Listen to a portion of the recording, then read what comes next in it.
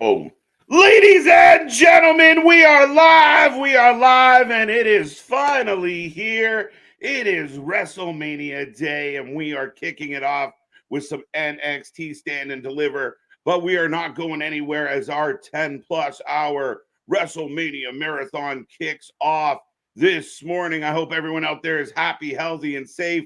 Welcome to the channel. Welcome to the Wrestling for Life Network. This is going to be a fun one today, where we start now and we don't know when we're going to stop, but it's going to be a long one, and we're looking forward to it. So much to talk about, so much to get into, and we're going to be here for all the reaction to all the live action. Going to be a fun one, folks, so strap in, strap on, grab your snacks, grab your feel good. It's WrestleMania. Let's go!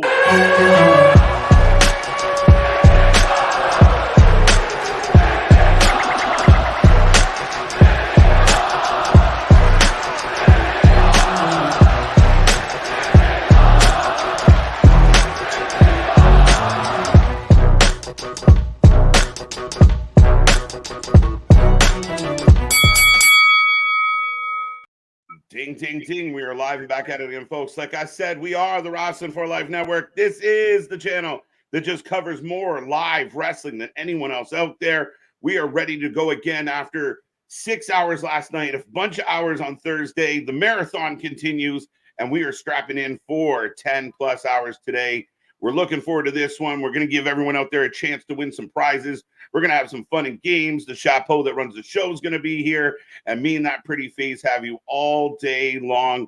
So like I always say, grab your snacks, grab your feel good, whatever you need to do to put a smile on your face. We are going to kick off this shindig with Stand and Deliver. And then we're sticking around all the way to WrestleMania Night 1. What will happen?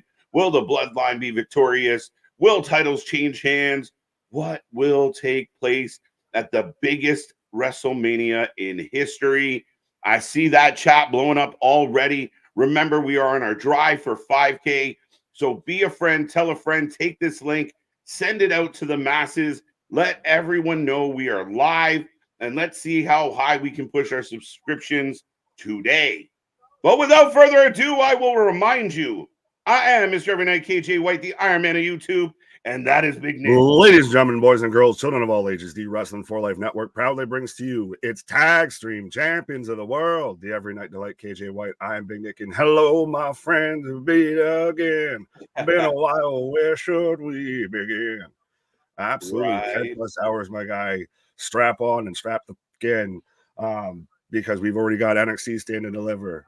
God only knows what's going to happen with that. Then we got, pause for the cause, games and funds and all of that, where you can win prizes. Then we got Night 1, WrestleMania. Holy shit, we're finally here. We're finally here. WrestleMania season's been a trip this year. It's been insane. It's been intense. It's had a lot of ups and downs and surprises and swerves and changes and quick pivots, as you will. But it's been a build like I haven't recalled in a long time. The anticipation going into this one is exciting, and I can't wait to get into all the action. Even Stand and Deliver, which we're opening this marathon with right now, Nick, it's shaping up to be a really good show. 13,000 plus at Wells Fargo. I'm looking forward to it, man. Well, absolutely. As they're announcing right now, we're getting the 6-woman tag match. Do we want to run through the card or anything like that? As we got about a Let's run through the card. I mean, we did some predictions already, but they've added a couple things, including a pre-show match. One surprise already is Retired Ridge is on the pre-show. He's come up over that ridge, has he? Well, I guess maybe he just retired from in-ring. Now he's out-ring. Yeah, and it's interesting. Like, is Ridge the fetch of pro wrestling? It almost feels like, stop trying to make Ridge work. Ridge just don't work, apparently. Poor Ridge. Poor Ridge. I mean, again, big guy, got some talent, not the greatest level of chemistry. I just think he hasn't found it. He was better off as, a member of a faction, I think. Yeah, well, whatever it is, this ain't it. But welcome, folks. We will get to that chat and say hello to everybody. Actually, let's say hello to the early birds, and then we'll get fair enough. But Nick, reminding everybody to check us out on Discord. A great place to hang out with the peeps, the family, the Wrestling for Life universe. But go check us out there. Check out all our social. Jason, good to see you. Have a great day. Stand and deliver. See you for Mania. There you go. See you later. Pat is better than Geno's. Pat's is better than Gino, says Paul. What a way to say Philly hello. cheesesteaks. Oh, there you go. There you go. I like a good old Philly cheesesteak. Yeah, that's the standard Don't go-to. make me hungry. It's brunch with the boys already. I got my bacon, eggs in my belly. Let's go. Right, my guy. You're out here already talking about food when we got 10 plus hours here live. Way to just tease us here. What's up, Christopher? Welcome back. Welcome back. I'm doing great. You're doing great. I hope everyone out there is doing great and are ready for this weekend. It's going to be an interesting one. We'll see what kind of shape Nick and I are in, come Sunday night. Right. Yeah. By the end of the main event, it might be one of those. Oh, God.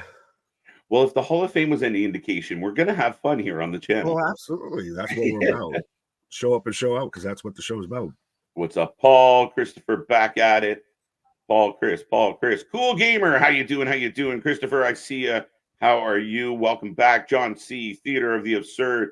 Oh, shit. Marathon streams are the best ever. That's right. So take our link.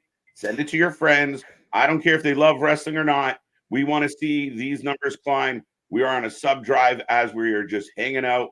Our next milestone is 5K. And we're on the come up. Only 2 years old, and we're still clicking and burning. So let's go, folks, as we are about to get Joe Gacy taking on Sean Spears as part of the pre-show.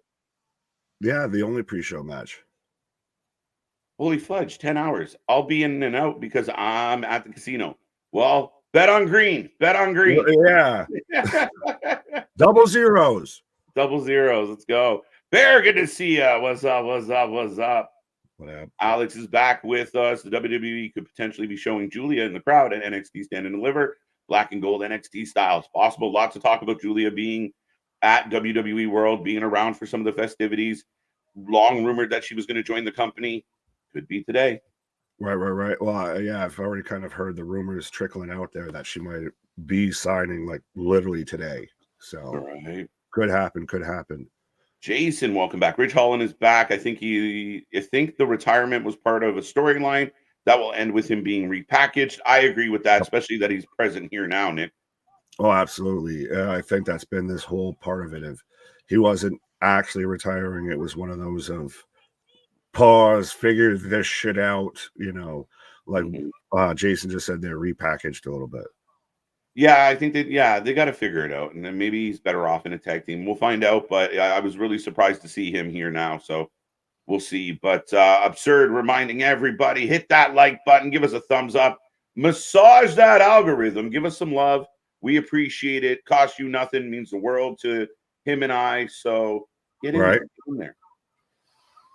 1, 2, 3 Kid back with us. Awesome wrestling weekend. It's been insane.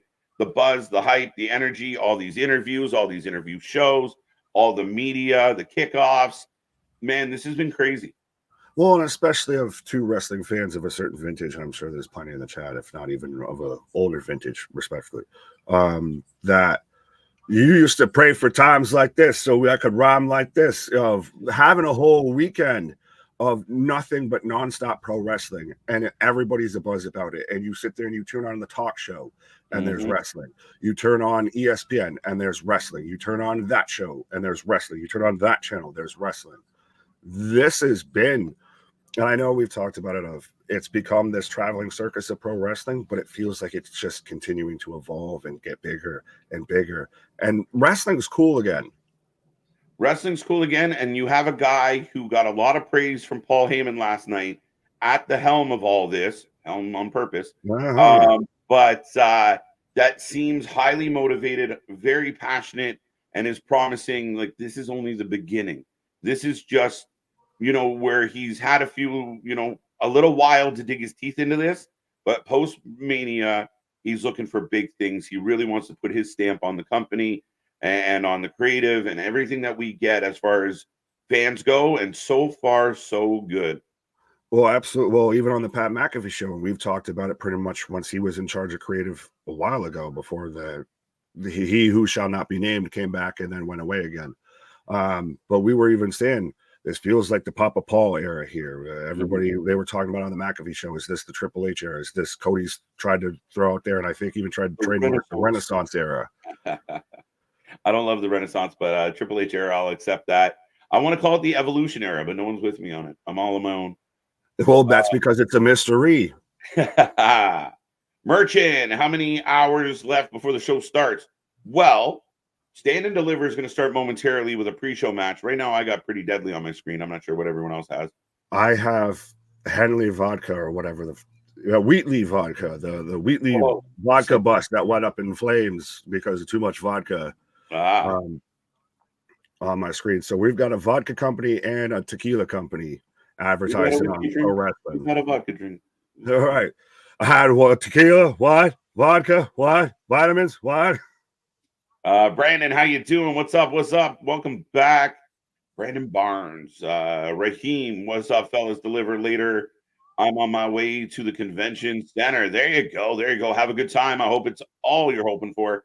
But yeah, we're looking forward to kicking this one off and getting into all the action. As I said, we're going to do all of Stand and Deliver. We'll do a Stand and Deliver post show. We're going to play some games because everybody likes a good chance to win a prize.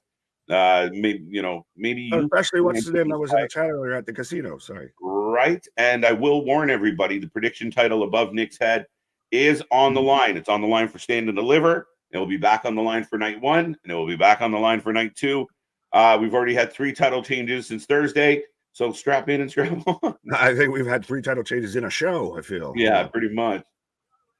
Christopher, good to see you. I'm happy to see Bo Dallas last night. Yeah, I was thrilled to see Bo, and I know Nick and I have talked about this at length. As Sean Spears is coming out to open up the festivities, the chairman has arrived. But the idea that Bo Dallas is going to carry on this legacy and the way they explain it in the documentary, to me, gives me a great deal of hope. It's not a tribute act. It's Bo's part of the story. It's the next chapter. It's the growth. It goes beyond.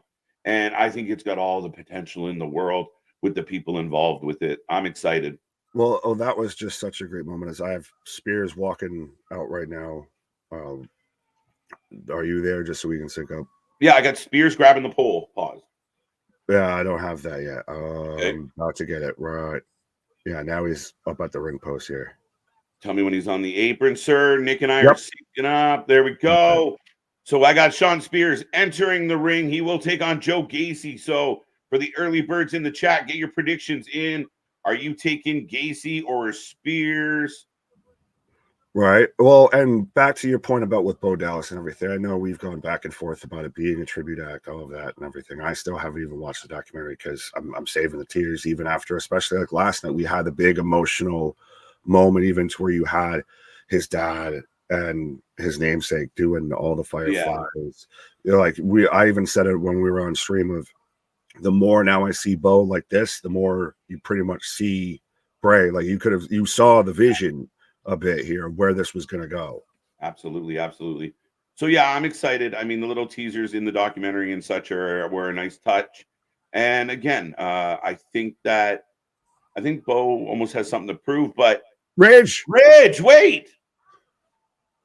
Joe Gacy retired for all of a fucking minute. Joe Gacy can't have a match without somebody hitting him with a chair. That's 2 for 2. Right. So Rich just clatters Gacy on his way out here with a steel chair and then just walks off. So I feel like we're now setting up for Ridge and Spears to be together. Well, maybe Ridge will help. Poor Joe Gacy can't catch a break. Does look like he's wearing a diaper though. Yep, you said it. I thought it. Especially because his bloomers are sticking out there. There you go. What's up, KG and Nick? They're going to need either Prime or Flare Energy. Woo. We got all the stuffs, all the tricks, all the caffeine and everything else we need to go. Right. This ain't our first rodeo. Yeah. No, it's either going to help us or put us over the top. We'll find out. That's the fun of doing a marathon. So we'll see how it goes. Hey, I've already said it. If MJF shows up tonight, which could be a possibility, you might need to have that 9 and that 1 and already in your phone there. Right. Jay Farrah just drop in. Big E, he should be out. For dropping Big E, he should be out. Oh, Ridge for what he did? That's not fair. Mistakes happen. How many? We see it all the time. Ridge didn't do it on purpose. Ridge didn't go off script. It was a moment that was planned to happen. Just Big E's a big man, and maybe that spot shouldn't have been in that particular match. You can't, we all getting. Has anyone ever had like a bit of a fender bender? Have you bumped the guy in front of you? Did you quit driving because you made a mistake? No, you figure it out. Yeah, well, sadly, and also the goodly, that's not even a word. The best comparable I can think of off the top is D-Lo and Draws. I mean, that's the go-to example with something like that. It wasn't intentional. It was completely accidental. There was no malice, no forethought into it or anything like that. And Christ, D-Lo still had a great career after that. And we don't know what the end result is with Big E. I know it's been very skeptical, very touch and go, but we don't know the end result. So let's wait till all the cards are on the table before we make a decision. Yeah, and again, I mean, I think another good example is Nia Jax, right? She started Becky's whole push. Yeah, and a lot of people talked about, oh, well, shouldn't bring her back. She shouldn't be involved, but shit happens. It's a physical sport, and again, it wasn't like he was careless. This ain't ballet, folks. Yeah, it's tough throwing a 340-pound man, right? Let's be real. Clean over your head. I don't know how many people do that on the regular, but yeah. Right. Raheem, I'll watch Stand and Deliver on my way to the convention center. Got that one. Have fun, man. It's going to be a long, exciting weekend. I hope it doesn't feel too long. I hope everything's so jazzed that we next thing we know, we're here for Raw Monday night.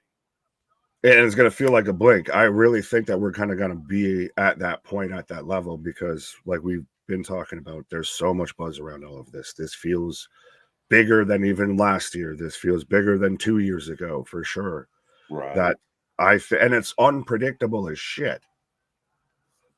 That's the thing I like. You, myself, Anthony come on the channel, and I like the idea that we've debated a lot of, could this happen? Could that happen? We've seen people in the chat jump in and offer other theories. And I think for the majority, not everything's going to be completely shocking, but for the majority of the matches, there's at least a possibility that it could go the way that we don't expect. Absolutely, because the story ain't finished. You can always turn the other page, and there's another volume, and there's another, chapter starting. There's more lines written on. So 100%, the shit keeps going. Just like us, just like wrestling, especially WWE. It's a 365-day-a-year gig. Yeah, it's like Triple H said. What do we do when we finish a WrestleMania marathon on Sunday night? We get ready for Raw after WrestleMania. Right. Literally, the second we click out of here, we're back, out of like a jackrabbit. There you go. Jay Farah, 10 as Gacy and Spears are rolling.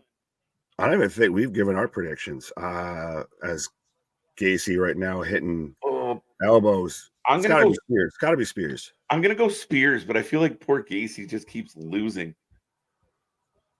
Good start to the match, though. Yeah, he really does look like he's wearing a goddamn diaper. It does look diaper. It's a little off-putting, a little off-putting. But yeah, I think it's got to be Spears. I know Gacy, like you said, can't catch a break, but Spears comes back and just loses every match that he's had so far. Right? You're kind of stuck on these ones. I'm with you. I'll go Gacy though, just to be difficult if you're going Spears. Fair. Wendy Chu wins title. What, the nap title? Well, we got one man wearing a nappy, so there you go. Good to see a chair, Jason. If you missed the Paul Heyman speech, please go watch it. We were here live for it last night, in a much longer process than we thought it was going to be. But Paul Heyman killed it. Arguably the best induction speech ever. That was the best moment in Hall of Fame history for WWE. Right. It was Gacy gets dropped on the apron. Lady B, good to see you. Welcome back. Paul, called into work to watch Mania. It's a good thing I'm not a surgeon. There you go, Paul. Do what you got to do, bro. Right. I thought it was a nice tribute to the U.S. Express did for Wyndham. 100%. Absolutely. Oh, yeah. The TNA Women's Champion is going to sign with WWE. Damn, the women's roster is super stacked if that happens. Listen, the WWE has a very stacked roster. That's why. One, Nice, two count. Nick, we saw the petitions online for people that really, really wanted a women's battle royal added to Mania because there's so many women, the Livs and the Zoes and the Shaynas of the world that aren't on this card. But it goes to show you how deep the card is and how deep the roster is. Yeah, and you still don't know that they might still just last minute, just for the sake of it, just throw something on there.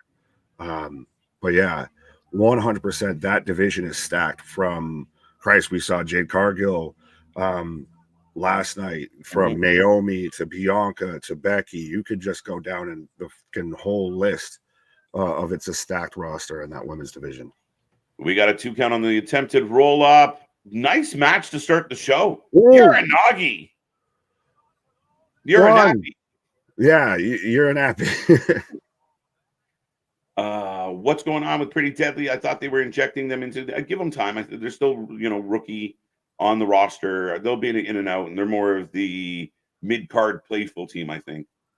Yeah, and also they've had that weird injury, like that weird history. I can say words of kind of one gets injured, the other one gets injured. They have that a little bit of that authors of pain vibe here if they can't stay healthy too long at the same time. Yeah, I mean, that will be definitely pivotal if we can get them, consistently around. I think there's a lot to them as a heel team. They're annoying, but they're supposed to be. Right. And they definitely give us that Eurovision vibe. Oh. Yes, boys. Oh. Senton on the apron. Great weekend for Philadelphia. I'll definitely be with y'all to watch WrestleMania both nights. Raheem, we appreciate it. No better place to be than right here with Wrestling for Life Network. And while you're out there at WWE World and everything, go spread the good gospel of wrestling. Right. Remember, we always tell people, if you show us that you brought a sign with our logo to the show, we'll send you a t-shirt. Right. Yeah, literally it was this exact time last year with WrestleMania where we had Sign Guy Wrestling. Sign Guy Wrestling rocked our logo hard last year. So him and his kids got t-shirts. All the peeps. Everybody. What's good, TJ? I heard the crowd was kind of disrespectful at the Hall of Fame. Is that true? Not to my knowledge. No. I know I got accused of it, or we got accused of it, maybe a little bit. No, no, not at all. No. Paul Heyman was disrespectful, but that was by design. Little bit. Discus forearm. Right. But Tom, what up? Again, he's talking about like what you were with. I just realized that Morgan and Tiffany Stratton are both off of Mania. Yeah. So far. Mm-hmm. Oh, there it is. Oh. 1, 2, 3. Yes! No, Gacy wins as KJ backslides into the first victory. Taking OW going into to the show here. Joe Gacy beats Sean Spears. Right. So we're about 6 minutes away, folks, from the start of Stand and Deliver. We will say again, we are here all day long. We are not going anywhere. This is our marathon show, and we are pushing for 5K. Push it real good. Hey, I wanna shoot, baby. Jesus, what up, my guy? Andy, what up? 4 Inklings, WrestleMania plus Stand and Deliver equals spending the weekend with the Wrestling for Life Network. Dun, dun, dun. Yeah, no, absolutely. Eric, what up? Jay again, what's your opinion on why the chairman didn't work in AEW? Ooh. He wasn't booked well. I mean, I know it's simple, but I thought he did really good when they had him with Cody. They set up that angle. There was history with it. I thought they had a good match, a good rivalry, but then he ended up in the Pinnacle, and then he just kind of fell by the wayside. And there's another guy, we never saw him. We knew he just wasn't there. Well, he just took a ton of L's. Like he got booked into oblivion and irrelevancy. Of you saw him come out, and you're like, all right, so that person's winning. And it's not him, right? Spears, wrong answer. What's up? I think what Bear had a funny one, made me laugh. But anyway, keep going, keep going. Oh no, Sue, what up, saying WWE Jey Uso versus Jimmy Uso is. Shout out everybody in the chat, and I will remind everybody. Yeah, we're rolling. Chat, the super stickers, all of that, the membership, so that way you can make sure you show up and show out because that's what the show's about. Make sure you get your comment read and just help support us. Spears for the win. John Spears. So a lot of people pick Spears, no dice. Did anybody pick Gacy? Am I like standing alone here with one? I think you stand alone. Stand alone. Yeah, Ridge not so retired apparently. Halfway. I mean, you can still be retired and hit somebody with a chair, though. Technically, I thought he was about to sit there and get involved in the match. Well beyond that. Right. Good to see you, John. MDB's back with us. Boston. No KJ. Everyone on the internet is perfect. No one has ever done anything questionable other than the person criticized. Facts. Mm-hmm. All these angels and wonderful people that never do anything, yet will tell you all the shit you were doing wrong. Right. John, what up? What's going on? Jin freaking Ping. What's up? Ni hao, everybody. Going Eric. international. I got bros in different area code. Could Big E be returning? I think we touched on Big E, and we just don't know because of it being his neck and the vertebrae neck. I mean, we'd love to see it. We just don't know. Yeah, I don't want to speculate or rush it and get our hopes up on something. Much like most of the IWC that we were talking about, that everybody's completely right with all of that. Of build up this expectation, expect something, and then they never told us it was going to happen. So when it doesn't happen, I get mad about it, even though I'm the only one who made it up. Right. Todd, never too late for predictions. You can always catch up. You never know. You might go flawless other than the first match you missed. So we are putting the prediction belt on the line for Stand and Deliver, WrestleMania Night 1 and WrestleMania Night 2. So get in that chat. Let us know who you're taking. Stick around to the end of the show, the post show. We want to know how you guys rate the show. So, yeah, we got lots going on here. It's going to be a fun one. As we're getting the video package here for Trick and Carmelo, this has been such a good feud and story. And this really, I'm glad that it's the main event for Stand and Deliver. Yep. All of that. A historic main event. Looking forward to it. I'm a big fan of both of these wrestlers, Nick. I'm really anticipating, it was such a big deal. They're showing us the clips of when Carmelo turned on Trick. But I think this is a real big chance for them to show up, show out, and really give us a banger. Absolutely. And we were talking about the McAfee show earlier, and there was one WWE wrestler who got chance on that show, and it was Whoop That Trick. Whoop That Trick. Right. Sean, good to see you. Sue, we already said hello to Keyshawn back in the house looking for Jeff Jarrett, but we can't find him. Think we said hello to MDB. Alexis is with us. Christopher is always a pleasure. The Wrestling World Podcast. What's up? What's up? What's up? What up? What up? Wesley, what up? Joe Black, what up? Bolt had a good acceptance speech. Yeah, well, and then I saw somebody else mention it. The order of that Hall of Fame also was kind of surprising because Heyman was by far and away the toughest act to try and follow. Yeah. They almost went chronological in age. Started with Heyman and ended with Grant Rock's grandmother. Right, yeah, literally. Almost. Thunderbolt gave a good speech. And, yeah, he definitely very heartfelt, a little long-winded. It was, up there with Hillbilly Jim, I think. Right.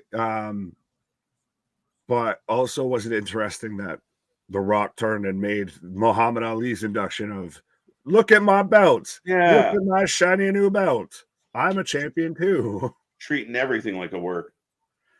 Yeah. Well, and I guess he mentioned, I didn't catch it because obviously we were here, but he mentioned he who shall not be named. He should not. Yeah, he mentioned several people. And again, so much was talked about like the cloak and dagger side of his whole thing. But right now, ladies and gentlemen, I have then. I don't. You don't have then? I have that. It just popped right to then, literally. Now. I got now. Okay, we're good. We're good. It literally just missed the beginning of it on my hand. It just went straight to then, just popped up. There we go, ladies and gentlemen. Nick and I are synced up. We are ready to go. Together. Stand and deliver. About to kick off. Get in that chat. Be a friend. Tell a friend. Let's jam this. I want to see triple digits watching us today. So get in there and let everyone know where you're watching your wrestling content, as we are kicking off this show with Metaphor. Yeah. I've never been with a 10, but I've met a 4. As Lash Legend and Jakara Jackson just have them be a goddamn tag team. Tell with Mensa and Noam here. Okay, now we're going to a package. Yeah, they're at the one restaurant set that they have for NXT. Yeah, I guess they're at Tony's place. So are they hosting? Like, is that what's happening here? What now? Are they hosting Stand and Deliver? Metaphor seems to be. Because I was just they're doing the whole video package here, and that's why they're at Tony's restaurant and all that. So they are your official, unofficial hosts of Stand and Deliver is Metaphor. Right. On Peacock. I'm watching it on the network because I mean you're also in Canada. I don't have Peacock. Well, I don't have to. Maybe he's got a VPN hashtag not sponsored. I could turn that on, but no, definitely. I got it through the network. Yeah, fair enough. Just watched Heyman's speech and watched Bray documentary last night. There you go, Chambers. So you just wanted to cry a lot. A lot. Yeah. Me holding back all my tears led to a laughing fit. So yeah. We all cope in different ways, my friend. Right, but we've got Meta U, like they're acting out, doing whole scene plays, for every match here tonight. That's why they were at Tony's restaurant. They hype up the the title match. Now we're at Meta U. They're hyping up the 6 women's match. Metaphor is almost as entertaining as Gift Jarrett's faction. That's where we want to set that bar. We're in an ambulance now, hyping up Lyra versus Roxanne. Right. R-Truth for the W. Good call, Bear. Bear gets all the points. Yep, he'll win. All the way. Why does Noamdar's hair look like that? Now I got to see it again. What did it look like? He's got the space buns. Oh, okay. The NXT Championship match is very uninteresting in it. I'm very uninterested in it. How come you don't care about Tony versus Ilya? How? You got a problem with Paisans, my guy? Yeah, what's up with that? Right. Hey, what's up with that? What's the matter with you? Right. Oh man, I miss the network. Peacock sucks. No one wants an unwanted Peacock. That's for sure. The Peacock, yeah. Bruv. What's up, bruv? You what, bruv? This Metaphor intro is hilarious, low key. They're a comedy group. They're funny. They're ridiculous. I don't love them. They're growing on me. They've grown on me 100%. I mean, I know I kind of like the intro and everything beforehand, but yeah, no, this little video package I feel is pretty good here. Like we're now in the barber shop. They were even doing the cop cosplay, because of Dijak and all that. Yeah. But like you said, it's a comedy shtick. That's what it's gonna be, and that's why this works. It's like the fashion police. A bit, yeah. Right. Well, and especially Lash out there shouting out "whoop that trick," maybe a little spoochy. Right. It's WrestleMania Day. The chapeau that runs the show, Anthony. How are you, sir? We will be seeing Anthony on stream today. Oh, here we go. Right. Yeah. Well, they sit there and just cut right from them wearing the puffy jackets and everything in the barbershop to they're right on stage. Same outfits.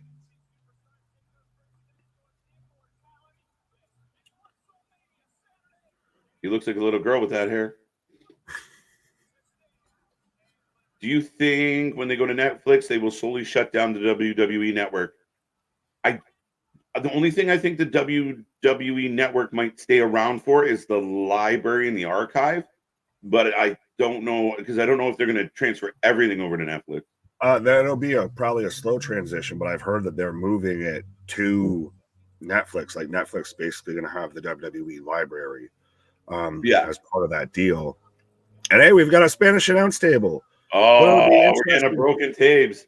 Right, but it'll especially be interesting for like you and anybody else that watches us probably outside of the US. I just don't know the international aspect or scope of that deal.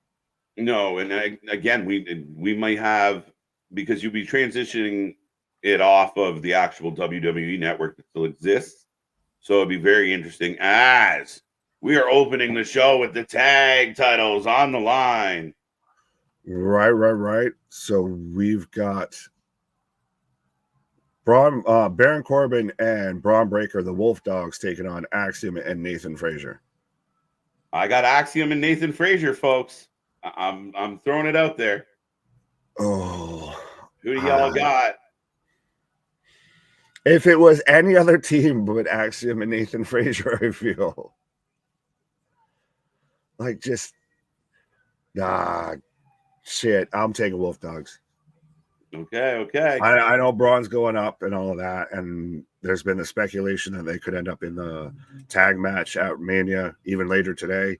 But yeah, Chambers saying there's about a year and a half left with that Peacock contract, so yeah, and then they will be moving away from Peacock for sure. Oh yeah, the network was fun. I mean, the network, I'd just put it on and it would be on like all day, like to just rotate. I'd go out, come back, it'd be in the middle of a Divas episode or some Table for Three shit.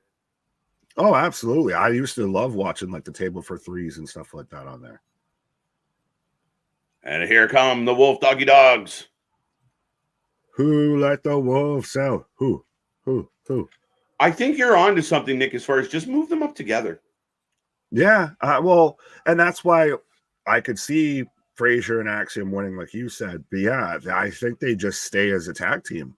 I think that really, it's obviously helped Baron Corbin, and I think it's helping Braun very much assimilate to the main roster from NXT and everything, because he's not going to jump into that main title. He's not going to jump at most the mid-card title.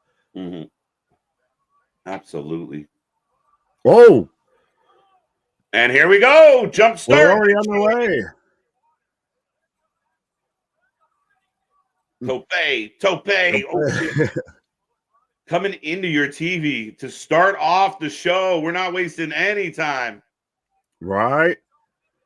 Axiom now with a springboard moonsault. Damn. I'm telling you, they're going to upset the bigger, badder team. All right, folks, get those predictions in. Last call. I'll give you a got the babyface team bum rushing like the match just started. I could still see this to where, we're now, because think about it. The Wolf Dogs are now fighting from under. They just got bum rushed. Right. Well, the little guys got to get an advantage. All right, last call on them predictions, folks. Wolf Dogs for the win, says Lady B. Wolf Dogs. Axiom and Frazier. 1, 2, 3 kid with me. See, good underdog story. 1, 2, 3 kid. Yeah, how fitting that, the 1, 2, 3 kid takes, the cruiserweights there. Right. Wolf Dogs for the win. Wolf Dogs for the win. If they make it to the main roster, please take away the nauseating entrance they do for Axiom. Yeah, well, I mean, they could probably stop it now. You can stop it anytime, please. It'd be appreciated. Triple A saying the Wolf Dogs retain. Brandon Bean, welcome, Wolf Dogs. Lots of new names. Make sure you hit like and subscribe, folks. Be a friend, tell a friend. We are pushing for 5K subscribers today, as we will be here 10 hours plus. Make sure you click all those buttons for us. Yeah, we got you covered for the whole weekend when it comes to anything pro wrestling, and especially when it comes to WrestleMania weekend. Right now, Corbin in control of Nathan Frazier. Right. Oh, step up Enziguri from Frazier. What if Truth pulls the titles and then hands it to another team for them to hold so he can grasp the other two? I think that's how we can get two separate champs and Truth gets his money. Truth's leaving with a belt. That's great. That's such an R-Truth thing to do. Right? Hand them off. I almost thought, what if he pulls down one of each? Like, so do you technically win? Like, are you half of both teams, or are you, both champions? Right? That's what whatever first 4 people to pull down a belt are now on teams together. Exactly. Just y'all figure it out.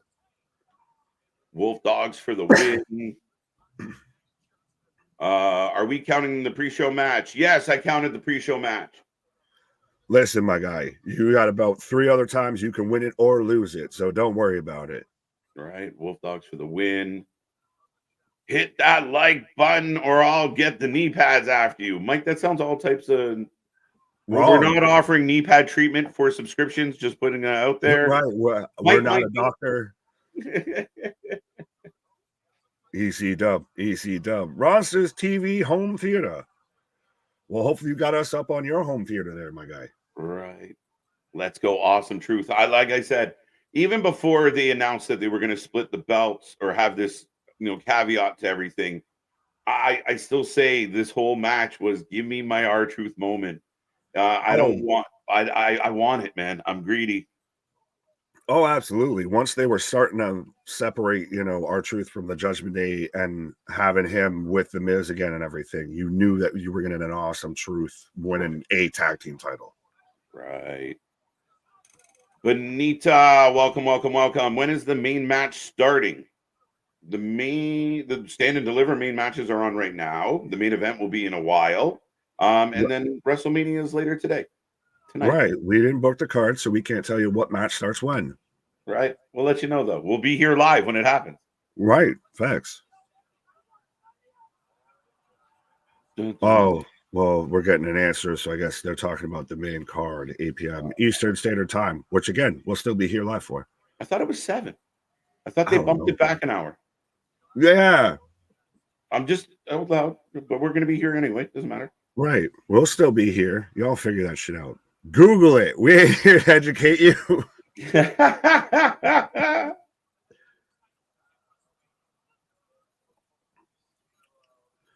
Yeah. Anthony's confirming 7. Thank you, Anthony. Braun Breaker and Axiom going at it right now. We just had a Spanish Fly, I believe, in the middle of the ring here. Both men down. Good start to the show. The Gacy Spears match was pretty good, pretty solid. I enjoyed it. Both guys did well. And kicking it off with a high pace tag match to get going. So far, so good, Nick. We are 42 minutes in, doing well. Absolutely. Well, and again, hashtag not sponsored. Yes, everyone, Alexis 7. Steven letting everyone know 7 and pre-show around 5. Where was it? Oh, C Money. When am I eating dinner? You figure it out. Right? As long as you're sharing, I don't care.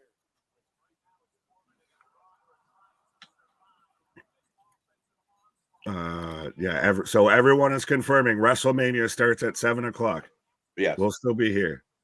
Oh, actually, I'm up and over. Yes. I very appreciative of Triple H and the crew going from an 8 p.m. start time to a 7 p.m. start time. They like to send people home around 11. Even Triple H said it at the on the patch show of like 11 p.m. They're like, oh, that's when it's ending. You heard it. It ends at 11. Right. Or so. Right. Oh, deep two. Pause.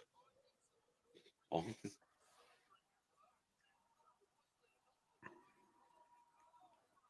Good match. I think we're going to get Julia. So, yeah, if you're in the chat right now, do you think, or does it matter to you? Are you excited at the idea that we could get Julia?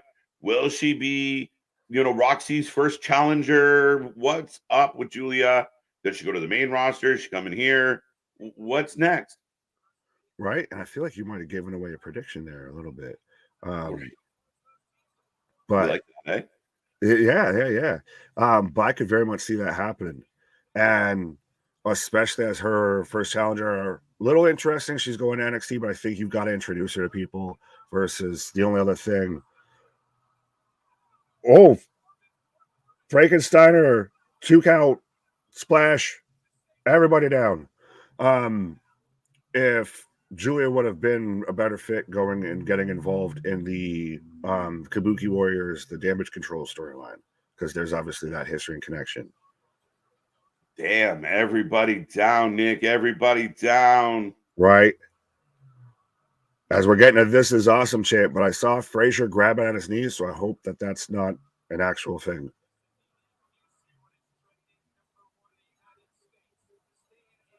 Trending #1 in the United States, Stand and Deliver. What of West Africa time? I think West Africa is like around 5:30, 5:15 p.m. right now. So probably around midnight-ish. I'm guessing. Google it. I was going to say, you were doing way better and way closer. I don't even know if you were even kind of right, but it sounded believable as shit. Yeah, I could have made it all up. I'm not going to lie. Right. Or I might. You never know. Right. Point ahead, look smart. Oh, big up kick.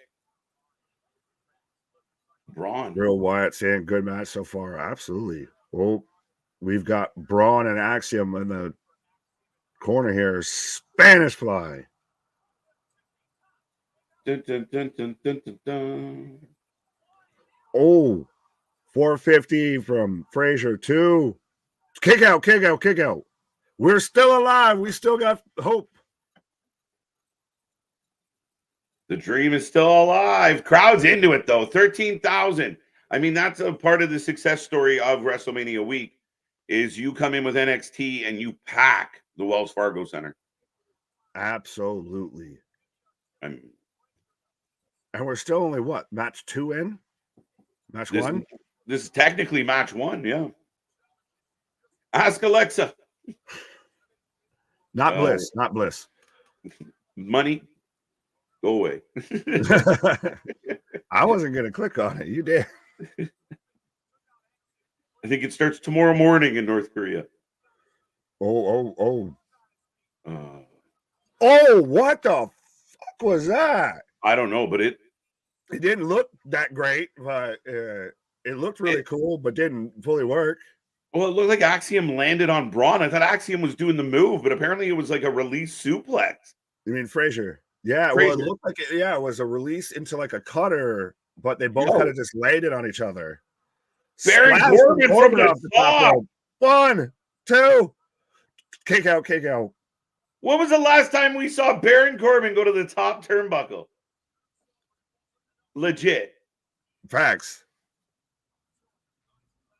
What's up, Kevin? How you doing? How you doing? KJ, I think you just guessed the time. It'll be on in May. Oh, my bad. My bad. Right. Yo, if I got it close to the continent, I'm taking my flowers. Deal with it. Oh, Braun and then the ring steps. Oh, Axiom yanking Frazier out of harm's way. Right. Oh, Vic's just getting sandwiched here between everybody as Baron throws both Frazier and Axiom over the table. They need another person in this group, and then they could be the 3 ninjas. We need a tum-tum. Whoa, now. First botch. Semi-botch. I thought they did all right. They tried to salvage whatever that was, but yeah. Yeah, you're not supposed to throw the person onto your own face. Right. Oh, Falcon Arrow. 1, 2. Braun with the save. Braun just barely got there. You could even see Baron look at him like, all right, get it over here. Break this up, man. He botched the cutter. Oh, okay. Is that what it was? Oh, yeah. Well, like I said, it was that. Well, you said it was a release suplex. It was down, and I think he was supposed to hit a cutter after it, and then just kind of like landed on top of each other. Mm-hmm. WWE is wasting Braun Breaker's time. I completely disagree. I think they let him find himself. He found him. Wow. It's over. Oh, spear. Baron with the cover, but the ref. Get there. 1, 2. Let's go. God damn. The dream is over. The Wolf Dogs are victorious. I knew You got the pre-show, I got the main show.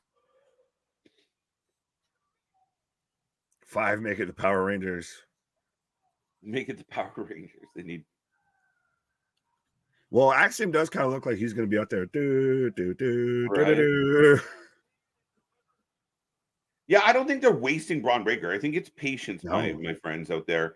And again, we saw it in the past where Vince McMahon was kind of disconnected from the NXT product.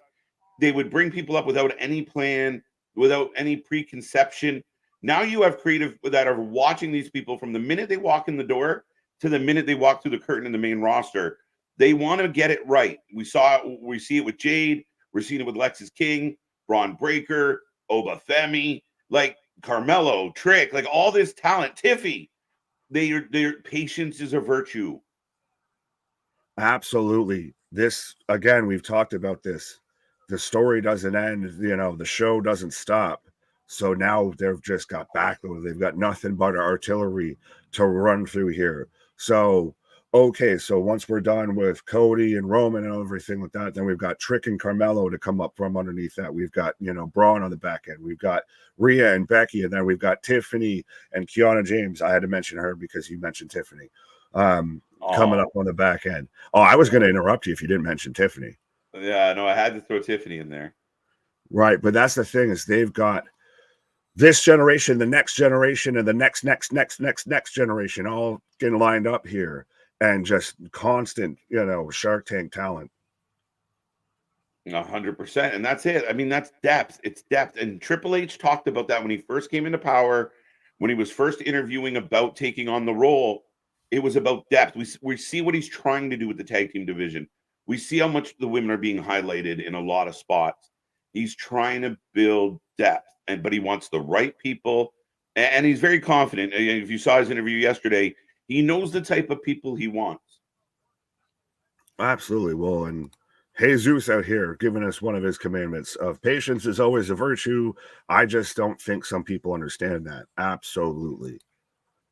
It's like what Anthony says. It's the microwave society, right? 3 minutes and you're done. Ding, ding. Let's go. And that's we see it all the time. And we talked about it even with Cody and such of like, Cody didn't win. He's over. It's ruined. He didn't die. He didn't retire. Like, patience. We grew up and we had to wait months for shit to happen.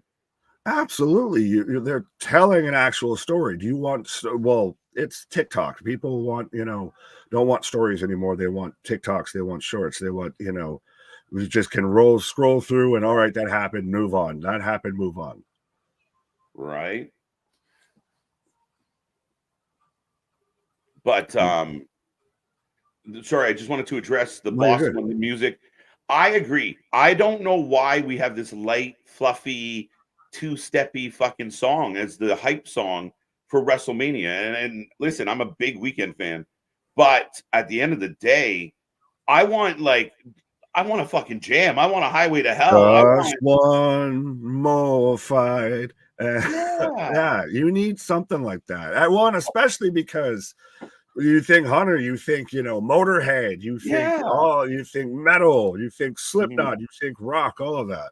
I don't want to listen to a song that I'd sit back in a fucking chair and vibe on my vitamins while it's playing in the background. I want, let's fucking go. I don't want to be hyped to WrestleMania to lo-fi and shit like that. Like, that doesn't really get me excited for WrestleMania weekend here. Mm-hmm. Yeah, no, that's bullshit.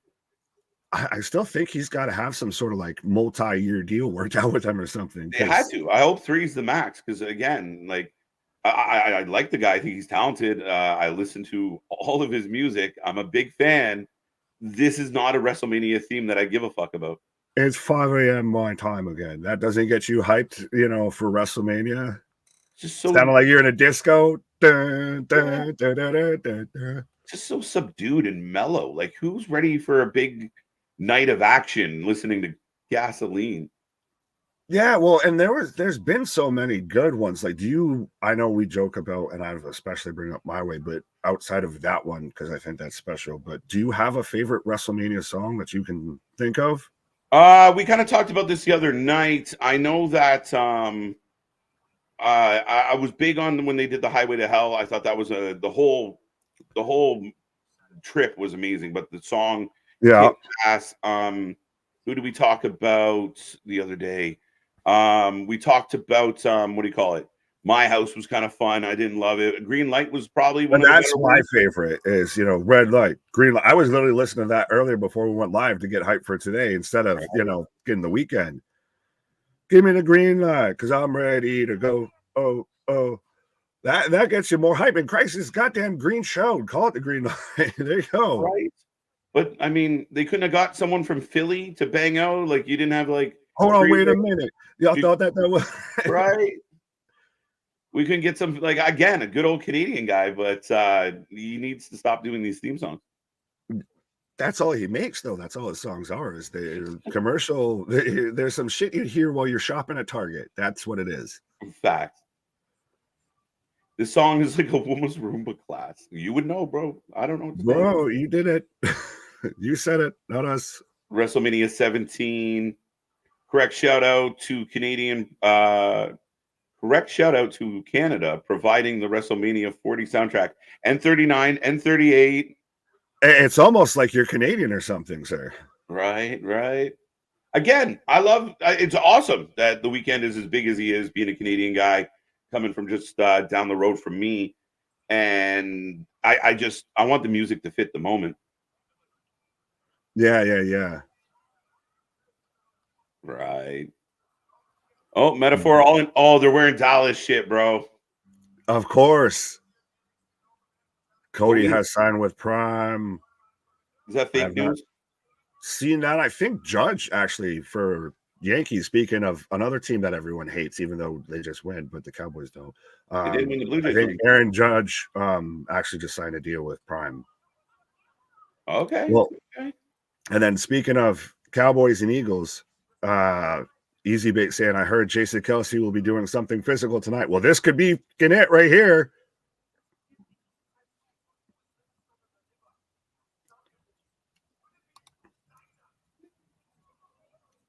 Invincible. Yeah, the Rock Cena one was a good one. Hey, Oba just getting smashing the bejesus out of Mensa coming out of that door. Bro, why is there a giant Knuckles sitting directly behind the commentary team? That feels like a plant. Oh, yeah. I was like, what the fuck? It's a giant mascot. Well, you never know. Hey, Red, down in front, bro. Right. Take your fucking hat off. All right. Did we just pitch a Sonic the Hedgehog somehow with that? What? Yeah, I have no idea. But up next, Dijak. Yeah, you're going to do it. Briggs and Oba for the North American title. Who you got, folks? The prediction title is on the line. Who are you taking? Oba. It's got to be Oba. Yeah, Knuckles on Paramount Plus. So that's getting why. So that, I guess, is showing that Paramount and Peacock are merging. Or at least working together at the moment. But I guess, yeah, I guess you're doing a Knuckles movie. Okay. Whoop-de-doo, Basil. Whoop-de-doo, Basil. Rocky Plant, Miss Jackson, Lordy. It's probably Joe Gacy in the Knuckles fucking outfit. Shit. Now that you said that, it's probably going to be that.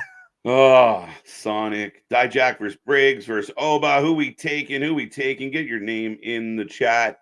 See if you can pick up some points. Dijak for the W. Knuckles got a big ass head and big ass knuckles. Oba retains. It's there for that knucklehead, Michael Cole. Yeah, but this has to be Oba, I feel, of you taking the title off of him right now. The only way you do that is if he's going up, because this guy's got all the momentum behind him. Briggs needs new music. He needs a little more folky music. Riding through this world. Yeah, Sam Crow, Josh Briggs coming out right now. Yeah. Opie versus Oba. 6-episode streaming event coming soon. Oh, there you go. You should have explained that before you showed Knuckles. Right, yeah. He's just there, like clearly obvious. Heart says Dijak, head says Oba. Oba, Oba, Oba. Dijak, Oba, Oba, Oba.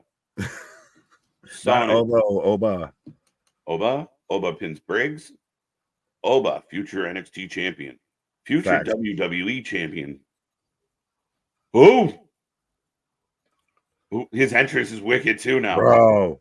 Ooh. Him coming out with this.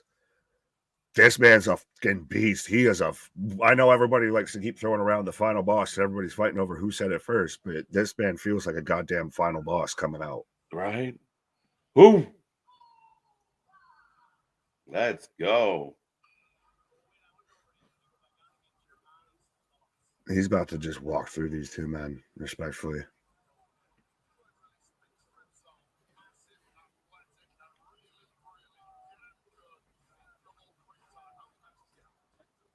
Do you put him in a group? Do you have him stay as just himself or whatever? To be honest, I think right now he can stay by himself. I mean, you could. I mean, the kind of the default. So you think of like, could he be guided by like an MVP the way Bobby was, to just kind of help him get over at the main roster level? But he's such a force. I think he's fine. Like, just be him. You don't have to clutter him up. And he doesn't seem like he needs somebody to really talk for him on the mic, because even all of his promos, he gets, the crowd chanting along with him, all of that. And he really comes across as that I'm going to just fuck you up. Mm-hmm. We've said this before, and everybody else is saying it now. If this is a grown man wrestling with children, it feels like, even with Dijak and Josh Briggs, two of the big beefy boys out here on NXT, and we're expecting this man to just toss him from pillar to post. Here we go, folks. Those predictions are going to close in about 10 seconds. Get them in if you haven't made your prediction yet. Who are you taking? And who's going to leave Stand and Deliver North American champion? I'm really curious to see how this match plays out. I'm hoping it's surprisingly good. Yeah, well, right now you're having both Briggs and Dijak having to try and double team Oba here. Briggs on his head. Yeah. Oba. Or Mensa out for the remainder of the year because Oba fed me. I have never seen a man come through a door that aggressive before. Does he not look like that's how he operates normally, usually how he always kind of rolls? Yeah, and is Oba giving you a little bit of Bork Lesnar, because I can't say the real name, vibes-ish here of you've got to just try and see what you can do to whittle this man down, because otherwise he's just going to fucking whoop you. That's why I didn't mind this turning into a triple threat, Nick, because I think Oba versus anyone, we're like, oh, it's Oba. Oh. He held him. Just caught that man and is now using him as a battering ram. He bumper card fucking Briggs. Right. Dijak going up. Oh, we got to make sure we land right on the knuckles, patch that's on the outside of the ring and everything. X marks the spot there, Oba. Right. My fellow Isaac. Oba wins. Plain and simple, Oba. Yeah, man, it's so hard to... I can't... Here's where the Spanish announce table comes in. Sorry. Is he the most kind of physically imposing debut in NXT since Braun Breaker? Oh, yeah, 100%. Like I was saying, he Samoa Joe'd Briggs with the fucking desk tear. Yeah, well, I guess we'll remind everybody, no DQ, triple threat rules, and Oba just feeding Briggs a chair. Right. Oh, was it Joe that did that, or was it Braun Strowman? Strowman was the funniest one. Yeah. But no, like I was kind of hinting at earlier, I don't think that there's been a more just seemingly physically imposing debut outside of Oba, outside of like a Brock Lesnar. Yeah. Respectfully. But Oba's on the chair. Dijak looking to the top rope, but Briggs cuts him off. Oh, he's just about to get yeeted into the Oba here. Yep. Oh! So Briggs just tossed Dijak through Oba sitting on the chair, and just everybody went splat. Holy sugar honey iced tea with that. Absolutely. Oof. That's the best way to describe that. Oof. Yeah, especially because like I'm sitting in a computer chair right now, so like I kind of know how that would probably feel if I just had another grown man laying on me. Right. Pardon me. Briggs with a boot in the corner, going up to middle rope. Yeah, Briggs is heating up. Well, he was until Oba just swatted him in the chest. Not today. Not today. I am the chair. Yes. Where's Matthew? I am the table. Oh, Briggs setting up for a choke slam.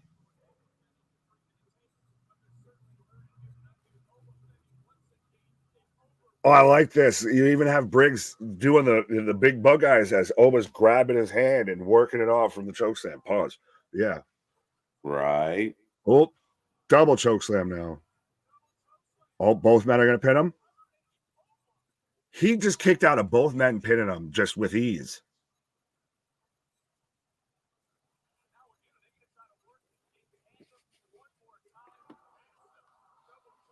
Maybe working together is the best way to get this done. Right. Well, that's the thing, and that's why, like we were even talking about with Oba, he comes off and has been presented and really seems that physically imposing and intimidating that it needs to be like a 2-on-1 situation instead of a 1-on-1 situation, as he just double choke slams both men himself. I just hear Booker, wow. Shucky ducky, quack, quack. Again, good tag match to start off the show. The pre-show match was solid, and now we're into this match, which so far, excellent. Absolutely. And again, this is still just a little aperitif. This is the first course before we get to WrestleMania later tonight. We got so much to come, folks. And again, be a friend, tell a friend. Go drop this link. It's anywhere you know people are hanging out talking about wrestling. We want to see the numbers go through the roof today. Right. Briggs with a 2 count on Dijak here.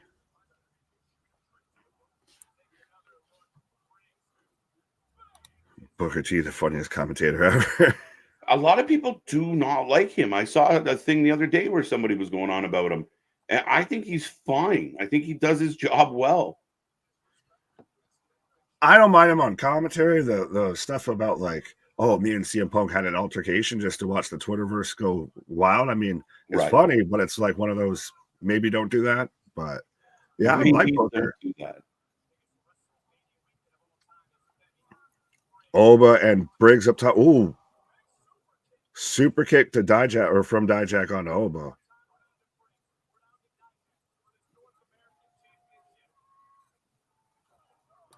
Ooh, MDB agreeing. I love Booker T on commentary. He's actually hilarious. Yeah, and well, he's like Taz a little bit.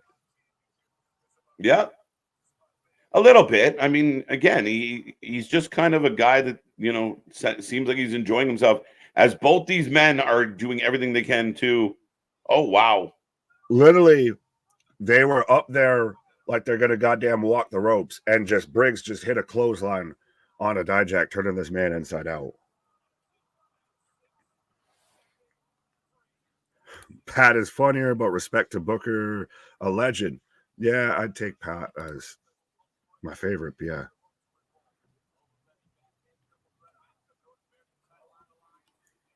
The Knuckles billboards are out of control. They're literally 1, 2, 3, 4, 5, 6, 7, 8, 9. Right. Do some moves on the Knuckles, would you? Pause. That's what that whole spot was right there earlier.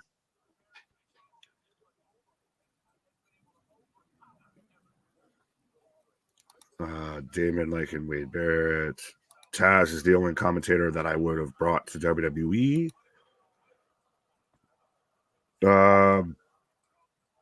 Well, recent signing, MLW signing, Morrow, I would have brought him back. Absolutely. I mean, I like Morrow. I mean, if you could get him back in the fold one day, that would be outstanding. Right. What's up, Pro Football? How you doing? How you doing? Welcome, welcome, welcome. Nevsky's in the house.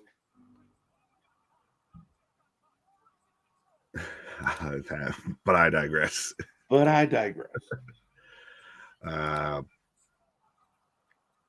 Ooh, big kick. 1, 2 count.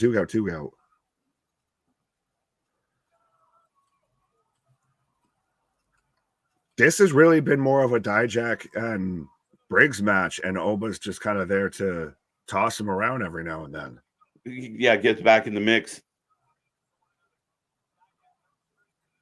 Oba Femi's been taken out of the equation at the moment. Morrow and Nigel were the best. Was the best. I like Nigel too. I think Nigel and Ian Riccaboni and that could be used better by the company they work for. Right. MDB mentioned Morrow is one of the reasons I fell in love with NXT way back then when he reminded me of Jim Ross on commentary a little bit. Yeah, pushing the emotion, really telling the crowd, telling the audience at home. But still knew everything that was going on. Yeah. Still was just the source of information on everything. Briggs going for the choke slam. Dijak. What? Oh my God! A Canadian Destroyer by Dijak. Anything Ricochet can do, I can do better. Dose. Because everyone was giving props to JD and Ricochet on how there was no real clear transition into that Canadian Destroyer, and Dijak now just hit it as what, fucking 6'10", 200 some odd plus pounds and everything. A choke slam. Yeah, Mamma Mia. Dun dun. Moves like a cruiserweight. Right. This week on Speed, Dijak. Yeah, seriously. Well, Bronson Reed was on there. So right. It happened. As we are getting a "This is awesome" chant, and I just noticed the entire ceiling of the arena is Knuckles. Even the entranceway has Knuckles. In case you missed it, it's Knuckles. I know we joke about it a bit, but yeah, it's a jackal. It's a jackal. Knuckles. Oh my Lord! Is he? Oh. I always thought they were climbing the ropes, but instead it's Oba Femi picking up both these men's asses. If he's about to hit a feast your eyes off of Oba, it's over. Goddamn, it's over. That's it. Dijak with the save. Let's go. A Death Valley driver, essentially from the shoulders of Oba. That's what is he? 16 feet in the air? What is happening? Right. Just good God. It won't end. This is, well, somebody said it. This is meat madness. I know we're talking about Morrow, but I got to steal his line again. Mamma Mia. Mamma Mia. Here we go again. Mama. Dijak and Keith Lee put on some of the best matches in NXT. Facts. That series was unbelievable between those two.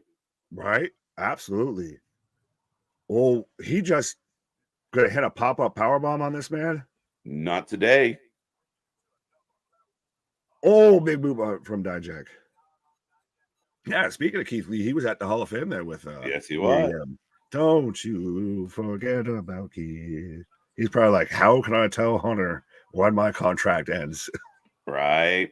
I'm glad to see you think so, Boston. I appreciate that you're enjoying the entertainment that is NXT right now. Right. Go to sleep. Oh, feast your eyes. Oh my God, he moved. Dijak hits Briggs. Oh, what has he got, a fucking third eye in the back of his head? What the fuck? Why would he plan to move? I think I'm a split second ahead of you. I know you are. Oba up on Dijak's back, going for it again. Feast his eyes. Okay, that wasn't right. Oh, he had it, Nick. No. He had it. Briggs pulled the ref out. Yeah, the first ever Doomsday Death Valley driver. Yeah, that's the way to put it. Never seen that before. We're only an hour and 15 minutes into this, and I already am out here having the palpitations and everything. Good God. This match is awesome. It will be up there with one of the matches of the weekend. We're not even done yet. Yeah. Oh this my. is literally match. This is main show match 2 as Dijak goes over the top rope on the outside. Dijak up over the ref outside. A little bit of a helo. Yeah, but good God. And did anyone have this on your bingo card for potentially stealing Takeover? Sorry, Stand and Deliver. I thought it was going to be a good, big, beefy dude match, but I didn't know it was going to kind of look. Oh, Briggs puts Oba through the barricade as you thought Dijak was about to go through it. Oh, feast your eyes on the knuckles. Feast your eyes on the knuckles. Oh, he caught the knee. Oh, no, he didn't catch the knee. No, he did not. He caught it with his jaw. He held on for a second. Don't let me go, Jack. Well, he was out on Dream Street. What a match. And you know what, Nick? We often criticize like 3-ways and 4-ways, like where it's just focused on the two guys, which we've had moments have been focused on two guys. Right. But the misdirections and seeing like the going for feast your eyes. Again, back to back. No, not allowing this today. Toast. One. Oh, the camera angle was so good. Wow. That's so good. Oba breaks the count just by grabbing him, goozling him, you would say. Oh, I think power bombs Dijak onto Briggs, pins Briggs. Thanks for coming. Bob's your uncle. That's it. Have a good night. Over. And still North American champion Oba Femi. Man, there was a lot of cool shit with that match. Like even like I was saying before the pin, you have Oba going one way after Dijak. You don't see Briggs coming in from anywhere. Lays out Oba. Like a lot of misdirection, the way like a real 3-man fight would be, as far as you're trying to pivot and keep your eye on everything. Right up until that choke. I thought that camera angle on that choke, you didn't see Oba sliding in the ring about to break it up. You just saw the hand on the neck. Oh, yeah. He constantly seemed like the fucking boogeyman that you just couldn't put down here.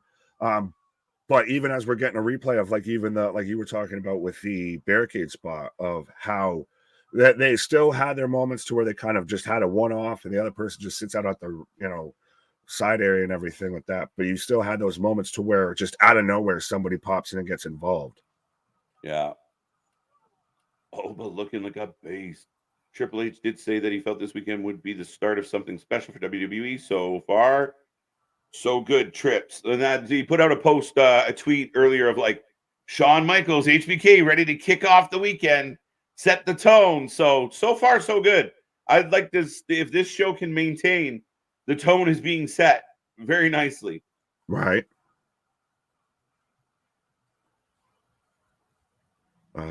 201, 2 bangers to start the show. Absolutely. Yes. Now we're getting a commercial for Knuckles.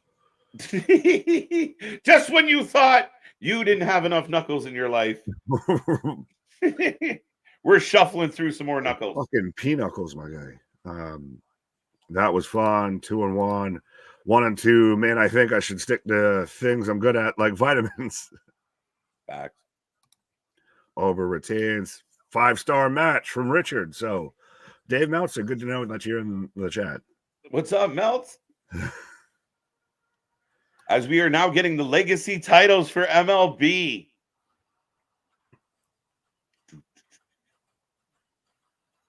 I didn't get a Bills one, so I can't justify getting the Yankees one. No, I'm holding out. I want Edge's Maple Leaf belt. Well, they have one. It just doesn't have Edge on it. Right. This is amazing. 2-1. Why stop the count? He was still on top of him. That is very much a modern wrestling thing. That, like, if you make any contact with the person delivering the pin is null and void. Like, you can touch their toe. Oh, the ref stops counting. And I get it, but he definitely, I guess, technically had the man by the throat, by the goozle. Yeah, and besides, who's to say he didn't probably just shove the ref out of the way there? Right. I get you could nitpick it, and much like even again going back to the McAfee interview, to where Hunter's saying, I know that there's going to be stuff that we do that anyone can nitpick and find this and that, and you can find any way to find a logic that doesn't justify it. But God damn it, if that wasn't fun and enjoyable. 100%. 100%. Your Bills championship title ship went wide right. Did you check the neighbor's house? It might have ended up in the neighbor's house. In the bushes. In the bushes. Or did they just trade it away for nothing? Yeah, we traded it away for a pick next year, for the belt next year. Yeah. I haven't talked about that yet. Right? Seething.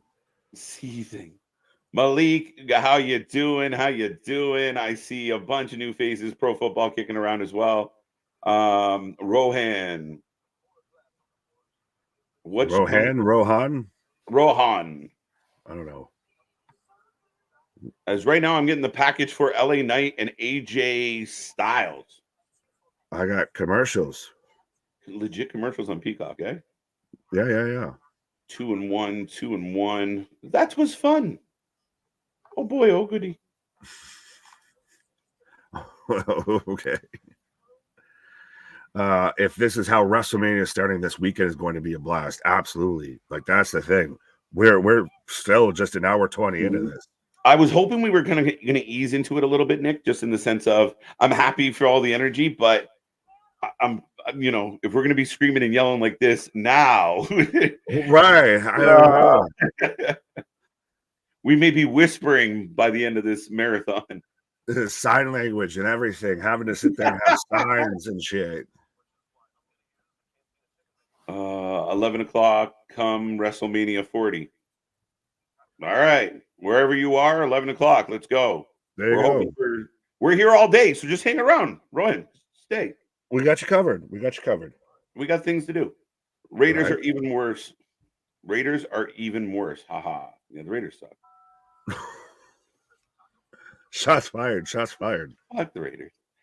KJ and Nick, who do you believe is better?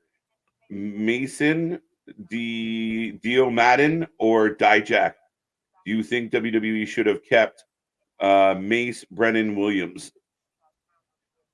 John C. Well, I think if I can decipher his question, he's asking between.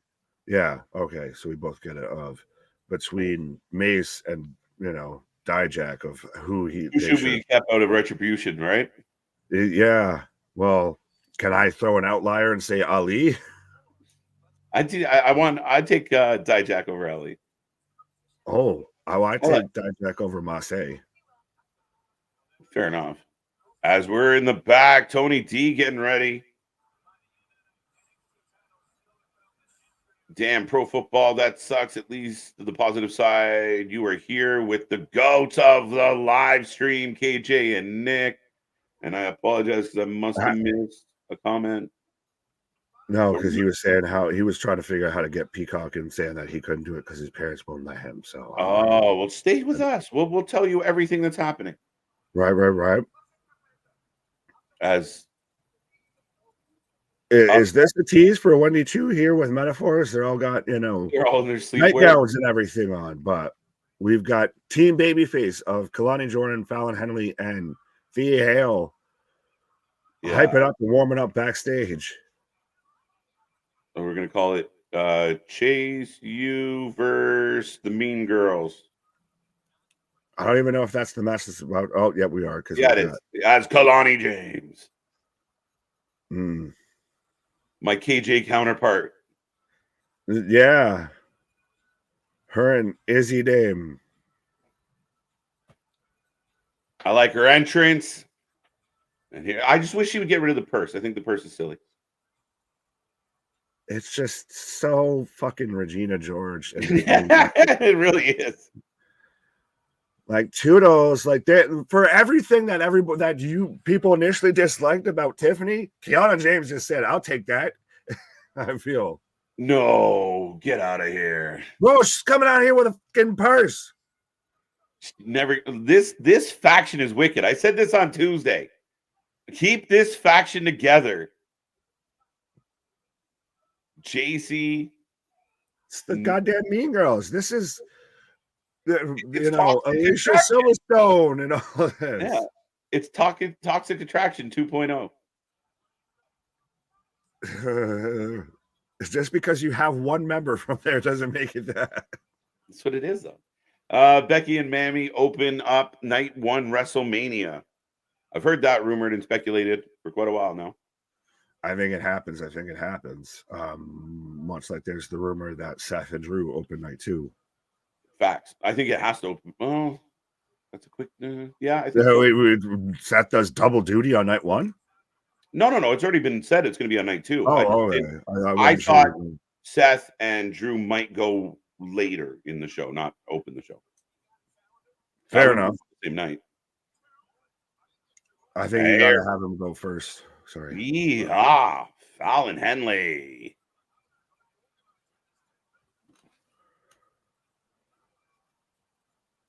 Yeah, Brandon, you're not wrong. I mean, I think there's something compelling.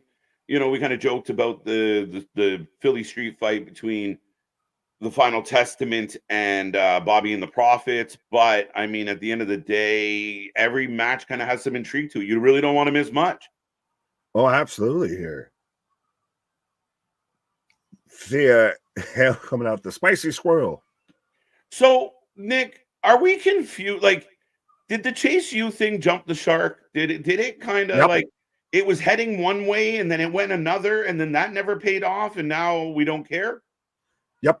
It overstayed its welcome. It went too long. I know initially, you know, because I was the NXT Warrior here the whole time you took a pause, but it was out here and got behind Chase U and everything. And then it came up, you know, we've got scandals and controversies, and we've got, you know, people getting paid off here and there. And just it became too fucking soap opera-y and just stopped caring. But we are off and running, by the way. Jumpstart by the Mean Girls. For those who don't know, it's a trios match or a 6-woman tag match as Kalani James teams up with JC Jane and Izzy Dane, taking on Thea Hale, Fallon Henley, and Kalani Jordan, the other KJ. That we don't Yeah, exactly. You got a KJ on KJ match here. I literally had to process through all of those names there for a second. Right.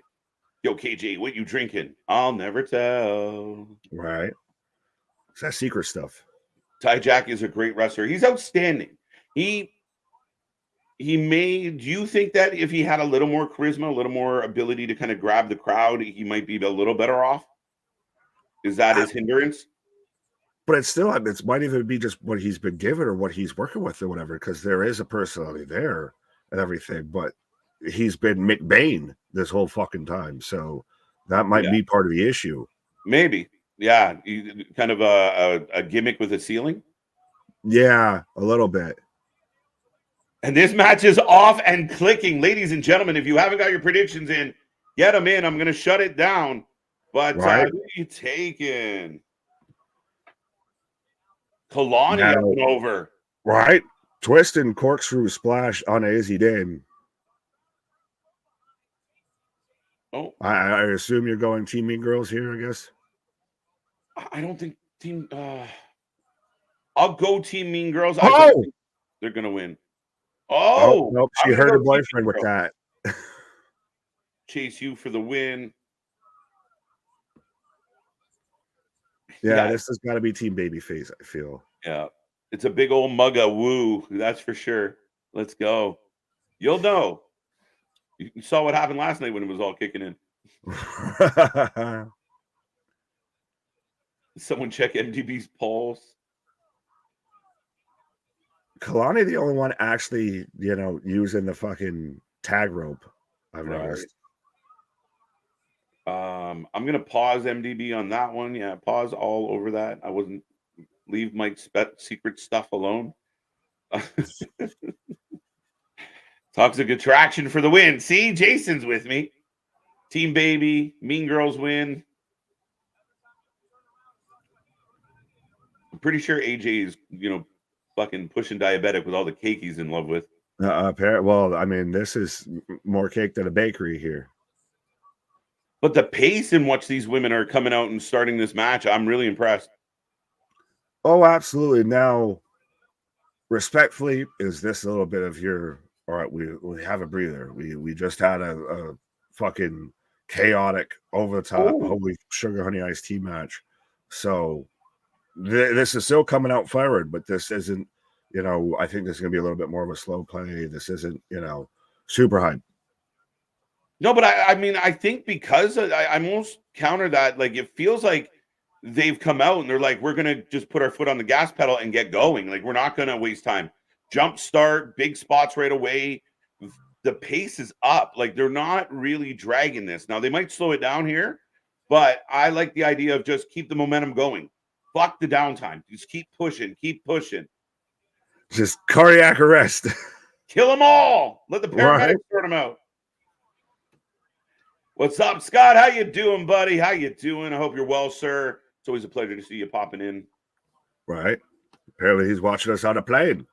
On The plane, boss, the plane. watching you on plan. That is the plan. A great plan. Right. The plane. What plane? Where are you going? Are you coming here? Right. Oh, the All About Wrestling podcast, Wrestling for Life. Let's go. Sending some love and support your way. It's WrestleMania week. Let's go. Thank you. Thank you. Thank you. Go check out All About Wrestling podcast as well. Give them some love. And remember, folks, we are trying to push for 5K subs this weekend. So be a friend, tell a friend. Anybody you know out there is talking about wrestling, drop our link and let's blow this one up. Right. Shout out, Bobby. What up? Really don't need chase you in the corner or too many people in this match. No, that's part of this story is chase you. Right. I mean, I always kind of roll my eyes when the baby faces outnumber the heels, but let's be real, the three men on the outside are pretty inept. Yeah, a bit. The plane. The plane, boss, the plane. Yeah, we could have left Chase You at home, but it was their only way of getting on the show. KJ on KJ action right now in the ring with Kalani taking on Kiana.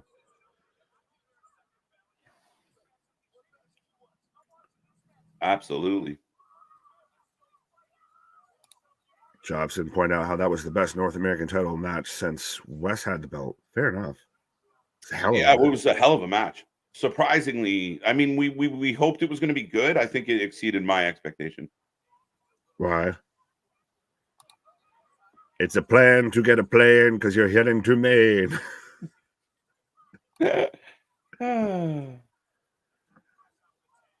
Yeah, I got randomly a black screen for a half a second. Did you ever get that? Yeah. I think the cameraman bumped into the guy with the black shirt in front of him. Blackout. Right. When do we see the return of Wesley? I don't know. I feel like did he not get teased? Did we not see him recently in the back? I don't think so. Well, if anything, it was on crutches because I'm pretty sure it didn't break his leg or something. He had like a serious injury. Izzy Dane just catching Kalani. Right. Backbreaker. Yeah, no, Wesley had one of those like real serious injuries. So I don't want to speculate on when that man's going to be back. But even if he does come back, does he just jump to main roster? Does he stay in NXT? Wes, I think, is an NXT kid. Okay.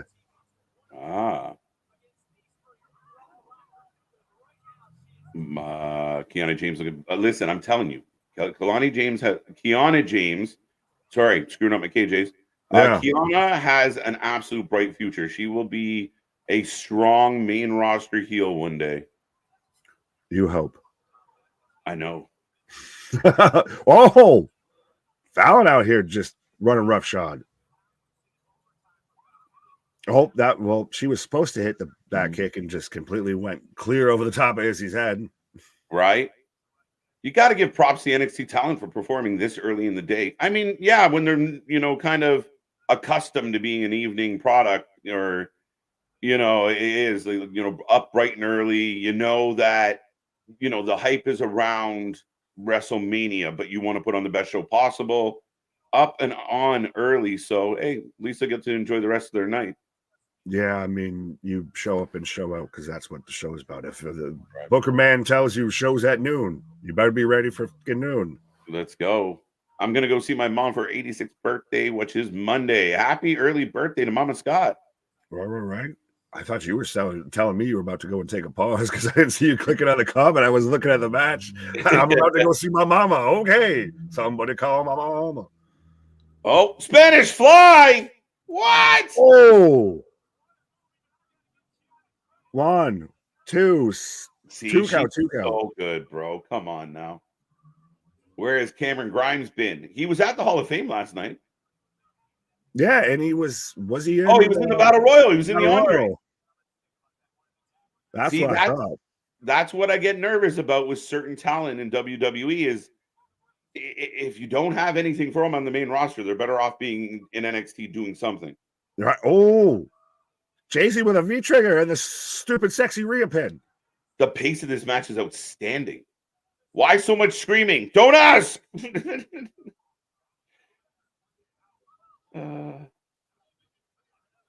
Wesley had a back in my backiotomy. I broke my back. My back is broken. It's spinal. Oh, is he catching Thea? Oh, and now Duke, the hero of the day. So we get a Duke chant, kind of. Yeah. Oh, Cutter Izzy. Izzy tried to sell it, but should have went through the middle. She didn't salmon flop. She more trout flopped. She caught the net. Right in the net. Oh, my God. Kalani James, moonsault from the top. These ladies aren't fucking around. She could have stuck that. Wait a minute. Hey. Holy shit. She slips, says Booker T, as Jasmine pops Kalani. Right. Suck it. Oh, suck it. As we get the showdown of the old best friends who kind of really broke up like nothing, but whatever. Who weren't ever really friends. It happens. Sometimes you just get dumped like that. That's what happened to Thea. Right.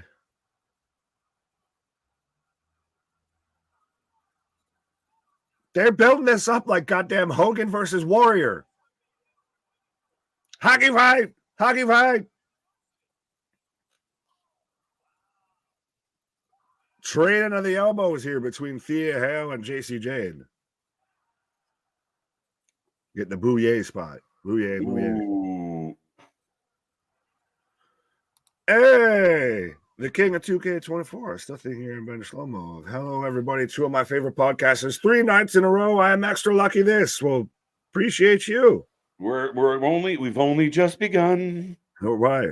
Because we're back at it tomorrow night, Monday night, Tuesday night, Wednesday night, Thursday night, Friday night. Days that end in Y. We're here. Yeah, we ain't going nowhere. Keep in mind, we're going through another pretty crazy weekend in a couple weeks because we got Dynasty, we got TNA, Rebellion. There's so much wrestling coming your way, folks. This doesn't stop. Like Triple H said yesterday, after Mania, there's more wrestling to get into. Right. LOL, stupid sexy Rhea pin. Thea going for the Kimura. Nope. She's gonna try to dump her. I thought she was gonna try to skin the cat there. Ooh. Why is the crowd shitting on this match, though? Are they? I don't hear them. I didn't. They were just chanting, "This is awesome," a couple minutes ago. I thought. Oh, are you watching the same show? Starting to wonder. Wonder if AEW. I think fans need and not you specifically, Chambers, but this stuff comes up all the time. We talked about it with Buddy Murphy, and then we talked about it with Bailey. I think fans. Come on. She got it, babyface win. God damn you, Izzy. I like. Well, I understand why Team Babyface won. Obviously, I picked him, but it should have been JC. It should have been the one that tapped. That's been this fucking feud. Yeah, I really like this. Yeah, you're right there. And like I said, I'm a big fan of this heel faction they put together. I kind of wanted them to win and stay together. But could this should be the end? But is this the end? It might not. I don't think this is the end. That's the thing. Well, that's probably why, if anything, why Izzy taps instead of JC. Yeah, you get the one-on-one payoff in the future. Right. But I mean, that's where you had it. Like I said, they were building. It sounded like goddamn Hogan Warrior of boo, yay. You have her. Wait. Fallon Henley is not overly happy. Oh, she's got sourpuss face. What is up with Fallon Henley? She has job face. Yeah, she has boo jobber face. Pay attention, folks. I'm now getting a commercial for the Bray Wyatt documentary. Of course, much talked about this week. Highly recommended to anyone out there. Hell of a story. Yeah, we're rolling along, folks. That match is in the books. How is your records doing? 3-1, 3-0, 2-2, 1-2. All right. So the predictions title's in a bit of a battle. Right. John, good to see ya. That match exceeded my expectation. Good job by all. Sorry, Nick. No, you're good. Yeah, and I would agree with that. I was just going to say, I think I'm 2-1 right now. If you count the pre-show, then you'd right? be 1-2. No, I got. What did I get right? I have. Oh no, we got Oba. We both got Oba. Has there only been? Hold on. I got that one wrong. So 1-1 there, and then the opening match was. The tag match, and then tag match. I got that wrong. So there would be 4 matches. Right. I'm 2-2. 2-2. Right. Solid 6. That was a hell of a match. The pace. I was really happy with the pace in which they played it. They didn't just have that like work on one baby face, cut off the ring, stomp, throw the, kind of into neutral. They went flat out for that entire match. And a good win for Thea. I know I would have liked it to go the other way, but Thea needs some love too. Oh, absolutely. And I wasn't trying to like poo-poo it on initially. If I still like the pace that they had and everything like that. But I do like that it probably had a little bit more of that slower build. Like they had a fast pace, but as far as like story-wise, big action, everything, you really towards the end is where you got your big payoff moments. You got your big pops. Why am I getting Frederick Nietzsche coach? What is that? Who's your what now? I'm getting an HR Block commercial. Oh, Henley and Jensen together as a heel faction. I wonder if Fallon just joins and now we have 5 women. They have like the most dominant faction in NXT history. Well, what's her reasoning to turn heel? I don't know. She seemed very disappointed by that win. She felt left out, like she wasn't a part of the Chase U group. Yeah, valid. Little surprised, I am. I thought I didn't see it coming. I was just kind of really catching on that I'm not overly happy vibe. Yeah, but if you do her and Briggs together, does it not almost feel like Statlander and Beretta that we just saw kind of getting together on AW? Right. NXT Women's Division is clear of AWs. I think you and I have been on the record about this, Nick. I think that nobody shines and utilizes your women's division better than NXT. Absolutely. Like that's the thing is if you wanted to, you could make the argument and make the case that AW has the better talent. That they just don't use it right. They don't put a focus on it. They don't put an emphasis on it. Right. And even when they bring in a big star, and they should put an emphasis on it, right? They don't seem to catch that, the way we hope. But, well, when you're shoehorning it versus it's been this actual long, persistent build to it, right? Her reasoning to turn heel is because Thea is annoying. MDP is enough. touche, tabernacle. That's enough to get it done, my guy. Right? Look at this bitch. I'm sick of him and I'm sick of you. She won't stay still. She's just permanently vibrating. Pause.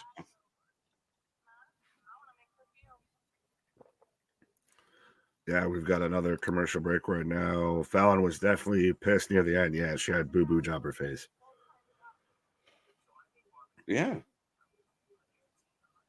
Hey, thank you, Theater of the Absurd, for the first super chat of the stream so far. Great pay-per-view for NXT so far. Absolutely. Really good way to kick off NXT weekend or WrestleMania weekend. Night 1 especially. Really good start so far. And we got nowhere to go but up. Fact. Plus, Fallon is just a sourpuss in general.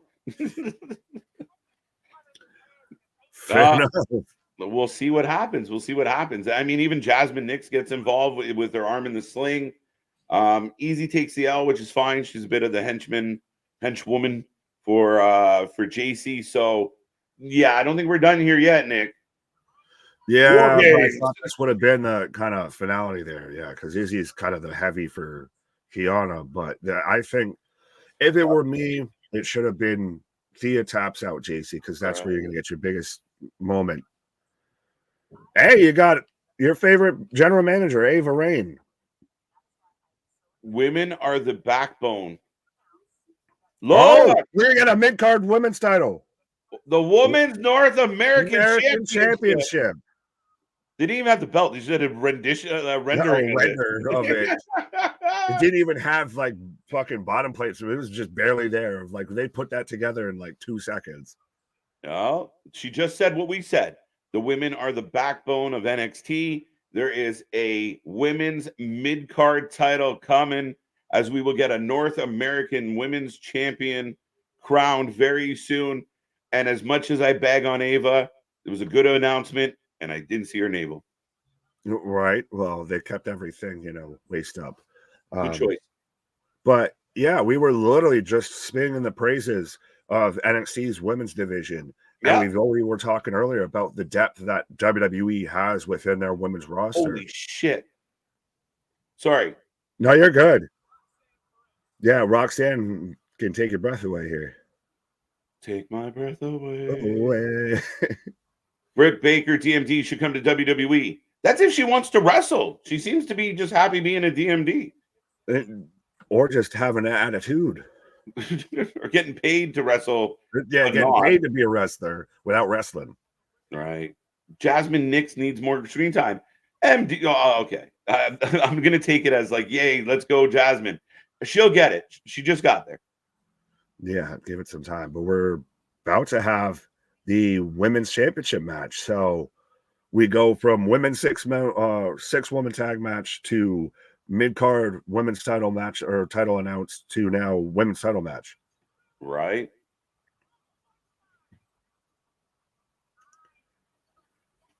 Is Roxanne going to finish her story before Thunder Rosa does? Of the people, both women who lost their titles but never really lost it. Yeah. All right, folks, get those predictions in. Rox taking on the Bird Lady coming up next for the NXT Women's Championship. And Mr. Big Nick, I got Rox.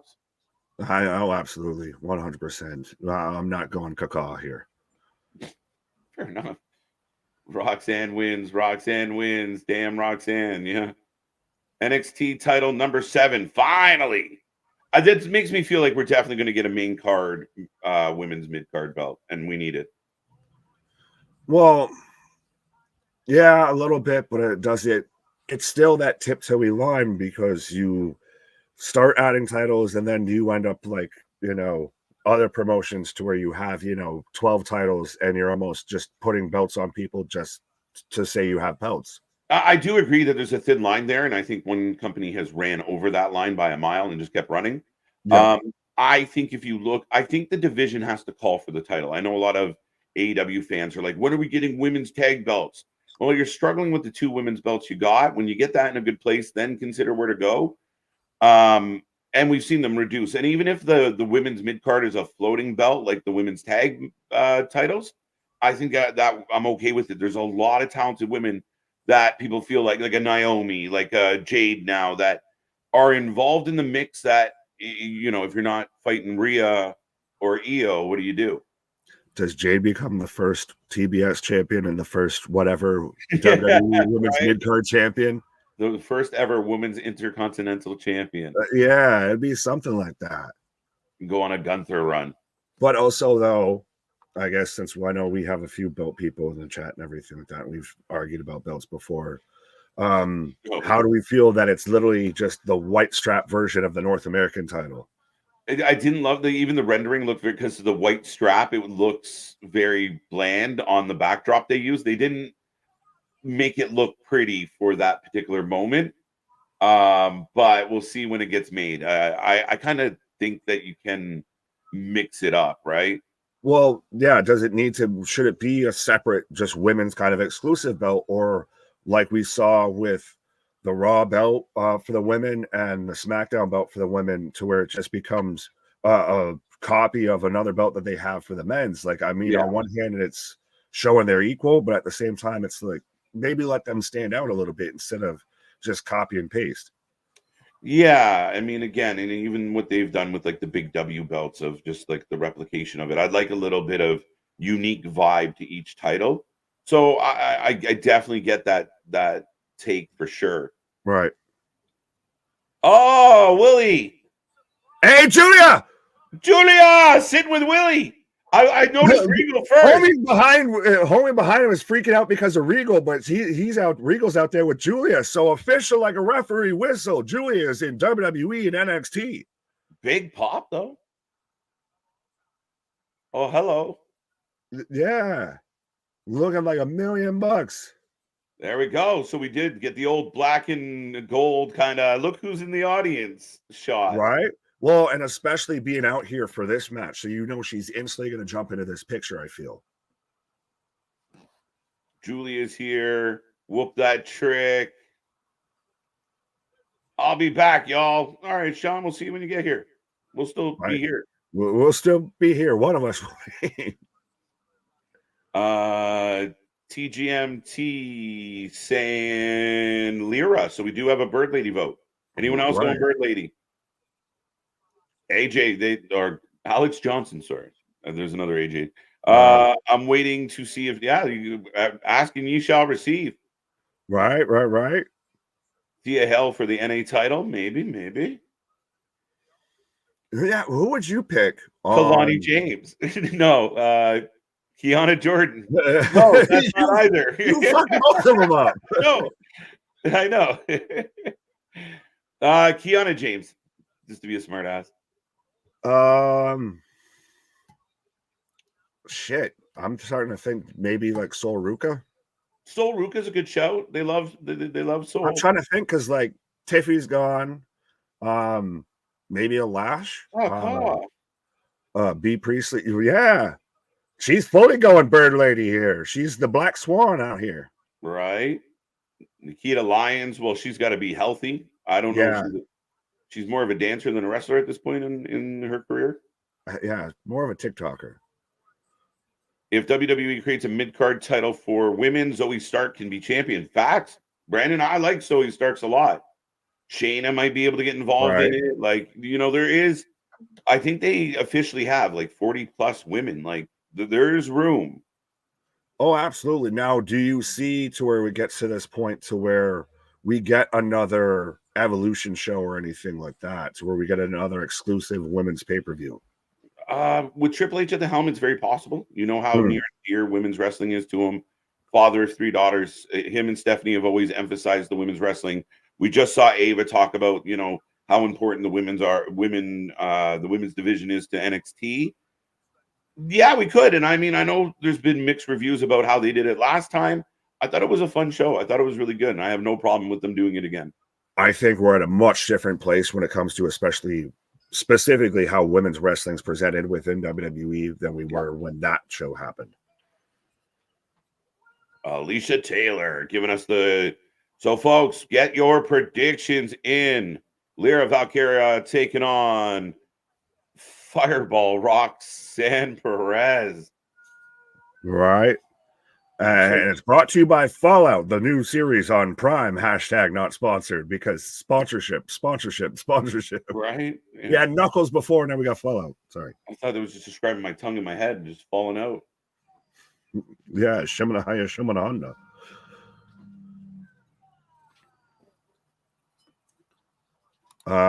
Honestly, depending on the timing of her debut, I could easily see Julia be the first women's. That's actually a great shout right there, Connor. Just so happened to be advertise that title, advertise a new superstar.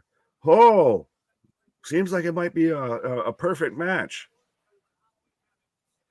Yeah, no, you know what? It's funny because the timing of all that kind of went over my head. But if you kind of watch the succession of things, yeah, valid show, Connor. Right. As But Rocks, we're starting it off. Last call on those predicts. Right. Well, and you see instantly Roxanne going right after the injured arm of Lyra. The broken wing. Take this broken wing. Now you're gonna make me want fucking chicken wings now. I was just thinking that myself. Roxy going Looking over like a true fat kid.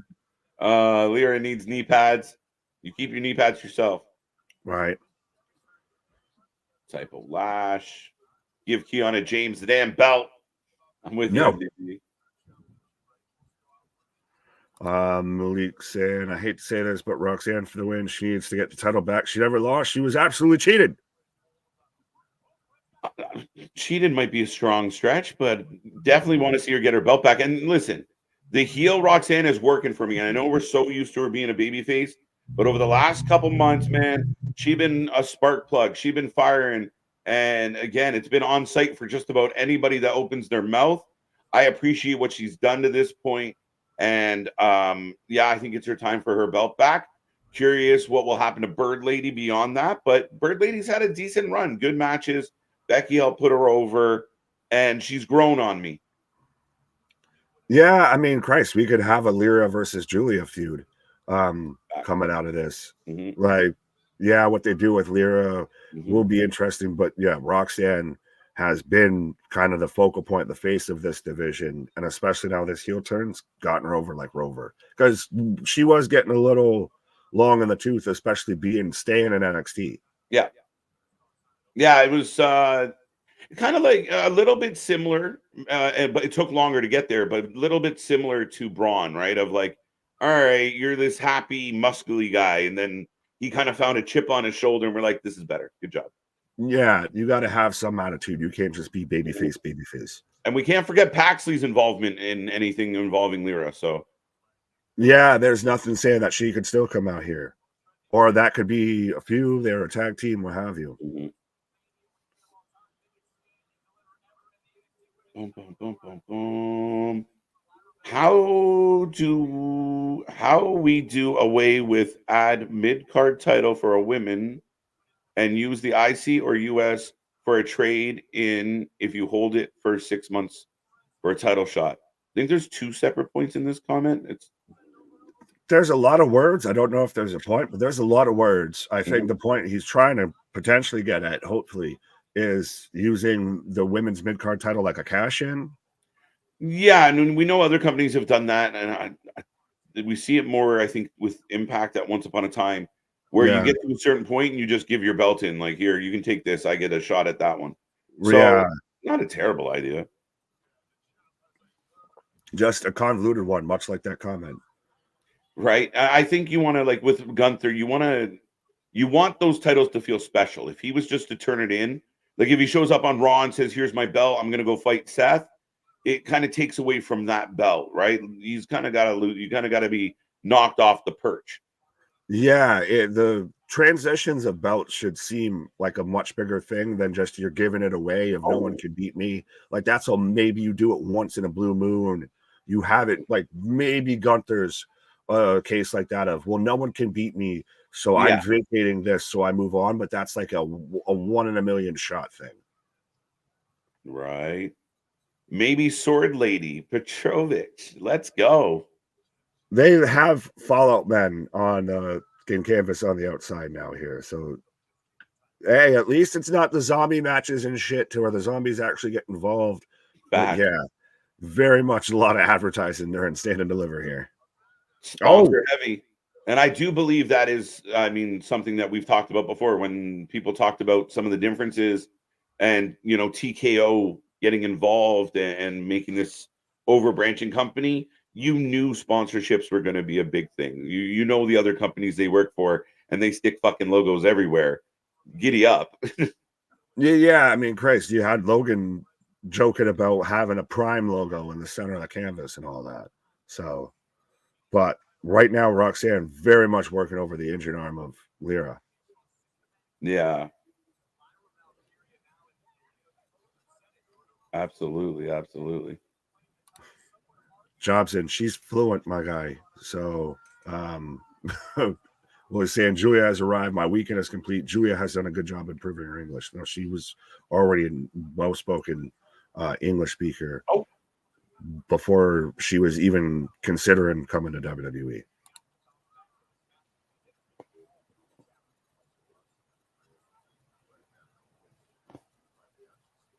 That was actually part of why a lot of people said she might be clearly WWE bound, because she, or at least US bound, because she was one of the few Japanese wrestlers that could actually, cut a promo both ways.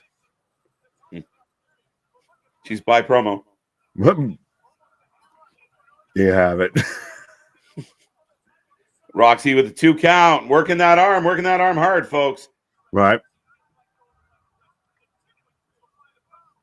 Damn, yeah, it's a big event, and they know how many people are going to be there and how many eyes are going to be on the show, right? It's like Super Bowl. Everyone gears up. Eventually, we'll have like WrestleMania commercials. Literally, you're going to start hearing, getting panned for ads for, WrestleMania. Right.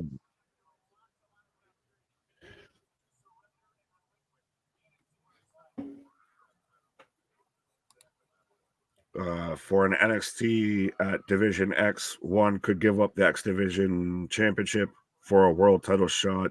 It was a nice idea, but nothing I want to see WWE doing. Fair. Just trying to literally pull this arm out of the socket here. She's trying to pluck her. Pause.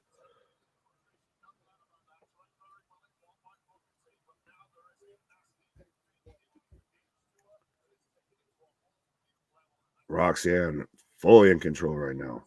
All over the bird lady, my friend. Is Jade's match on night 1 or night 2? 1. Oh, Jade 1, yeah. Tonight, I believe. Double checking. I made a graphic. Yes, it is night 1. There you go.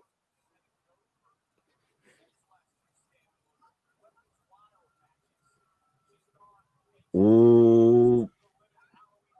Roxanne in a turnbuckle.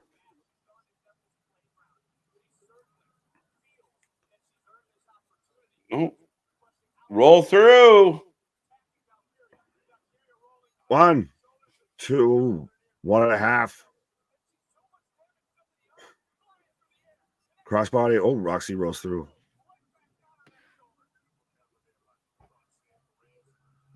Again, this is it's going for an arm breaker.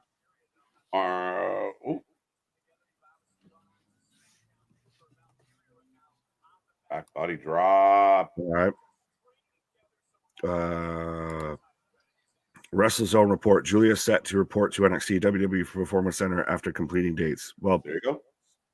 Oh, fair enough. I mean, I feel like that has that been this. That's kind of been the story for a while now, though, right? Yeah, but we never had anything official locked in until now. She's here tonight, right? Have we seen that spot a lot this weekend of like the double crossbody splash spot? I feel like we've seen it in multiple promotions and multiple variations this whole weekend. Maybe a couple, yeah, for sure. But well, I don't know, guys. Wait, what? The knee pad police are. Oh, the knee pad police. As we've turned into strikes, right? Getting palm strikes and quad kicks, calf kicks here. Okay. Something tells me Roxanne is going to win. For a show prediction, someone's going to interfere. Ooh, interfere, eh? It could be Tatum. That would be probably Northern Lights. Oh, wait. One. Oh. Roxanne rolled it through into her own suplex here. Oh, no. Oh, she went for the suplex. Couldn't do it. But the arm can't handle it. Can't handle the fisherman. Fucking.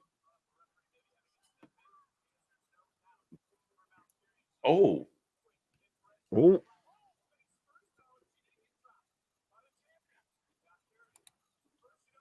There you go. Right. Oh. 1, 2. 2 count, 2 count. You think we get a double turn Dom face and Carlito heel? Dom's not going face. Carlito heel, yes. Yeah, we just got a face turn last night with Andrade. Maybe. Allegedly. Allegedly. Yeah, I think it'd be way. I can't imagine you were going to be able to turn Dom babyface anytime soon. Right. Women just slapping each other. Literally, they're doing the fucking chop spot on top of the ropes here. Oh. Oh. Goes for the roll through powerbomb, but Yeah, it won't happen. I like this. That it's like it's not just a foregone. Like they had to work for that move. Right. And got it. Oh, big powerbomb. 1, 2. 2 go, 2 go, 2 go. Lyra is doing a terrible job at selling. Okay. Carlito went heel Friday night. Well, no, allegedly. False accusations. Yeah, it's not official yet. It just looked a lot like it, but it's accusations right now. Right. Oh. Lyra got all the way hung up. The little blonde kid on the outside of the ring's killing me. Yeah, that's the follow. Yeah. And then the DDT, the tornado DDT right onto it there. Who's on sticker duty? Who's the dude that has to run in and out and switch those stickers every 5 minutes? Yeah. I hope Andrade is playing Ray like a Rocks! Oh! 1, wow. 2, kicks out. Roxy not happy. Fly, Pelican, fly. Carlito went heel. No, when are we going to open our eyes and realize Rey Mysterio is an absolute asshole? He's Leave the Ray alone. Pro wrestler. He's the WWE Sting of everyone around him just turns on him. Right.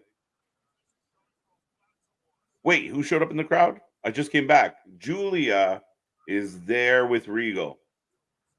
Right. I didn't see if Rossi was there, but I didn't notice. Originally, I just saw Regal, and then but Julia. I mean, that's a name that a lot of people have talked about. I know the other company was curious about Julia. Is that the only debut we get this weekend of all the shows? And I mean, that's not even. Oh, there's Paxley. There's Paxley.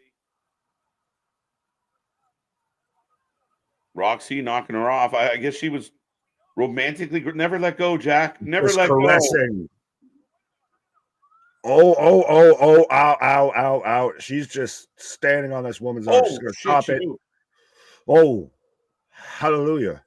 Perez into the pole.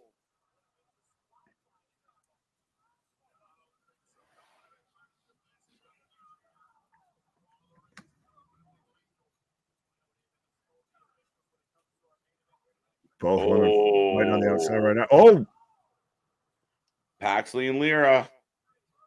Collision. And not the AW show. Right. And collision to the pole right after it. Right. The refs are out trying to get Paxley out of here. Oh.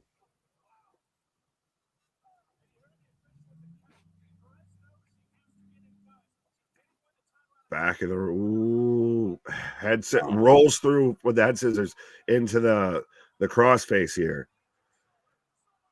She's gonna backslide. God damn it. Thank you. 2 count. Oh. Bit it back, heel kick. 1, 2, kick out. Not bad. I wonder how WWE haters are going to shit on Julia. Again, there's always going to be some out there that'll find a hole in it. She's not that good. We didn't want her anyway. But at the end of the day, it's a nice signing. I'm really excited to see what happens with Julia in WWE. Yeah. And they called her Julia. Right? Julia.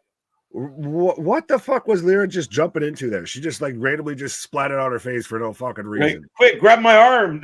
Right? 2 count. Backslide. 1, 2. Pop rocks. Oh, no. Slid off the back. Oh. Well, that was pretty. 2. No retention. You're causing a lot, actually. Right, yeah.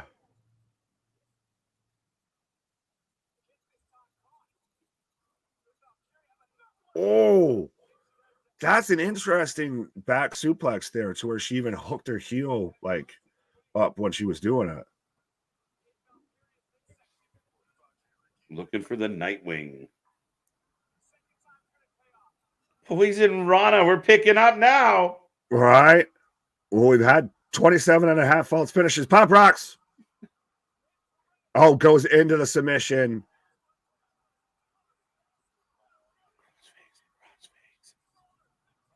Big pop though here. Yeah. Everyone's cheering for Roxanne when they're supposed to be cheering for Lyra. Oh, Roxanne pulls away. Rolls through.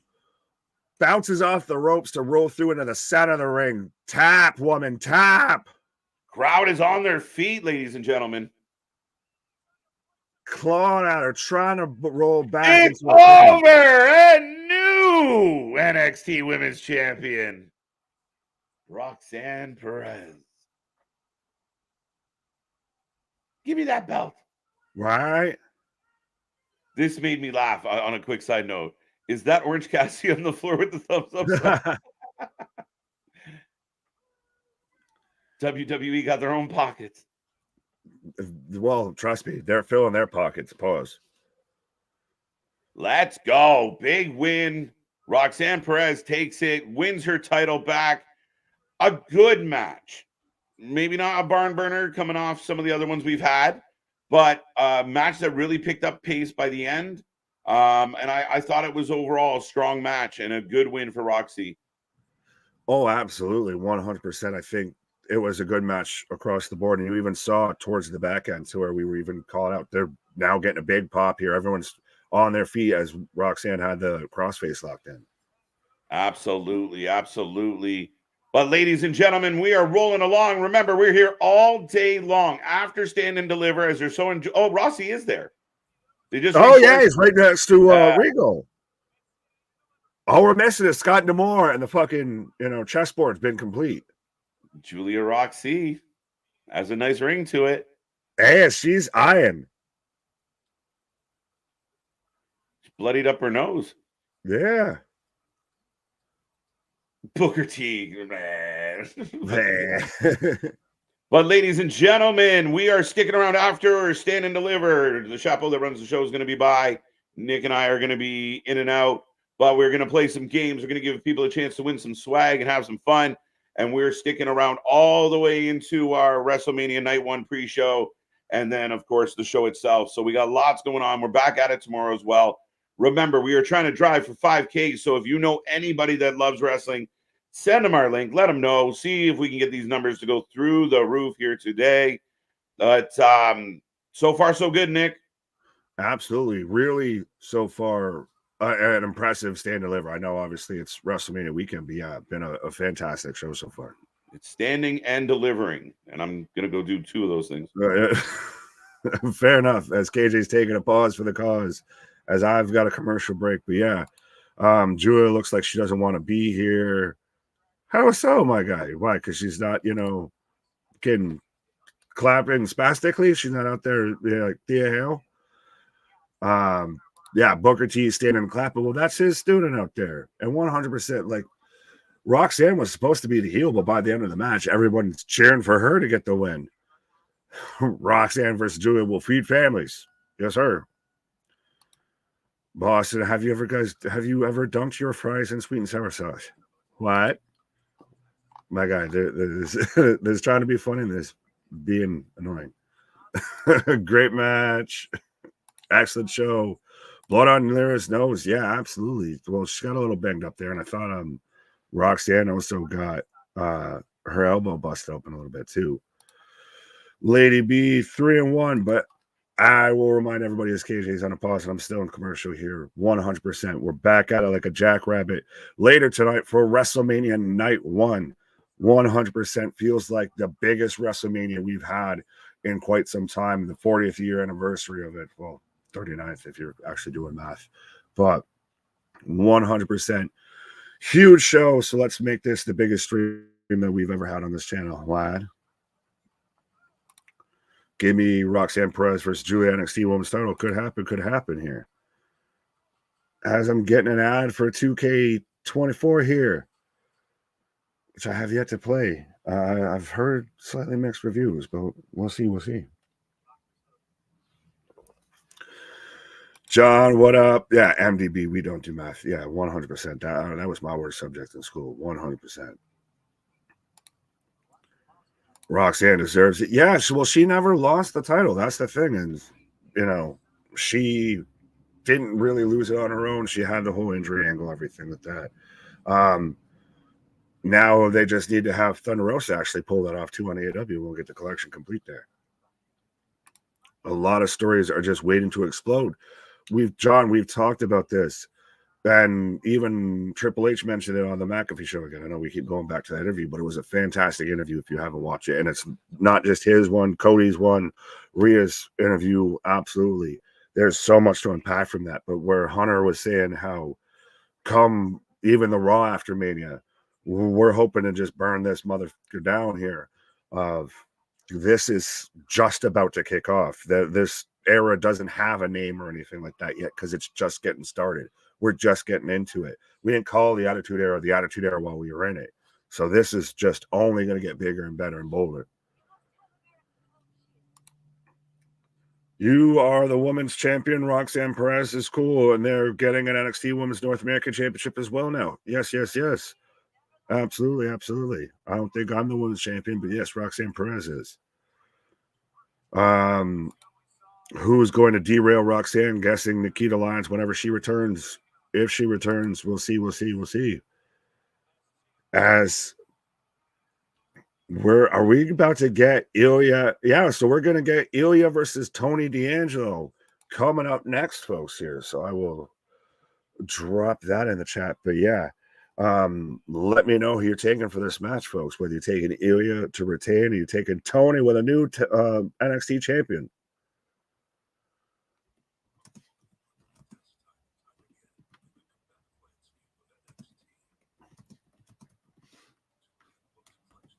As this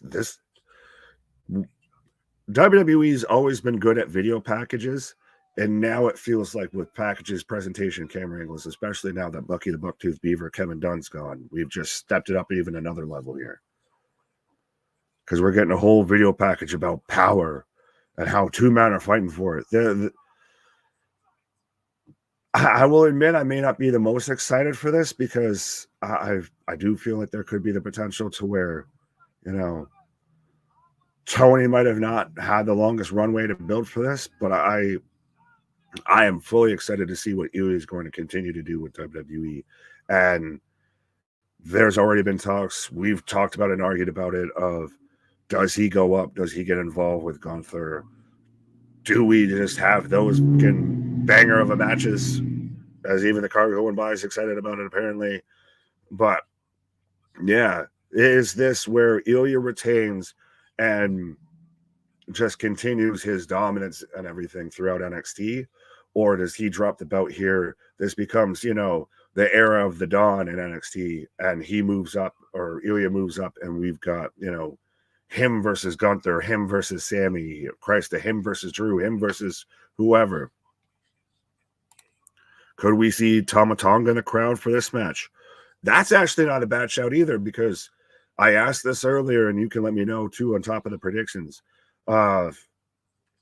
Is Julia the only debut that we get this whole weekend? Could we get a Tama Tonga show up? Could we get anybody else with three letters showing up on WrestleMania? Do we have Thomas show up at WrestleMania? Does he get involved in AJ LA Knight perhaps or anything with that?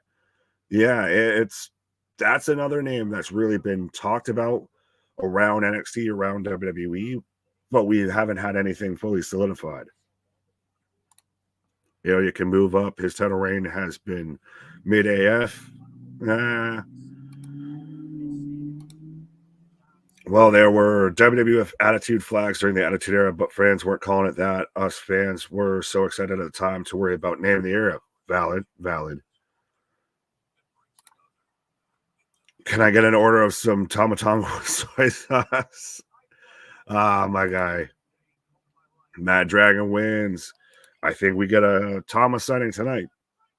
Could happen, could happen. Yeah, the promo packages are next level. Absolutely. Steven's taking Tony.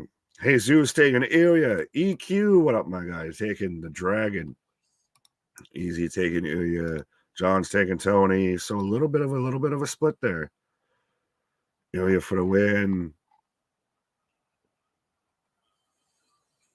Oh, we're literally getting as much as we can royalty free do the fucking Tony Sopranos or the Soprano, Tony Soprano, goddamn it.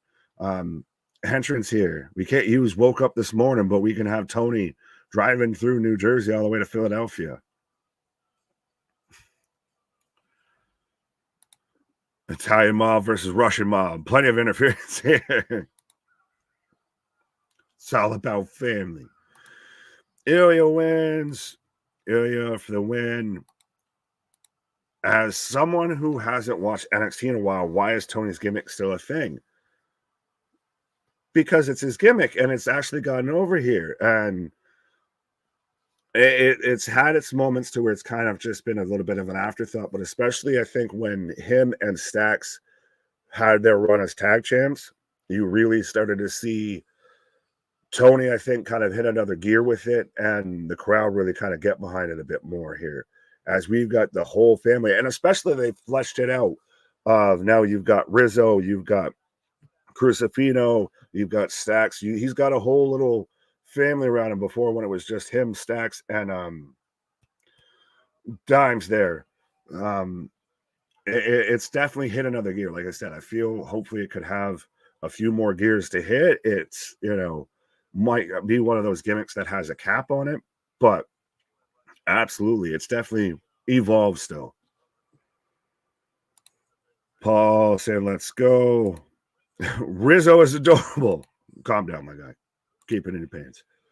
Actually, I switched my pick to Tony. Tony. Love that entry. Yeah, it was, like I said, it was a little woke up this morning. Rizzo is like Spinelli for recess. A little bit. Tony D is a future U.S. champ. Could be. But again, folks, we've got Ilya coming out right now. So let me know who you're taking, folks, whether you're taking Tony D'Angelo for your new NXT champion or Ilya retains here. What's your opinion on the WrestleMania stage, KJ and Nick?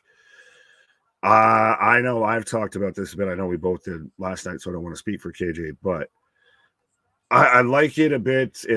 I always would rather have the debut and everything on that night and everything. Once that show goes live, that's when we see the stage.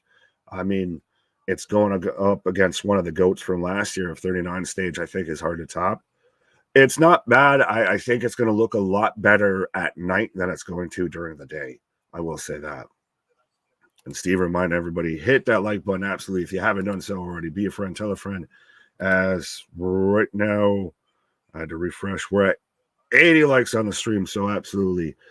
And we're still just getting started here. We're still about 2.5 hours in. And we ain't stopping until WrestleMania evening is done here. So we're just getting started here. Ilya could definitely retain. He could. I'll take Tony. I got to go with the Paisan. I know I was, kind of foo-fooing and poo-pooing a little earlier here, but I got to take Tony here. Good Paisan.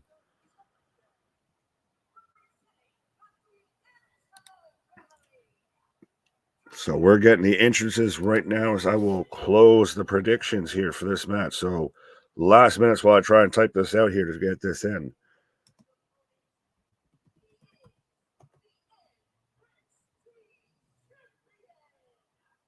Ilya.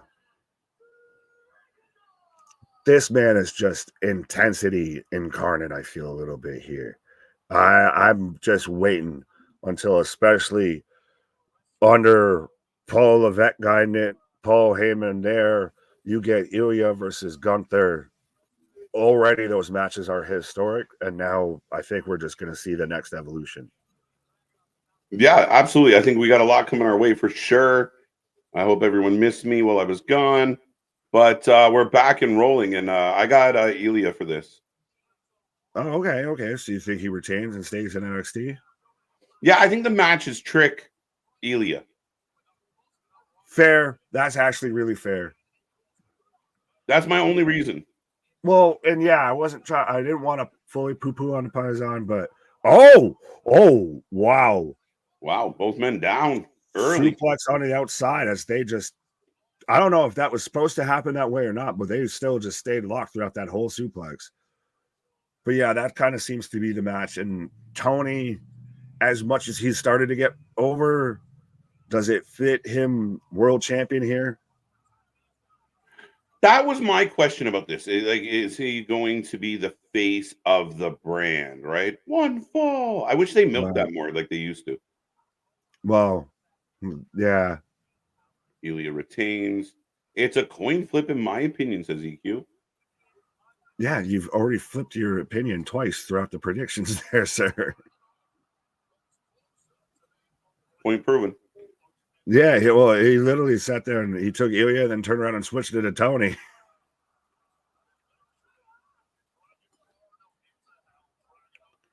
Ooh, elbows back and forth here. I would love to see Gunther and Ilya. Yeah, I think we're going to get that. We will get that one day. Maybe for a world title.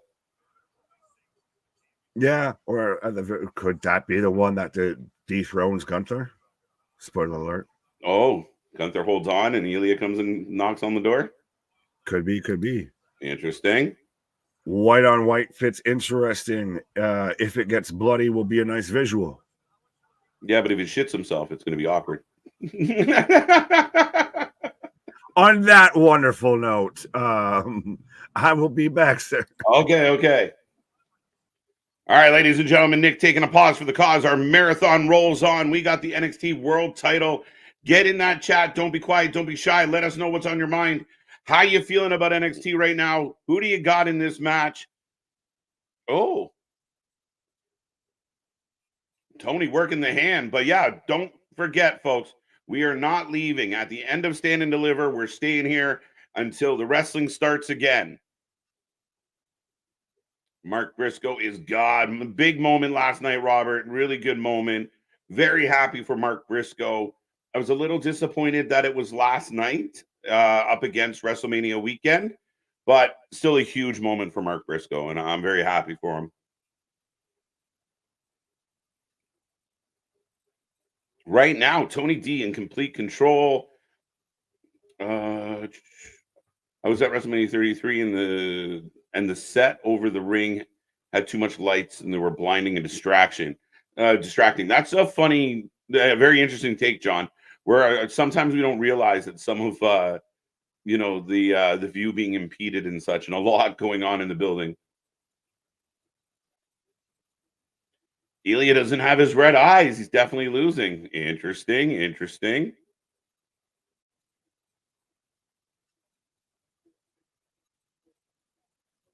What are your thoughts on the WrestleMania stage, KJ? I like it. Again, I think I heard Nick mention, and I think we talked about it last night a little bit, Damian, that you have that WrestleMania stage. Last year, 39, amazing. I mean, we got to play up the Hollywood theme, worked very well. I've liked other, obviously there's been other stages I like. I liked when they were in Tampa Bay, to be honest. But I really think the stage is cool. If you just look at it unto itself and don't think about previous years or whatever, this stage, I think it looks good. I like the visual. I like the big XL on this stage. I'm excited for it. I think it's going to play well. Leafs versus Habs tonight. Well, go Leafs. Long overdue. Absolutely. About a year overdue. But again, we don't know what happens behind the scenes. But my hope, or if I was in the position to make Mark Briscoe the champion sooner than now, I would have done it. But I am shy. You don't have to be shy here, guy. Let it out. Be yourself. Come one, come all. Yeah, not good. He should have wore the brown pants, but he wore the white pants. It's risky. Death Valley driver into the corner. On the floor, by the way.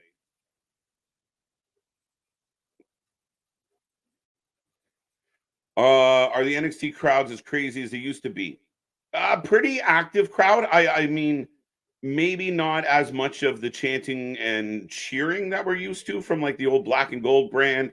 Definitely not the UK black and gold when they were out there and all the sing-alongs, but definitely a good energy in the building tonight.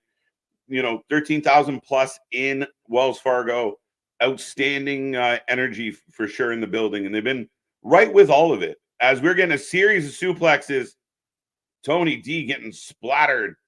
Yeah, I earlier said Yankees just keep winning, but apparently he hasn't watched the scoreboard the last couple days. 14K sold out, biggest PLE ever for NXT. Sonny, again, one of the stories about this WrestleMania is the sheer numbers. If you looked at SmackDown sellout, NXT sells out, the 2 nights of Mania sell out, Raw after Mania is a sellout, packed. I love AEW, but I will not stay up for Collision. Well, there you go, Robert. You got to get to bed right after Matlock. Take some rest. 14,000 tickets sold for Stand and Deliver. There you go. I said 13 plus 14. There we go. But right now we got the champ in control. Big clothesline. Huge follow through.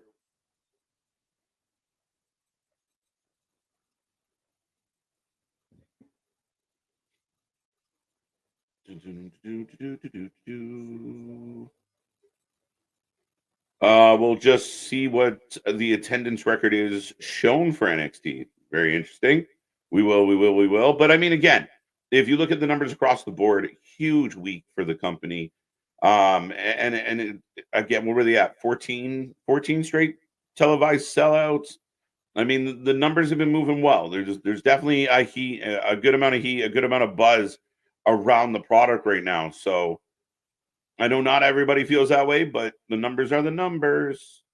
AEW's a promotion that can't get more people in the arena than A's home games. Yeah.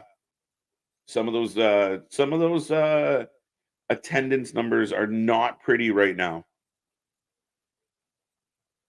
Ilya up and over into the power bomb. Down goes Tony.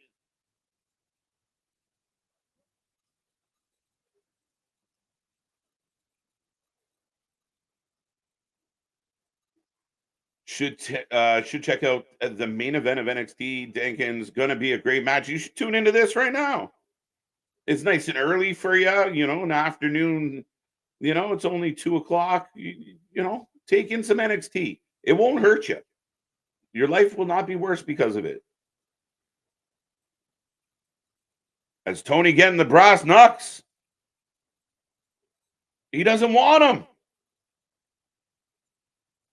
Interesting choice.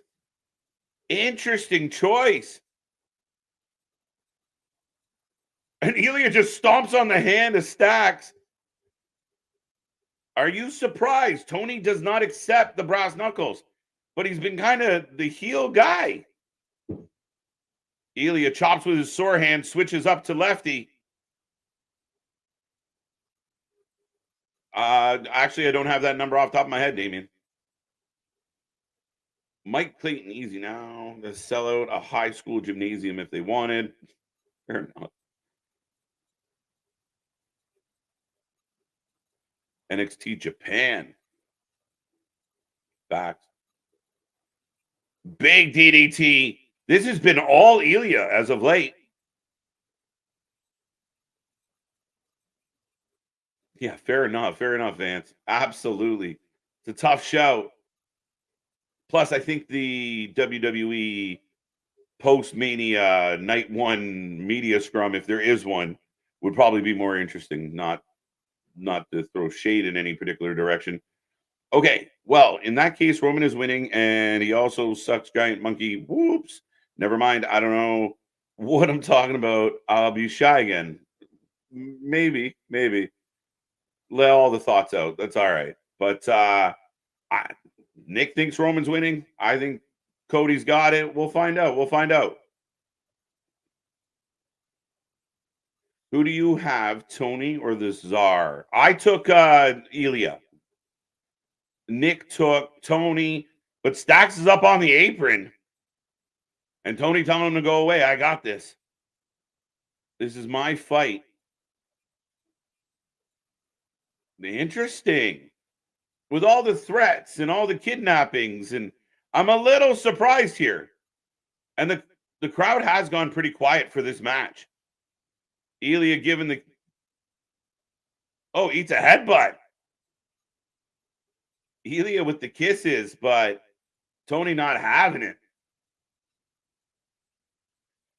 Hi KG. Happy WrestleMania Saturday and tomorrow as well to you, and tomorrow as well as what I meant to say. John, welcome. Good to see you. And yeah, we're rolling. We are 2.5 hours into our coverage already. 8+ to go. We'll find out when we get to go home tonight. And then, of course, back at it tomorrow afternoon. Belly to Belly by Tony. Tony refuses the Nux due to respect he has now for his opponent. Yeah, I guess. I mean, that's kind of, this is my fight. I want to do it clean. Yeah, just a little unexpected. Tony didn't really have that, taking the high road feel to him as of late. I'm happy to see Wade Barrett on NXT commentary for one night. Yeah, nice touch. I haven't mentioned that too much tonight or today.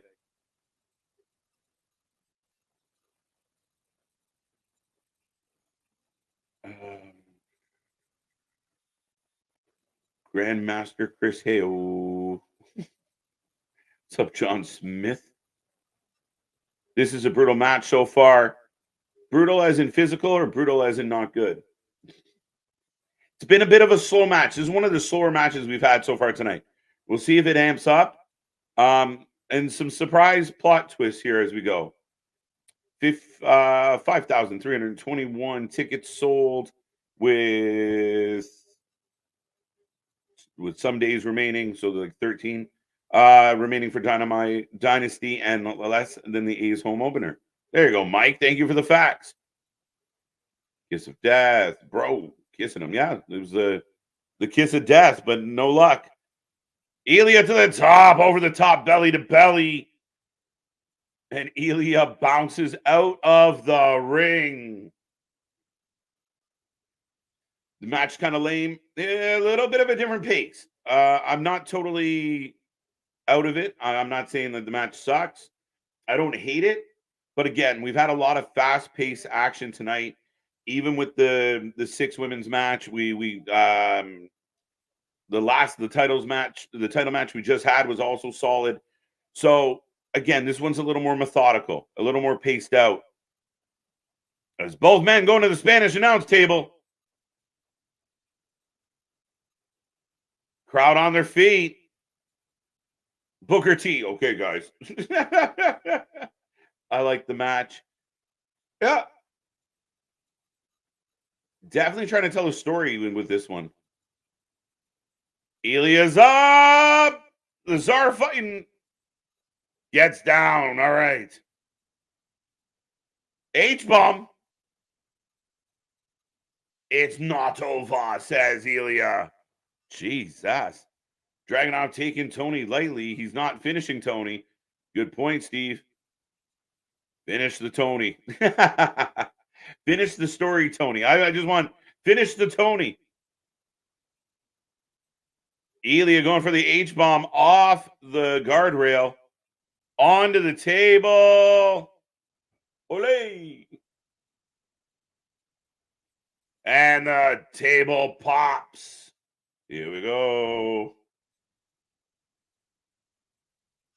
Yeah, he said, it's not over. Tony wants to win clean, huh? As we got big NXT chants blurting out across the arena right now. Crazy. Oh, yeah. I'm lost. Love the H-bomb. It is a brutal looking finisher, like in a good way. Like it really does look like, damn, that would suck. We got a senton from the top. I'm liking the match. I am.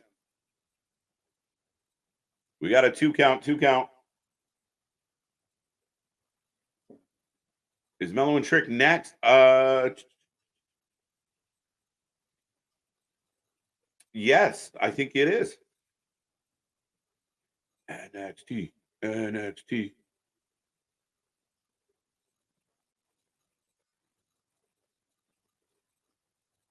Oh, wow. Reversal into the power bomb.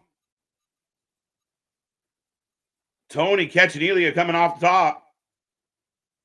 Rest in peace, Spanish. We knew the minute we saw it what was going to happen. They brought in the Spanish announce table to do some extra duty. EQ, this is awesome. People loving it. Get in that chat. Let's go. Let's go. Where are your flames? Where are your thumbs up? Big kick from Tony. Plants him. Dose. It happened, MDB. It happened.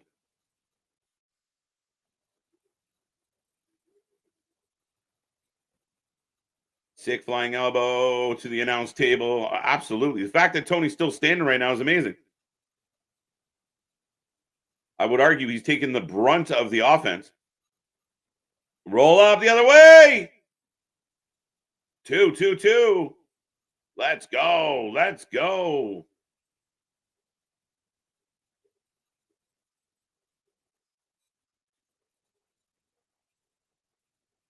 Torpedo Moscow. Uh-oh. Uh-oh. It's not looking good for Tony. Let's go. Ilya from the top. H-bomb from the sky. And that's all she wrote for sure, right? It's over. And still your NXT World Champion, Ilya Dragunov, ladies and gentlemen. Son of a bitch. Timing is everything. Yeah, and unfortunately, Tony should have cheated. Tony should have hit him with the brass knucks. Are you a little surprised that he went like the honorable route? I didn't have that vibe going into this. No, not at all. Like you said, this man was out here kidnapping him, throwing him in trunks, going to throw him off a bridge. What the fuck are we doing? Right? Ilya's got a bit of a bloody mouth by the looks of it. H-bomb off the apron, H-bomb onto the floor before that, and then one final H-bomb from the top rope, annihilating Tony D. Well, Christ, I think that I got a replay of the H-bomb through the table. That, I think, pretty much spelled the end of that. Pretty much. But so, yeah, so Ilya retains and is staying down in NXT, we believe here. And like you said, and once you really think about it, him versus Trick is the match to make after this, because there is even that history, too, between those two. Yeah. As we're going to show respect between the Don and the Czar. Hey, that could be why he didn't cheat and everything. He's got to do it the dignified way. Ilya, bloody mouth. Right. A good match. A really solid match. Tony took like 17 elbows to the face, and Ilya is the one with the bloody mouth, though. Right. 6-1. I should have stuck with my initial pick. 4-3, 0-7. Whoop that Trick. Yeah, we've really kind of moved through Stand and Deliver at a fast pace here. We're now down to the main event. Yeah, it's gone fast, which I mean, a testament to what they've brought to the table today. Yeah, I mean, it'll still probably be a 3.5 hour show here, but yeah, it's really moved at a good clip here. Right. But yeah, I'm honestly a little surprised that the Spanish announce table didn't get used during the Trick and Carmelo match instead of the Tony Ilya match. I was actually surprised it didn't get used during the Oba match. So the fact that it was still there was kind of impressive for me. No, just the chairs at the Spanish announce table got Right, loose. just the Spanish chairs got chucked. Yeah.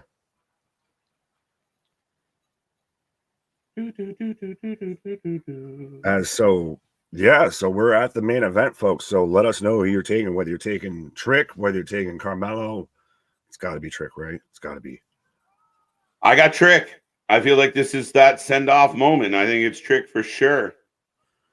Yeah, this is the finality of this whole feud. And this is two brothers going at it. This is two guys been attached at the hip here. This has to be A, a super personal fight, and B, this is Trick's launching pad, like we were just talking about, to launch him towards that main event of NXT while Carmelo moves up the main roster. Absolutely. Picking Trick. Trick gets his revenge. Whoop that Trick. Yeah. Slip inside, get loose. More punch than a bowl of juice. I'm a thug all day, every day. I don't know what this world's gonna bring, but I know one thing, that this is the life for me. Bailey's gonna win. Well, we'll get there in due time. Yeah, it's soon to come. As Right. we hit 4.2K subscribers, ladies and gentlemen. Thank you very much for that. We are aiming to push to 5K over the next 2 days. So be a friend, tell a friend. Love seeing 4.2K on the count. We're climbing fast. Again, we're just 2 years old and rolling along. But make sure you get in that chat and share the gift of Wrestling for Life with everybody. Absolutely. The best gift you can spread is the good gospel of pro wrestling here. But 100% we're going for that Booker T 5-time. 5K. 5K. Shucky ducky, quack. Yeah. Trick wins. I just got the Spears match wrong. Fair enough. Trick sucks as Jesse. Ooh. What? Jesse out here saying Trick sucks. Anger from House Left. Oh, Trick sucks. All right. Explain yourself. On what grounds? Yeah. Show your work. Yeah. What charges? On what charges? Right. Trick for the win. MDB letting us know it's 420. Ooh. Sorry. Yeah, no, that's better.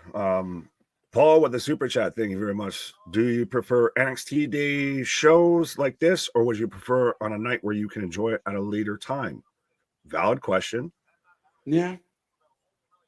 I like this because it feels like just on it being this weekend. I would still always like it to be its own individual thing, but when it's WrestleMania weekend, this feels like just the super little hype in, it gets you excited and you got your little break in between and everything before you get to the main show here. But yeah, it really shows that they're on that level to an extent. Yeah, I mean, again, it's a nice showcase for them. I like these we're about to go through France, Germany, Scotland. So we're gonna get some of these brunch with the boys shows, which I really kind of like the afternoon wrestling. Like your night's still available, that you don't have to wake up super early unless you're in Australia. I don't mind these early afternoon shows, but I like it being a part of everything. I wouldn't move it to a separate weekend if I had to choose. Yeah, no, definitely not. But yeah, the brunch with the boys, I mean, when you're in the land down under and it's at, more wake and bake instead of brunch, that's when it's a bit more of a, maybe we could have this later in the day. But I mean, international fans have to deal with that shit all the time. So we can at least suffer for a little bit. Be fine. Right. As we're in the back, there's Lyra upset.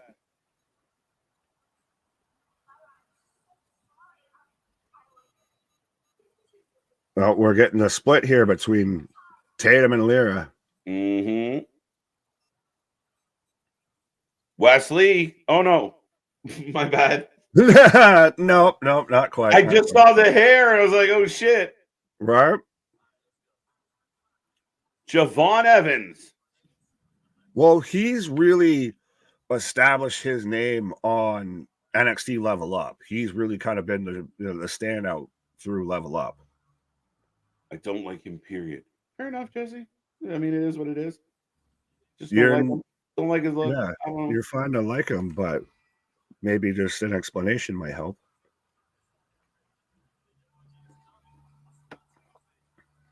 Yeah, so he's going to be making his debut on Tuesday. Actual main NXT. Yeah. Yeah, He's graduated from Level Up. he's reached the next level up. It's time for the main event. Do you miss that Mark Henry doesn't do that anymore? I do. It was one of my favorite parts. I used to say it was my favorite part of the wrestling week. Right.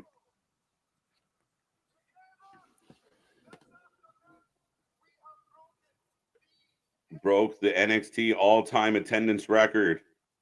Let's go.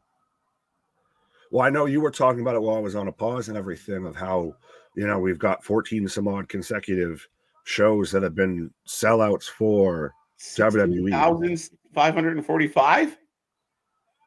They went and found 3,000 people? Just packed them into the rafters, I guess. Right? Start counting the popcorn vendors and the fucking right. burgers. How many people in catering and counting in attendance right now? Right. 16.5 though. Congrats. Oh, absolutely. Wonder if that's the turnstile number or the ticket sale number. Hilarious.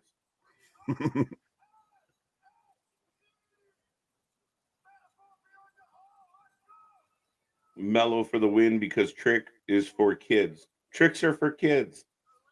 Silly wabbit. So you're telling me if I buy this cereal, it's perfectly okay? Fucking hell. I entirely forgot about that scene. Fucking Liam Neeson. Yeah. Oh, yeah. Carmelo very much leading into the Killmonger vibes here. Right. We're getting the hype package right now for the main event. I will call it out. Get your predictions in. Let us know who you are taking. And good luck trying to win the prediction title if you're close to it. But this should be a really good match. Huge attendance numbers. This is going to be a match that could seal the weekend. Absolutely. This is the first two African-American males to main event a show on WrestleMania weekend. And we saw even how they had that, video package that they aired on NXT, and they split it up throughout the show, like the UFC Undisputed a little bit. Mm-hmm. This is on such a personal level, and this is going to absolutely deliver because these guys both show up and show out. Two guys that know each other extremely well. I think the story heading into this has been built well. Tale as old as time, Nick. The hot shot and his buddy, his lackey, kind of starts overshadowing him. The jealousy, the ego, and here we go. I've liked it. I'm ready for this one, and I expect, they talked about it, the historical nature of this main event, and I think they know what they want to accomplish today, and then I really think they're going to deliver. And absolutely two guys that have had meteoric rises throughout WWE. Carmelo was that guy until Trick started to become that guy, like you said, of, the Padawan overtakes the master here. But yeah, 100%. These are two guys. Get used to seeing these guys in the main events on WrestleMania weekend, because I'm telling you, this ain't going to be the last time.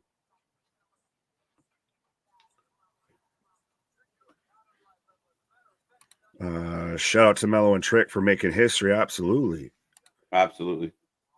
I just watched the history of Mello and Trick. Low-key, Mello had a justified heel turn, but that's, again, what makes a heel turn great is when it's justified. Right. Was it MDB just called Lash Legend the Stallion? That kills me. You're not wrong. Whoop that Trick. I won't say Trick Mello game was forever. Sometimes forever is not forever. Right. Sometimes it doesn't love you back. Right. Yeah, even Connor pointing out the Killmonger gear here. Yeah, that's the thing is even with Killmonger, it was a justified heel. There you go. Yeah, that Black Panther chain's pretty dope. My guy is him. He is him Jones. He is him Duncan. He's out here stomping mud holes in his Himberlands. He is Himmy Turner. 100%. Jiminy Cricket in the house. Right. Hey, we got Randy Orton shouting this out even. Yep.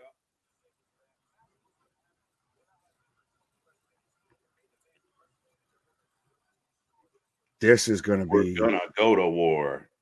This feels like it's going to have that special vibe here. Like this is going to be not to put the cart before the horse here, but I feel like this could be a match of the year candidate. Yeah, absolutely. We'll see. But is that true? Is the new dude 16? Who? What's his face? Javon or no? Okay, that lost me. What are we talking about? I was gonna say, his mom's not dropping him off to the fucking arena. It's not Sue. Look at the entrance. We got the Trick jersey ready for retirement, bro. Up in the rafters as we've got Carmelo coming out. Let's go, ladies and gentlemen. Carmelo coming to the ring. I'm waiting to hear 16,000 people chant, "Whoop that trick, whoop that trick." Yeah. He's 19. There you go. You're 6 and 9. We're upside down. Careful. Yeah, well, that depends on what type of partnership you got going on.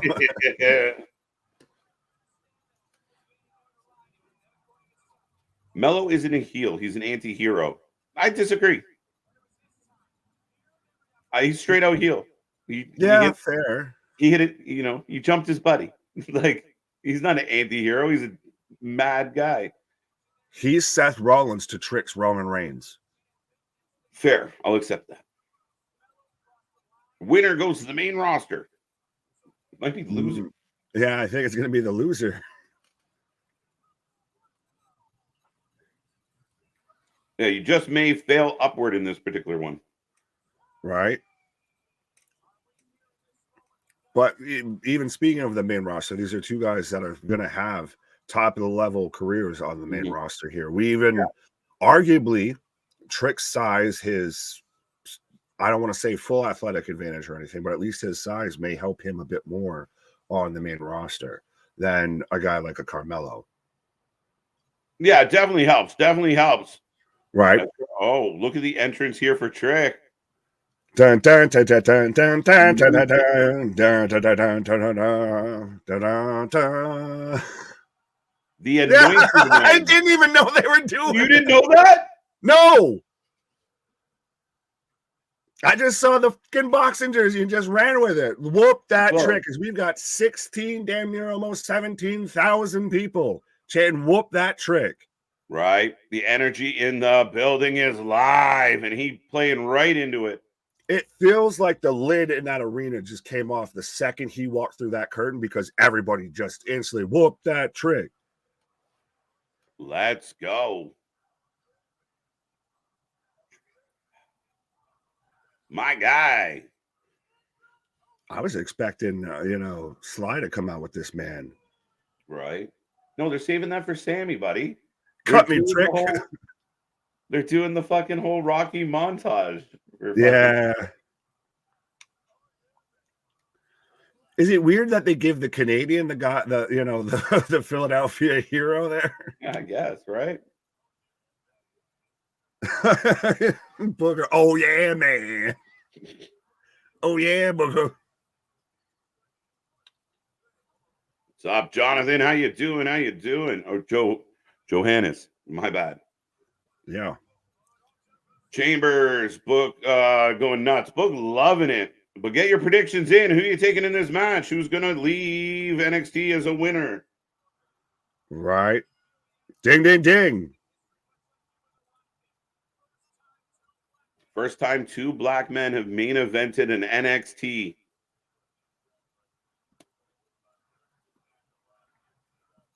The crowd is alive. Absolutely. Like I said, Trick came out and just took the lid off.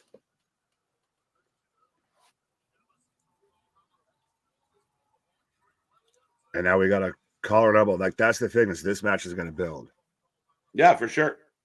Oh. Carmelo walking over. He even kicks the proverbial dirt on him. Yeah, no, he's a heel, guys. He was gonna nothing but netting. Nah, you can have that.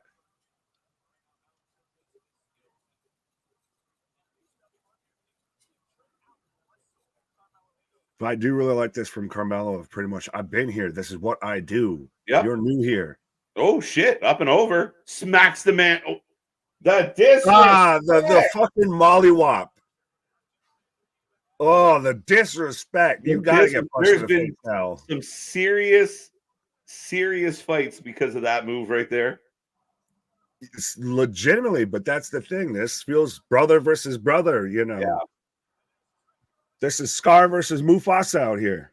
Yeah, Trick firing up, but Carmelo out of the way. Oh, never mind. Nope. Exchanging on the outside on the floor, ladies and gentlemen. Throwing hands.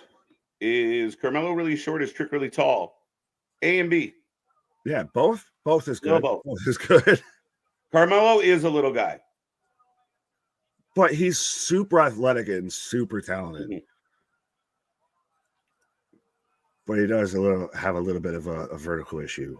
Right. All matches should start with a collar and elbow tie up. Come on now. They can't all be topes or fucking chop spots back and forth. Yeah. Maybe a hockey fight. I'll give you that. Well, we're fighting through the crowd. I don't know if this match has a stipulation, but very much being liberal with the countouts here. Yeah, I don't think it's going to be a thing. Should you just make it a no DQ match then?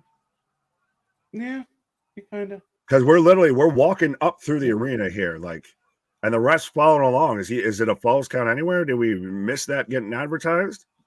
I think the ref is giving them leeway because of the magnitude of the matchup. What is Aubrey Edwards? Yeah, well, yeah, no shit.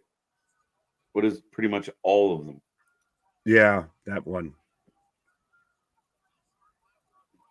There you go. This totally reminds me of the Triple H and HBK feud.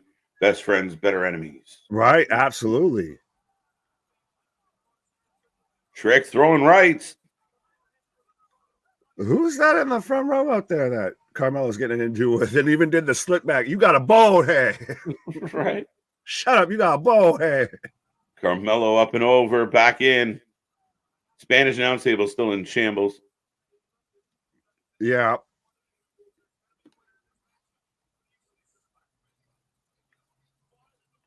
Ooh, Trick caught him. Count them out, ref. No, don't count them out. It's referee discretion. Could you imagine if this ended in a double count out? Yeah, like 3 minutes. People be throwing trash. This is a Philly crowd. Let's not forget that. The ref might need an escort getting out of the building. Oh. Slingshot Lariato. I'm waiting, and I'm calling this now. Before we get the big Trick comeback and everything to probably finish the match, we're going to have Carmelo can probably pick up, Trick and everything. This is your king. This is your king. Right. As Carmelo taking the out the turnbuckle. Here comes Trick. Nice shot on the splash.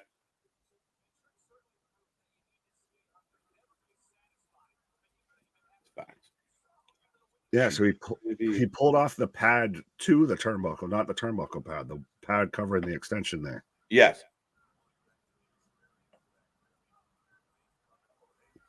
Oh, setting up for a superplex. Not happening. Carmelo fighting free. Kick his foot. Yeah. Oh, and he lands on the exposed bit of the turnbuckle there. Never forget, the fans toss snowballs at Santa. It's facts, Mike. Very factual. Absolutely. Carmelo laying boots to Trick, and both men on the outside again. Right. Hagen, Oba-Wan.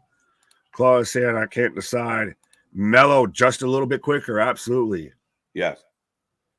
I like this. Aubrey Edwards gallops when she counts 3. She says 1, 2, nay. They pay her in sugar cube. That's how they get her to do a promo, like fucking who will over.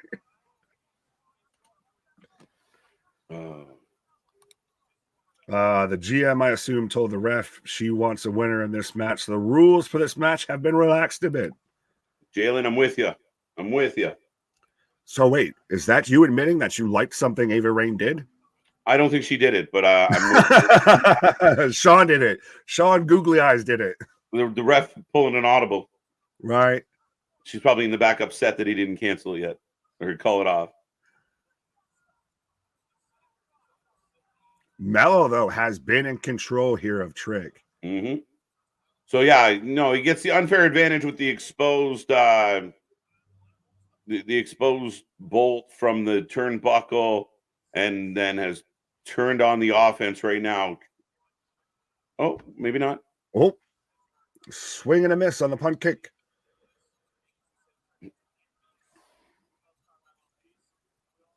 Trick holds up.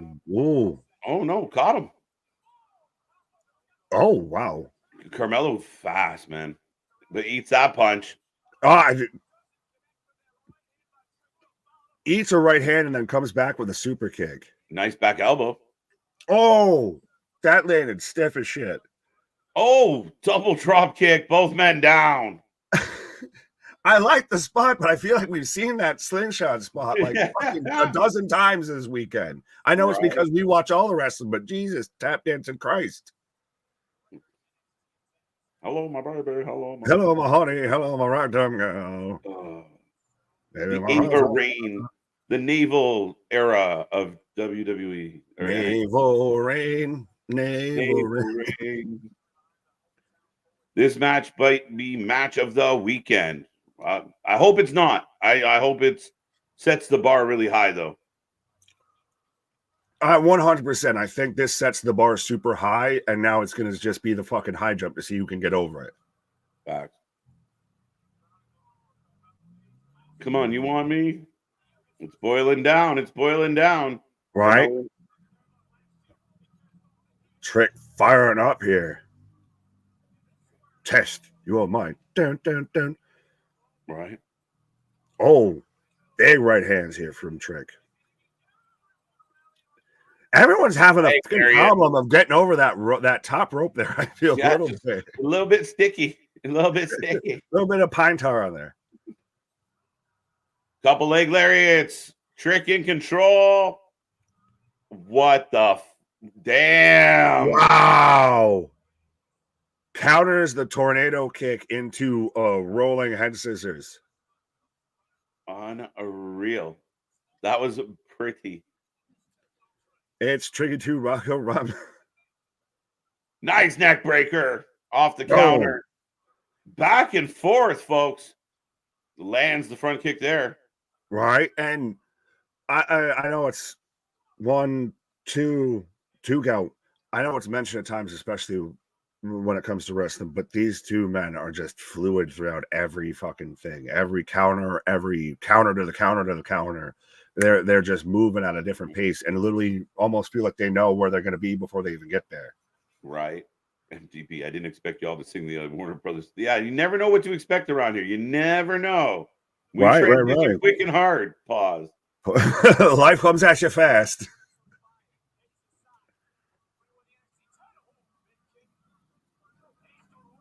Oh, I like that, and that's a move that you don't see a ton of, like the double chop to the throat and like the chest there. Like, just get the fuck up off me. Oh shit!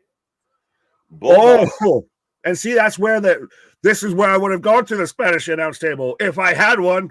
Yeah, who the hell moved the table? Right, the table was supposed to be there. Yeah, so Vic is saying exactly what the chat was saying. The GM, Ava, says, I want a winner. So then just make it a DQ match. Frog splash. One. Well, you know what, Ava? I want a shirt that fits all the way down to your pants. I'm just saying.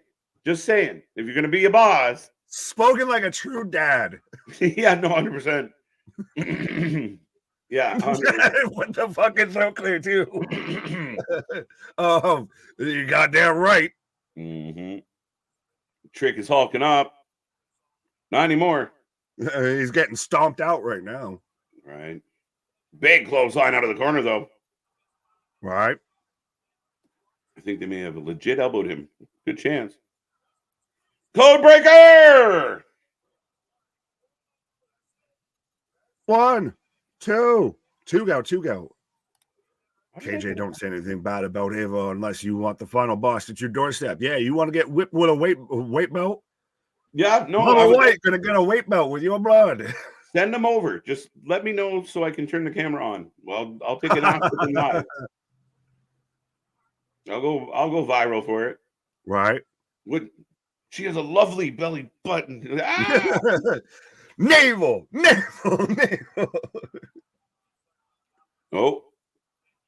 Oh. Carmelo got the tape loose.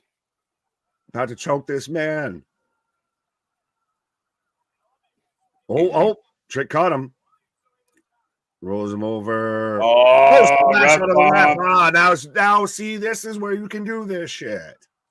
And he takes out the knee. Yeah. You're gonna get paid for that ass whooping.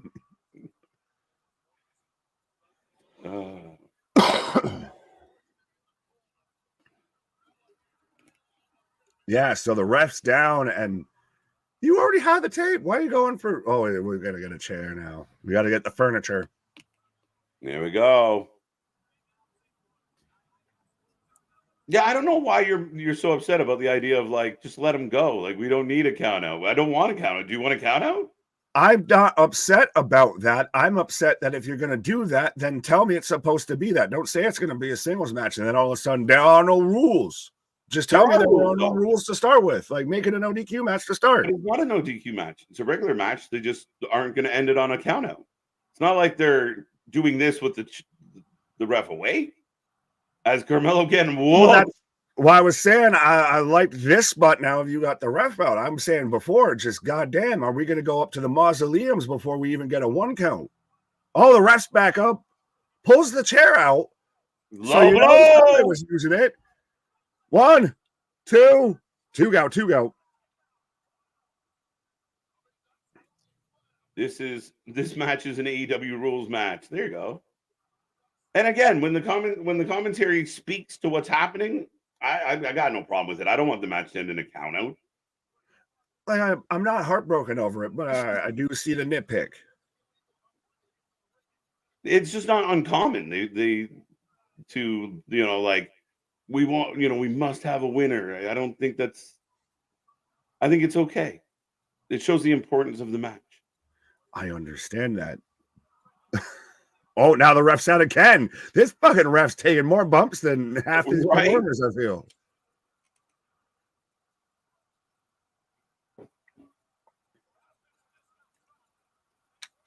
Do we get a second official coming out here? No, the crowd on their feet. Mello hits nothing but net. And there was only a ref standing right there fucking ringside. God damn, he had him on standby. 1, 2. He kicked out. Kick out. Shoulder up. Mello's coming unglued here. He was already almost in tears at the last kick out. Now he's just, are you fucking kidding me? Right.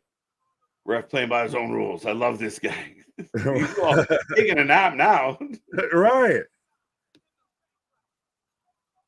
That. Pulls the chair away. Oh, misses the kick. Running knee. No way. 1, 2, 3. Oh! Trick with the W.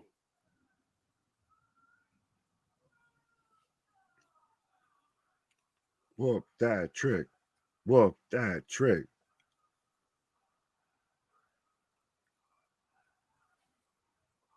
Let's go. Trick 1, 5-3, 4-2. No yeet. Good match. Yes. Not the match of the night. No. Maybe not in the top 3. Really? It was good. Was there anything spectacular? Like, what 3 matches would you put ahead of it? I could probably think of what one we're both thinking is probably the match, but triple threat match was more entertaining. that was the number one. Just trying to like, was the tag match better than this match? No, close. I'd say this is 2. Lyra Roxanne was probably better. No, I NBC. can't let you have that one. Nothing really special happened in this match. It was a very like just match. It just happened. Like I thought it would go longer. I thought it would be more dramatic. You know, Mello didn't kick out of anything really of substance. Trick really kind of just got his ass whooped and then hit a running knee. Yeah, respectfully, yeah. It's not going to go down as one of the best matches in NXT history. It's kind of missed it a little bit there for me. A little bit, as they were even kind of going for like the shot of Carmelo at the barricade beside himself here, but we're really focusing on Trick celebrating. But so that already does it. Stand and Deliver. We're out. Stand and Deliver has come to an emphatic end, ladies and gentlemen. Trick is victorious.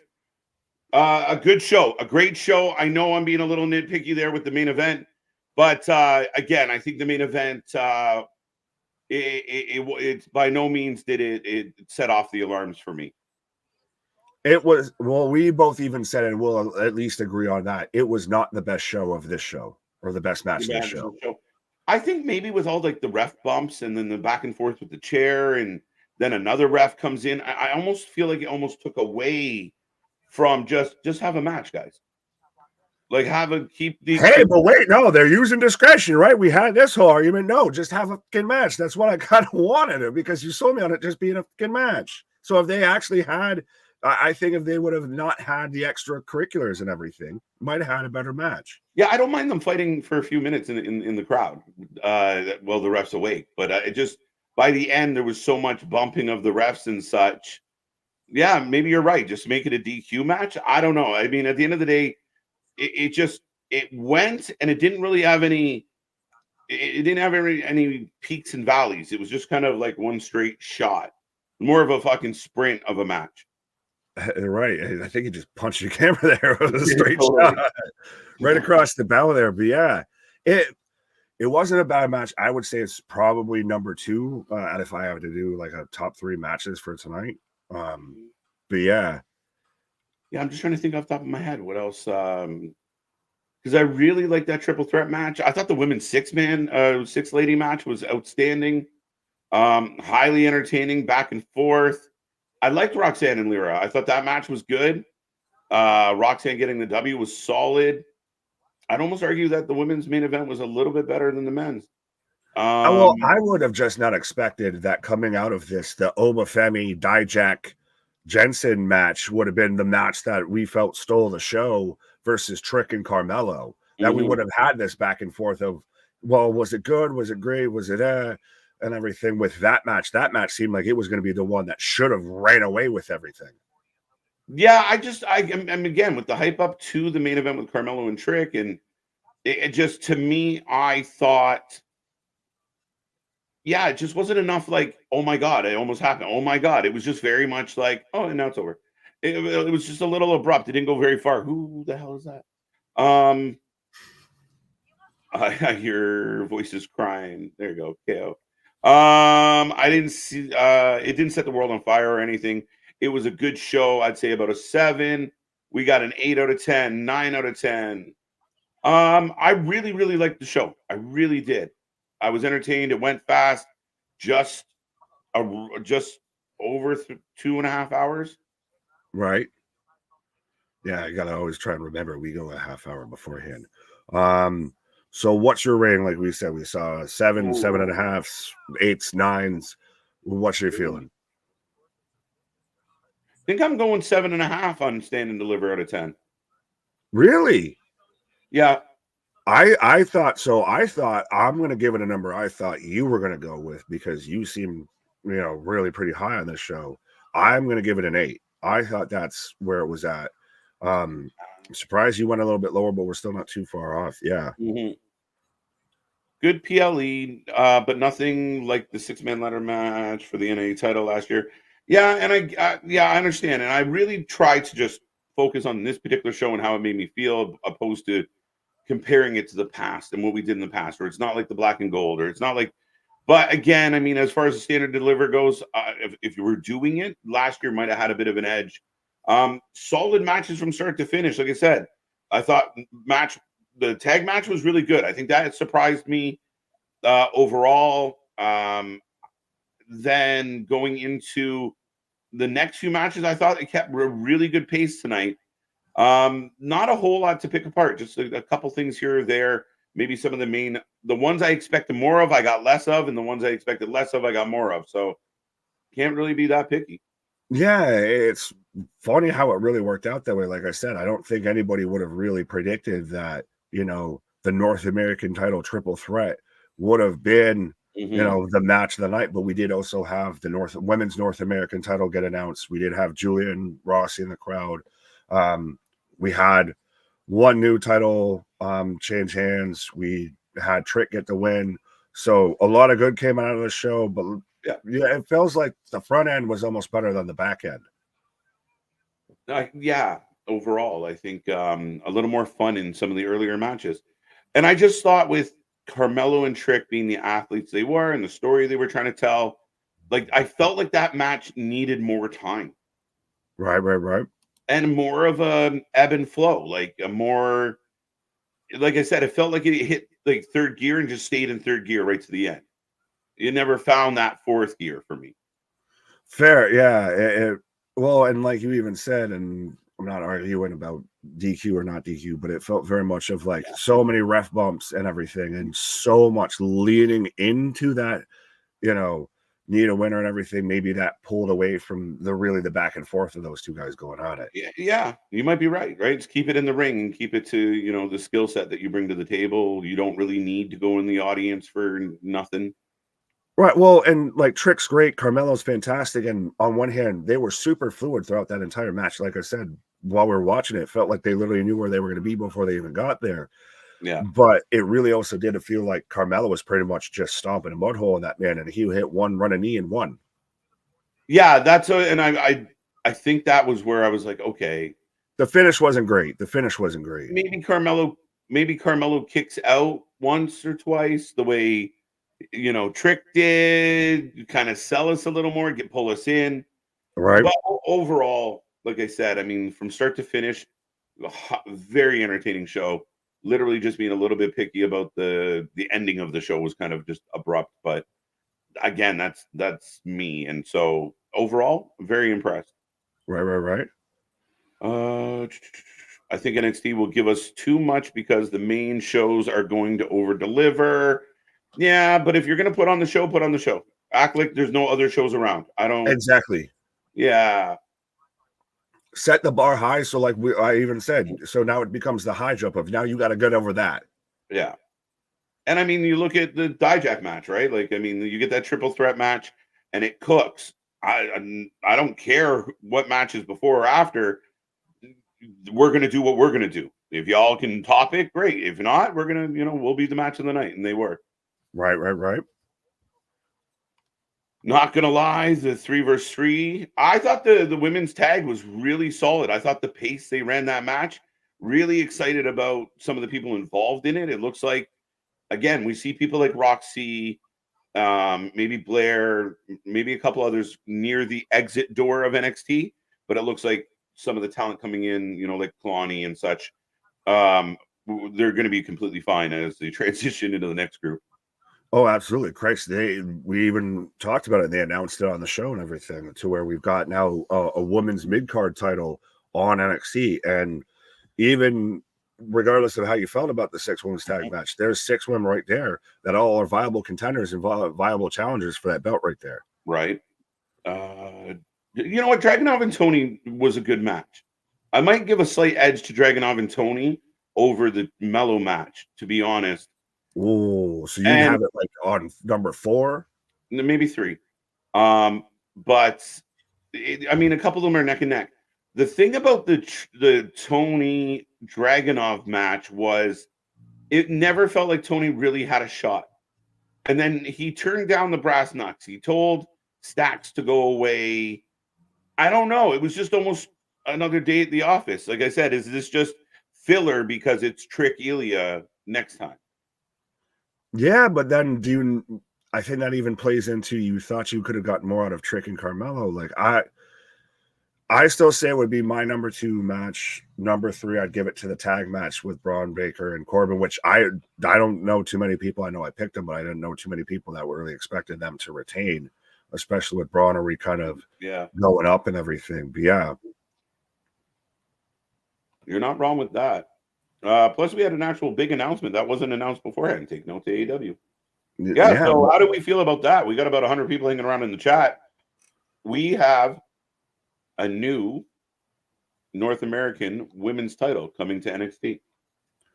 There's been a lot of discussion about a women's main card or mid-card title on the main roster. Could this be the litmus test of, well, we'll test it out here and see how it works? Or is that more foreshadowing of we might get a similar announcement, Christ, even potentially later tonight?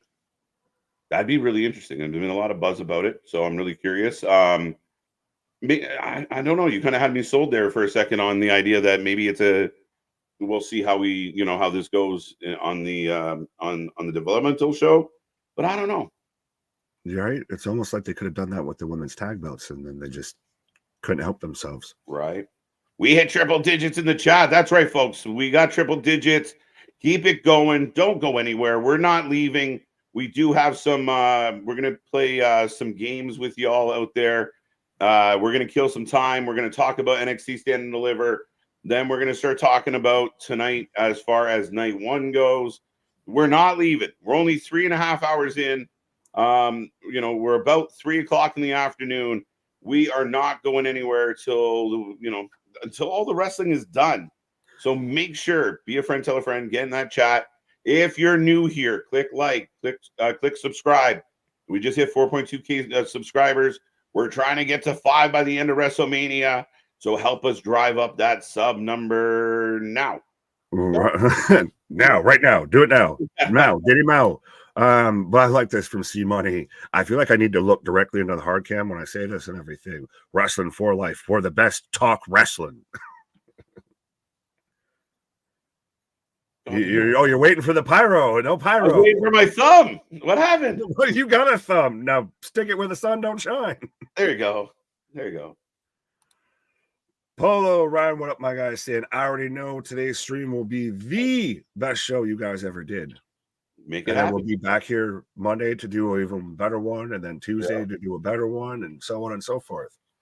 That's it. Growing by the minute, ladies and gentlemen. Right? Often imitated, never replicated, never duplicated. Get away. Gotta get away. I don't know. Stop it every day. Go. And you ain't gonna stop me. Whoa, and you ain't gonna flop me. What? Going to be a great night. Can't wait. We got lots coming your way, like we said. Is Trick gonna go to Raw or SmackDown? I think Trick is gonna take Ilya's belt first. Yeah, I think. Well, and we already know Carmelo's going to SmackDown. So think about it. We've already got Jade's going to SmackDown. Braun's going to SmackDown. Carmelo's going to SmackDown. Julia's going to NXT. Trick's about to be probably new champ here soon in NXT. Yeah, we're cooking with peanut oil here going into the post WrestleMania era. Should we start worrying about Pierce's ability to sign free agents? Right? Yeah. No, dude. I was trying to come up with a witty comeback and couldn't be as very much like KJ. Do you like the new sign, Julia? I'm optimistic. Again, Julia has history with some of the talent in WWE. She was highly sought after, talked about a lot, rumored that she was going to be here. If she is now being a part of this, again, I think it's an opportunity for her to shine and show us what she really can do. I'm excited. I really am. And I find it really funny, like another person that has a bit of an issue with Tony Khan just sitting there on NXT, like, hi, Rossi. Well, that's an interesting point. Does it become she goes to NXT, or do we see an announcement or a development of an NXT Japan? We had NXT Europe that kind of went away because 2020 was a thing, and all of that. So do we get an NXT Japan? And are you surprised, or do we potentially see later tonight, on a side note, Tama Tonga? I don't know if we get Tama Tonga tonight. I thought maybe we'd get him for NXT, but I've been wrong. Like the OC weren't doing anything. I don't know what's happening with Tama Tonga. Maybe, like I said, maybe tonight all of a sudden there's movement in the crowd, and everywhere you look, there's just Samoans funneling to the arena. There's like 1 little, 2 little, 3 little Islander, 4 like, little, 5 little, 6 little Islander. But right. well, there was even a talk a bit about Rossi going to start his own new promotion and everything once he was out of Stardom, and once they kind of told him to piss off unceremoniously. So could that be the forebearer for a NXT Japan? Because we pretty much knew, or at least had heard, that Julia and Rossi were attached at the hip. Where one went, the other was going. Yeah, Rossi has a pretty good relationship with a handful of the women that they felt like they owed their careers to him. He was a big part of it and a big influence. The interesting part for me was like, I wondered if, like, well, I'm gonna go start my other company, but the other company is NXT Japan. Like, it's, you know, a little under the wink, wink, nudge, nudge. We'll see what happens, but I don't know. How fitting that he's sitting in between Mr. Wink, wink, nudge, nudge of why he was out of AEW, William Regal there. So that whole section was wink, wink, nudge, nudge. Yeah, the whole situation. Triple H is the king of all wrestling, according to Paul Heyman. That was great though, and that was really, that whole thing was just special. Yeah, no, it was outstanding. I mean, you know, you read between the lines and you understand kind of what he was doing there. Very intelligent man, and there was, you know, there was a message behind the compliments, and it was a huge. I really like it because there was been so much talk about, you know, WWE of old and the new WWE and a new era and trying to bring back the old vibes, make wrestling cool again. And you and I have been on the journey for the whole thing. We've been here for every minute of it. Right. And to see the progression, but to see somebody like Paul in that moment really give the man the flowers and really make it clear of, this is the guy that's leading us. This is the guy. You know, kind of dispelling all that. Well, Vince is still there, and as long as, yeah, thank you, Ronda Rousey. You can shut the fuck up now. But how are them book sales going and everything? Respect right? for people. Wrestlers and book deals don't work. Just stop saying shit just to say shit. But no, that was a definitive, declarative statement. Yeah. This is the new era of pro wrestling right now. Yeah. So again, I mean, it was I liked it. I liked it a lot. Well, I think you like MDB's name here for one Ronda. Yonda Lousy. Yeah. Yonda Lousy. Can we please out there making statements of, well, I really would have loved to work house shows all the time and everything. I'm sure you would, Ronda. I'm sure when Dana was offering you, you know, no, I don't want to work Mandalay Bay. Right. I don't want to work in Vegas. I want to do it at, you know, the Apex in front of 10 people. Yeah, right. No, I mean, listen, it extends past her wrestling. I have no interest in her book for that reason, because it's going to be conflated bullshit. Watching this little book tour of just like, who can I say stupid shit about now that people might click on my fucking comments? Right. Or shit. It's rolling clickbait. Can we please? Is there something with the R in wrestling, like Ryback, Ronda? They all have that sound in their name, and they all just spew bullshit. Right. Well, there's another R, but he says more bro than anything. But yeah, that's true too. Can we please book Braun versus Gunther for the IC title and Ilya versus Chad Gable Iron Man match for SummerSlam? You know the deal. Interesting.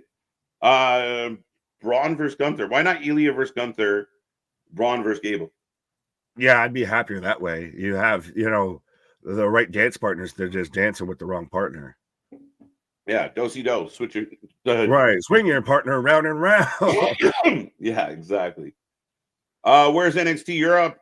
It's, you know, we talked about it. 2020 was a thing, and there was a delay, and now we'll see if they get back to it. I think that is one of their goals, is to continue picking off different areas of the world.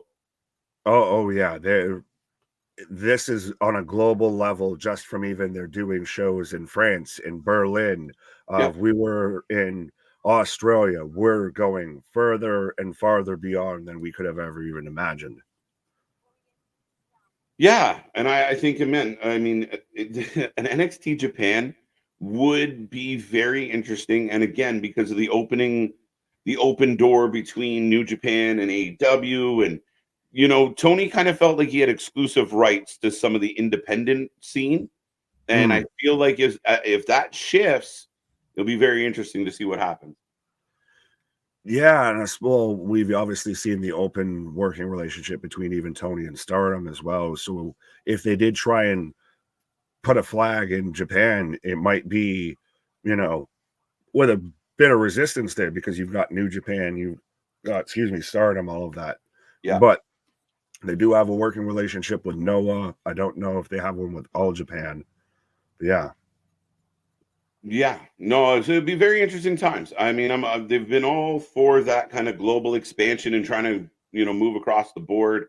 So we'll see, we'll see, we'll see. I mean, time will tell. I'm glad NXT got the women's mid card title because they're carrying the brand on TV. The women are showcased well. I do kind of doubt the main roster gets one though. I think the main roster is getting one. I think it's needed now. I think you can justify it. You can justify it, but again, is this more the litmus test to see how well it gets over and see how well it works, and can we make it work? Yeah, but yeah. Sorry, I was just going to say, but you could almost make the case that the main roster, it almost fits better than on NXT. Like, I know that NXT really prominently features their women's division, but you have stalwarts as champions on the main roster with Rhea and I'm assuming Bayley. So yeah, no, fair enough, fair enough. I think I think NXT Japan is coming soon. We'll find out. I'm not sure yet. Save Gunther and Ilya for next Mania. I'm okay with that. Absolutely. right. They deserve a big stage, and I imagine based on where they're at in their careers, they'll cross paths a few times on the main roster. Don't worry. Well, absolutely. Where is NXT Europe? In Europe. In Europe. Real Baker Mayfield. There you go. I think CM Punk could help Seth beat Drew and join Team Cody. Well, yeah. Do we get the Rhodes Ventures? Ventures like Austin and everybody, or just Austin, Brandy, Mama Rhodes, fucking everybody and anybody. CM Punk, Seth, everybody that the bloodline has drawn. Is that your training day moment that you always kind of wanted, instead of it's all the bloodline coming down of you've got the wagons have been circled with John Cena, with Sami Zayn, with Kevin Owens, with Seth Rollins, with Stone Cold Steve Austin, etc. Everybody that the bloodline's done wrong. I hate it. What the fuck? Well, I don't want to see Austin. They gotta be Samoans. If it's not Samoans, I don't want him. You sound like an angry Girl Scout cookie fan. He's got to be turned on by his own, man. And I don't want I expect to see Austin and Cena and other people at WrestleMania. I don't think they need to be anywhere near this bloodline stuff. Now, back to the original thought of, like, could it be Punk? I don't think so. If anything, Punk and McIntyre might have an issue. Maybe Punk somehow causes Seth to lose. I don't know. A lot to be told there, but yeah, I don't see Punk joining Team Cody. No. I feel like especially if it comes down to him winning the championship, maybe the tag match, I'm fine if you overbook the shit out of the tag match. Do it. Just let loose. If it comes down to Cody winning the match over Roman, he's got to do it on his own. It's that we've even talked about why Cody and Seth are probably going to win the tag match potentially, because it needs to be that one-on-one. Roman and Dwayne could win it because you need to stack the odds there. Counter my own argument in my own sentence. But yeah, you really got to make it, definitively Cody won this. Cody pulled, went through hell, fire, and brimstone to pull this out. Yeah, again, I think that's what you want to do. You want to stack it all, stack it all, stack it all. Plus, it does open the door for the run-ins, and The Rock comes down, and maybe The Rock goes to help Roman, but accidentally clips Roman, or maybe there's something else that happens. Does Seth come down, and you think he's there to get Roman and to help, and he gets Cody? Who knows? Does Jimmy and Jay rebond as brothers after their big match? And Jay decides to help, the bloodline again. Layers, folks, layers. Yeah, but like to a little bit of with your point, if it's like a Stone Cold hits the stunner on Dwayne to help Cody win, and you have him raise his hand, it really kind of takes away from what Cody accomplished a bit there. I agree. I think and I think you and I talked about this before, where if Cody is to win, I'd want him to win it clean and direct. And the peripheral people that get involved in it, if anyone does get involved, they're there to clear the path, right? It's like the old movies of like, they hold back the bully's friends and you get the one-on-one with the bully, Yeah. That to me is okay because Roman's always had that in his back pocket. Ask the fans out there, why does Roman Reigns win matches? Well, because of his friend and family. It's stupid. And that's how it goes. So for them to get neutralized and Cody to be able to actually get his hands on Roman, but then that might mean they win tonight. But I don't think so. Well, and it brings up even a point that Cody brought up on, his interview and everything of he said how he feels Roman almost even wants it to be a one-on-one match. So you can't say that, well, it's just Solo showed up and, got involved, or Jimmy showed up and did this, that, and the third, that it was truly one-on-one. And that is a definitive, again, declarative statement of if Roman wins, and I think he's going to, I am the greatest to do this because I beat you clean, like clean and official, like a referee whistle. Yeah, exactly. Like, and not only did I beat you clean, I had to jump through a whole bunch of hoops to get it. Took me a year to get back to you. I had to deal with your fucking annoying cousin who thinks he's in charge of shit. Like this was a trek to get here and I've earned it. I deserve it. Yeah, it fits. It could definitely be the case.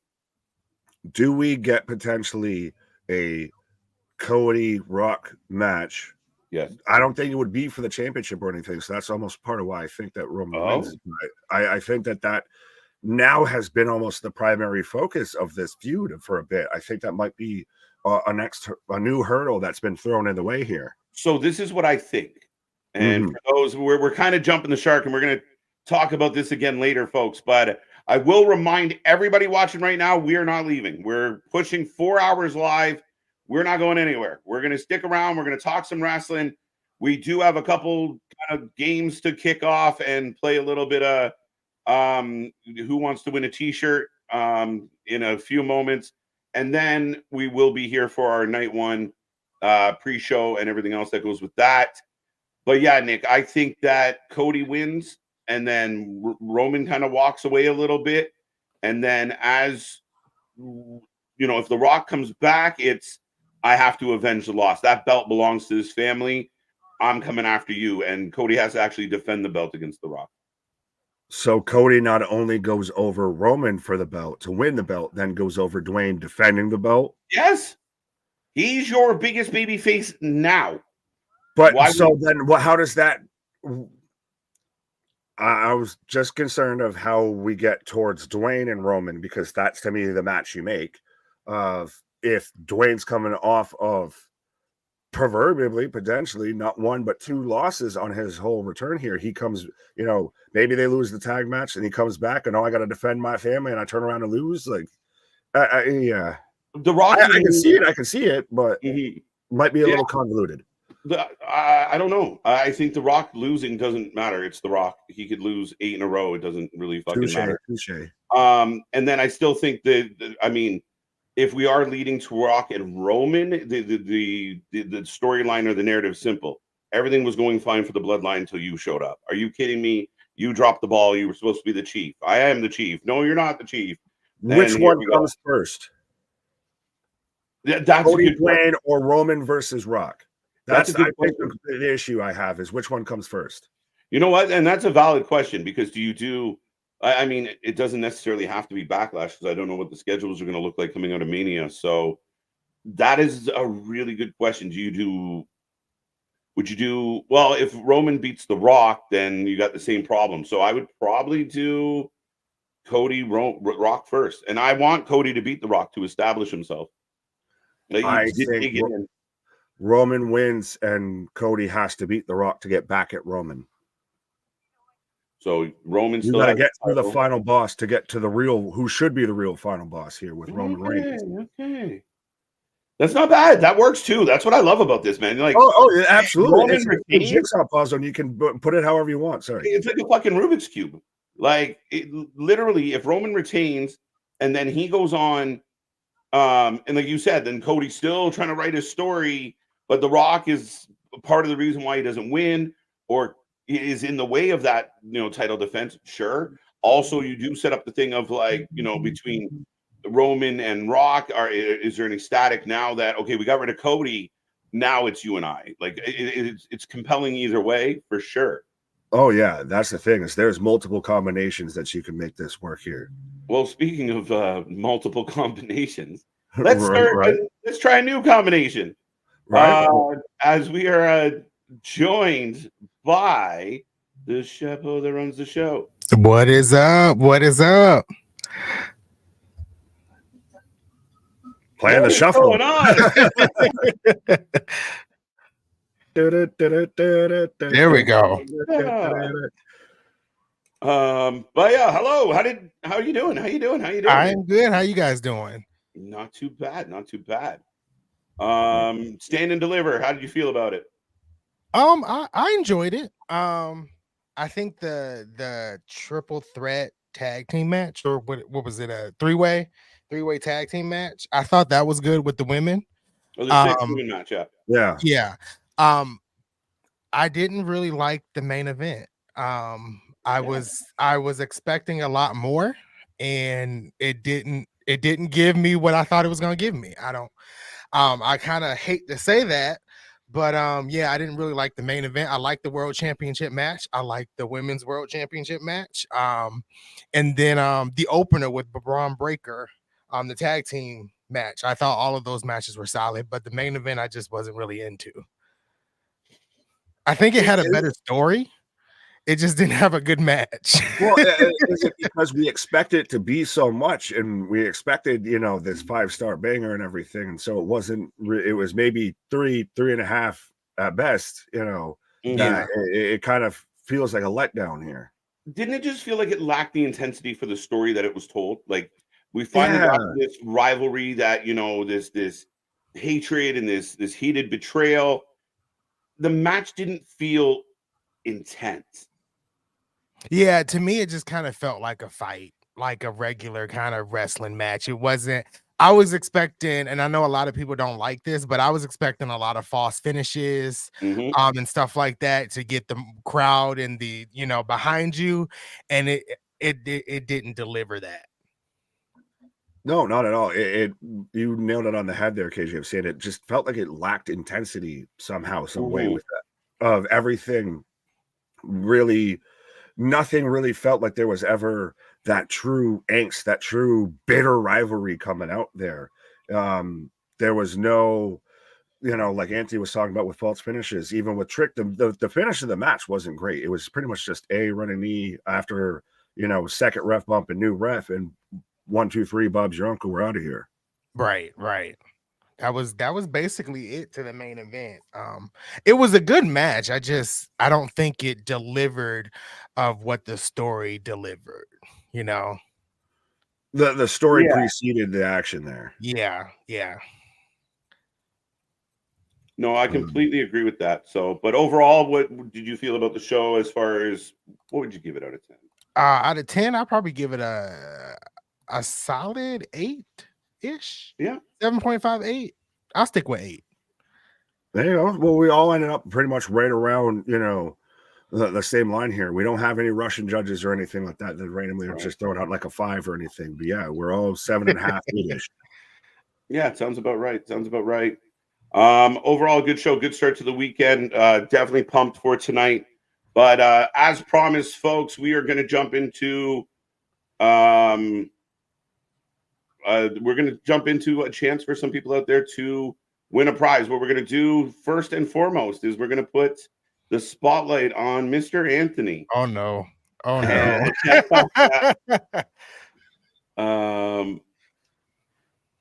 Sorry, I'm trying to multitask. Not my. No, you're good. But yeah, so what we're gonna do here is we're gonna go with name that tune essentially, but name the wrestler based on theme song. And then how we're going to run it is the first 5 names that I see with a correct answer in the chat will kind of garner points. At the end of all the rounds, we'll pick a winner and you get a t-shirt for your efforts. But essentially, Anthony is going to sing a theme song. When you think you know who owns that theme song. So we want to know what wrestler uses the theme song that they're singing. I don't care what the artist is, what the lyrics are, or what the name of the song is. We want to know what wrestler rocks that theme song. If you're, like I said, you put your name in, I'll try and add it up. We'll wait to the end of the night probably to tell everybody who gets what. But that all being said, we're going to have fun with this. Remember, we don't have to get too intense. And we're going to be blessed by the vocal styling of Anthony. All right. But let me line it up. And just to be sure, Anthony, are you going in the order in which you sent them to me? Yeah. Okay. Hallelujah. We were talking about it. Which I don't remember the order I sent to you, but yeah, I am going. All right. Let me pull up. It might be a surprise to all of us, folks. Right. So, anybody have any questions about the game we're going to play? Anybody? Spoken like a Bueller. So, yeah, we're going to bang it out. And then, yeah, as soon as you think you know it, put the wrestler in the chat. If you're one of the first 5, you'll get a point, and or maybe 10 points. I'll figure it out. Right. And then, yeah. Is it only songs? It's WWE, yes. Yes, it's all WWE songs. I'm not going to trick you with a TNA song. You're not going to do that. Right. He's going to start just, singing Jane and everything. Anthony, you're going to start singing like Jericho. Oh. What I don't know about that. Your favorite. Now, remember, Nick, don't give away. I know. I can't sing. I might as well just put myself on mute with this. Your favorite match from Stand and Deliver. I think my favorite was definitely the triple threat for the North American title. Yeah. Obafemi, Dijak, Brooks Jensen. That was a good match. And especially for it being a triple threat. And we've talked about, at times will kind of poo-poo it because it becomes just pretty much, just a 2-person match with 1 person sitting at ringside. But yeah, that was really a lot of catch you off guard of where got Dijak and Oba on the barricade, and all of a sudden Jensen puts Oba through the barricade, shit like that. Yeah, I thought the misdirection was real well done, because a lot of times, again, you get like 2 guys focused, 1 guy takes a nap, but there was a lot of moments, especially with the camera angles and stuff, where you were surprised by the 3rd person coming into the mix, and I thought it did real well. Yeah, the match ended with goddamn Oba just coming out of nowhere like the claw and just choke slam. Right. Okay, wait, I'm going to switch this up. We're going to play a little musical chairs because that. There we go. I wonder if I could just. Why didn't I just do that? I don't know. I didn't know I could. I'm learning. Learning. People are guessing songs already. This is hilarious. Past and present WWE talent, by the way. This sounds like fun. Yeah, and then we might do a little bit of, depending on time, we might do a little bit of guess the wrestler by emoji and give another t-shirt away as well. Sounds so fun. We'll see what we can accomplish in the next little bit here. But Anthony, we are going to kick off round 1 if you're ready, sir. Yeah, you need like a drink of water, some salsa. I got the list up because I couldn't remember what I sent you, but I got the list up. I did send it back to you just in case. And then I'm good. I think I'm good. I got my earbud in, so I don't sound like I'm off key. But yeah, I'm good. Wait, there are keys? I didn't know there were keys. I've been locked out for days. What do you mean? Right. All right, ladies and gentlemen. So wait. Name the wrestler based on. We got graphics or anything, or it's just like this? Oh, we got reveals. Okay, you got reveals. We got answers to the test. So all right, so y'all just waiting for me? Yeah, you're the floor is yours, sir. All right, here we go. What's that munching in my ear? Perhaps the end is drawing near. You never hear the shot that takes you down. Now your dreams are memory, seems more true from far away, just like smoke that fades and makes no sound. Out of time, so say goodbye. All right. Come on, folks. I got one. Rikishi, I don't think that's right. Orton, I might know. That's the doozy. We got one. Orton, Drew, that's it. McIntyre, Daniel coming in third. Right. So Drew's old song. Yes. I was saying Drew earns. So there you go. There's our first 5 on the first round. I'm probably going to step away for the second round, but there's your answer, Drew McIntyre, ladies and gentlemen. Everyone give Anthony a round of applause. Bravo, grazie. Benissimo. All right, back to the reset screen, and we're on to the next. So, and actually, yeah, go ahead. All right, you ready? Okay. Whew, here we go. How dare you try to go against the glorious hun? I slaughter you, son. It's over. The story is none. You can be number 2, but I'm second to none. What you forgot, Queen Bee's notorious one. Baby, baby, baby, baby. I'm the creme de la creme, so you can never play me. See, I'm more than a lady. I'm more than a lover, more than enough for you. Please try to understand that. I'ma stay at the top. I'ma stay at the top because I don't give a damn. It's all good, baby. I tried. So sorry. When you said notorious, came back with the babies. That was the only thing that ran into my head. Let's see what we got. Guess wise, Mark Henry. That's not accurate. Stephanie McMahon. No, I don't think. I hope not. Lady B with some claps. I like it. Stephanie McMahon. Oh, look, there you go. See money jumping on it. There you go. So should we reveal the winner on this one? Is this where you're going to disappear? Oh. Totally knew I was going to do that. This is where I'm going to Right? There we go. So yes, it was one Trish Stratus. Of course, one Canadian shows up, another Canadian goes away. And then we get the Trish Stratus in there. Right. Yeah. So Trish. Yeah, everybody's showing up right after the reveal. Trish. But yeah, I mean, not a bad show with it being potentially Steph. I mean, it did kind of halfway fit there a little bit. But yeah. It could have. It definitely could have. Very much felt like it could have. But yeah, so we're 2 in so far. How the vocal cords holding up? So far, so good. I'm well, how I did with Trish Stratus because I was kind of shaking about that one. Well, you went from straight up singing down there just spitting them hot bars out here. This man's spitting super hot fire out here. So we are on to round 2.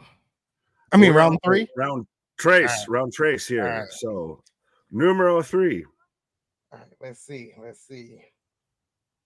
All right.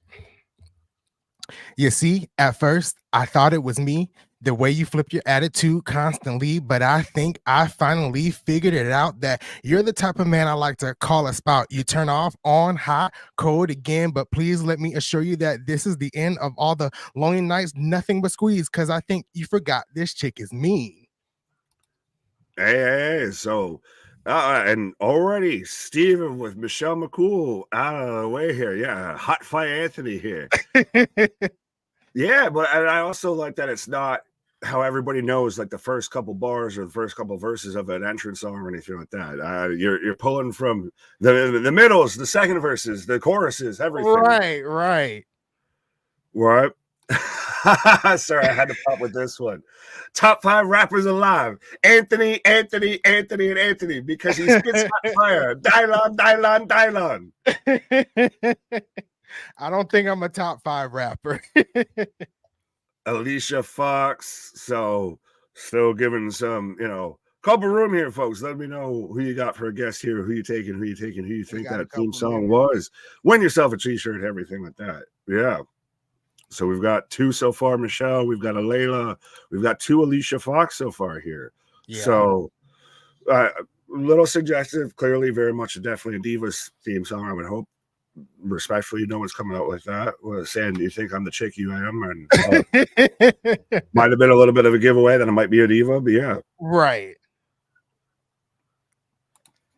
Fucking hell, that popped me. He didn't even know. He didn't even need to walk to get cheesecake. Kelly. Well, Brandon's apparently on a day late, a dollar short here. He's thinking that was dreams. Not quite.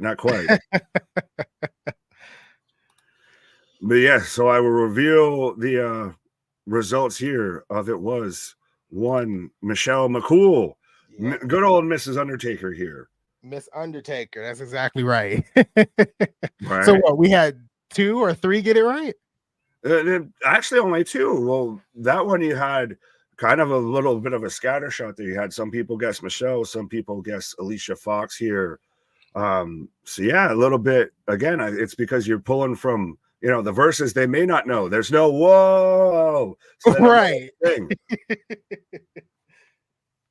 All right, I'm surprised some of y'all are getting this. I'm happy about that. I guess Google's a thing. Google's a thing too, though. Right, yeah. Google is they've got what is it? What's the goddamn app that I can't think of it right now too, where you can sit there and just you'll be singing, they just Shazam. There, yeah, it sounds close enough. They're like, "What is this?" And it just tells them the song. That's true. If it can tell your voice, yeah, and what you're singing, yeah. So we're on to round 4, I guess. Yes, sir. On to the next one. All right, here we go. The wonder of the world is gone, I know for sure. All the wonder that I want, I found in her. As the whole becomes a part, I strike to burn, and no flame returns. Oh, if there was one that was hard for me to not sing along with, it was probably that one. But instantly, boom, boom, boom, out of the gate. Kane. Yes, my favorite. That's exactly it. Every intuition fails to. Yeah, I don't need no lyrics or nothing like that to know that one. 100%. Hellfire and Brimstone. Good old Kane there. Good old Glenn. I'll be the backup vocals. Shoot, ba-doop, shoot, ba-doop, ba-doop, ba-doop. I mean, a lot of people came real quick. Yeah, that one I think is I kind of know there a little bit there. So yeah, it became who can type it the fastest there. So yeah, that was very much Kane, and that was post mask reveal and everything. Post I'm not burned, I'm just scarred. Crushed the clown hairdo Kane there, where he came out with, the towel on his head and the chains and everything. Right. Look at Boston Gamers comment down here. Karaoke, what did I just walk into? You walked in to name that tune. Someone's gonna win a t-shirt. But yeah, that's what you walked into, Boston Gamer. Absolutely. So we are taking the first top 5 for everybody that gives a prediction or gives a guess as to or correct guess, I should say, for the theme song that Anthony's singing here. But absolutely 100%. It's a whole WrestleMania weekend going on here on the channel. We ain't going away. We ain't stopping for nothing. We're already 4 hours in here, already just watched Stand and Deliver here. So 100%. We're giving away some prizes. We're treating this like it's the goddamn holiday that it really needs to be, that it needs to be observed as. So 100% be a friend, tell a friend. Absolutely. We'll be going all the way until WrestleMania, past WrestleMania. I don't know if we're going to stop. We might just go into night 2 altogether. I don't know. Well, and again, as I don't know if I'm going to throw you off here, but I'll cut it off real quick for half a second. But like we talked about this a little bit earlier of even how right after WrestleMania, we go right into the Raw after Mania, we go right back into NXT. The story don't stop. It's a 365-degree day grind. I can say words. But 100%, yeah, this whole wrestling story keeps continuing on here. Absolutely. Just like Triple H said on that interview the other day, he was like, as soon as WrestleMania is over, they are handing me the script to Monday Night Raw. So it's never ending when it comes to the WWE train. Oh, absolutely. And now, how do you feel about the talk about this being the Triple H era, the Renaissance era, that, you know, this is potentially also, and Hunter even said this, of we're just getting started here. We're about to burn this sucker down. We don't need no water. Let the motherfucker burn. So that this is very much just the start of a new era. And even like with, I know you probably watched it, but you weren't here, but with like the Hall of Fame speech to where Paul Heyman specifically pointed out that this is due to Paul Levesque. Yeah, I definitely want to talk about that for a quick second. Go ahead. Paul Heyman's Hall of Fame speech was probably the best I've ever heard. I said it was the Undertaker's, what was it, last year, the year before last? I don't remember. The TED Talk? The TED Talk. I thought that was talk. great, but Paul Heyman, he hit it out of the park last night.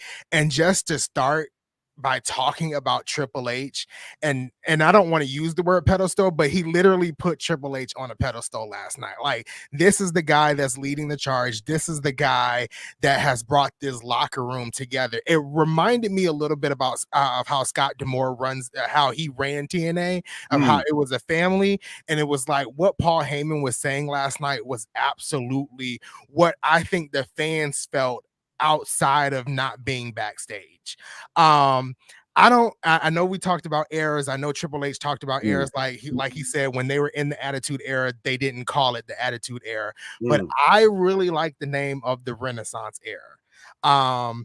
Because Michelangelo, Donatello, all of that. Yeah, I really like that. And just for Paul Heyman last night to give Triple H his flowers, like this, Triple H brought WWE into the new era. I just really appreciated that by Paul Heyman. Does that not feel, though, like very much a declarative statement for all the naysayers and warriors and everything? Well, Vince still has his finger in this. Well, Vince is still doing that and everything. And I know he's the man who shall not be named. He's the Voldemort of pro wrestling now. But to really have it be that declarative, definitive statement of this is now the Paul Levesque era, for at least right now, we can run with that, of pro wrestling, to pick up the pencil of this company, to, you know, be this passionate about it. Yeah, absolutely. That was the statement last night. And if you're gonna have somebody make a statement like that, it has to be someone like Paul Heyman. That was for the naysayers, the doubters, anything. This is Triple H's WWE. Vince McMahon is no longer involved. This is the guy that's running the locker room. This is the guy that's running and creating the storylines. And this is the guy that's going to lead WWE into the future of professional wrestling. I even like, in a sense, it even, when Paul Heyman used the words like professional wrestling, it was like, I don't want to say we're moving away from sports entertainment. That's always going to be a part of WWE's identity. But I feel like with him saying that, it's more of going to be of a wrestling show with that storyline, base driven, Triple H at the helm. I don't think it's going to be a lot of this soap opera things. You know, at times it felt like WWE was turning into One Life to Live and General Hospital and all those other ones that come out on daytime television. But I think it's going to be storyline driven with a lot more professional wrestling. And I think we really saw that. I think it was either last Monday or the Monday before that with Ricochet and how well he performed it. Like, he wrestled with no restrictions. And I think that's what we're getting to. The gloves are off, and he's really letting the performer shine through without having to overwork and overbook and fucking complicate. There's a reason they're signed there. There's a reason they're there. Go let them do it. Right. Now, continuing talking about the Hall of Fame, how did you feel about the moment that we got with Bo Dallas and his sister out there with Mike Rotunda and Barry Windham out there? And we had very much the Fireflies out there. We had a bit of a tribute to Bray there. So I really liked the moment. I thought that was great. I really like how they mentioned before they even got into the induction and all that, how they mentioned Bray Wyatt from the start, how his Taylor and his sister basically said we can't go forward without talking about Bray Wyatt. So Right. I really enjoyed that. I really think that should have been, since Paul Heyman wasn't the main event segment, I really felt like that should have been the main event segment. I really thought it was when Paul Heyman went first. I was like, oh, they're gonna give the Bray Wyatt and his family their induction very, very last and like send it off with the Fireflies at the end of the Hall of Fame. That's what I was really excited to see. They didn't. They did it in the middle, which was fine, but I loved it. I loved the little tribute they gave last night. And I hope this is like I don't know if it's going to be next year's WrestleMania, but hopefully, in a few short years we'll get Bray Wyatt in there as well. Yeah, I could see that potentially happening next year. I mean, I know we've talked about it and a lot of people wanted it this year. The layout of the order of who went in and who got inducted at what times was a little interesting. I was out here theorizing that, well, they're saving The Rock's grandma for last because they're going to make it an angle going into WrestleMania or something out here. But yeah, it was surprising, A, that Heyman went on first, and B, you had the tribute to Wyatt, and it was kind of in the middle of the show, but I think that it really kind of hit a little bit. It was really nice to see. Yeah, it was really, really nice to see last night. I mean, the majority of the Hall of Fame was very, very good last night. I even, liked Bull Nakano and her speech. I like that as well. But yeah, all in all, I really enjoyed the Hall of Fame last night. Right. I don't know if I can fact check this. If someone wants to let us know, they just unveiled a Bray Wyatt statue at WrestleMania World today. Oh, that's interesting. Well, then MDB also points out the Renaissance era makes the most sense. During the Renaissance era, the Mona Lisa and the Last Supper was painted. We're seeing that in pro wrestling right now. Right, absolutely. And I think Renaissance, and I might be wrong here, but I think that means like restart. I think. Yes. And I think if we're going to use that, it's perfect because we are in a period where it seems like we are restarting WWE from the ground up. You're seeing people come in with the names they used outside of WWE. They're not changing them. In this case, like Julia, Jade Cargill, and the list kind of goes on. I could even expound upon that of saying that, well, the Renaissance era was very much just a reinvigoration into all the arts, not not just painting, not just this, not just that, very much across the board. And I think we're seeing that in pro wrestling as a whole. I mean, Christ, we've been here live covering every damn wrestling show that we can physically out here. And every show has been a great show, had great moments, had this big crossover, like the Forbidden Door is gone. That's been blown off the fucking hinges all the way around here. So we're truly seeing, this whole movement of, again, I know I keep saying it, but wrestling's cool again. Wrestling's getting brought up on, nighttime talk shows on ESPN, at the Emmys, this, that, and the third of pro wrestling is pop culture again. Exactly. I even know, from like, people that don't even watch wrestling, like when Jade Cargill stepped on the scene a couple of months ago, I would say, I think it was the Royal Rumble when she really made a debut. I had friends texting me that doesn't even watch WWE, doesn't even know what WWE is. And they were seeing Jade Cargill on their social media pages. And they're like, who is this? And why do we need to watch it? Right. I will ask this one last question before we can get back to the song singing and the guitar picking here. But Jobson's saying, any surprises predicted tonight? Do you have anything for night one?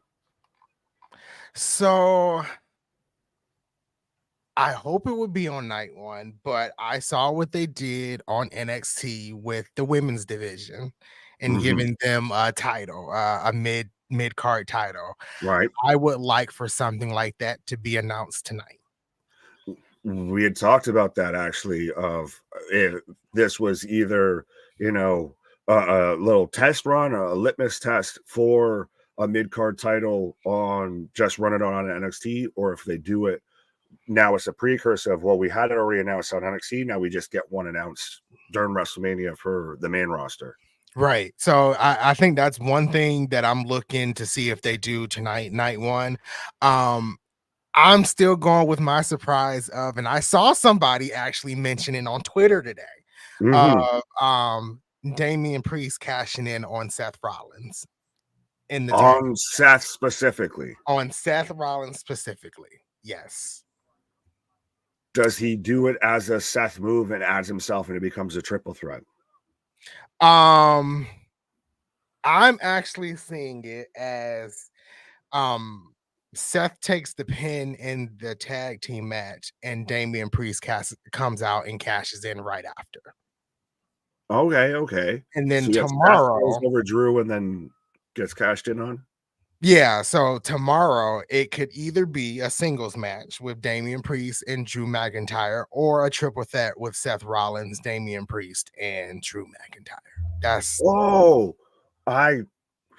my head. You're talking about it during the tag match? Yes, during the tag match. Sorry, again, over my head here. That's really interesting. Well, I guess my surprise would be, and I know me and KJ have argued about this, and I don't know your opinions, I think this tag match is about to be the most overbooked and great thing at the same time. This is going to be fucking Infinity War, and tomorrow we get Endgame. This is going to just be the Rhodes Avengers show up here. We're going to have this guy, that guy, and the other guy all show up. Yeah, I feel like it's definitely going to be overbooked. I feel like Brandy Rose might somehow get involved. I don't know. I feel like she's going to get involved. Her just talking, because she's kind of annoying when she talks, would even, suffice. I think it's going to be heavy with that main event with a lot of overbooking, and I want to see it because I rather this match be overbooked than the Universal title match tomorrow night be overbooked.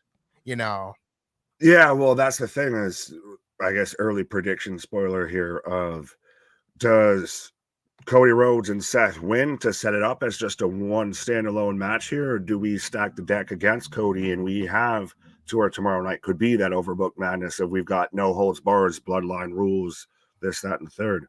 Now on my predictions, I do have like the Bloodline winning tonight and Roman winning tomorrow. But if I'm talking about being overbooked and I don't want the match tomorrow to be overbooked, I would rather see maybe Seth Rollins and Cody Rhodes take the victory tonight. I don't think it's going to happen. I really don't. But if I want tomorrow's match to not be overbooked, Seth Rollins and maybe Cody Rhodes take the victory tonight. There you go. Well, Mike, agreeing with you. Nice shout out for the cash in. I love it. MDB, I want it to be overbooked. Priest cash in. Judgment Day turns on Damian. Drew joins Judgment Day. Ooh. Perhaps. Now, what about one Maxwell Jacob Friedman? If you talk about a surprise, that's a surprise. We already had one earthquake in Jersey, not quite Philadelphia, but close by. So we might just be preparing for, something like that. Because if MJF walks out at WrestleMania, I mentioned this, and I'll ask your opinion, and I'll ask the chat's opinion before I swear we'll get back into the song singing. If MJF shows up at WrestleMania, is it equivalent to the Hogan turning heel and joining the NWO? Of one of those, it will be one of those moments of, it'll be a seismic shift. See what I did there? Okay. In pro wrestling, that'll be a moment. That's a where were you moment. Yeah, absolutely. I think that would be like where were you moment. That exactly what you just said. If I was booking it, I would have Cody Rhodes lose night 2 against Roman Reigns. And as Cody Rhodes is, and I'm just picturing John Cena when he lost to The Rock the first time. Cody Right. Rhodes is on the ramp. Seems like, you know, all hope is lost, right? And you hear MJF's music, and he marches down the ramp, passes Cody Rhodes, and it's Roman Reigns and MJF face to face to end WrestleMania. Just Cody, you get to the back of the line, motherfucker. That's what I'm thinking. If you bring MJF in, that's what I'm thinking. Fair. Now, could it also even be you do it the night after, and you have potentially, and this is going against my own prediction, but you have Cody Rhodes celebrating on Monday Night Raw, and I've got a new champion, I know challenger, da da da da da da da da da da da da da. Ah, yeah, I would like that as well. And you're in the prime spot to AEW is big enough where you can get that pop in WWE from like an MJF. So either way, like I can see it happening with MJF. Now, is it AEW's big enough or MJF's big enough? Because we were talking about the Pat McAfee show and everything. Mm-hmm. I know we mentioned a few times here and there, but there were two wrestlers who got chance during that whole show, especially while Triple H was there. One was Trick Williams, and the other very loudly, and they very much didn't run from it, didn't hide from it, and acknowledged it, was MJF. So your question is it MJF? Yeah, I think MJF is more over than the other three letters there. That it could be more because it's MJF, not because of where he was. Yeah, absolutely. I definitely can agree there. MJF is more over than AEW. You can even tell that with him being gone, because to me, it hasn't been the same since World's End, since he lost the title, and hasn't been on AEW television since. He's definitely outgrown AEW, and he's bigger than what AEW could offer him in terms of presentation, not money. Right. MJF sucks. Boo. Could you imagine the pop that would get out? Oh, I'm telling you, I'm gonna be in cardiac arrest, so I won't hear it. But speaking of rest, let's get back to the song singing and the guitar picking. Sure. Yes, are you good? Are you ready? Are you ready? I am. I think I'm ready. I forgot what is the next song. Okay, yeah, that's the next song. All right. So again, folks, coming back out of this discussion, let us know. Anthony's singing a song. Give us your prediction as to what wrestler used this theme song in WWE. All right, here we go. Whew. And now I feel like I'm alive. Don't know just how I got so low. These voices in my mind tell me it's killing time. And it's a thrill I can't describe. What do you see? Man's leaving it on a cliffhanger there, because I feel like there was very much a little bit of a tease there, a little bit of everyone's waiting for that one little bit there. It's like that when you get that earworm of a song of, yeah. I know what you're singing, but I can't tell what. Exactly. We got an RKO, an RVD. It's somebody with three letters. Jimmy Wang. RVD, RKO. Batista. No. But yeah, very much, like I said, spoiler alert, and fitting, we were just talking about somebody with three letters, and this is very much a three-letter guess here. Right. It's definitely. And you type in more than three letters, just stop and just send it. Is it more of a metal song? Yeah, I just can't. Are we going to give it away, or are you just teacher? Let me know. Randy Orton, but it's MDB. Close, but not quite. Yeah, no, it was RVD. The fear I see in the back of your mind makes me believe I'm one of a kind. Well, we saw him, Tommy Dreamer, Bully Ray, all of that very much acknowledging we had that, dose of extreme last night with the Hall of Fame here. Right. We had some TNA faces there with Tommy Dreamer, even though he was, ECW, but Tommy Dreamer is still an active part of TNA. So that was cool to see. I thought there was somebody that I missed. I was like, did Giselle Shaw show up or something like that? Jordan Grace show up? I know we had Keith Lee there, but yeah. Oh yeah, which was kind of like how it was played out was kind of cool. I don't know. He's just like, help me. He had help me eyes of just get me out of here. Like, get me, help me get back here. Man, looking like he's held hostage. Damn, Anthony, you got to give us some oomph in these songs. Nah. I'm trying the best I can, man. I'm trying the best Listen, I can. Mans is out here doing way better than I could ever even try to do. Like I said, this man's making sure he's on key and on pitch, and I didn't even know there were keys. Yeah, definitely got to make sure you're on key because right there. Yeah. Oh, man, Copa. Sorry, I couldn't hit the cough button. But yeah, I had to mister, get me out of here.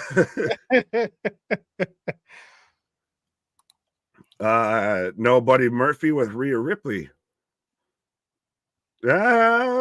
Interessante, but I mean, I think they also kind of very much knew that Rhea was going to be focused, and I don't know if they really wanted to have focus that way, respectfully. Right. Yeah. Now this is just turned into Total Request Live of Sing HBK. Can we do song requests? Maybe next year we can think about doing song requests. Right. Yeah. I have to send a super chat and everything like that, to do a song request here. We'll have to, look up the words, or maybe Anthony knows the words to Texas Ranger and everything with that again. I know a little bit of the words of Texas Ranger. Well, trust me, that helps because I got asked to sing it and I didn't know none of it. So there we go. But yeah, so real quick, I've had Alexis bringing up how Jonathan Gresham's signed with TNA here. Yeah. How you feel? Well, we saw him on Thursday in a little backstage segment, kind of just almost expected he was there. But yeah, I'm surprised they announced he signed. Yeah, the last time, and I think we talked about this on Thursday, the last time we saw Jonathan Gresham, he was talking to Tom Hannafin. I think that's how you pronounce his last name. And it was giving a, like, I think I'm a step away from TNA. That's kind of what it gave. And we hadn't seen him since. So for him to show up this past Thursday night, I think a lot of fans that watched TNA were quite surprised. And the way they presented him was like some type of conference room type meeting. I don't know what they're doing here. I know they'll expand over the next couple of weeks, but I'm happy to see him back with TNA, back with Jordan Grace. I don't know if anyone knows, but he is married to Jordan Grace. So them two together in the same company, I love to see it. I think both of them, eventually when they depart from TNA will be great in WWE, especially Jonathan Gresham in this new type of era WWE is doing, but I'm glad he's back. Oh, absolutely. And now think about it. You're top of the cards, Josh Alexander, Jonathan Gresham, and Alexander Hammerstone. Yeah. Right and Nick Nemeth and Moose. Right. Yeah, absolutely. You're now just adding again depth. And that's one thing we've talked about with WWE, has TNA's still developing that, and surprising that post the Scott D'Amore era to where we thought they might have been tightening the pocket strings, they've now re-upped Josh Alexander, signed Hammerstone, and signed Gresham. Right. And one match I would love to see with Gresham is versus Nick Nemeth. And give me those two in the ring. I don't know when you do it, but do it. I think that's a match for the ages right there. Right. And well, even Keyshawn saying Gresham looks like he got a little swagger now and everything. Yeah, absolutely. You gotta act like you got some pockets in your Playboy. Anyway, I tried to say words. I swear I can do it. Well, and see, we asked for words, and everybody's now sending out the lyrics for the Walker Texas Ranger theme song. No, not happening. But Mike reminding everybody again, like, join, subscribe. Let's do it for your streaming champion, your YouTube tag team trios champions of the world. Right. Like, share, subscribe. We'll be here all night long. That's not the next song. That's not the next song. Don't give a guess. No one used that as a theme song. But 100%, we're on the road to 5K. We've already passed the 4.2K vibe here. Absolutely. But How you feeling, sir? Are you good to roll on? Yeah, I'm good to roll on. I am pulling it up now. Right. Let me see. As I do see, though, we have crossed 118 likes on the stream. We're at 4.21K subscribers. I see about 70 some odd people right now kicking it with us. So if you haven't done so already, be a friend, tell a friend, like, share, and subscribe. What? I am ready to go when you are. You're the one singing. I'm just the one right. pretending to. All right, here we go.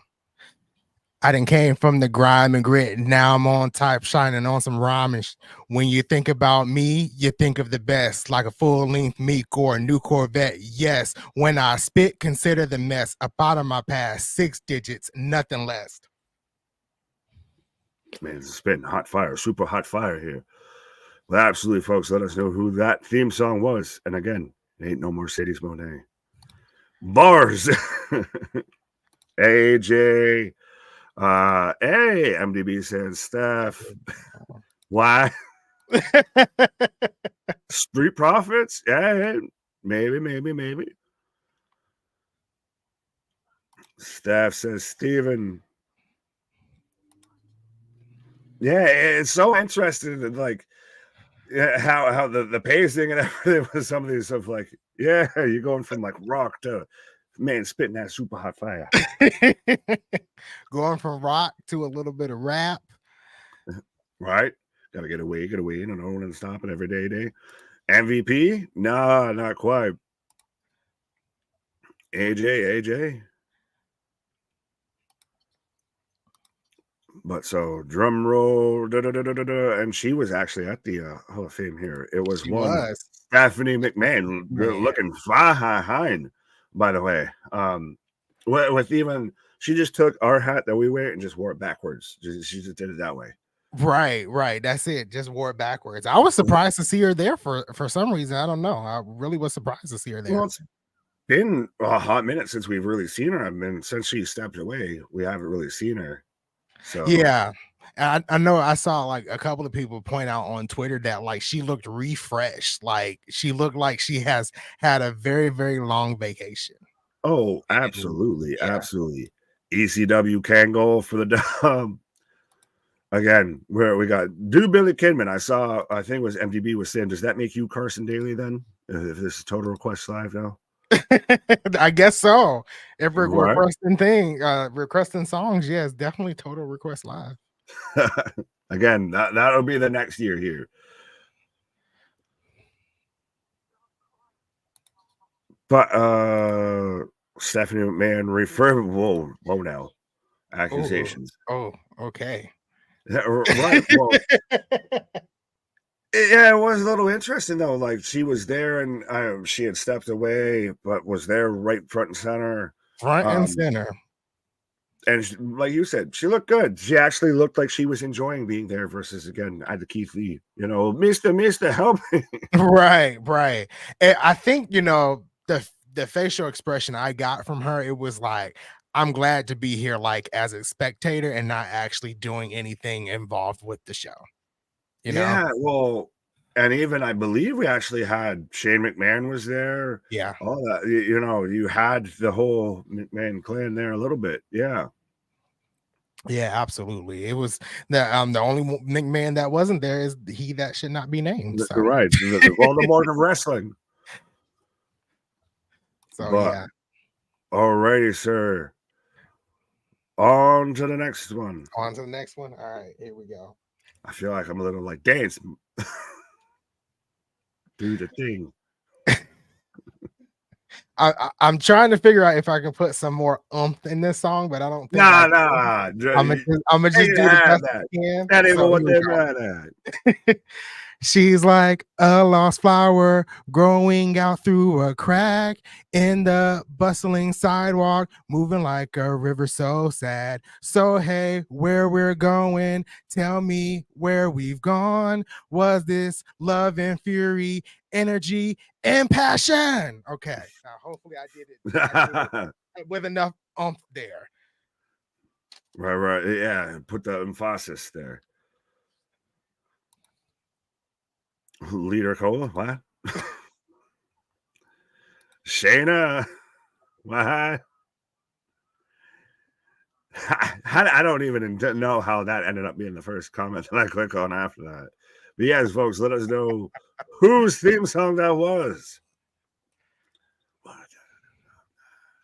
I had to catch myself. You were about to go. You were about to. I was about to. Go. Well, I don't know lyrics of it. I just know noises that it kind of sounds like.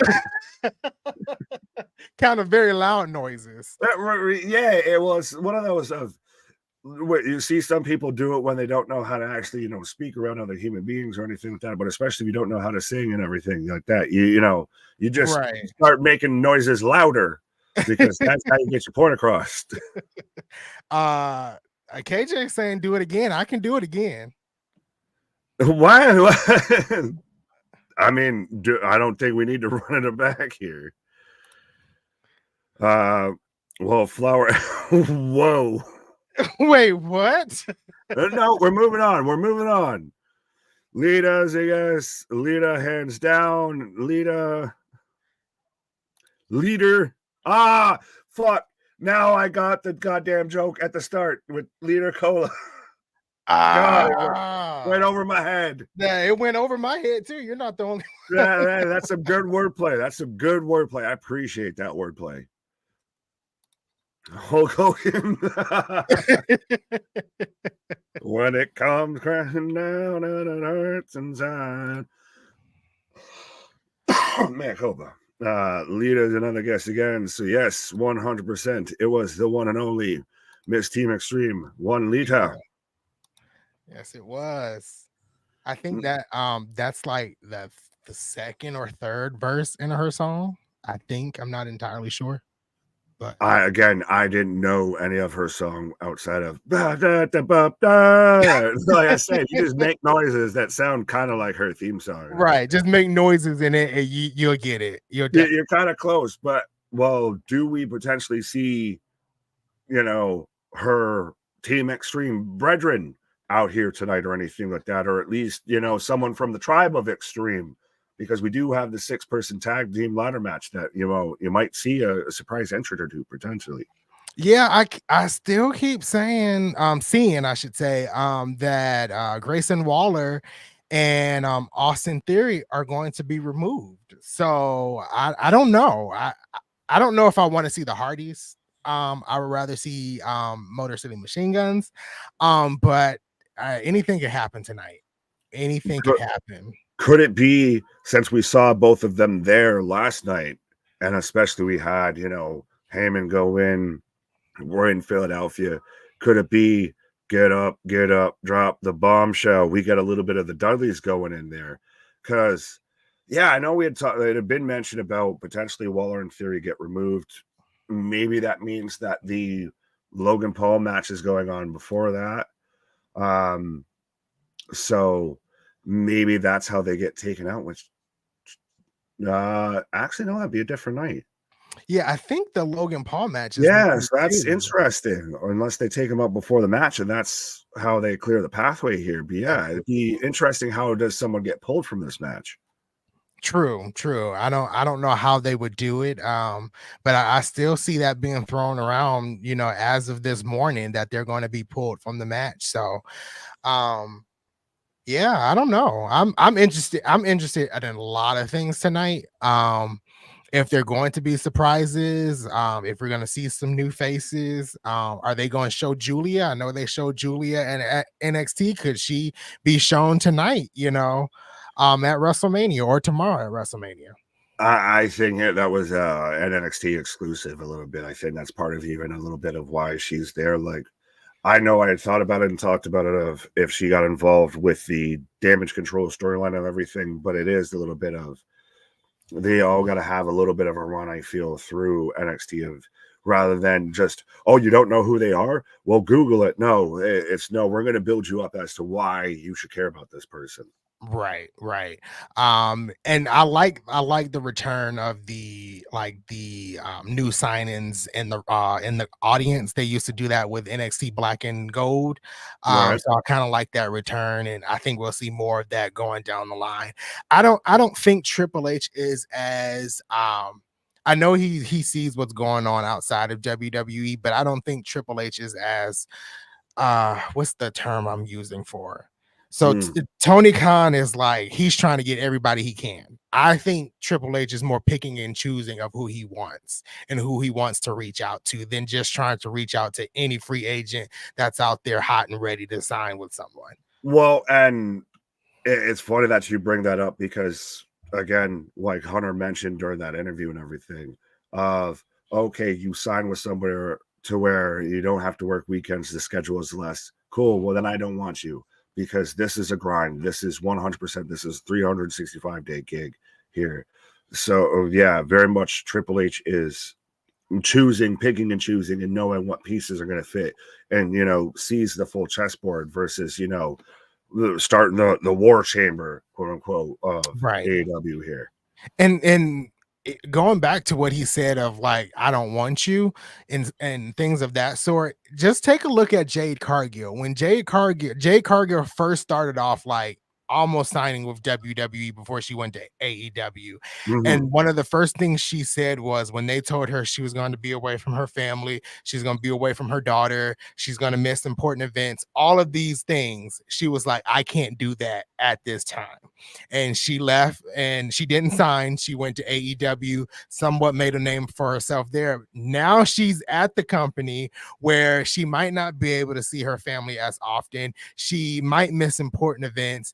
And she said on Busted Open that she was like, I'm at an age where I can't grow with a company. I need to be somewhere where a company is already established.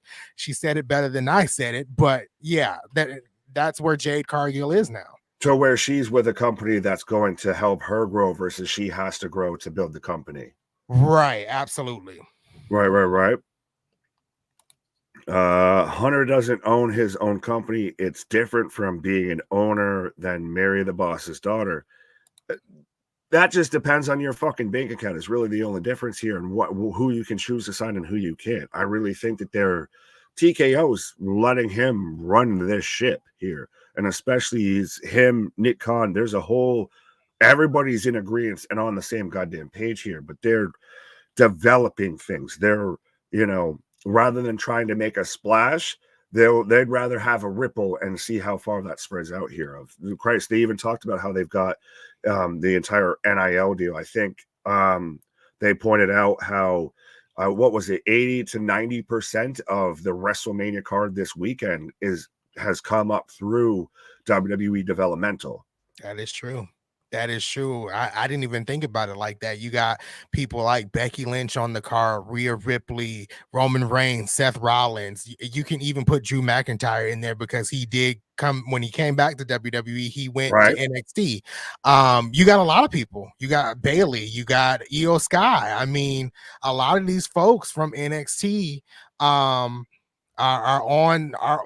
a part of WrestleMania this year. And the good thing about WWE is they can create their own talent in-house. They really can. Right. And that's what WWE is good at. Maybe hopefully one day AEW will get there where they can create in-house wrestlers. But yeah, I didn't even think about it like that. Nick, that I can say that they could. They just seem like they choose not to. Sorry, Anthony. Oh, no, you go ahead. I know. I was just saying that I feel like AEW could. I mean, Christ, we just watched Supercard of Honor last night I know we had the great moment with Eddie Kingston and Mark Briscoe. That was fantastic. But that's a perfect spot to where you can develop talent. You can build talent. So I think they have the tools. They just choose not to use them. They're, Patrick trying to build the lemonade stand, and instead of actually building the lemonade stand, they end with a plank stapled to their, nailed to their forehead here. Right. And I thought, initially that was what AEW Dark was going to be, more like a proving ground to come up to like Dynamite and Rampage, but it didn't happen like that. Right. JV is saying, did WrestleMania start? No, but we have, and we've already ran through all of Stand and Deliver, and we're still rolling through, the guess the song here. I guess we can get back to that here, sir. Yeah, we can definitely get back to that. All right, let me get it pulled up here. No, you're good. You're good. Oh, we can get Carmelo. What? All right. I am ready when you are. I'm eager like a beaver. Pause. All right, here we go. We are. Oh, all right, hold on. I messed up. Hold on. Rewind. Remix. All right. We are bold, united souls. We live to win another victory. Our sacred scars show who we are and tell the story of our memories. There you go, folks. So let us know if you take it. You take it. And spoiler alert, it might have, halfway even played into what we were talking about beforehand, but you never know.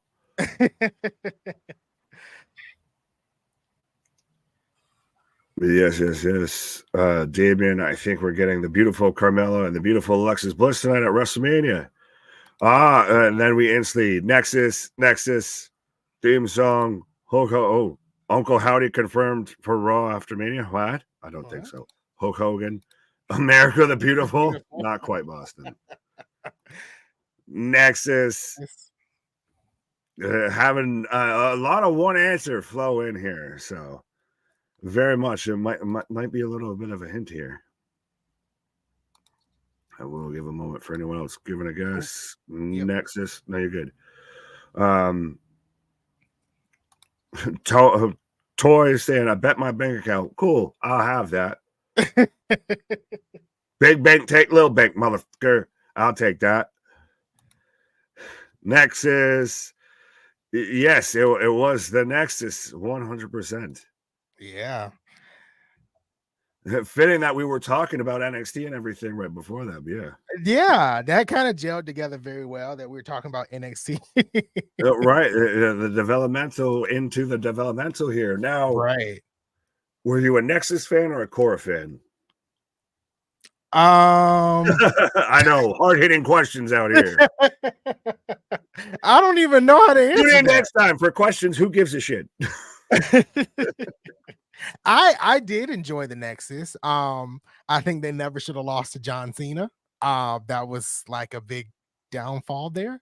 But I enjoyed the Nexus when they came up and just kind of ran through. I remember that episode of Monday Night Raw. They just tore up everything when they invaded Monday Night Raw. And I thought we were gonna get something very, very good thereafter. But it kind of fell flat. Well, yeah, a little bit there. Yeah, then that's the birth a bit of Super Cena and Bryan Danielson getting fired because he choked out Justin Roberts, who now they work together. Right. It's funny how life comes at you fast. Speaking of life coming at you fast, Toy bringing up about the fan-made Bo Dallas channel. Yeah, my guy, you got caught up in some fan-made stuff that ain't legit. Yeah, I think Uncle Howdy will return soon. I would like for it to be very, very soon, but Well, have you watched the Bray Wyatt documentary? I have, in its entirety. Your thoughts, your feelings, your opinions, and especially, I guess, continuing on with if, when, howdy doody. Okay, so my feelings about the whole documentary. They did an excellent job. If you want to know what was in Bray Wyatt's mind, how he created things, how this man went about, going and how passionate he was about his, his creations, that documentary delved really, really into that. Even I like when they talked about him being fired from WWE and how Triple H even chimed in and was like, I don't even know what really happened there. And he was like, you heard of, he's difficult to work with, da da da da da. I think Bray Wyatt was very, very passionate about what he created in professional wrestling. Mm-hmm. And if it didn't go the way he thought it should go, he didn't like it. And I think when you create something, I get that. And even John Cena spoke in there, and he said something similar to when Bray Wyatt and his characters were doing very, very well. Wyndham was on a high, but when it seems like his characters were not going in the direction he thought, he kind of took it out a little bit. He kind of took it out on himself and a little bit on creative. But I get it. When you create something off the top of your head and you're presenting it, I think you would like to present it the way you want it to be presented. Well, absolutely. Sorry, just real fast, especially as we're content creators here. So 100%, I get that. If you're an artist, you really want to, be able to express yourself to your vision, your max level. Yeah, absolutely. But yeah, when you got to the ending and they talked about him passing away, that was a hard watch, and how it all went, down. But all in all, that documentary probably was the best one I've seen from WWE in a very, very long time. I think it's even better than The Last Ride with The Undertaker, which I thought that was excellent. I highly recommend. I love the ending with the tease of Bo Dallas, Uncle Howdy, coming back to WWE. I don't know if this thing should be rushed. I don't really think it should be rushed when Bo Dallas is ready to put on that mask again, because he has to go through a lot of emotions putting on that mask. He was working with his brother for a period of time, and then all of a sudden that was taken away from him. So whenever he is ready to put on that mask and be Uncle Howdy again, I think it'll be something special for the WWE universe. Yeah, and I think that's part of what made it understandable if he didn't go into the Hall of Fame this year, even though a lot of us really wanted it, and made that Hall of Fame moment this year really special. And I especially even pointed it out when we were live here. I know KJ has been backing the bow hard here, but how you really heard that like Bo vibe come through, or that brave vibe, and the similar look and everything. Like you saw where the vision was going, and then it just got ripped away. Right. It just got ripped right, from under us and up under the WWE. Death is very, very unexpected, and when it comes along, it's very, very hard to process. And I don't think and I wasn't a part of the channel when he passed away, but I don't think the WWE universe has come to grips that he's gone. I see a lot of people on TikTok, a lot of people on Twitter that just think he might show up in a couple of days, and It's all been a long ruse. Right. It's just been a ruse. Yeah. And it's very hard. It's very hard. Yeah, it's all been a work. They're still working us, but yeah. And I really honestly didn't even think about this until literally right now. Came on me like a bad idea, but it feels like a little bit, especially with the two biggest recent losses of, just great human beings in pro wrestling, of Jay Briscoe and Wyndham Rotunda. Both kind of, I don't want to say fully, but to an extent, really, we had that release of everything last night. We had Mark Briscoe become your new Ring of Honor World Champion. We had Bo there. We had his sister there. We had literally both of his namesakes go into the Hall of Fame. His father and, his uncle go in. We had a whole tribute to where still to this day, everybody's Fireflies, all of that. And to see now just, this whole real, it's that odd parallel of like, we've got Mark Briscoe on one side and you've got, Bo Dallas on that side of just, it feels like we've gotten a little bit of closure here. Yeah. I think we got a lot of closure over the past, day or so with Jay Briscoe and Bray Wyatt.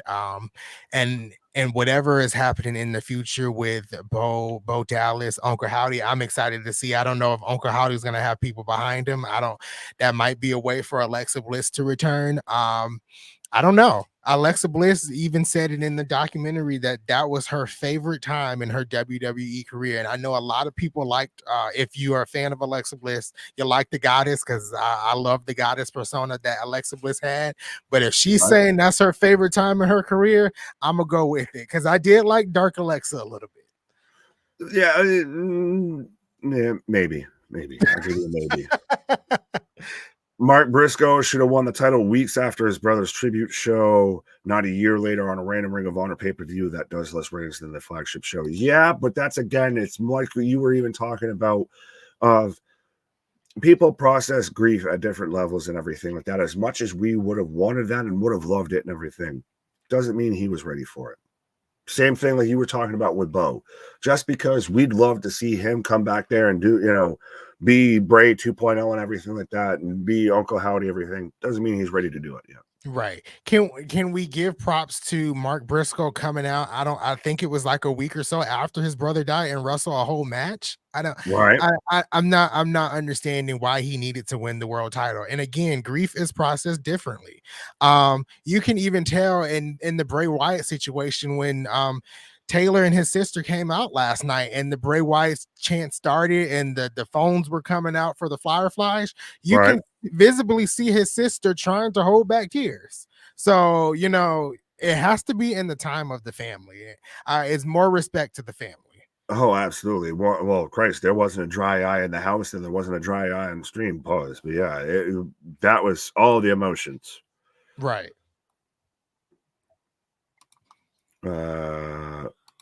Everybody has a different way to grieve. Absolutely. Tony Khan failed to strike when the iron is hot. But again, when it's a situation like that, I know we've argued about it, and I'll just say this. I don't give a shit if the iron is hot. If that talent's not ready to go, I'm not going to force someone to do something like that. Like, imagine if you were in those shoes and had to be asked to do something like that. You can have that. That ain't what I'm mad at. Right. And even in situations when it's not, family, you can take it back to the Eddie Guerrero thing. Those wrestlers had a choice to wrestle that night. Right. That Monday Night Raw when Eddie Guerrero had passed away. They had a choice. They didn't have to. It's all about the grieving process. And I don't think a booking decision needs to go over a tragedy. That's 100%. I was going to say it shouldn't go over a personal decision, but I mean, there might be times you got a hangnail that's a little bit different than a situation like that. But yeah, 100%, my guy. Bray was Mankind, Undertaker, and creativity. Absolutely. WWE Universe, enjoy the ride. Well, trust me, we're already halfway through the ride here, as we still haven't even started off with WrestleMania Night 1 yet. We don't only have Stand and Deliver right now. We got the WrestleMania pre-show kickoff in like 45 minutes, less than that at this point. So we're getting very, very close. There we go. Well, maybe we can bet that. We'll get back to the song singing and the guitar picking here. All right, here we go. Still going according to the list that we got here. So this one I'm a little shaky on because I don't know how this one is gonna go. But we're gonna try our best, right? We'll give it all we got. All right. Let me get to the lyrics here. All right. Had the weight of the world on my shoulders, felt like a lion in a room full of vultures, tried to slow me up, but the bro got focused, gave me no shine, but the world still noticed. Now I'm about to own this, repping my culture, rocking my hair, lava like a soldier. So again, folks, if you want a chance of winning a t-shirt, let us know who sang that wrestling theme song, or Christ, who sang it? It was Anthony. Who used that wrestling theme song? I feel like this one's gonna be very, very difficult because, like, well, we got Shelton Benjamin out here as a guest, the gold standard. James Ellsworth. What? Like when I thought about this one, I was like, "Ooh, I have to do that one," because of how popular they are now. They're not saying nothing, not giving away nothing. Right. You never know.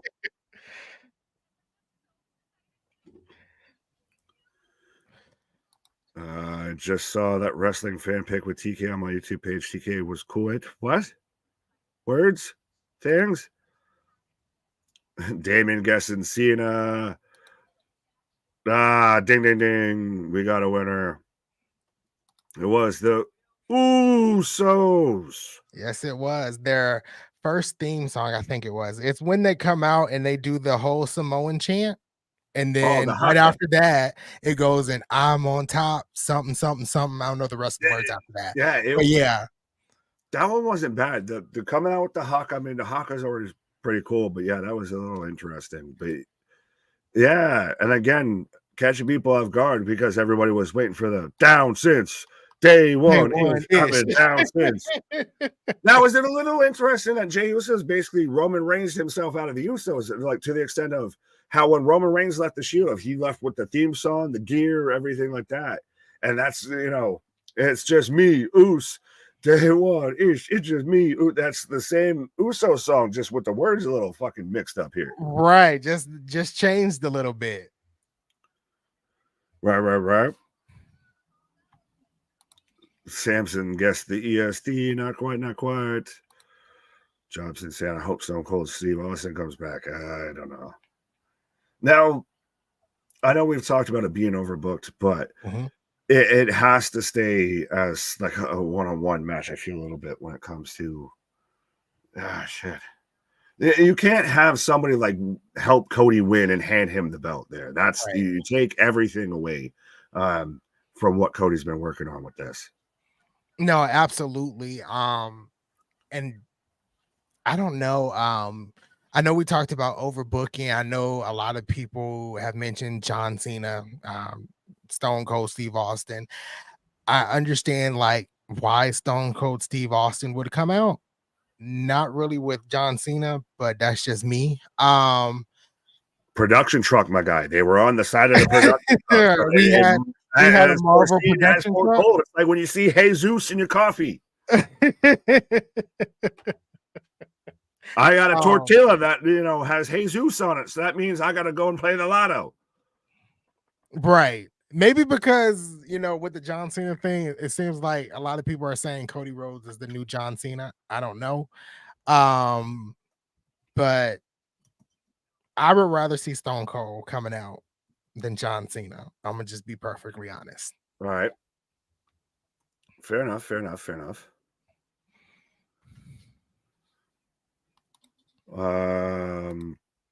Cena giving The Rock an attitude adjustment in the Stone Cold's giving a stunner to The Rock. So everybody's just going at The Rock with this. That's the thing is those are, heroes and people that have faced The Rock, not people that have been involved with Roman.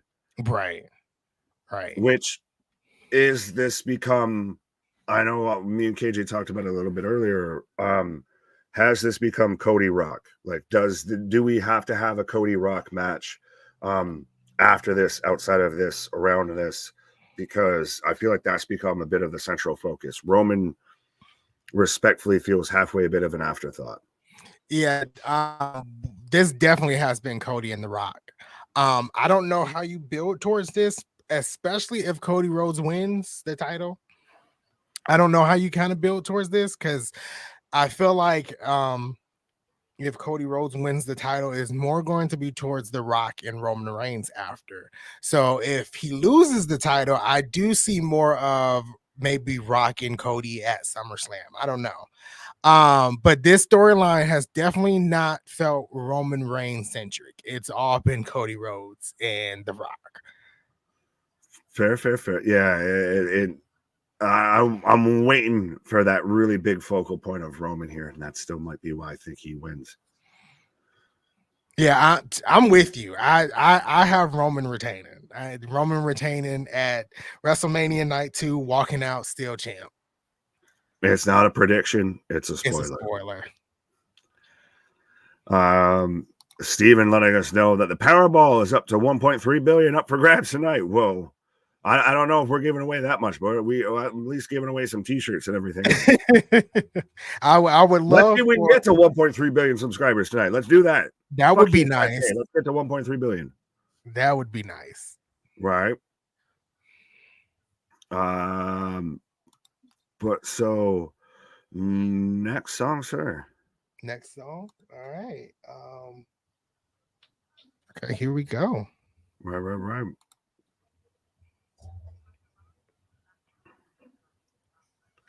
right.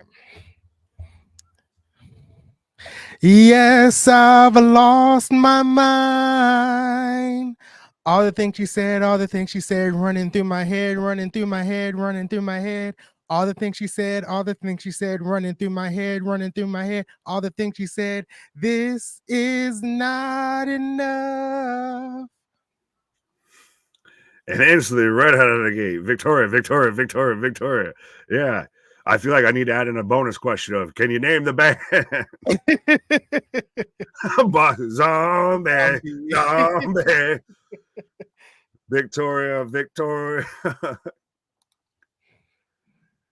Yeah. Okay. Arguably, surprisingly, it's like became a bit of an iconic like theme song. 100%. Yeah.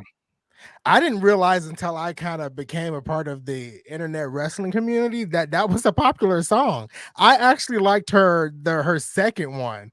I delayed I'm not mess. the woman to mess with. Yeah. I really liked that one. And then a lot of people was like, no, it's all the things she said. And yeah. Yeah, that was I think that was like a Eurovision song, and then just it crossed over, and they're like, yeah, because around then there was, I think, a little bit of a controversy with the music video and what have you. Right. But yes, so it was Victoria. I think a lot of people requested Victoria at the beginning, so you got it close to the end. We'll feed you birdies, like KJ says. We'll feed you birdies. All that. Give us time. Let us cook. Right. Let us cook. Right. Yeah. So everybody's though with you with this of that Nicki Minaj song. Nicki Minaj theme song for Victoria was fire too. Absolutely.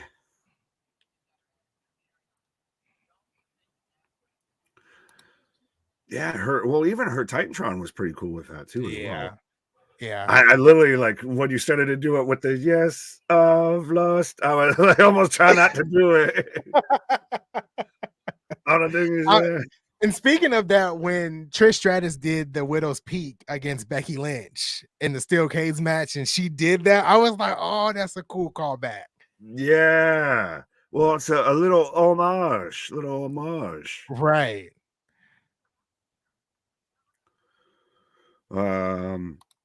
Wait, what the hell? Boston's out here just wanting to buy a hat. I guess he wants to buy my hat. He wants to be your sugar daddy.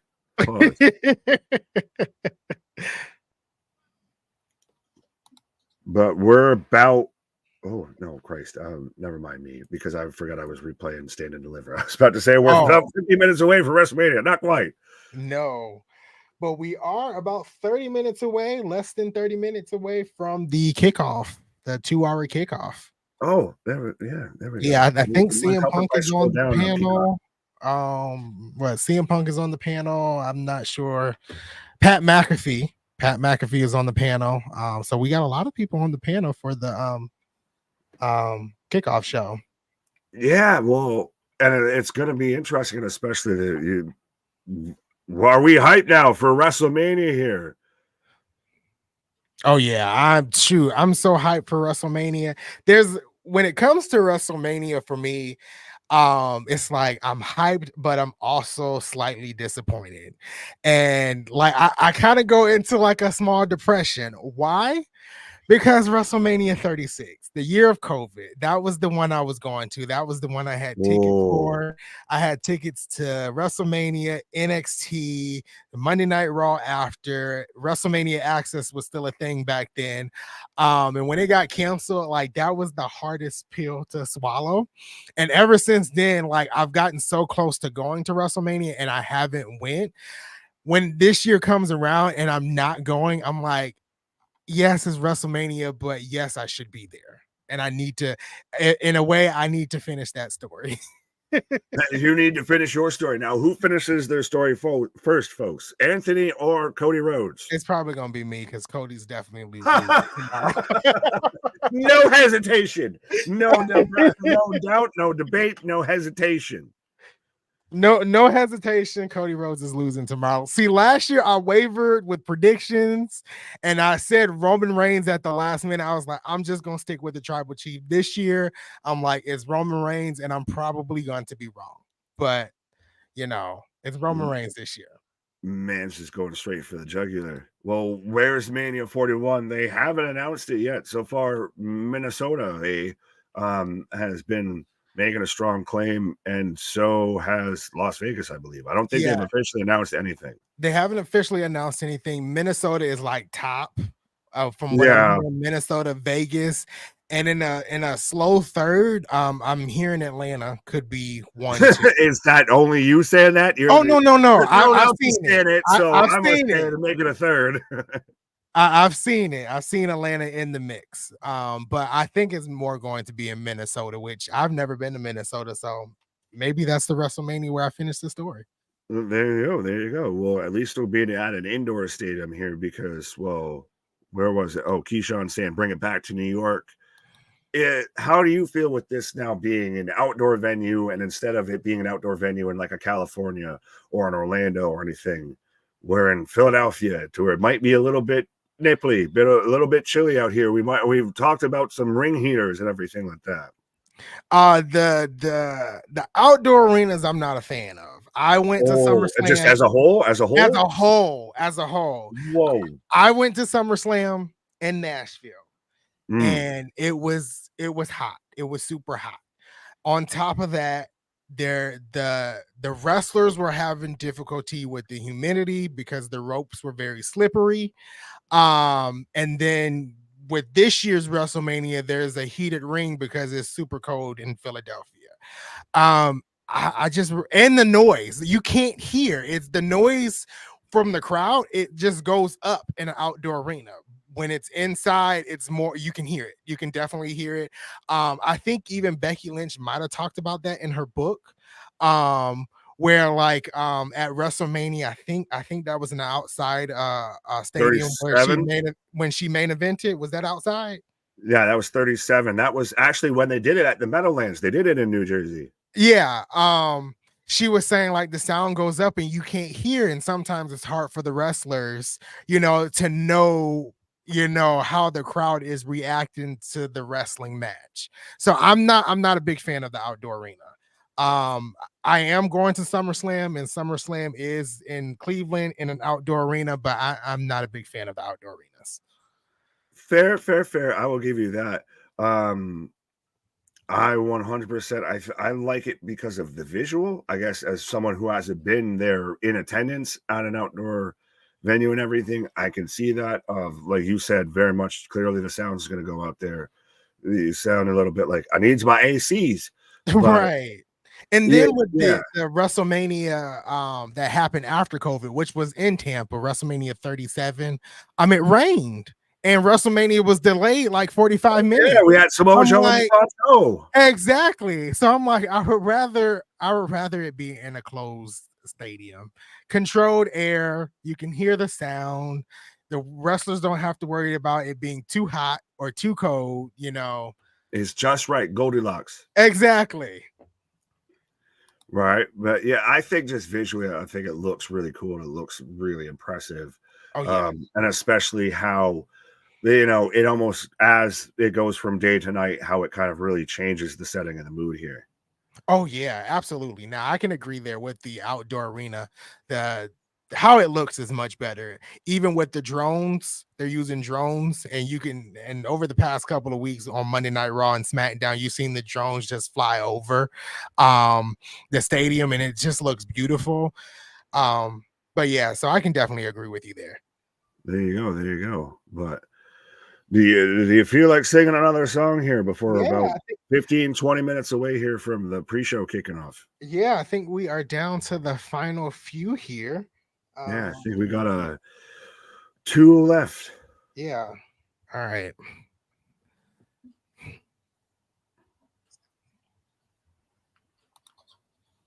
Let me get set up. Right. Okay. Here we go. You're good. Don't you ever tell us no. Don't you tell us where to go. Don't ever tell us who to be. We're staying faithful. Alrighty, folks. So take your guess, take your swing at whose theme song that was. I'll give you a hint.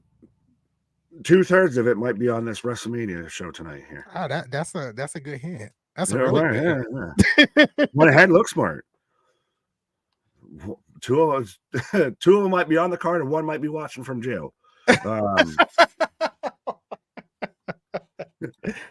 Legacy, Damage Control, Legacy, Aaron Jackson, Action Jackson, who what? Legacy.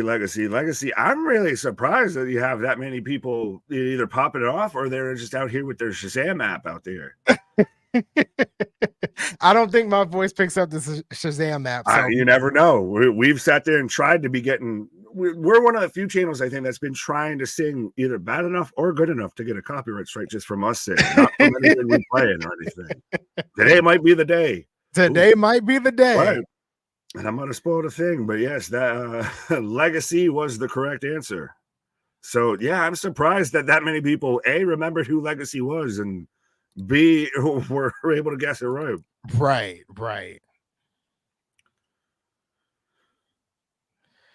All right. Howdy. Oh, PJ is back. Welcome to WrestleMania Squares, folks. AJ's back and you guys are gone. What am I doing? Just taking over. He took over. Right. How's the singing going? I think it's pretty solid. You know? I was a little concerned when I saw Aaron Jackson. It's a Jackson. It's a Jackson. Right. Yeah, I think are we on the last song? We have one remaining, sir. Yeah. We're about 15 minutes away from the kickoff, 2 of the pre-shows. So how apropos and how fitting. There you go. Yeah. Oh, so yeah. Go ahead and do it. Almost like we might know what we're doing a little bit. I think we timed it pretty well. Yeah, it's top quality production of the world, Craig. All right, well, let's get to the last. KJ's free to sing. Yeah, come on, Captain Canada. Let's hear it. Bust out the vocal cords. Can I go get my guitar? You had plenty of time to wear them up. I want to go get my guitar. Can I get my guitar? I told you. I've said it before. We're out here singing songs and guitar picking. We're, song singing and guitar picking. All right, well, let's get to the last one, which I'm super nervous about because this one was tricky. But here we go. Stop looking for who you gotta be. Let it go, and it's not worth the pain. Give the world a fresh coat of paint. Looking in the mirror is who you gotta change. Get us back on the right road, on the right track, on the right flow. Live the future that we all know. Can't change the past, gotta let it unfold. I didn't know the answer. I'm like, I forgot they had words to their song. Yeah, there's one part I really want to say. Right. I think most people got it though. Yeah, we got some guesses here. New day. Lamar Odom. Bootios. Not quite. The Bootios. We'll accept that answer. Right. Like, I think the original version, like, it had words, and then later on they kind of just phased it out, Yeah, no, I had, like, as you started singing, I'm like, I don't remember ever hearing this. What the hell? Man's just going off script. He's going into business for himself. I'm gonna win me a goddamn t-shirt. I'm gonna be the only one that knows this song. Right? I just made it up on the spot. Yeah, my head got stuck on like the opening part. That was it. That's all I know. That's the only words I know. Yes, it is in fact the new day for those out there. So we will tally. I'll go through and we'll pick one lucky person to get a free t-shirt. And we will have another chance for you to win a t-shirt coming up as well. As we'll play another game as the pre-show will start to kick off. We'll roll through. And then I believe when Nick returns, we're going to do some, we'll review our predictions. See how we feel about it. But I guess that's my cue. But all Wrestling for Life universe, don't you dare be sour. Clap for your tag stream champions of the world as it's WrestleMania Day. Yes, it is. right. Nick is off and running. He's going to grab a pause for the cause. Anthony and I got you for the next little bit, guys. But make sure you get in that chat. Click like, click subscribe. We are here all night long. We're not going anywhere. We're going to have a lot of fun. And we're looking forward to this one. A packed night one, setting up night two. I'd say WrestleMania weekend has been outstanding to this point. And we got lots more to cover, lots more to get into, Anthony. Yeah, we had the indie shows over the past couple of days. We had Bloodsport, we had Wrestling Revolver versus House of Glory, two great independent shows. And there was a lot more that we didn't cover. We had SmackDown last night, which I felt like SmackDown was it was great. It was good, but it went super fast. It just like you blinked and it was over. And there wasn't a lot of like, big moments, hard-hitting moments last night. I think it was just a SmackDown to cover SmackDown, basically. But it went so fast, and it didn't feel like it was a bad SmackDown. It just went so fast. Yeah, we kind of talked about it last night. It was funny because it went by super quick. We're kind of enjoyed everything that we got, but there was no real like high points or low points. It was just like this very just go from start to finish. Let's get in, get out, get it over with. Right. Lots of promos, packages, but I mean, it was a good SmackDown. It really was. Yeah. It was kind of just steady. It really was just steady throughout the entirety of SmackDown, and we got in at 8, got out by 10. And then we had the Hall of Fame, which went extremely long. I had no idea. I didn't think the Hall of Fame was going to go until it went a little bit after 1, maybe. Yeah. I enjoyed a lot of the inductions. One was a little bit long-winded. I may have had a mental breakdown during that one. Oh, you definitely had a mental breakdown. Oh man, I fought it so hard, but it was just at that point I was drained and on the feel goods, and it was just I tried everything I could. Like somebody's talking, I want to hear what they have to say, but between the chat and Nick and I lost it.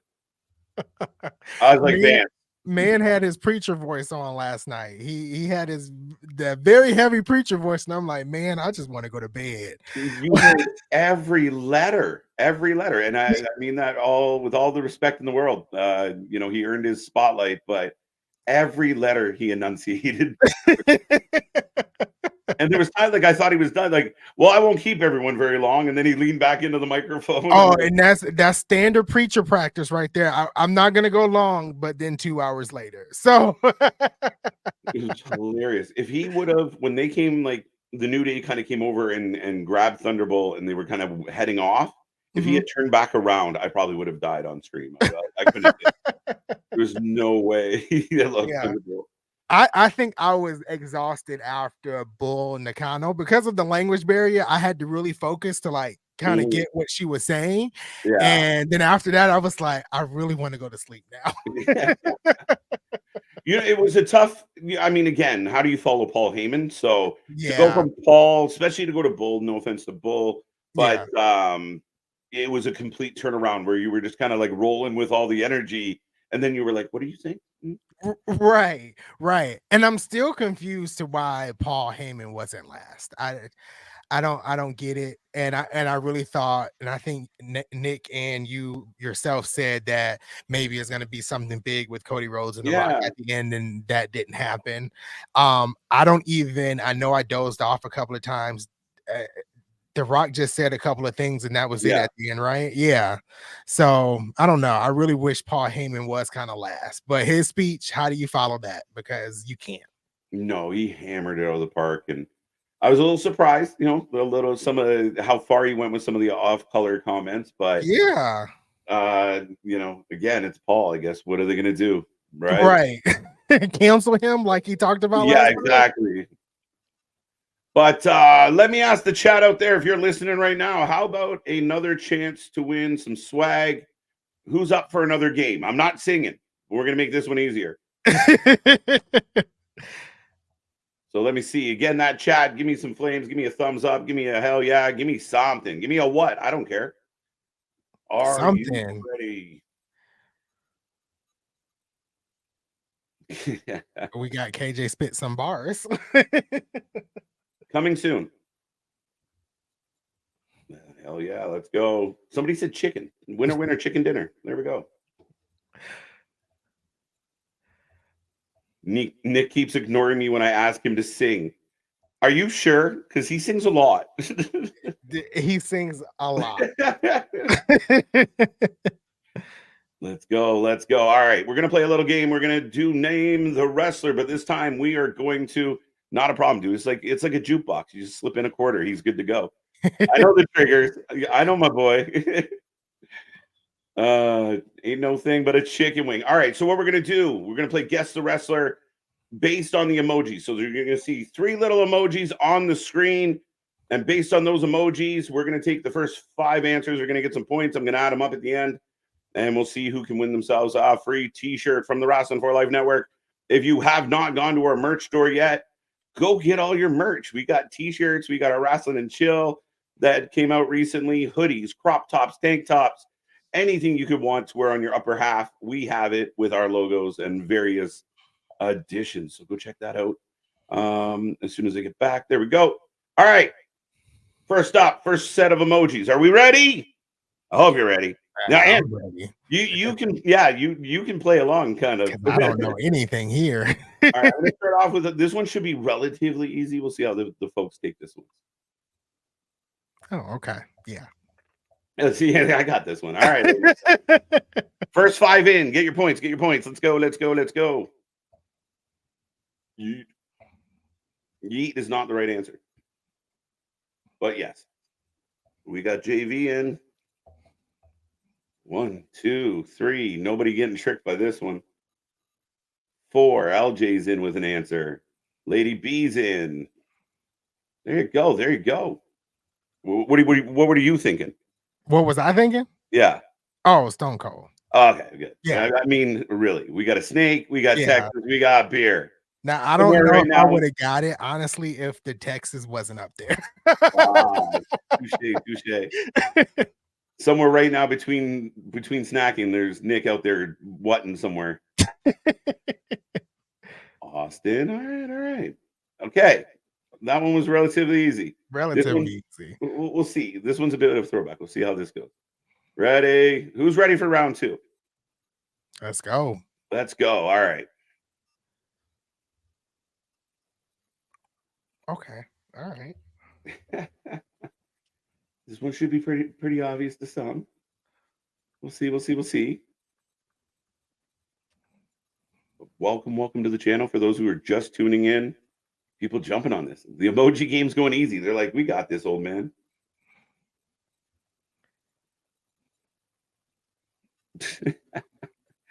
If Nick doesn't sing Nia Jax's theme song, I'll start a riot.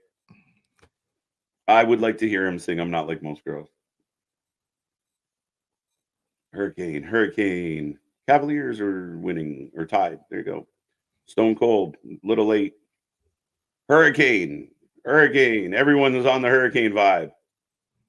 Yeah, all right. So round 2, pretty easy. Pretty easy. That was my guess too. Let's see if we can stumble some people up here. All right. How about this one, ladies and gentlemen?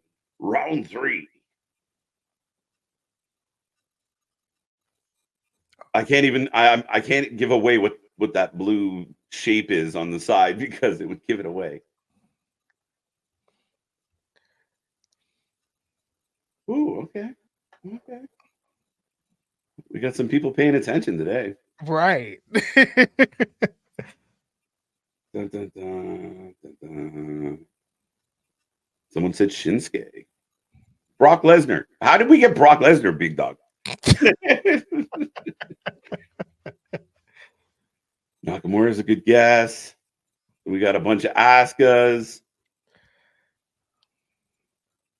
What are you thinking, sir? Asuka, definitely Asuka. Yeah, that little blue puddle is missed. I was at first I was like, the Fiend, and I'm like, that would have been a good one. The skull. Asuka. All right. So first 5 in on Asuka. There's your points for that one. As we're about 2 minutes away from the official pre-show. It's a 2-hour pre-show. We're going to be here for all of it, folks. So, like I said, get in that chat. Don't be shy. Great mood is not right, but good answer. Technically, Chijira could have worked on that one too. But I'll accept Asuka as the winner on this one. How about round 4? Oh, you can barely see. Can you see that? It's you can see it now. When you said you couldn't see it, I was like, well, let me look closely. Yeah. The Great Super Soaker. Pause. What? LJ's on 2 out of 3. There you go. 2 out of 3 ain't bad. Main show is on at 5. Yes. Or pre-show. Yeah, it's coming up momentarily. I'm just getting the commercial before it. Drew. Yeah, that one was pretty much a layup, I think. This was supposed to be psycho, but crazy emoji. You guys got it. That was pretty good. Get to the pre-show. I had a movie playing, but let me get to the pre-show. There we go. Here we go. All right, round 5. Let's go. What you got?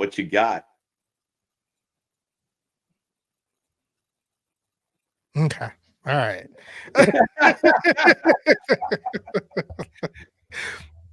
Now I feel for the people at my job, because I do this around the holidays with Christmas songs, and now I understand how they feel.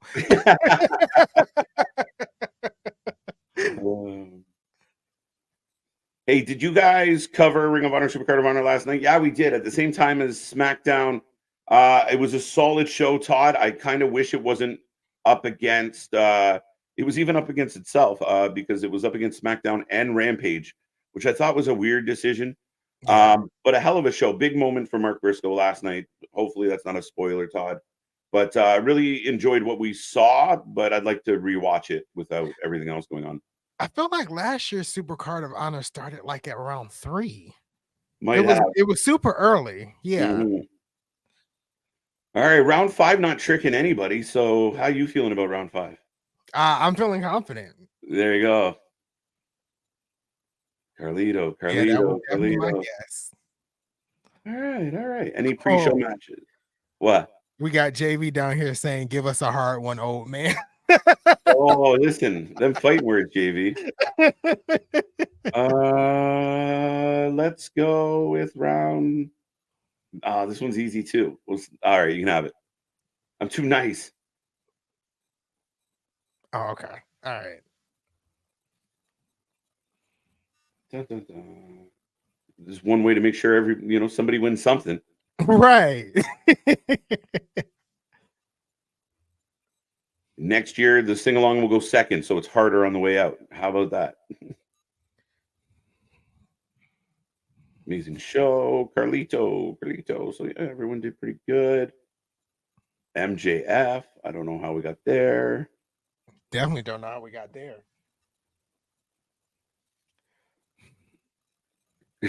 Dave being fancy.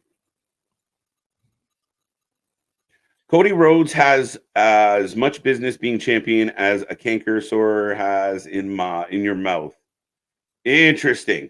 Except he will be champion by Monday. So let's go. That's what KJ thinks. Come on. I'm going. I thought you were originally leaning Cody.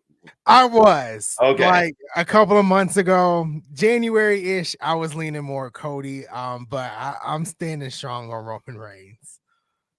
Roman Reigns, eh? Listen, I mean, as far as getting some huge reaction, I think Cody losing gets the biggest reaction as far as like the internet and everything. Like, eesh. Yeah. I think you'll collectively hear like gasp in the audience if he loses tomorrow. It might be, I just worry that it might be like that awkward silence, right? Like when the streak ended, where everyone was just like, can we leave now? Ooh. Yeah. The feeling when the streak ended. Right, Bailey. My stream must be off. I quit. Don't quit. Never give up. Never surrender. Bailey. Yeah, this one's all about, we put all that together, right? We're good. Bailey is the answer. Good job, folks. All right, y'all smarter than I thought you were. All right, next one. Okay, this stumped me already. I like this one. Not happening, eh? Little Jimmy, not the right answer. No.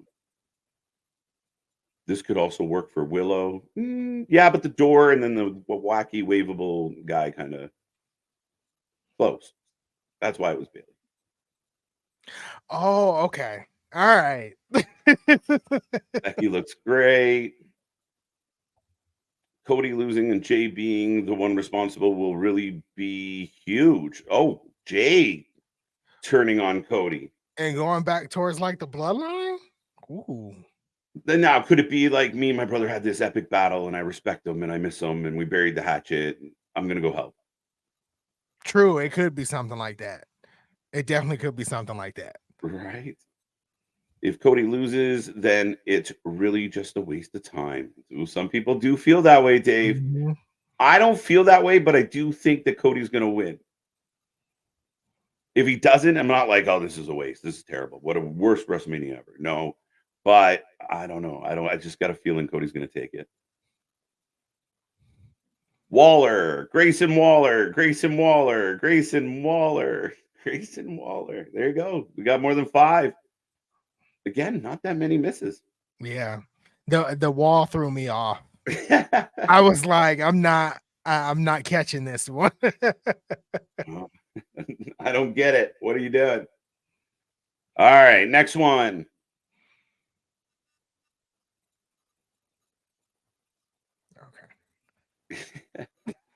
Okay.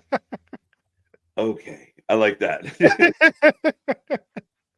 The Rock will be revealed as the one who was talking to Jay the whole time and convincing him to put the family above all. Ooh, the Rock's the mastermind behind it all. We also have to remember that Drew McIntyre was talking to Paul Heyman in one of those backstage segments just a couple of weeks ago. So maybe there's a Drew McIntyre factor there. I don't know. Yeah. No, and I mean, there's a lot of layers to it, right? A lot of people are worried about what Seth. Will Seth turn on Cody? Could Drew somehow be involved in it? Yeah. Someone earlier today said, "What if Punk?" Like, we're like, wait, what? Meek Mill getting in. There you go. Waller, we got that one from last round. KO, no. Cody or bust. Got to win this time. Do you think a lot of fans are going to feel that way? Like, no matter what happens, we could have the best WrestleMania ever, but Cody loses night 2 and they're just like, fucking burn it down. Oh yeah, absolutely. If Cody loses, it's they're gonna feel like it's a bust and WrestleMania sucked. It doesn't matter what anything else happens. WrestleMania sucked if Cody Rhodes loses. Right. Trish. Not bad. Big Dog really thinks that Triple H is going to piss off the majority of the fans after last year. What booker runs the same main event at Mania and Rumble winner for the same result? Use your brain. Boston very straight up. Yeah, well, there you go. I mean, I know Boston and I kind of went back and forth a little, and I kind of ended up on Boston's side of like, it might be too risky. Maybe you just need that moment, and I get, get to it. No one really gives a shit about the Hulk Hogan record, I don't think. Maybe I'm wrong. No, I definitely don't care about the Hulk Hogan record. Yeah, I just right? felt like it. I felt like it should end somewhere where it kind of started. It didn't start specifically at SummerSlam. It started at Payback, but that's kind of how I felt. But I do feel like it'll drive some fans away if he does lose tomorrow. But I would be just fine. Record-breaking Dynamite numbers on Wednesday if right. Keyshawn, Wish, Upon a Star, Trish. Yeah, I did this one for C Money. It's Trish Stratus, yeah. Rock and roll, some satisfaction. Not fooling anybody with this shit. Trish, there we go. I'm with you, MDB. Some say Rock is turning on Roman. It's a possibility. Definitely a possibility. I can also see it being the other way where Roman turns on Rock because the story has been mostly on The Rock and Cody. Yeah. So yeah, the Roman just sick of being overshadowed. Yeah. Yeah. I like it. I like the possibilities. I like these possibilities. All right, let's go on to the next emojis, and we'll keep talking as the pre-show is in full effect. As right now, they're just recapping where this all began at the WrestleMania kickoff. But all right, next one. Let me move the comment. That would help. There you go. See if this one's a little trickier. Dun dun dun. Who's got what? Bruno holds the record. Yeah, I mean, yeah. Officially, Bruno is got a record that's never, ever, ever going to be beat. Yeah, I'm completely confused. This Like, I have a guess, okay. but it's certain things that are turning me off from that guess. I will admit, the symbol in oh no, it lightens up sometimes. There we go. It was a little darker than I anticipated. He's third on the list. Facts. I know everyone's looking towards that modern day record, right? Triple H has said in press conferences that it is time to start erasing some of those names from these records, like Honky Tonk and Hogan specifically. He already did it with Gunther. Right. The only record that really can't be wiped is oh, I can't even think of her name. I had it right there. I think that's why they gave Bianca Belair like the longest reigning women's champion of the modern era. But well, was it Nikki? No, who beat it was AJ Lee, then it was Nikki Bella. Yeah. So yeah, we'll see. I mean, again, they gave Belair a long run for that. And I mean, I like it. I mean, again, sprucing things up, having some of this generation hold records makes sense. And you're always looking back of like the good old days. All right. C Money says Shayna Baszler. Shayna. The fans are good. Shayna. Little, they pieced that one together. Thought it might be a little trickier. It was a little tricky because the horse, I wasn't catching it. Threw in the horse. It's kind of part of her old entrance, but one of the horsewomen as well. Yes. Okay. That makes more sense. Okay. Right. So you got the mind turned in there. Right. It's a little dark, but that's an octagon, and we got a spade. So yeah. There we go. Congratulations, everybody. Next one.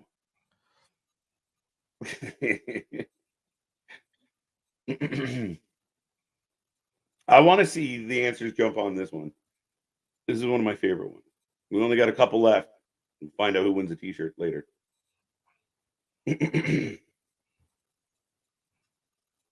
Yeah, I don't have a clue here.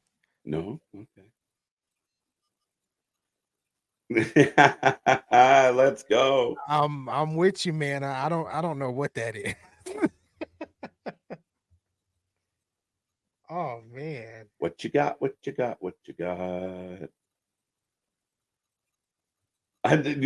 chat went quiet, so we got problems here. Who looks like a mini Willy Wonka? What? Ziggler, Dirty Dogs, not confused on this one. Okay. Tribal Chief, Junkyard Dog, Ziggler. How did we get Ziggler?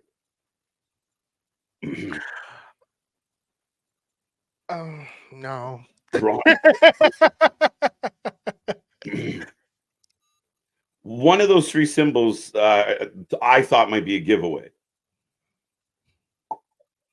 Willy Wonka. We're back to Willy Wonka. No. All right, I'm sticking with the choice I got in my head. Nobody. Everyone gonna take an L on this one. That, by the way, is a fleur de lis. For anyone that doesn't know. Hint.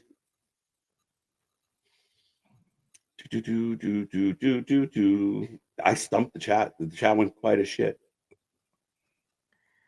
Yeah, I got a choice in my head, but I don't think it's right. Okay, let's see if we can help out a little. That's a dog. Everyone knows that's a dog. Junkyard Dog is not the right dog. Cameron Grimes. Now this is ground. The arrow is pointing somewhere. And that's a fleur-de-lis. Philip Lafon. Dun, dun. Sheamus, no.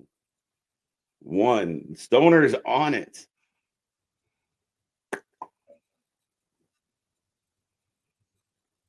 Daddy Magic, no. So French Canadian. Dog, underground.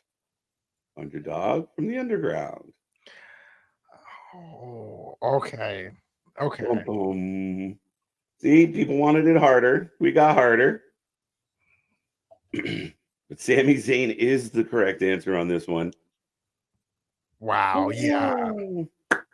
Yeah. I definitely wasn't thinking Sami Zayn. What were you thinking? I was thinking Roman Reigns, the big dog. Oh, big dog. Yeah. I went with a cute dog. Boston late again. All right. I think, we got 2 more. See how people do on this one, even though the part of it's going to be dark, but we'll get there.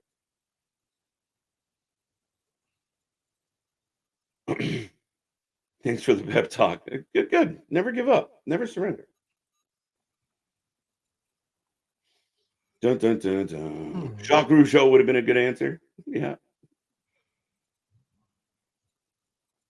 And here we go. This one's blowing up pretty quick. People know this one. I never would have guessed that. Really? Never would have guessed that. Here we go. LA Knight. LA Knight. LA Knight. LA Knight. Everyone's kind of on the night. I got 5. So let's last but not least, and then we'll talk a little bit of WrestleMania Night 1. But I thank everyone for participating. Last but not least, this one I want to see if people can jump on, but this is the last one. For all the points, for all the marbles. Who wants a t-shirt?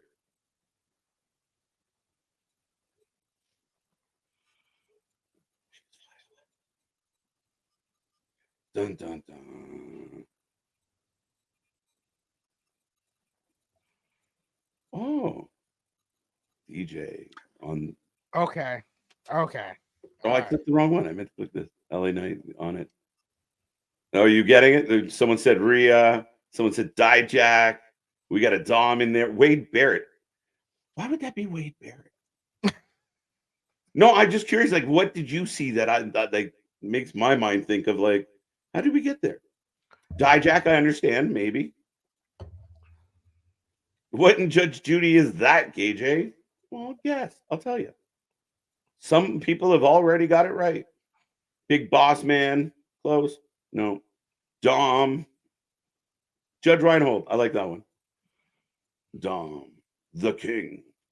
I know who it is. I can't think of his name. What are you thinking? I was thinking Dom. Right? Yeah. Judgment. It took me a minute. You know, somebody with his mommy. And of course, his epic prison stint with Martha Stewart and his entrance from last year's WrestleMania. There you go. Judge Reynolds. Yeah, absolutely. But that's it. That is Guess the Wrestler based on the emoji for today. And like I said, we'll look through the chat and we'll pick out a winner for the sing-along and a winner for the Guess the Emoji. And we'll hook up and we'll send you a t-shirt from the Wrestling for Life Network. But on to the next, Mr. Anthony. All right. Where do we go from here? Well, we're in the pre-show. I think Nick will be back soon, so maybe we'll wait for Nick for the actual predictions. Okay. But in the meantime, night 1, the card is pretty stacked up. What are you looking forward to outside of kind of the obvious? The 6-woman tag team match. I think that's night 1. Destiny's Child versus Damage Control. Destiny's Child. We're definitely copping that. I'm excited for that. Obviously they're playing the package now, Rhea and Becky. I wasn't really excited about this feud until the MMA hour, and Becky stormed the set, and that was when I was like, okay, I can get into this. I can get into this at WrestleMania. So I'm hearing rumors that this is going to be the opening match. I'm hopeful that it is. So I'm excited for this one. Like I said, Destiny's Child versus Damage Control, and I think the ladder match is tonight, right? Yes. Yes, the ladder match. So I'm excited about that too. Yeah, I think I'm with you on. I definitely want my R-Truth moment. I definitely begging for it. So I really hope he gets to pull down at least one set of those belts. Right. And I know I did my own like separate prediction video. I only chose one team. I know I never heard the whole thing on Raw with Michael Cole saying when one belt is taken down, the match continues. So I just chose one team. Yeah.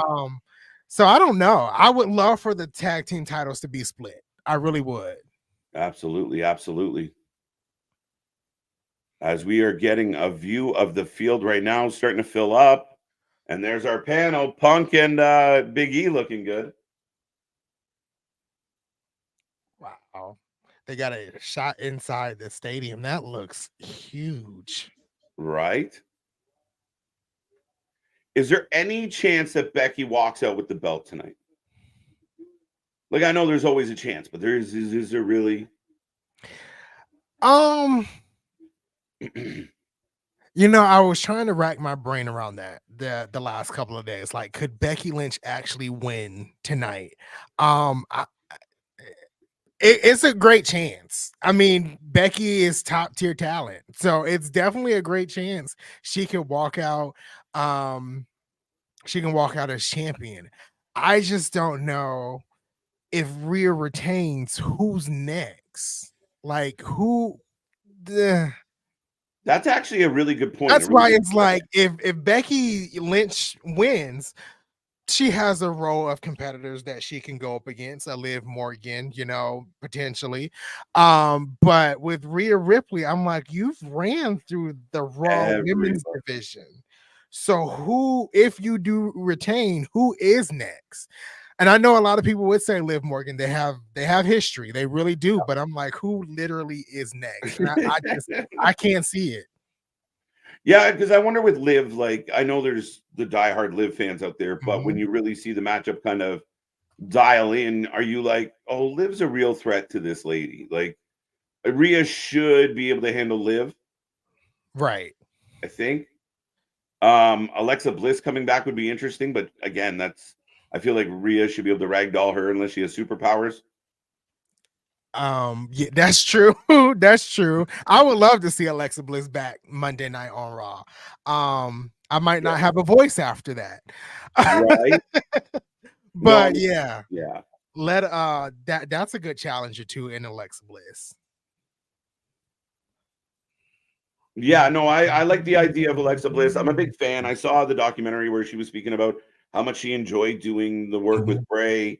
I know Nick, you and Nick talked about it a little bit when I was on my break, but yeah, I think overall, I think there's an opportunity to do something really cool here. Something that I feel like people want to get behind it before it's even started. Right. I don't know. It's crazy. It's crazy what could really potentially happen with this women's world title picture. One of the things I thought of, if Rhea retains and she goes past, I think it's Backlash, she has the potential to beat Bianca Belair's longest women's title reign. Interesting. So that was another thing that played through my head. Is like, do they want to beat it after just beating it last year? I don't. So, and then I was like, well, and for some reason, I thought the women's Money in the Bank hadn't been cashed in, and I was there live when it was cashed in. Right. So I was like, well, somebody could cash in. I'm like, no, Io already did that. So I don't know. I don't know if you beat Bianca's reign with Rhea Ripley when you just did it last year. Yeah, that's a very good question. And now the one other caveat with all these storylines is that we're kind of basing our predictions and our mindset on what we know right now. Right. And then you have Triple H say something like, oh yeah, in about a month or so, we'll probably have a draft. And you're like, wait a minute. Because that changes the dynamic of all what we're thinking. That's true. That's true. As we're getting a little sit down with Paul Levesque.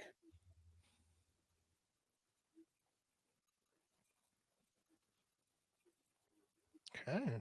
I think there's going to be a Carmella. Carmella's one that we haven't talked about a lot, but she could make a return. Carmella. Yeah. Yeah, they like to throw Carmella into the women's title picture real quick. I think at one point she faced Bianca Belair maybe 3 times in a row. Yeah. When she was SmackDown Women's Champion, they was like, just throw Carmella at her. Throw Carmella at her. We got this. We got this. Yeah, it'd be very interesting. I mean, again, an overwhelming favorite, clearly Rhea Ripley. Definitely going to be a surprise if she gets knocked off her perch. Yeah. I think if she does get knocked off her perch, there is going to be a little bit of upset in the IWC, because a lot of people are somewhat tired of Becky Lynch for some reason. I don't get it, but I didn't really want Becky Lynch in this match. But the story that they have developed over the past 2 months, I can't deny that Becky Lynch is one of the greatest of all time. So if she does win tonight, it is going to be an uproar in the IWC.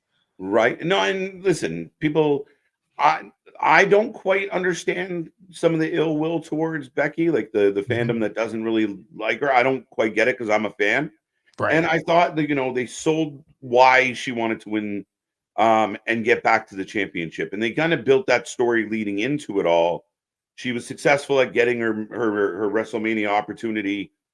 So now I have no problem with this booking. I think they're going to deliver.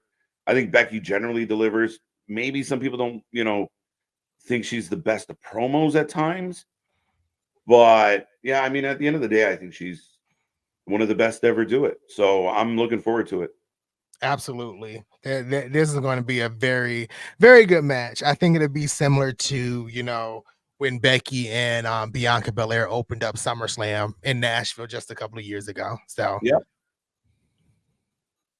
Welcome to WrestleMania. Welcome back, AJ. But we are rolling. I see the chat still booming. Get in there. Let us know what's on your mind. Thank you for being a part of our festivities. Remember, we are back tomorrow, Monday, Tuesday, Wednesday, Thursday. We're just always here. Right. And we got another big weekend in a couple of weeks with a doubleheader with TNA and AEW. Yep. So tune in for that as well. Yeah, I mean, just when ain't no rest for the wicked because we'll be back. Right. But and it will be our 420 weekend blowout. And RVD will be on Collision that week. Right. Go figure. Charlotte is next. Charlotte's a ways away from being next at this point. I talked about this actually on TikTok. I actually thought Charlotte was going to be the third person with Naomi and Bianca Belair. Only because if you've been following her journey of recovery, this girl is doing insane improvement within months. I think she was at 72% move range in her knee, and that was back in February. So I really was like, oh, Charlotte's coming back. But then it was Jade, and I was cool with that as well. Right. I don't know. Maybe Charlotte could come back and surprise us the night after WrestleMania. Charlotte trying to give us that surprise, that John Cena, I'll be back in 6 months. I made it back in 4. Right. That'd be interesting. And again, I'm a big fan of Charlotte. I know she's very polarizing, but yeah, we'll definitely look forward to the Queen returning and see what she does when she gets back. Yeah. She got a lot of new faces to face in Jade Cargill as well. So. Oh, absolutely. And her and Jade on paper, like just when you think of that as a photo opportunity, it just looks so good in my head of those two going face to face. I picked Sheamus. Oh, good Sheamus. Yeah, I mean, Sheamus has been MIA. Yeah, and then he doesn't have Twitter anymore. He's been gone for a little bit. Yeah. There was rumors that he was healthy and cleared to come back in December, and it never materialized. Here we are in April, and it still hasn't materialized. So really curious. I mean, I know some people think, well, maybe he's leaving. I don't think he's leaving. I think it's one of those moments where someone, gets kicked in the face out of left field, and they're like, "Oh shit, he's back." Right. Rhea is going to be the champ as long as Roman. Maybe there you go. A 3-year run for Rhea. If there's anybody that can do it in the women's division, it's definitely Rhea. Right. Let's go. Mike Rotunda was so out of it during the Hall of Fame speech. Out of it, or just kind of holding back the emotion of the moment? I would say more holding back the emotion of the moment. You can even tell when they did like the video package of them being told they'll be inducted in the Hall of Fame. They were struggling with holding some tears back. Yeah, so real men don't cry. Real men don't cry. Damian could cash in on a. This is something you, me, and Nick have all debated multiple times. Could there be a cash in? You have the most insane theory of the group.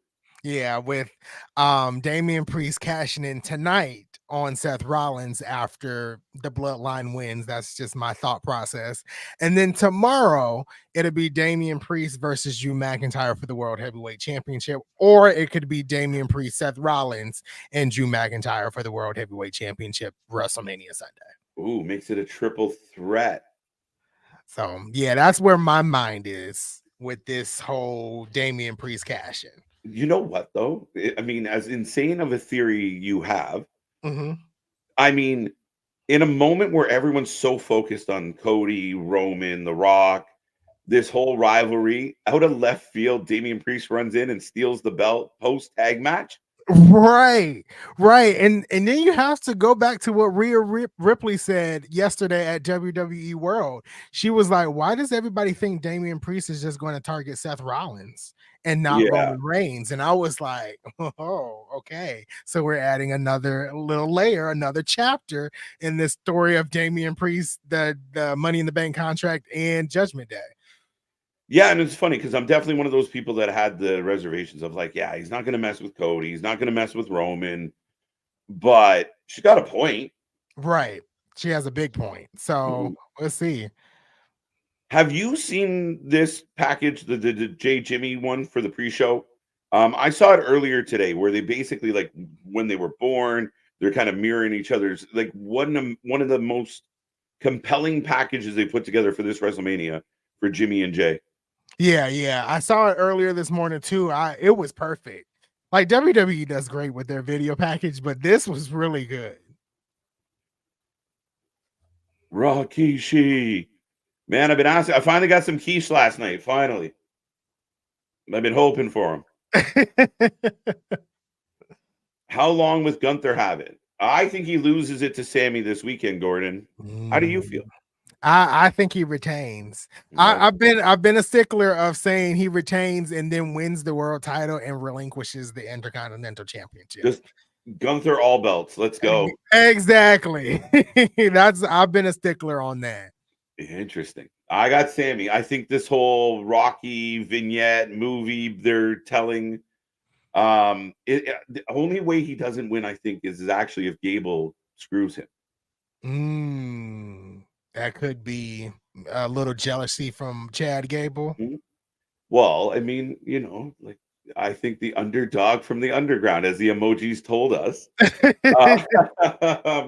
I think that's really what they're selling us on is Sammy doesn't even think Sammy can win. Like, I think it's interesting.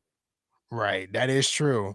I think that match is one that could steal the show tonight. I really do. Yeah, no, 100%. 100%. If Rhea retained, Rhea versus Nia rematch because Nia pushed Rhea to the brink at Elimination Chamber, but Becky will win. Oh, so Brandon's taking Becky, but could we revisit Nia and Rhea? Have we played that out yet? I think we kind of ended that at Elimination Chamber, kind of giving them to the main event. I think that was kind of like the end of Rhea and Nia.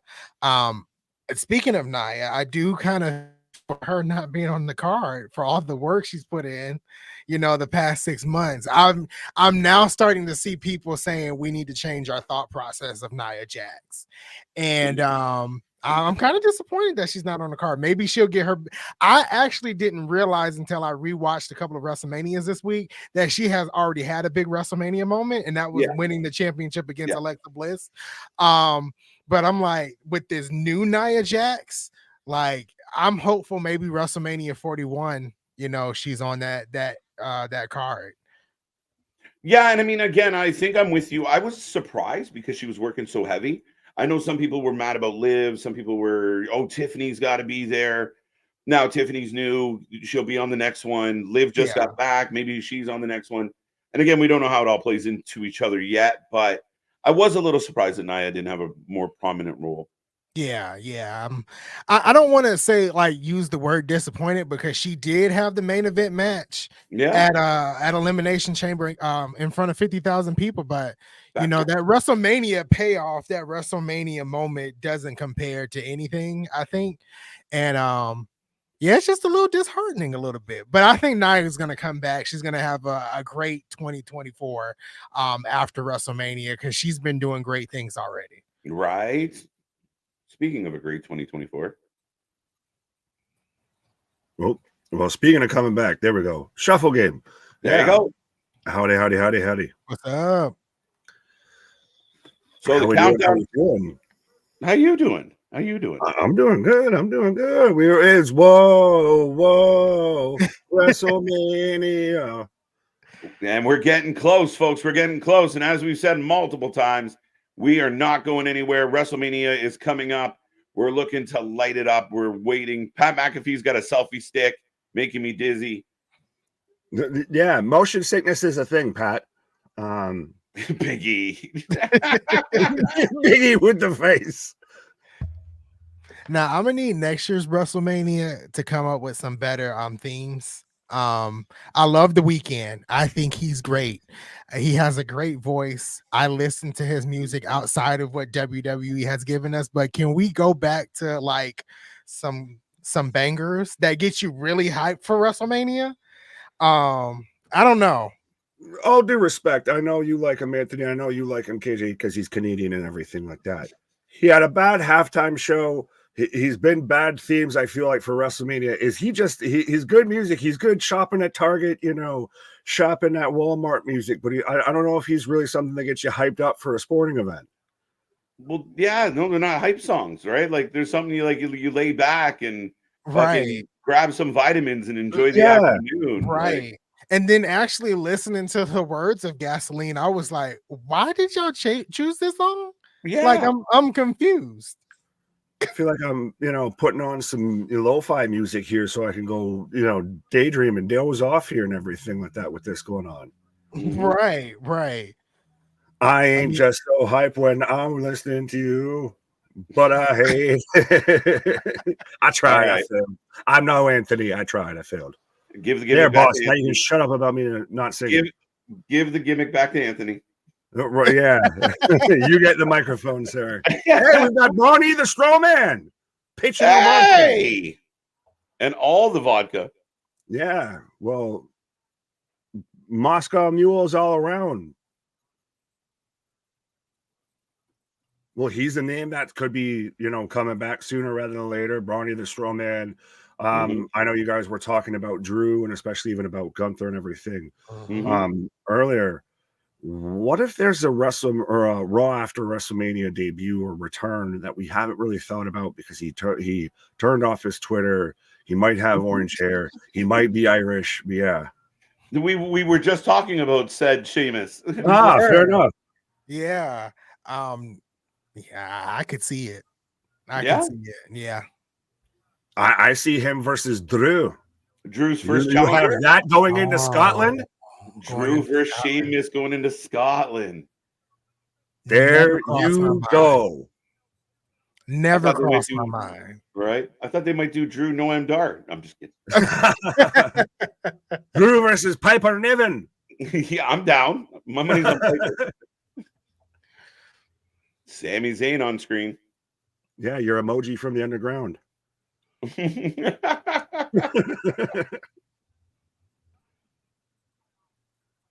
Contender Sami Zayn, or the contender, sorry. I'm telling you, they're building this guy up. He's gonna have his Rocky moment in Philadelphia. Oh yeah. I want Gunther to win, but if he has his moments, it's gonna That's be fine. special. You can have 1 through 3, 4, 5 Rocky moments, but when you have that one Ivan Drago moment, that's the one that sends everybody home. If he cries, he cries. I think that's going to be the sentiment here. It might not be wrong at all. Throw in the towel. Gable cost Sammy. A lot of people talking about, Coach Gable being evil. Well, or does he just get attacked beforehand? He's like Mick. He goes down before the match starts. So I got to win one for the Micker. I got to win one for the Gable there. The Micker. KJ for Heyman's last sentence made me question myself. He said, "You will never see the last of me. New company after Bloodline." English doing are you how? What? I think it's does Paul go to a new company after Bloodline, or I think he swore his loyalty. Not trying to make sense of illogical things. Right? What were you trying to say? I think what Paul What's next for said, Paul? Yeah, I think what Paul was saying, he's always going to come back in a way, because he went through the line of how they tried to cancel him and get him out of professional wrestling, and he always finds his way back. So I think that's what James is kind of referring to. Yeah, but come back. I don't think he's ever going to go away. He may go off screen, but I don't think he's going to go away. Yeah. Well, further. Oh, sorry, Anthony, go ahead. Oh no, you go ahead. I was just gonna say, further to that thought, like, does he move on to like a Braun Breaker or a Jade, or like does he pick a new faction, a new person to wise man for? I think you just said it with Jade Cargill. Woo! I think that would be if she doesn't, and she had like a little promo on SmackDown. It wasn't the best, but I thought it was solid. But if she doesn't really get that chance to improve, because a lot of people are not great talkers, Jade and her together, oh yes, I think that's perfect. And I think that would be the first woman he's ever kind of managed. Yeah, I like that. Well, even with Ronda Rousey there, he even talked about how he could maybe be in her corner or anything like that. But this is all a great conversation in 3 years when Roman loses the belt and goes off to Hollywood and everything like that. That'll be when this happens. Nick has Roman beating Bruno Sammartino's record. He's getting Thanos of this shit. Run from it, hide from it. I am inevitable. Yeah, but you also lose at the end of the movie, bitch. Yeah, that's true. And we got a 3-hour movie, and we're only in the fucking first 30 minutes here. We're still in the opening credits. Fuck is you talking about? Right? What? What? You read the credits? Well, no, this is the end, man. Opening credits. That ain't at the end. Even then, we still got the after the credit scenes and all that. Well, that's the tricky part. That's the Paul Heyman part. Yeah. Gunther versus Dragunov in Scotland. Down? I will have that anywhere, anytime, any place. I feel like Sam I Am. I will have that with green eggs and ham. 100%. I will have him in a ring. I will have him. I don't care as long as it goes ding ding. Yeah, right. Drew versus Punk in Scotland. Would Punk be ready? Is June too soon? Yes and no. Was it 6 to 9 months or just a straight 6 months? I think 6 to 9. Yeah, 6 to 8, 6 to 9. I see Drew versus Punk more at SummerSlam than anything. Yeah.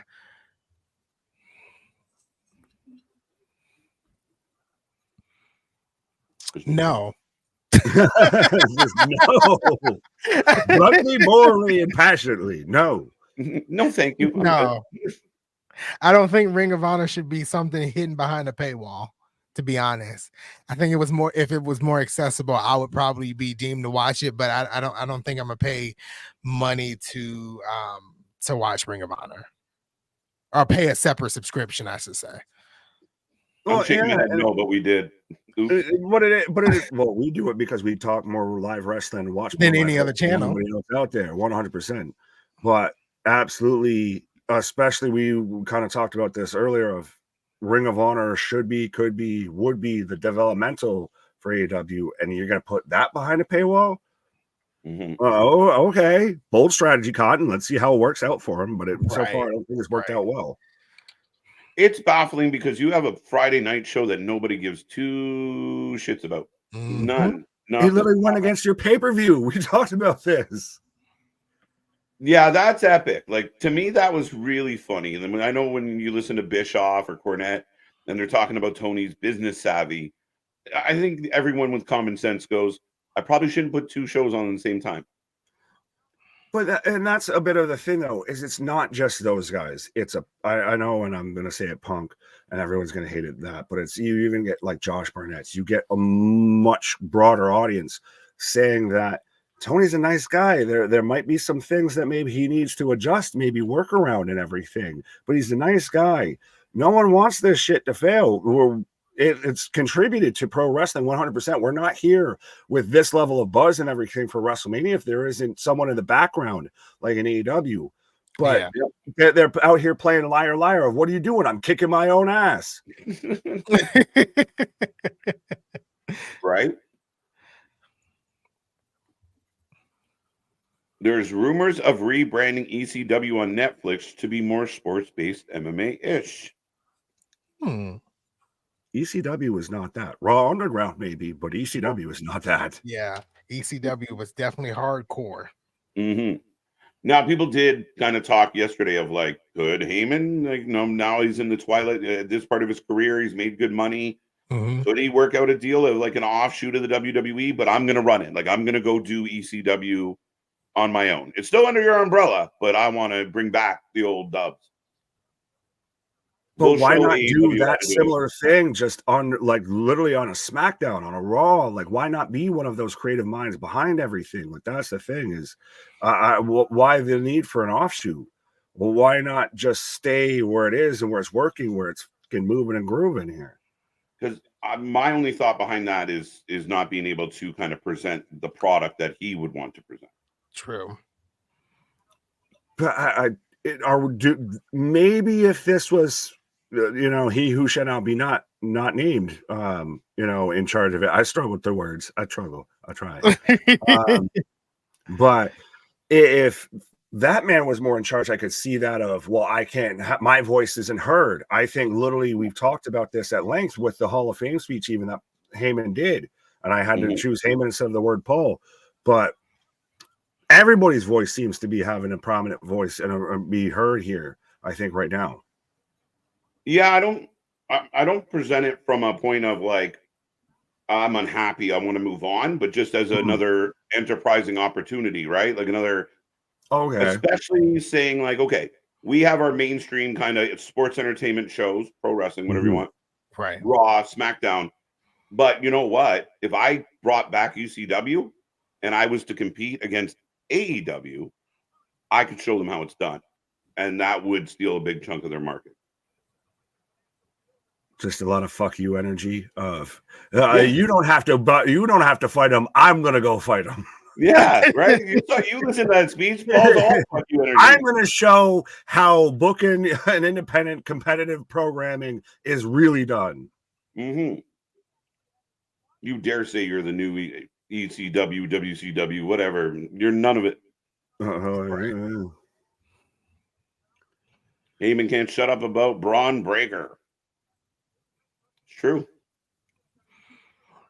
He really likes Braun Breaker, and the way he was talking about him last night is like he wants to work with him as well. Paul Heyman has great insight on professional wrestling, one of the best minds out there. So anyone he kind of mentors, they got a great mind to ask questions to. 100%.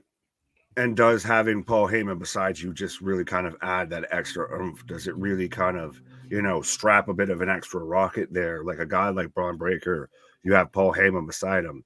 You kind of elevate him 2 rungs a bit more up the ladder and so on. Oh, absolutely. Because I don't think we would have the tribal chief the way he is without Paul Heyman, and I think Roman Reigns said that last night. So yeah, when you pair Paul Heyman with somebody, you're strapping the biggest rocket that you can to that wrestler. Instant validation is what Paul Heyman provides. Right, and I'll just say this real quick, and KG, you can have it again. But yeah, it fully solidified Roman Reigns' heel turn there when you cut to he's backstage and he turns, the camera pans, and there's Paul Heyman. That really solidified of no, he's not just here of a new dominant babyface. No, he really went full heel. He really evolved and stepped that next game up. Yeah, even when there was that short period where it seemed like Paul Heyman was going to leave Roman Reigns and go back to Brock Lesnar, I literally got scared because I was like, this can't happen, but it didn't happen, obviously. He stuck with Roman Reigns, but yeah, that was a scary moment because I was like, this character doesn't work without you, Paul. Ooh. Could there be a Roman Reigns post Paul Heyman? That's an interesting question. That's a babyface turn. Yeah, hundo. As much as I was just saying that the heel turn was solidified with Heyman there, the second Heyman's gone, it's a babyface turn. Right? That's how you split it. That's how you break away. Yeah, 100%. And you would need that, right? The visual alone. Could Naomi and go ahead. I was just going to say, could we see a Roman babyface turnish if we do get that Rock Roman match? Or I'd say when we get that Rock Roman match, that's where you pull the plug on that double turn-ish? Yeah, maybe. Yeah, I kind of think so. You'll pull it there. Yeah. Right. Naomi and Bianca will do most of the work in the match, and then Jade will pick up the scraps and win. Yes, probably, Damien. So when she has a fucking 5-star 60-minute work rate match and everything like that, are you going to be saying the same thing? Keep that same energy, my guy. But the match is definitely a little bit protecting, Jade as a newer talent. Put her with two vets. Yeah, I mean, but I don't think they're going to want her to look inept by the end of the show. She has it's like when you bring your kid going bowling and everything, how you put the little bumpers up and everything, so at least they hit the pins. I think that would be with having them there. But I do think that this is going to be a bit of a show up and a showcase opportunity here for Jade Cargill. I actually think it will be. Especially with the talk online. I think she's going to showcase, she's going to make some moves here. I do think so.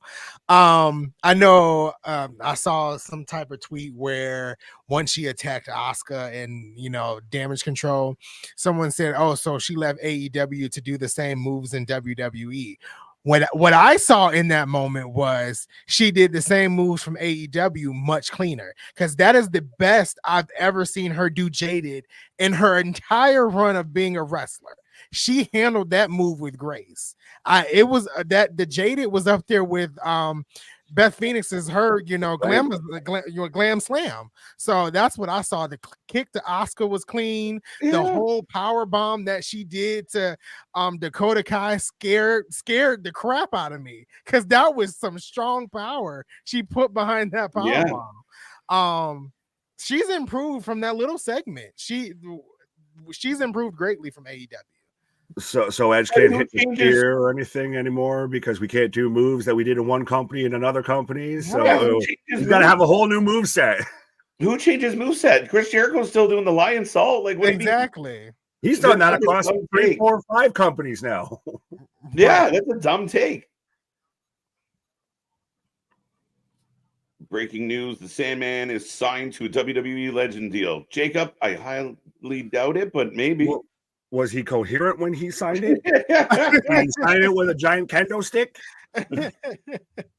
Right. That's how he's got to scribble like that. So, well, 2 quick side notes, and I don't know if Okay. you guys want to get into predictions or anything like that. Yeah. I did see on the Twitterverse there while I took a pause. So apparently UPS is to blame if they have lost Drew McIntyre's WrestleMania 40 ring gear here. So No, I don't shut know up. who's going to be out here playing naked McIntyre or anything like that. But Yeah, Emperor's New Clothes on. You're right. Well, he sat there. Oh, he no. came back with some savage bit of a response there of, CM Punk, you ain't using yours. Can I borrow some trunks? Oh, wow. Okay, at least he stayed true to the character. Right. actually see that tweet now. That's funny. That's Yeah. crazy and funny. Wow. But Before and we then get in- also, I know it was brought up earlier and I hadn't confirmed it, but there was a Wyndham Rotunda Bray Wyatt statue Yeah. brought out at Yeah. WrestleMania World, and everybody was up there for it, especially the Rotunda family. That was just a special thing. That's great. No, that's really cool. And At what one more point do thing the fans before, start? go sorry, ahead. Anthony.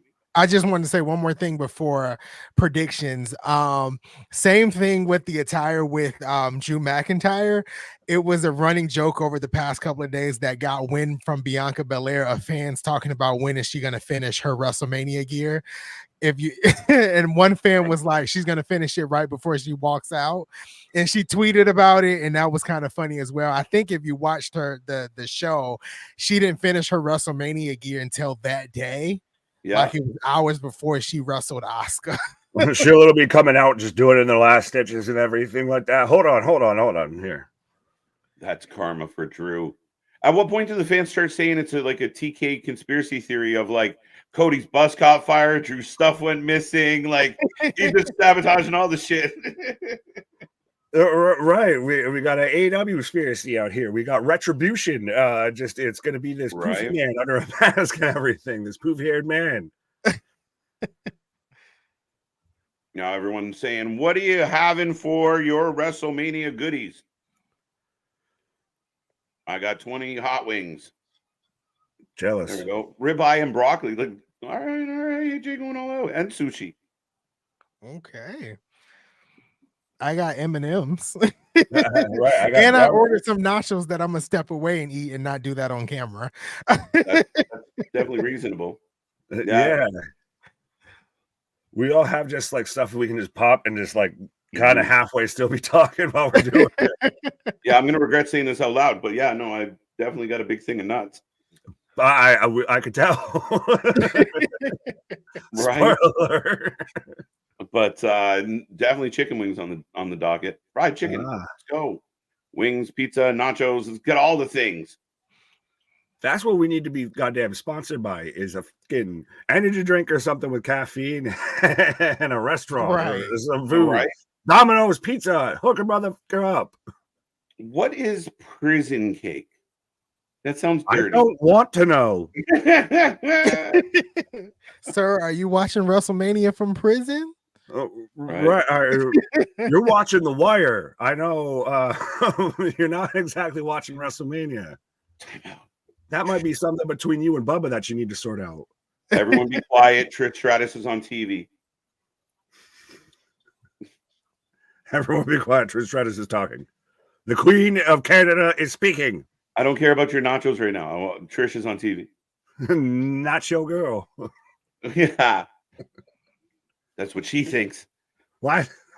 Well, you got Canadian on Canadian. Oh, sorry. I thought it's Kylie Kelly. I thought it was Jackie Redmond. I was going to say you had Canadian on Canadian action. Ooh, Trish acting like she might get involved. Becky. You just never know. Yeah, and she has that straight face on too, like I'm going to get involved in this match tonight. I'm totally up to something. But could we see something added, like we talked about it a little bit briefly, and we've all kind of hinted at it. We had the Andre last night on SmackDown. Could we get a women's battle royal or anything? Just thrown out there or added to the card or whatever that might be an in between. And say you get your Tiffany's, you get your Trish's, you get all of that that can come out and be involved here. That would be nice. That would definitely be nice. As we're just over an hour away from WrestleMania Night 1 kicking off. So do we want to roll through and run back some predictions here? Absolutely.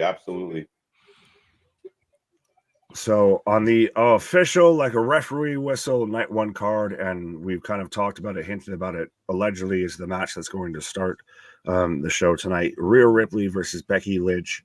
How fitting, we were just talking about Trish for the Women's World Championship. I'm still sticking with my choice of Rhea Ripley taking the victory and retaining that title.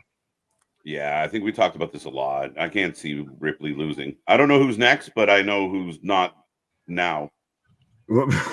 Facts. Yeah, this has got to be Rhea.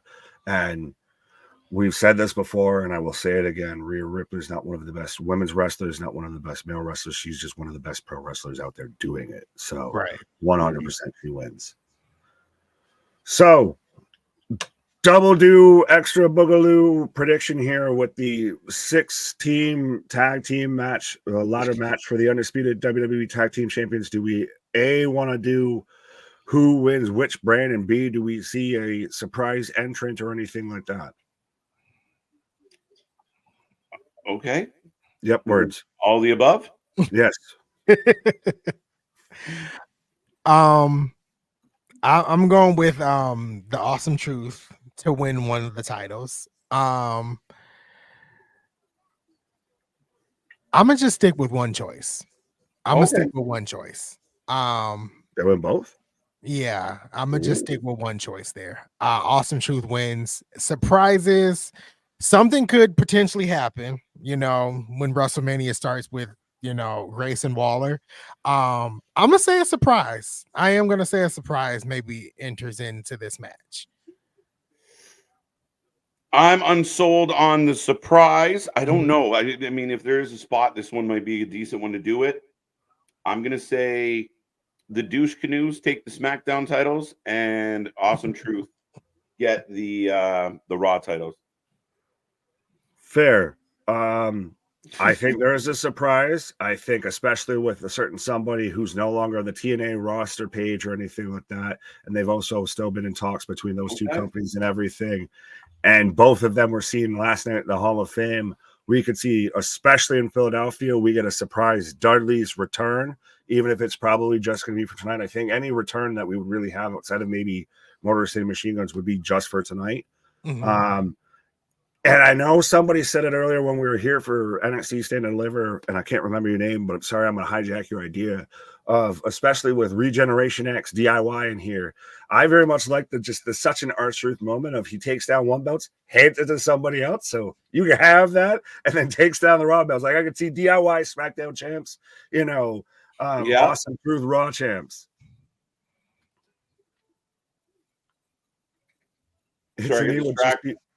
No, go ahead. Oh, I just got distracted by the Kansas City Chiefs thing here. How? Super Bowl. I don't want to talk about football. Buffalo Bills out here breaking my hearts. But yeah, I could see that. There's going to be an R-Truth moment. There has to be an R-Truth moment. I want it. Yeah. How much does it go beyond that, and what other, like,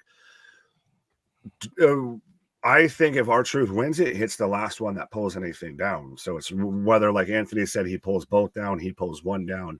That you end on that shot of that match of R-Truth at the top of that ladder holding tag team titles. That's how the match should end, 100%. I mean, I don't have any right to, but I really, really want that moment. I think he's deserved it. Well, no, we're part of the IWC. We're on the internets. We're on the interwebs. And 100%, you're a fan, so you have all the rights. You have your God-given rights as a wrestling fan to demand satisfaction. Judgment Day crumbles. Now, JV threw in Becky there. If we think that the Judgment Day aren't pulling down at least one set of those titles, beginning of the end of Judgment Day, which already seems maybe in the mix. I think so. Especially if Becky wins and then you have them lose the titles. Yeah, the walls have come tumbling down 100%. If that's the case, I don't think that's the case, but yeah. Fair enough. I think you're starting to see the formation of cracks and everything like that. You're starting to see really to where like Damien's pulling Domicide and like, what was that? Yeah. That's where you're really starting to see, we've talked about it, to where you might start to see everybody turn and just kind of give Damien the side eye a little bit. So Dom wander off, join the new Legato with Santos and Andrade. Well, I guess Andrade switched back the other way. He did. And I wish they would have just stuck it out. What the fuck? There's nothing saying he doesn't turn back the other way, though, too. I hope so. But Carlito feels, well, we'll get there. We'll get there. Right. Well, honestly, that's going to be the next match I was going to talk about of Rado Mysterious and Andrade versus Santos Escobar and Dirty Dominic Mysterio. Ooh. Oh, I'm going with Dominic Mysterio and Santos Escobar. I'm definitely going with them. Cat's out of the bag. Carlito, heel turn incoming. Yes. Oh, yeah. After last night, him being the only one there, you did it. So, yeah. Carlito takes out Dragon Lee, hoping to get the Dragon Lee spot, and then it was too slow getting to the dressing room. So Andrade's got the spot. So now Andrade has to be taken out. Right. Do you see it, though, to where I don't want to overuse the term double turn, but to where it's more two turns instead of a double turn, to where you see Andrade go back to being a heel on top of the Carlito heel. And so you leave WrestleMania, Rey Mysterio in shambles, in crumbles, and all of that, and you have Andrade, Carlito, Escobar, and Dom all walk off together. I like where that ends. I just don't like the beginning. Well, I think my concern is then Andrade should have just stayed the course, right? He came out with the bad guys, the heels. So it'll kind of be like, no, I like Ray. No, I don't. Like, I don't love that back and forth so quick. But I love the idea. Like, when they came out together on SmackDown, I was like, do this. Yeah. Yeah. It's a very Sting situation, I feel, a little bit here, of just Rey Mysterio is the man who everyone turns on. A little bit. That's true. I never thought of it like that. Everybody. But so are we all in agreement here with it's Team Dom and Escobar, or anyone taking Ray Andrade? Easily. But now, see, when I originally made that bet, Andrade wasn't in the mix. I'm like, shit, Andrade, damn, did he win? That's why this is the recalibration. This is, you have a minute to get your last minute votes in here. We're standing on business after this. I'm not changing. I'm not. I'll stick the pick with Dom. Brotherly warfare. Well, unbrotherly warfare. Jey Uso versus Jimmy Uso. Jay. Yeah. I can't see Jimmy winning. It's definitely Jay. Solo get involved? Probably. Oh, yeah. He's the third brother. Yeah. Now, does this potentially have any tie-in to later on down the card? Does this have a ripple effect, especially with this being Samoan bloodline, Anoa'i, Fatu family, the heavy? Does this have repercussions further, in the night and on to tomorrow night? Maybe it sets the tone. I had the thought of, do they have that, do the brothers then, like, at the end of the match, kind of like, I love you, man, because, bury the hatchet kind of idea. And then Jay rejoins the bloodline? Maybe. I don't think so. Well, maybe. Do we get quiche? And I don't mean the pastry dish. Do we get quiche? I've been asking for some quiche. I think we get a little involvement by Rikishi. Bring out Haku, quiche, whoever you got. All the Samoans. We just bring them out, and then we'll bring them out later for the tag match and everything. Mm-hmm. We're just gonna let you know they're there. No, this random silly question that like just jumped into my head on left field because I'm watching this. Mm-hmm. But no Warrior Award. Yeah, I thought about that last night. Nobody I thought about that last night. Was the last recipient Shad Gaspard? No. Who got it last year? Was it? It wasn't Shad last year. Was it Shad last year? Fact checkers, let us know. But I'm looking if now. it wasn't, then I feel like it should be the Shad Gaspard Award. It would be nicer than the Warrior Award, absolutely. Yeah, to hell with Jim Hellwig, to hell with Dana Warrior, all of that shit. Rikishi will take 15 minutes to get to the ring to save Jay. He's got to do the dance and everything. He's got to pull down the sunglasses. It was someone named Tim White. That's right. Oh, it was Tim White. Shad the year before, I think. Ah, Yeah. fair enough. Because that's you had that weird moment with JTG was kind of there but not, and it was awkward. And Yeah. Shad was 2022. Yeah. Okay. I stand corrected. Awesome Truth, No Yeet. All right, what's next on the docket? Tomatonga. The women's 6-woman ladder tag team match, of Bianca Belair, Jade Cargill, and Naomi, or as Anthony called them, Destiny's Child, or TLC even, Jason Waterfalls taking on Damage Control of Dakota Kai, Asuka, and Kairi Sane. I'm going with Jade, Naomi, and Bianca, Destiny's Child, or TLC, which might be an even better name. TLC would be better. Right. Yeah, this has got to be Team Jade Babyface. moment. Yeah. Mhm. Yeah. Then we've got what? They're showing us Sasha versus Bianca right now. Oh, wait, On hold my- on. Oh, I don't Like got we're that. talking about their Canadian exclusive. Yeah, there we go. Interesting. Jade pinning Dakota. Interesting. Yeah. Could be. Could there be a combination out of this that then goes after the tag team titles? Because I saw some people thought that maybe this match should have been broken up a little bit. If you had a women's tag team title match and a singles match as well, like if you had Naomi and Bianca go after the Kabuki Warriors, you had, say, Jade go just after Dakota, but and neither here nor there for me. Post Mania possible. Yeah, I don't really have a problem with the tag team titles not being defended tonight. I think this is a good placement for this match. Right. Yeah, I think so too. And I mean, I feel like it would, like I kind of joked around when we did the preview show. Is there a potential that Damage Control's kind of in a groove right now? Do they find a way to win? But I can't imagine the super team that is TLC or Destiny's Child or whatever the hell we want to call them. All the women who are independent, throw your hands up. All right. Yeah, but Jobson letting us know that Collision is also on tonight. In case anyone was concerned, Collision will still be there. It's still happening tonight. And we'll give you guys a full review when we come back on Sunday. Right. And I'm not even promising that part.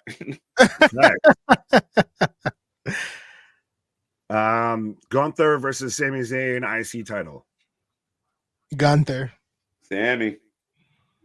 Oh. Sammy wins. Wait, that's definitely a flip. Yeah, because I was like, I thought we were. You can have that. I don't care. You pulled that trick on us. You did the song last time, and we were like, "Oh, you're taking Sammy." You're like, "I didn't say that." You can have that. That ain't even what I'm mad at. Sammy, they got you. The Rocky storylines got you pulled. I know you. Yeah, I'm a sucker for a sweetheart storyline here and everything like that. And like I said, we're we're gonna get some big heel wins here, and and it also becomes, does Gunther move? If you want to go with what you wanted, if Cody wins at night 2, do we get Gunther versus Cody coming out of that? We had Clubber Lang, now we get Ivan Drago here. Gunther Drew works too, right? So yeah, I mean, I'm welcome to the dark side. That Sammy's gonna win. Welcome to the dark side. Underdog from the underground. The emoji from the underground. The emoji from the underground. I didn't know if I was on the dark side. Is that what you call French Canada in Canada? Is this the dark side? Yeah, you talking about there? We don't go there. That's the elephant graveyard of Canada. I wouldn't say that. I'd get in trouble. Nick, you're a big sweetheart. I'm a sucker for a sob story. No, I was making the Lion King reference. And then Bloodline versus Cody and Seth. If the babyface team wins, then it's a straight up match for night 2. If Team Bloodline, Rock and Roman win, it is Bloodline rules. Do we Fit, do we agree that this is the biggest tag team match in WrestleMania history? Yes. Oh yeah, it's definitely the biggest tag team match in WrestleMania history. Rock and Roman, tweet. Tweet. Rock and Roman.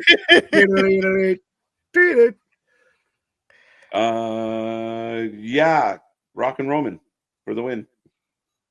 Yeah, I'm sticking with my same prediction. Rock and Roman wins tonight. I'm conflicted. Yeah, I feel like either way it's got because do we need just an out and outright straight one-on-one match for night 2? You made a good case for it. I might have to stay by it here, and that might be another switch though too, but I don't know. That I think that might need to be the situation here. It feels that night 2 then I think feels a bit more impactful, and everybody that Roman only wins because of the bloodline interference and everything. And I know that there's the whole aspect of you stack the deck as much as you can against the babyface, but all the Cody crybabies can dunk their chicken nuggets. If we get a straight one-on-one, Roman Reigns against Cody Rhodes in the center of the ring in Philadelphia. Yeah. Yeah. It's tough. It's tough. But Rock and Roman, they got this one in the bag tonight. There you go. Yeah. Is it because you still need that Rock pop and everything? He has to, pay off all the pyro budget there at least on one of these nights. Rock's like, I got to win something, boys. Like, come on now. I want to be here to lose. I can't have my match. Now you won't let me win. This is bullshit. Why did I come back? Right. No, and I mean, I think that's the two avenues. Like, as far as creatively, do you want to bury the baby face as far down as possible and make it look that much of a reach up? Or do you really want to set up that you have to have a one-on-one fight, and one-on-one I beat you? Yeah, because even Cody's made that claim of a one-on-one. If it's just me versus Roman, I win. So it really is that delicate dance of it could be, he's got to, take on all the odds and overcome every obstacle. Or is it straight up man-to-man, LeBron James versus Michael Jordan, Kobe Bryant versus Michael Jordan, Kobe Bryant versus LeBron James, however you can compare it there. One-on-one, straight up man-to-man. How are we going to handle this? Yeah. And even then, no, I don't know. Chambers got a good point. Drew McIntyre could get involved in this tag match because he does fight the champ tomorrow. Well, do we get this overbooked to oblivion here a little bit for all the right and wrong reasons here? We could. And night 2 could be complete insanity. Could you see, though, that causes enough distraction, enough chaos? We've got Stone Cold stunning people. We've got John Cena out here heading attitude adjustments. We've got, Drew Claymore and this person and that person, everything. But Cody still picks up the win. And now, if the baby faces win, who pins who? And even if the heels win, either way, who pins who? So many layers. I don't know. I still say Seth Rollins takes the pin tonight. Cody Rhodes getting pinned. If Roman Reigns pins Cody. The Rock pins Cody. The Rock pins Cody. Could be. I could see what Anthony's saying of though, to where Seth, ends up taking the pin. Could it be Roman pins Seth? Ooh. It could be. Shield collection, that connection there. Right. The Rock pins Seth. Seth pins. No, Seth's not pinning anybody, I don't think. Yeah, Seth gets no wins. You get no wins, sir. Cody pins Dwayne. Is it willing? Ooh, sorry. No, just real quick. Damien's heated. He's pissed. He's angry. Yeah. Sorry, side note. Squirrel. No, you're good. I was going to say, and he cut to Finn. Finn, how do you feel about this? You keep stacking them up. I was like halfway. Finn's out here almost side-eyeing them here. All right. I was waiting for Finn to go, who the fuck are these guys? Right. But does it work as almost a trade-off of if Cody pins Rock in the tag match and goes under Roman in the main event of night 2? Oh my God. If The Rock pins Cody, Cody's 100% winning, and then that's The Rock. Like, I've already beat the champ. Fuck. Come on, birdies. Let's go. Yeah. Wow. But that is the predictions for at least what we have. So, folks, get in that chat. Don't be shy. Don't be quiet. Let us know. We are about... Where's my little clock? We are about... under 45 minutes away from the start of WrestleMania. I almost said We're almost SmackDown. there. Jesus. So close. So close. I think someone's so close to nachos. That is true. That's what you were talking about. Come on now. Priest needs a prime. Drew can interfere, and Priest can as well. Well, yeah. Priest is also a part of this whole thing. Yeah. Do we get a prime logo in the center of this fucking ring? Maybe. I thought it was supposed to start at WrestleMania. Don't you put that evil on me. Don't you put that out there. I'm we don't need I- that anymore. but I I'm not really putting anything on you. That's literally what Logan Paul said. Well, don't you or Logan put that But on I don't me, know man, how 'cause I saw feel all the now. I didn't pictures. mind the Prime logo when they first unveiled it in the middle of the ring, but today watching NXT, the distraction with Knuckles being everywhere. The knuckles. The knuckles. It's a jackal. I don't know how I feel about it. I don't know. I guess we'll see tonight. Yeah, a little heavy. Fallout. Mm-hmm. What? Oh, the Fallout. Yeah, it was a little heavy. It was like it was everywhere. And like even to put him on the mats and be like, okay, make sure you hit a move on this. Like maybe too far, too soon. Yeah, you might have gone a little too far one way here. But yeah, I saw the pictures going around even when they first were talking about it. And like, you know, Mick Foley going through the top of the Hell in a Cell, straight through a Prime logo. Like, maybe we don't need that. Right. Maybe that's not the good visual. When I did thought it was going to be used to like the signs, you know, being kind of everywhere like it is in TNA, but in WWE, I don't know. It just didn't look right to me today with the knuckles being everywhere. And I don't know.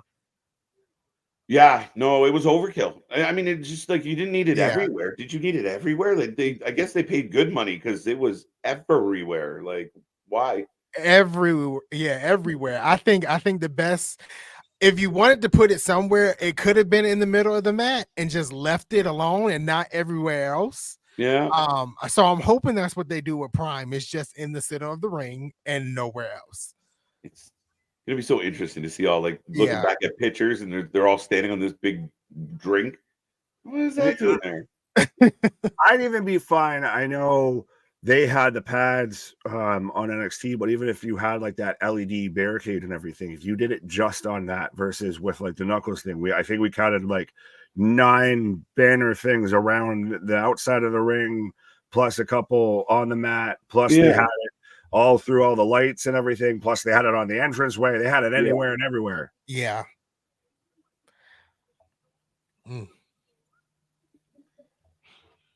I'm just trying to figure out what they're doing right now. Yeah, we're getting Philly fan experience, I guess. I don't know. The Lighthouse. Is this like who's the best wrestling fan thing? I don't know. I don't know. But it's brought to you by Slim Jim. See, that's how you can do this. This is still advertised by Slim Jim. It's subtlety. But ladies and gentlemen, the chapeau that runs the show is gonna go get his munch on and take a little break. Rest those vocal cords, my friend. All right, I'm gonna try because I might be a little loud when WrestleMania starts. Well, good to see you. I'm sure we'll hear more from you as we go on here, and see you in a bit. All right. Oh, there's so many buttons. There we go. Right. And we're down to 2. But that was that? rude. I said down 2. That was rude. We're down to 2. Yeah. But I have a question. Are there any big independent wrestling pay-per-views tonight, tomorrow? As WrestleMania weekend, NXT doesn't count because WWE. Yeah, there's a bunch, especially with like the GCW Collective and a bunch of smaller shows. I know For the Culture was on this morning, I think it was. They're all over the place this weekend for sure. Well, I think respectfully, and I could be proven wrong, but I think they've all kind of happened this weekend here. I think this is everybody kind of, pays their a little bit of their respects here. If this is WrestleMania's weekend, Christ, you're not going to have something that I feel is going to really compete with viewership compared to this. Absolutely, absolutely. Shout out Naomi's outfit, by the way. There, I thought I was looking at a fucking Christmas tree here. She's got the full metal or full aluminum outfit and everything, but got the LED lights hanging. Absolutely. Put your phone away, people. Not if you're watching us on your phone. Just don't keep it. Or you can still watch us, but please be pulled over while doing so. Don't live stream it. don't blame us. We don't have the legal fees or the representation. Right. See, now this is what you said. Could Selena and Andrade turn together with or without Carlito? Could it be Andre that's the mole? Everybody just turns on Don or on Ray. Sorry. Everybody hates Mysterio. Here's another prediction for WrestleMania. I predict Dominic Mysterio and Santos Escobar for the win. Carlito will betray Lawo and turn heel. Yeah, I think we've dialed in on that quite a bit. Done that. Tiffany Stratton should start a stable of mean girls called the New Fetch Republic. Gretchen, stop trying to make fetch a thing. No, that's Kiana James. Why is that Kiana? Oh yeah, she is the mean girl. Yeah, you're right. Right. You literally called her that. Yeah, the mean girls. All right. See you soon, Christian. When you're driving, facts exactly. It's tinsel time. Right. I misread that the first time. Anyway, it's prime time for Fallout from Knuckles and Slim Jim. Yeah, but we've seen it before. I mean, even when they do like just too much. There's too much going on. It's so distracting. Yeah, but at least there were no zombies pulling anybody away or anything like that when it was the Miz and John Morrison out there. Mm-hmm. I kind of like the logos everywhere. Reminds me of UFC. I think like within the ring, and I think one of the problems with the visual of like the Prime bottle is it's just this one like random thing in the middle. If there was like 4 or 5 scattered, maybe it wouldn't look so out of place. Turnbuckles. You got turnbuckles, use them.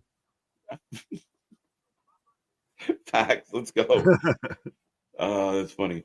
Prime logos will be everywhere. SummerSlam in Cleveland, 100%. Yeah. Do people in Cleveland actually drink Prime? I'd be interested. Briscoe finally got the job done, 100%. Gordon, first try at it. Maybe second. Maybe. But Jobson out here with an interesting question as we're getting another fly-in shot over Lincoln Financial here, as they're literally up to the goddamn rafters out here. They're up there having to move, a championship banner out of the way so they can see the fucking stage out here. But so your Mount Rushmore, you're top of the list there when it comes to WrestleManias, as we're getting Michael Cole WrestleMania hype up video package. What? Yeah. When does he go in the Hall of Fame? When he retires.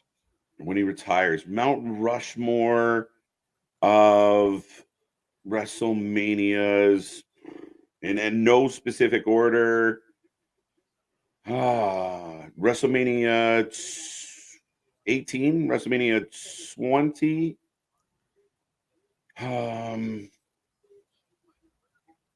What do you got? I got 2. I got 17 has to be there. First one. 17 has to be there. 10 probably is there because of like the ladder match and everything. I think 10 was overrated because of the ladder match. I mean, I think the ladder match stood out on a shitty card. Valid. There's a few here that I could discuss or I could swap. Yeah. Like 28 or 30. I think 30 has to be there. I would say 30. 30 is a good show. What was the last end of an era match? Was it 30? That's why I think that was 28.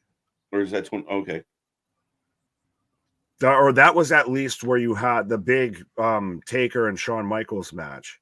It might have been 29 was the end of the era, but you had, Yeah. Shawn Michaels descending from the heavens there for, I think, 28. Yeah. I was a big fan of WrestleMania 20. I thought I don't know why WrestleMania 20 always stands out for me. 18 being in my neck of the woods, maybe a little bias. Maybe. Fair. Well, you had your the Rock Hogan. Yeah. 14 stands out 100% because that's where you had the Tyson match. You had the quote unquote birth of the Attitude Era a bit there. So I think that stands out. I've had a personal affinity for 33, and that might even just be because of the stage and everything. I think it was just really cool presentation, and it had a good vibe. Nothing I think of super memorable. If I might be wrong, but yeah. 17, 18, 19, 20. JV went on a run. Yeah, just they only did it good 4 years, and that's it. Right. 3, 30, 17, 26, and 20. Bingo. No, I'm just kidding. Yeah, I was gonna say, but there's only 4 heads on Mount Rushmore, not 5. Yeah, bonus. He gets a bonus. He's just carving another one in the other part of the mountain there. Yeah, 17 is a really good shout. I think 17 has to be on there. I'll go on record saying 17 is the greatest WrestleMania of all time. I think a lot. Yeah, I mean, maybe not a lot, but I think a lot of people kind of love that. It was such a good Mania, right? It was really a staple, and yeah, there was just so much there. It was the start and the cap of a lot of shit. Yeah, WrestleMania 20, I'm a big fan of. Absolutely. The only good thing was Hogan and The Rock. 18, yeah, like I said, I might have a little bias towards 18, but 17 definitely. 20. I almost did what JV did. 17, 18, 19, 20. No. Right. Well, 30. like I said, I think 30 needs to be there 100% because you had the Yes movement. You had the end of the streak. I know we were talking about the end of the era, but you had the end of the streak. I think that almost right there might carry it. But that's, again, like you were saying with 10, does one match supersede the rest of the show? Yeah. Yeah, it's a good point, right? So, right. WrestleMania 6. Going old school. Yeah. That was I mean, do you have to really say like 1 just because it was the start of it, so it has to be there, like because it's the originator? Well, maybe if you liked it enough. I mean, the only reason why I think 6 is maybe, well, I mean, again, the epic, irresistible force against the immovable object. Not bad. I mean, yeah, those epic showdowns. Again, you could kind of was it on that match? Yeah, it might be just on that match. Recency bias is tricky. Yeah, because I mean, what would you say for a recent like post 30, post 33, maybe 35? Would you say was like the standout WrestleMania to you? That's a good question. 39. I'd say 37. 37's good. I thought 39 was good. I thought people hated 39 more. Good. The Cody situation. 30 was 33. Maybe 33 out of the group. 33 was the one in Orlando with the roller coaster set up and everything. Yeah. WrestleMania 40 versus Starrcade 97. All right, JB. You know what we haven't mentioned, and I'm surprised, and it just dawned on me. 31, the greatest heist that Oh, yeah, that could be up there. And you even had, I think it's because somebody was mentioned Sting and Triple H. That was on that card as well. Yeah. You had your Bray Wyatt versus Undertaker match. Granted, it happened during the day, which sucked, but yeah. Yeah, you got a good point with 31. Santos and Dominic win. Let's go, folks. Let us know who you're taking, who you want to see win. We are, where are we at here? Well, we're about a half an hour away from the start of everything. I'll make even a stronger case, for 37, because it was the one that came out of 36. And can we respectfully say, we've been talking about the best, was 36 respectfully kind of maybe one of the worst? Just because of the circumstances? 36 was a tough one. Shit. I mean, we've had some duds in there, for sure. And I don't want to, I mean, we can really go back to the old ones, but I mean, even of recent memory, I think it was 30. I didn't love 38. Yeah, well, that's where you had the Cody debut, and everything. 37 could have been better. 37 was good. What was it? It was like, no, it wasn't 34. I'm trying to remember where you had, was 38 where you had Roman Hunter? Roman Hunter would have been 30. Because it wasn't 37, it wasn't 36, was it 35? What was was it was 38 the Thunderdome? No, 36 was the Thunderdome, the empty arena. Yeah, and that's why 37 was a bit bigger, because it was the first one back live. Yeah, that's right. So we're down North Pizza with that guy. Peter Rosenberg, generic Caucasian male. All right, ladies and gentlemen, make sure you get in there. 32 in Texas, Dallas. Fact. I got a pee. Right, there we go. He's going to go and find some North End pizza there. 100% as he's getting the munchies too. But absolutely, folks, as we are half an hour away from WrestleMania Night 1, WrestleMania 40 kicking off here. So 100%, if you haven't done so, be a friend, tell a friend, let everybody that you know about us. Spread the good gospel of pro wrestling out there, because we want to have this stream blow up and it's going to be the biggest WrestleMania of all time, as we're arguing which one's the best. And so let's make this the biggest and the best stream for us. WrestleMania 2000, Jericho. yeah. There were some good ones. 2000, though, was kind of with the McMahon in every corner. Yes, James. 37 was in Raymond James fitting. 35 was Kofi Mania. Yes. Oh, fun fact, side story here, as I've got Natty out here. So again, we're getting all the Canadians interviewed back here, but Natty looking fine. But my wife, well, now current wife, at the time, not wife, but almost watched me, was our first time watching a wrestling show, especially WrestleMania together and everything. And she almost had watched me do like the FIFA knee slide into the door frame at my apartment and everything like that, because Kofi won, because I lost my mind like a fucking 12-year-old kid. I was doing the happy gotta pee dance, fitting that KJ took a pause because he's got to do that. But yeah, just a little fun story that I just thought of with remembering that 35 was Kofi Mania. This makes me want pizza. Yes, it does. So hopefully you got your munchies, because strap on and strap in. We got God knows how many hours of pro wrestling coming up here. WrestleMania 26 sucked. Fair enough. You guys, temperament is great. My God, there you go. We try. For half a second, Christopher, respectfully, I almost misread that as peppermint instead of temperament. WrestleMania 17, yeah, Brandon, that 100% to me is the greatest WrestleMania of all time.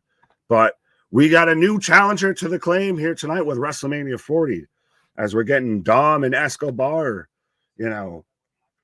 interviewed backstage. And now, with Dom out here not wearing any Judgment Day gear or anything like that, with just a plain black hoodie. Now, he could still stay with the Judgment Day, but could we get a little bit of a real reveal, right? To where he comes out and he's got, even if it's a purple, like a Judgment Day-esque LWO shirt, but what if he's got, I know KJ's talked about him having two mommies, but does he have two, gang alliances here? Does he have, he belongs to two clubs?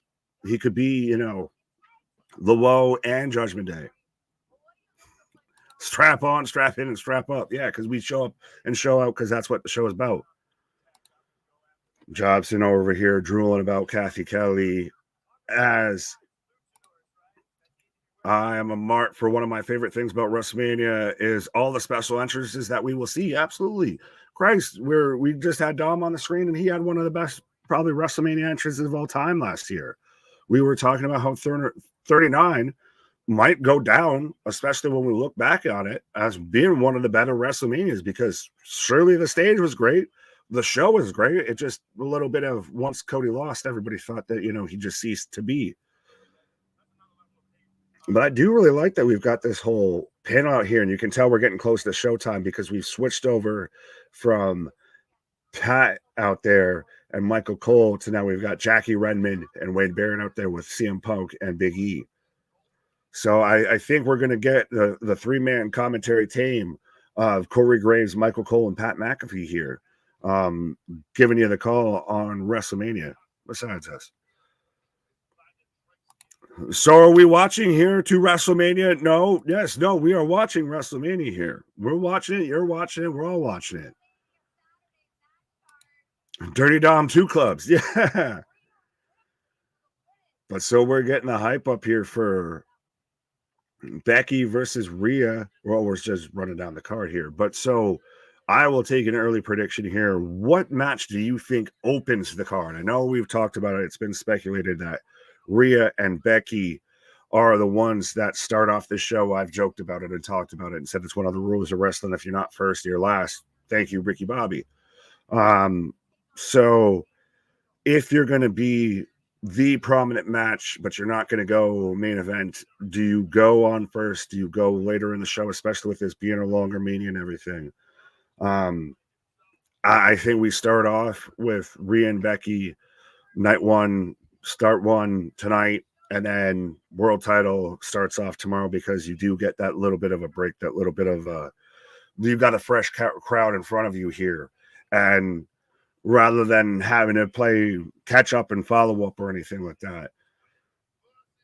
Now, as we're getting Jey Uso and Jimmy Uso getting brought up here, that's when I'm really wondering, where do you slide that in? That could be a challenger to be the one that starts tonight. A little bit.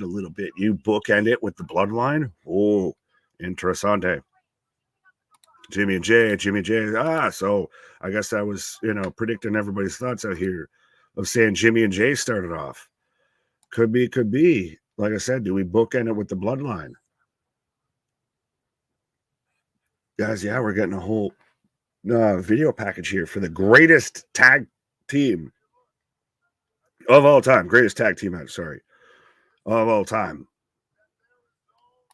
I mean, I was due for a good idea. Yeah, everyone's due one. Everyone gets one. But yeah, so we're running through the history of the bloodline here right now.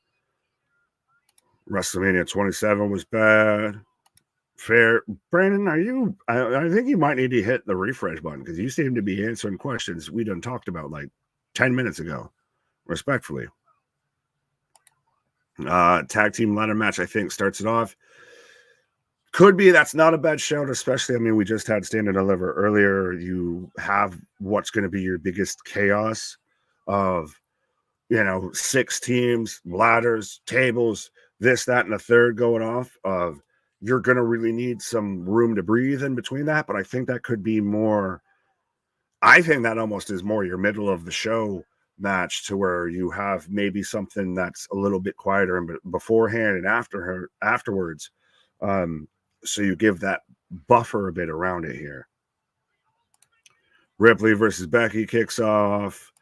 Oh, so Mike's agreeing with you, James. James might be right. Hey, I could see it happening. I just wonder, you run a little bit of that risk with the car crash match starting if you just maybe suck the wind out of the arena for quite a bit. But then again, I feel like almost with those matches, anytime you do it, you run that risk. Sisters with Fears versus Damage Control. All right, man. Big dog. Roman versus Triple H, WrestleMania 32. Yeah. We got it. So we're replaying parts of the Hall of Fame right now with the Muhammad Ali. Well, okay, so I must have missed this a little bit, but she was talking about how Ali gave The Rock his permission to use the People's Champ. Granted, this whole segment, this whole introduction very much seemed like acknowledged The Rock a little bit more than anything. So, James, are you glad they're keeping Royal Stadium right where it is? Side note, have they actually figured out of where they're standing? Sorry, this is completely not wrestling related, but I know Missouri and Kansas have been arguing about the Chiefs and the Royals. So yeah, if they have, that's interesting. Night one has a great card. Both nights do 100%. But yeah, this is a stacked night we've got on deck here. 7 matches tonight, 6 tomorrow. So again, see, Tony, that's how you split it up. You don't burn everybody out of the gate here. You don't book in 72 hours of wrestling in 24.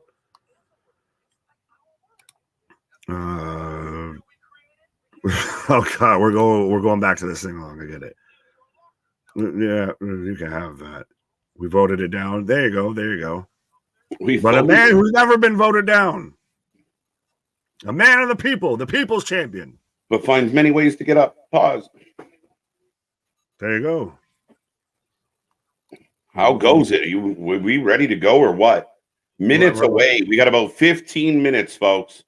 Yeah, so I'm gonna go sneak one of them pauses you were talking about. There you go. Grab one quick, sir. Nick's taking a pause for the cause. Anthony's on a pause for the cause.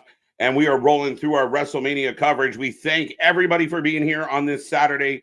For those who have been here for all 7 hours, thank you. Truly, that's crazy. And for those who are maybe a little later to the party, thank you for being here as well. We're looking forward to this one. We're hyped. We started it all off with Stand and Deliver. A good, solid show this morning. And we're still here live 7 hours later. And we haven't even got into the main show yet. So we are getting super close. Make sure you get in that chat. Make sure you click like, subscribe. And again, if you want to take this link and drop it some places, we would greatly, greatly appreciate any of the love. We are, like I said, we passed 4.2K subscribers. We're pushing for 5K this weekend. So be a friend, tell a friend, and share Wrestling for Life Network with everybody you know. Yeah, there you go. Let's go. What's the match you're most looking forward to tonight, KJ, besides the main event? Sammy Gunther. That is, I think that's the one I just think it's a nice story. And I'm curious, especially because there's what way could it go? I'm also really curious to see how Jade performs. I'm really curious about that. And if I got to be greedy, I'm very optimistic about Becky and Rhea. I think that match could surprise us. What should start WrestleMania? I wonder if Rhea, Becky start the show. The latter match goes second, which I think is going to be a fun match. I wonder if you start with the ladder match and then follow it up with like a one-on-one. It might have a bit of a drop-off energy-wise. It'll all depend on how they look at it. But I could see them opening with Rhea, Becky, and following it with the ladder match. If I'm guessing. That's my take. What did other people say? I just made some pork fried rice on the Blackstone. We ready for Mania? Yeah, I had to go grab my my boneless wings and some fries and some snacks and some chocolate.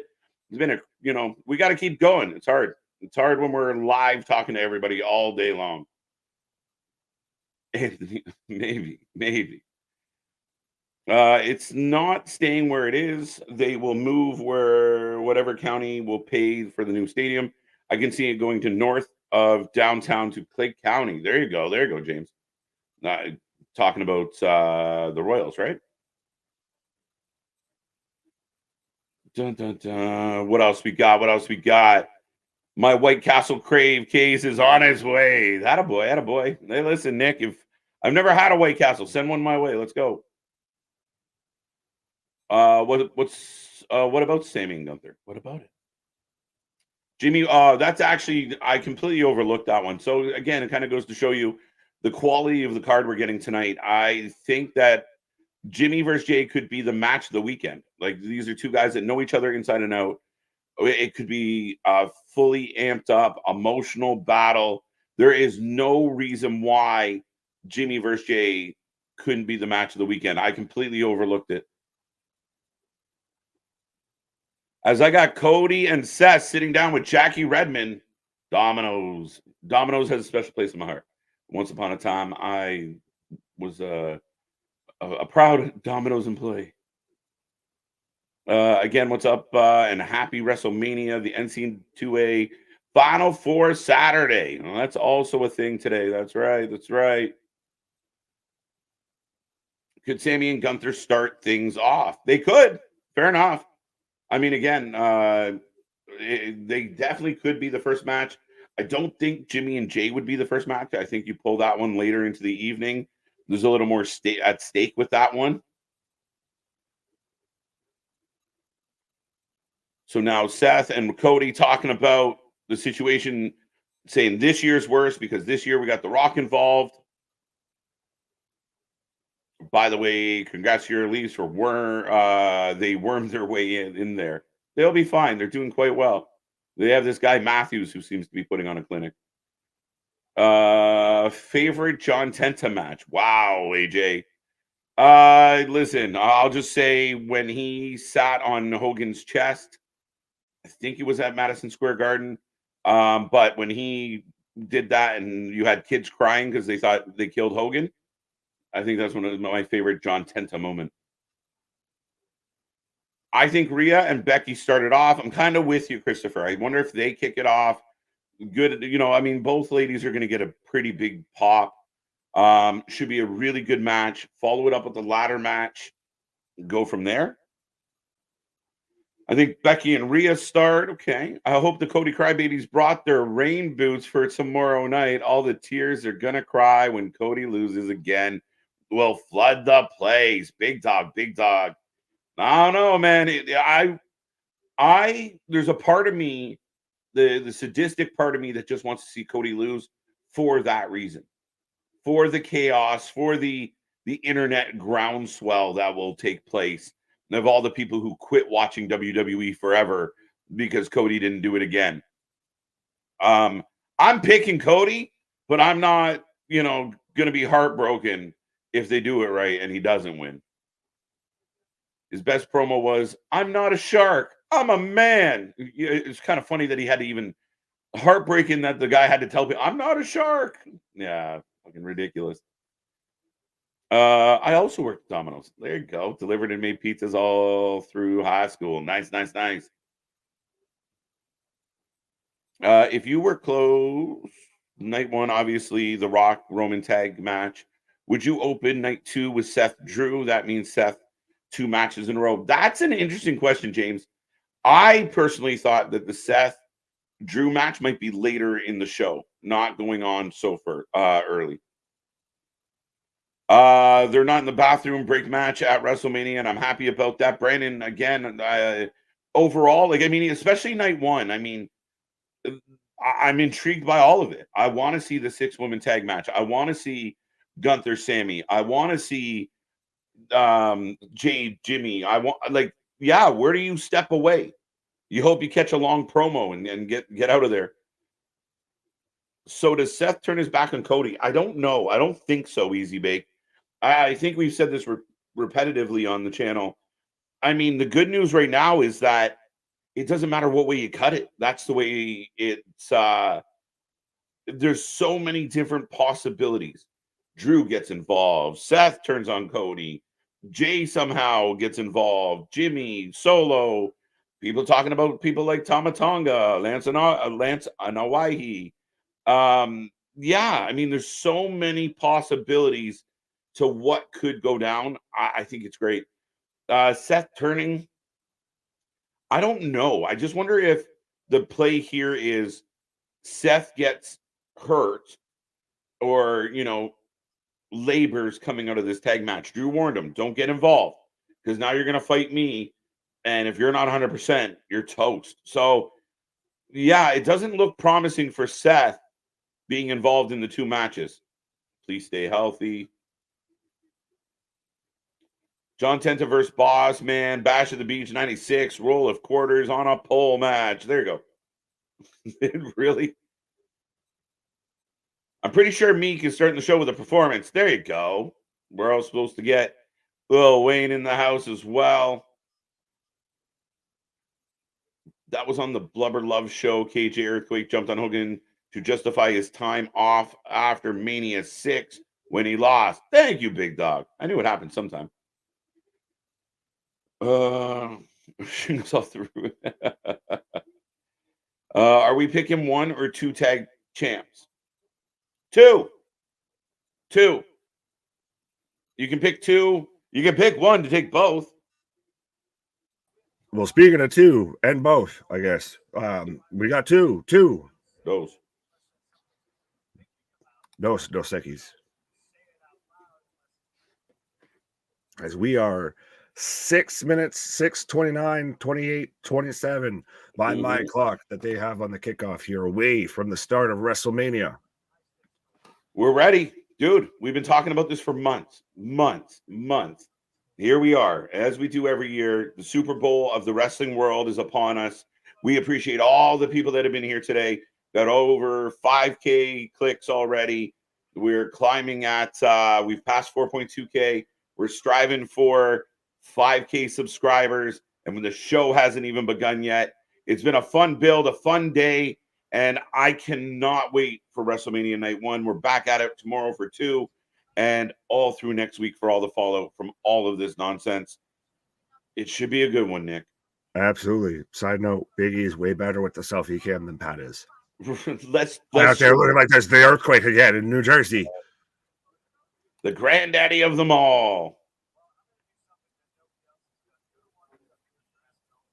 6 minutes. I gotta finish my vitamins. Well, you're not the one on screen, so you can finish them whenever. Right. I want to see R-Truth take off with the Money in the Bank briefcase after the Miz take the Raw straps. Miz just runs off like he just, R-Truth runs off like he just won the 24/7 title. That's what we were cashing in, right? That's what we're getting, right? That's what this was for. As right now we got a split screen. Corey Graves coming out to the ring. The panel winding down with Punk and Big E. Well, we did have the switch out there. It was Pat and it was Michael Cole, and now we've got Wade Barrett and Jackie Redmond. So I feel like we've got the commentary team set up for tonight. Yeah. Corey Graves, Michael Cole, and Pat McAfee. Yes. Just like the song Operator, these WWE superstars have absolutely nothing to lose at WrestleMania. I'm so proud. I'm so pumped. Proud? Hello. Proud. I'm going to make you proud. Proud. Right? I feel like a kid. Yeah, there's a good level of anticipation.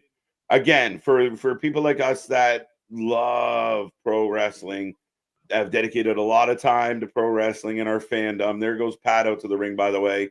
Right. And yeah, this is it, man. I'm pumped. They have done a phenomenal job of getting the fan base excited for tonight. 100%. And there is not a bad moment, a bad match. There is not an opportunity to really where you could be disappointed here. No.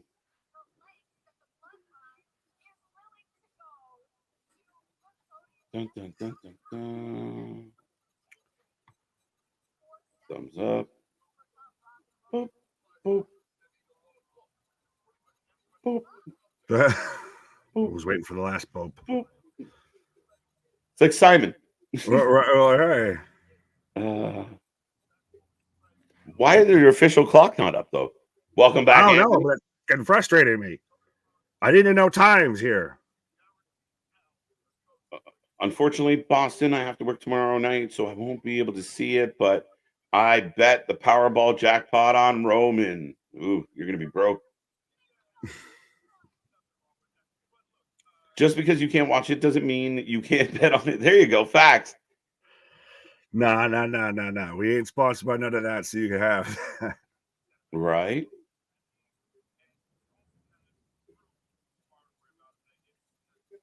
Really sad. So are you ready? I feel like we need to hit the intro again and everything. Yeah. Ladies and gentlemen, boys and girls, children of all ages, the Wrestling for Life Network proudly brings to you a tag team trio champions of the world. Right. The every night like AJ White, the chapeau that runs the show. Anthony, I am Big Nick, and this is WrestleMania goddamn weekend. Strap on and strap the skin.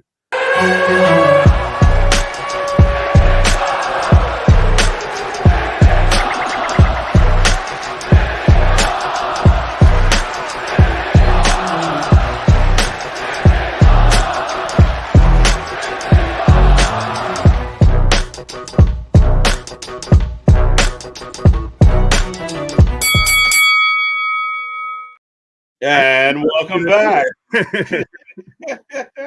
You said it. I was like, screw it. I'm doing it. Fuck it. I'm a good friend. I don't ask questions. I just, all right. I just kind of went with it. Like I said, I didn't think you were seeing me through there with as we're 7.5 hours in and we only got so much more wrestling to go. Right. 2 minutes away from kickoff.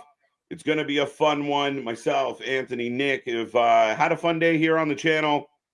Again, this is only a part of our WrestleMania coverage, but yeah, be a friend, tell a friend, get in that chat. If you haven't clicked the thumb yet, what are you waiting for? Let's go, let's go, let's go. Absolutely, 100% Samoan spike that like button. As we got Trips. Hey. Get that camera out of my face. Right. Well, is it a thing that he's always got to have like the not just the first button undone, but like the first 3 buttons undone? I'm waiting for him to just rip it off out here. It's, you know, some of us people struggle with those top 2 buttons, man. The neck's an issue sometimes. The beard get in the way there. You right. Don't want to button up the beard there. As we're already interested enough, kind of getting a little bit of a sunset there. A little bit, good time of day to kind of get there. But like Anthony said earlier, like they're doing all this, like we're gonna, WrestleMania is coming. Are you ready? And then all of a sudden, like I'm only happy when it did. Like it's just we need an amp song. We need a pump song. Yeah, but we are live, folks. WrestleMania kicks off next. Wow. Are you ready? We can all try and sync up. Absolutely, 100%. All right. Now, we were talking about what goes on first. Is I've got the warning right now. Warning, unauthorized. Yes, but I got that. Oh, new then, now, forever. Yeah, I got now. Bro, it's the fucking Avengers. They're doing the Marvel shit. Forever. Avengers. We all got forever. I just got forever. I'm waiting for the Marvel scroll to go through and everything. Together is on your screen. Bro, this is it halfway looks like that Renaissance era, but yeah, that's straight Infinity War right now. We're in the end game now, folks. The first pop of the night. Anthony, I think you're muted, bro. Now I have together. There you go. Oh, like, these mofos ignoring me the whole time. Right. As here comes Cody Rhodes into the building. Your back-to-back Royal Rumble winner. Right. Yeah, whole new then, now, forever, all of that. Yeah, that was definitely Marvel-like. Right away, Marvel. Well, I'm waiting for if they would have sat there and they might have even done it to where if you sat there and had Roman with the fucking gauntlet there on his hand and he hits the pad right as we get forever, he's goddamn Thanos. Let's go, let's go. Luigi just subscribed. Let's go. Be a friend, tell a friend. We're trying to push these numbers through the roof, folks, and blow up this chat. What is on your wrestling mind? Did you like the new, then, now, forever together opening? Very, very Marvel, my friend. Yeah, well, no, none of that. I think it was very much. We've even talked about this. This is the dawning of the age of Papa Paulus. This is I tried. It worked. Yeah, but this is very much this new era of WWE. And I was gonna say, do we start off with Triple H coming out and welcoming us to WrestleMania? We should. I'm perfectly okay with that idea. Right. It's time. Let's go. All right, folks. If you're watching right now, get in that chat. I want to see flames. I want to see thumbs ups. I want to see what's, yes, who's stickers, emojis, whatever you got. Everybody watching right now, put something in that chat. Yes, because it's about to go down. I used to pray for times like this so I could rhyme like that. This is 100% what we're getting right now here. I thought you were going with the Drew McIntyre. I prayed for this and it happened. Shit. Well, that even played out perfectly when we were going to Philadelphia and he's playing the, you know, the Meek Mills in the background and everything. Right.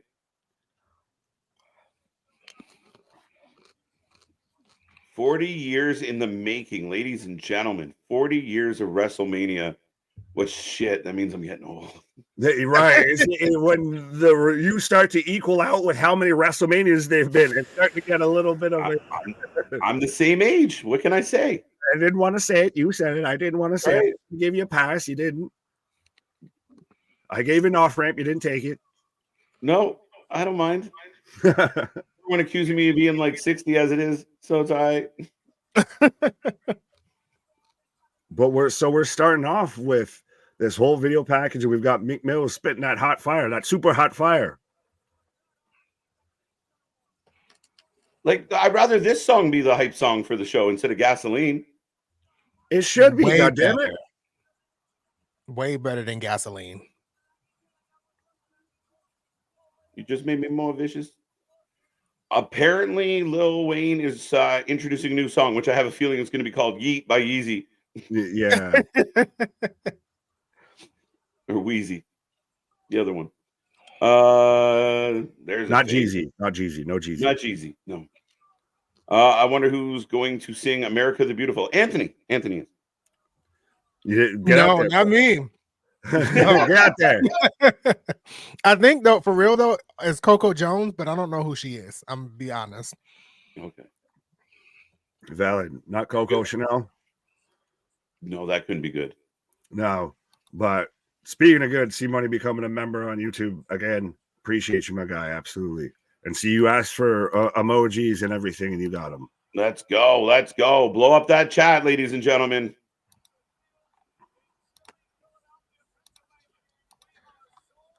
You cut from Meek Mills to the fucking Weekend, though. It's a little bit like you went from gangster to, you know, soccer mom real quick. Aren't you ready for the mania? Oh, hey, Rhea. Oh. We liking the long hair? Do we prefer the short hair on Rhea? Do we liking the I like the long hair. I'm happy either way. As we get a weather report, don't tell me we got ponchos. 52 degrees. Jeez.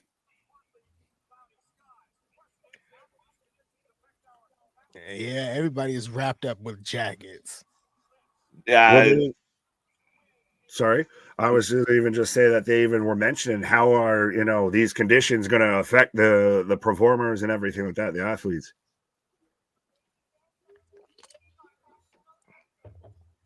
So, national anthem.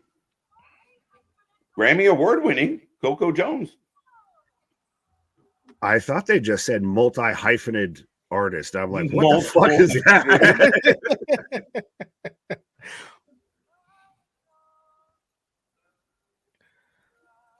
Smile Mercs and okay. I'm trying not to talk over the anthem. I don't know what the protocol is here for YouTube. Right, yeah. I'm Canadian, so I'm no matter to you.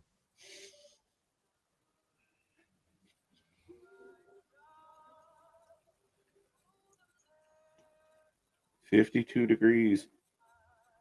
Wee bit nipply. Facts, Jay. And don't worry, it's gonna only get colder and everything when it gets later.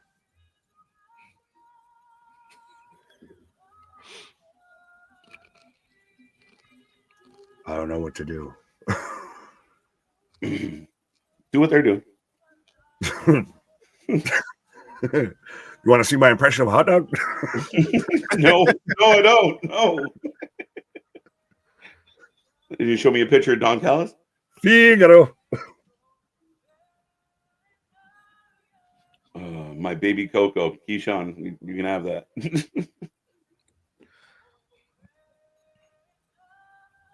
But we do have the Prime logo in the fucking center of the ring. Do we? I missed it. Yeah, she's standing on it. That's why they had when they panned out. I saw it. I'm like, God damn it! Oh, it's not colored. I like that. Yeah, Black and white. it's at least a little more subtle. Yeah, blends in with everything else. Right. First chant of the night, USA. America. Oh, yeah. America. Yes. Wrestling. Triple H. Time to play the game.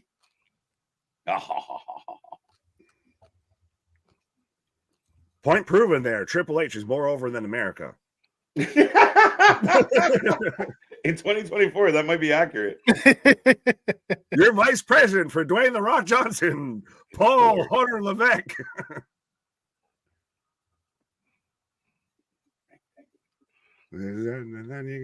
So we are kicking off with Triple H is going to come out here and welcome us to WrestleMania. And boy, howdy, we've talked about this all the way from the Hall of Fame. If they aren't hammering you over the head and knocking it out of the goddamn park of this is a new era, this is a new beginning, this is literally the start of a whole different era of WWE, you know now. Yeah, no, they're making it clear.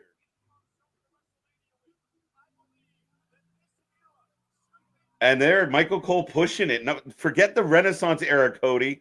It is the Triple H era of WWE. Yes. Suck it. Well, we've been saying this, though. Even like I said, when he was in creative the first time, we were calling it the Papa Paul era. I actually like that better, the Papa Paul era. Look at the boys looking sharp. I feel like we should have worn suits. Next time we'll go green and powder blue. Or orange and powder blue. Dumb and Dumber.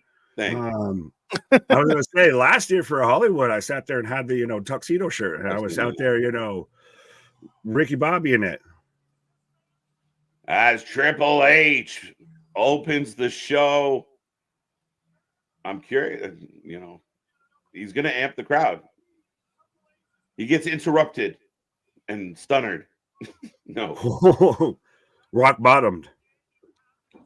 He gets interrupted by MJF.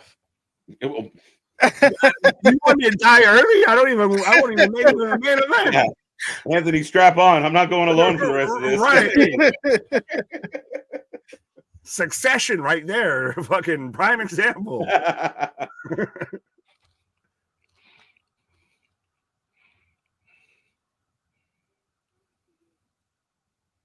Don't we all, Trips? Don't we all?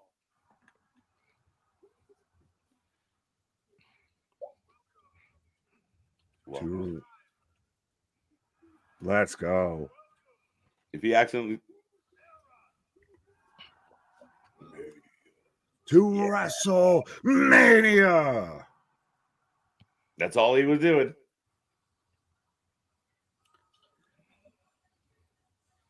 Meant a few words, but they meant so much. Just getting everyone jazzed and letting everyone know. Guess whose show this is? Hi, guys. Right. Hi. Right.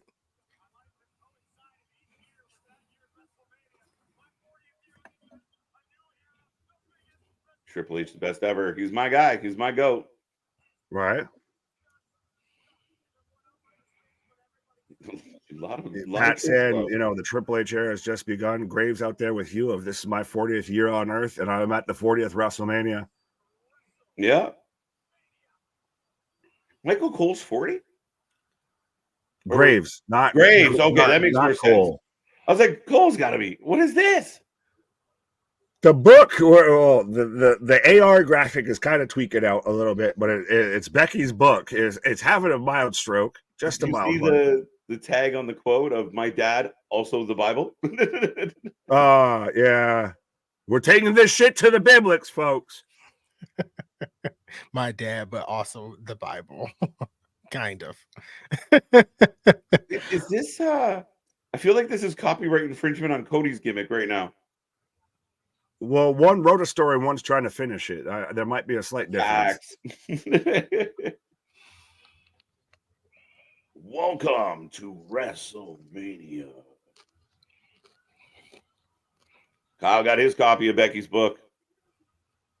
I have the Audible version, narrated by Becky. It's like she's telling me a bedtime story. Well, I like to see money. Is that the Book of Hobbes? That's the Oh, poor Hobbs. Talk about advertising your new book. Wow. Okay. Hey, Lana, you want to do a book tour? We're going to have a whole AR CGI graphic about this book. Here comes Becky Lynch. She walked out through the book. Right? Becky already finished her story, apparently. Finished it, sold it, packaged it, everything. All right. Bacon needs more bacon.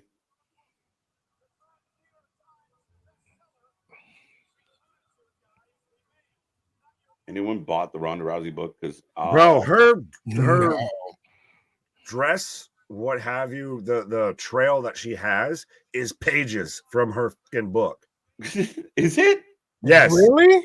It is. Like, not here like the Red Queen, but I saw text and everything on it. She's literally got pages. She bought a book and tore it up just to put it on a fucking outfit. We get it, Becky. You wrote a book. Right, we get it. You wrote a book. What else did you do?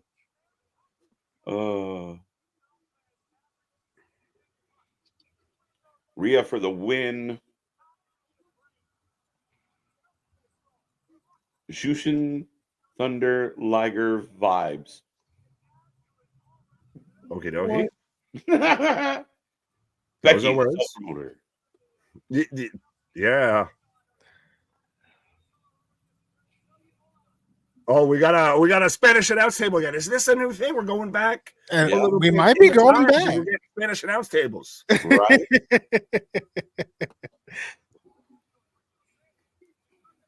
Equality for announce tables, 100%. Right.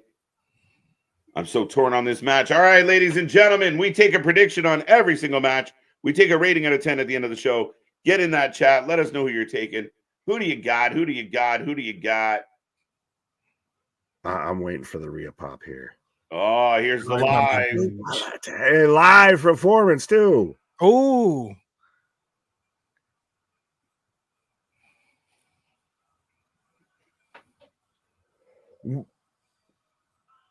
I don't know if I want to comment on this band, but they're like Temu Slipknot. I hear a lot of people talking about this band. What now? I hear a lot of people talk about this band. What is it? White Poison, White Passion, White. Motion Mist and White, I think. And are they known beyond "This Is My Brutality"? A little bit, not much, maybe. No, you got bassist out there that looks like I Like Turtles.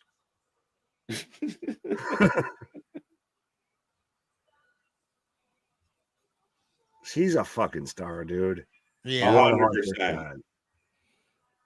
It's not a debate. At this point, she's like beyond a star. Right.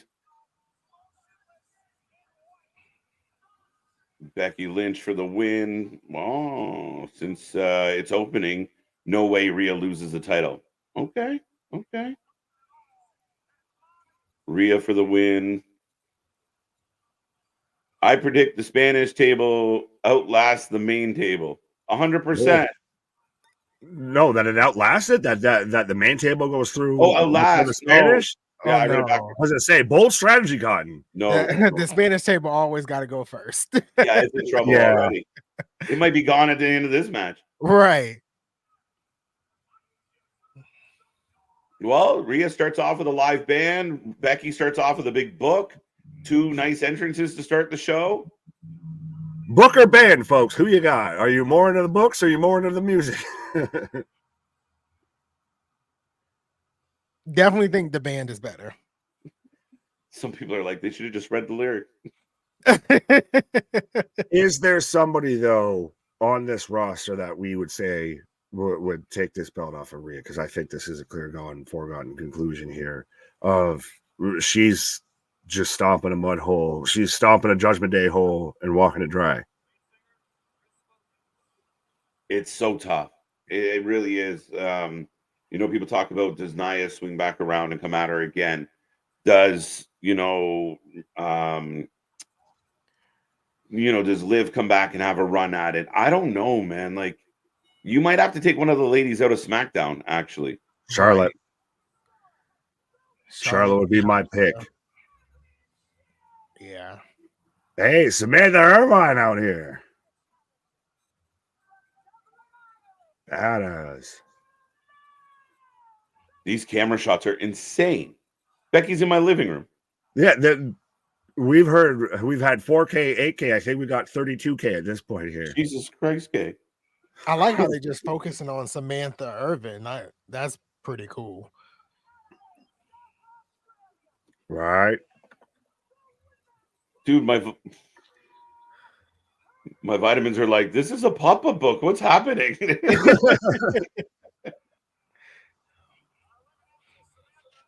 Just real. Wow. Dynamite comes in small packages. What? Boom. Well, no, it needs to go to small arenas instead of small packages. Wait, did they just say Becky has strep throat? What? I thought that's what I just heard. Fair enough. Did I make that up? Maybe vitamins. Nope, Becky. you're right. I'm a little bit behind y'all. So yeah, she has strep throat. What's going on, Emo Sky? Both women lock up. So again, folks, if you haven't given us your prediction on who you're taking for this match, make sure you get it in here. But why is it Rhea Ripley? Couple Becky's in there. I know she has her book on her midsection. Pause. Yeah.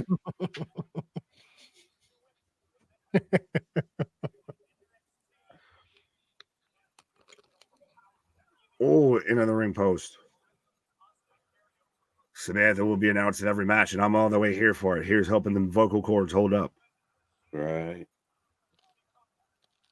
WWE, The Rock is a big fan. All right, Jeffrey. Welcome. Now, interesting thing that I've noticed, I'm not sure if we've really fully talked about it, of how Rhea, especially lately, has been going around with that wrist brace on and everything. So maybe that might be a lingering thing that maybe she needs to, get fixed or anything like that. That could play into some things. Maybe. Sorry, I was trying to read Becky. Yeah, you're gonna make it through chapter 3 by the end of this match, right? Well, hey, so we've got advertisements on the ring post there with the LEDs and everything, but they don't beat us over the head with it. I'm glad the Prime logo is definitely the outline instead of like a big kind of obnoxious yellow or something like that. Yeah, like how it was revealed to us.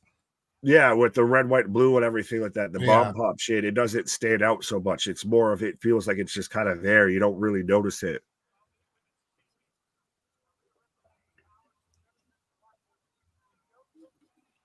As Rhea completely in control of Becky at this point. Right. Locked in the corner. Becky apparently is under the weather. There you go. And at the moment, under the mommy. Well, mommy's always on top.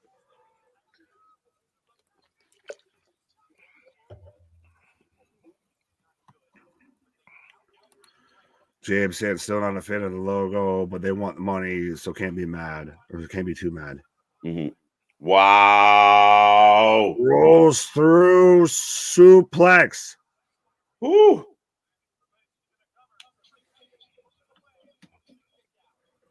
John out here.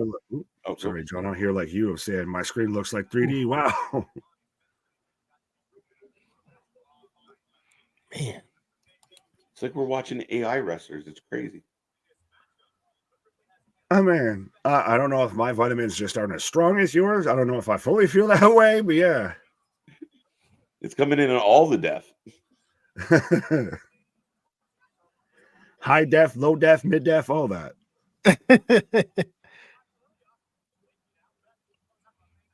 As Rhea Ripley, big drop kick. And just, if you feel like a pimp, go ahead, dust your shoulders off. Look at all the people. Yeah, and they're literally up, like I said, they're having to move, championship banners out of the way so they can see the fucking, ring and all that. They're packed in there. Pat saying 102-degree fever on Becky Lynch. When is that going to take a toll on her tonight? Well, it's cool outside, so it'll balance out, right? So she's running at like optimum temperature almost. Prime logo's on the turnbuckles, by the way. Yeah. I didn't notice that. Well, we've got dude wipes on the ring post there. Pause. Arm drag for the top turnbuckle.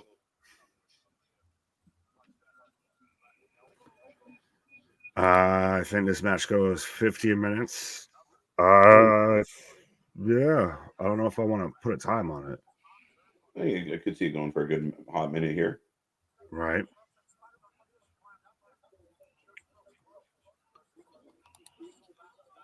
Rhea's face paint is what I imagine Ultimate Warrior's face paint would have been if he hadn't went through a dark phase like Sting. Okay. Interesting thought for sure. Vitamins in full effect, I see. Ching ching.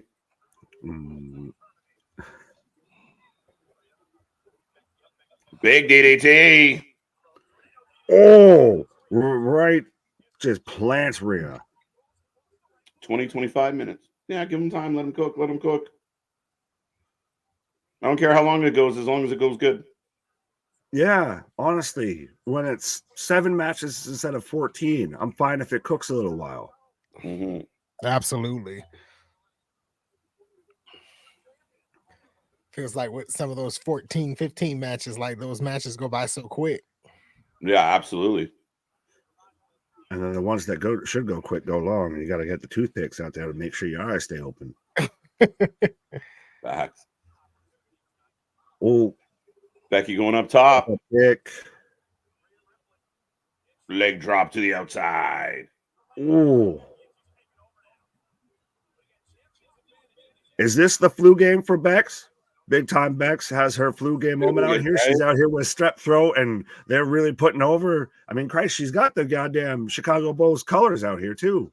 There you go. It's my book colors. It's my book colors. Yeah, well, yeah, sure. Did you guys know Becky wrote a book? I don't know. I've heard too much about it. Have you? If we don't, we do now. Right. I think that's got to be the first time ever that somebody has used words of any book, never mind their own book, as part of their entrance to a WrestleMania. Yeah, and like to the nth degree with that. Like I don't know if that means book sales are doing great or doing terrible. If we've got to have it on the ring gear, we can tear up the pages and use it as part of your attire. We got to make it, buy the books, you do something with it. All right. Oh, Becky going for the crossbody, gets caught. Ooh. Big old handful of cake. Does this match end on a stink face? No. Would it be nice if we got one? Well, Becky leaves with strep, a fever, and pink eye. A rough day at the office, bro.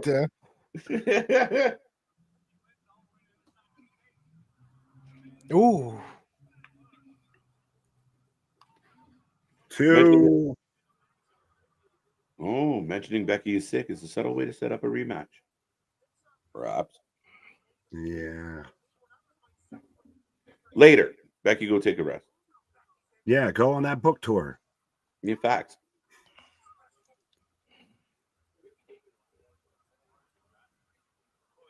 Corey's saying his jaw is freezing up. It hasn't stopped moving. Right. Oh, going for the riptide. Rolls out. Armbar. Well, and again, going at the wrist and everything that's got the brace and everything on it. So again, that could play into this.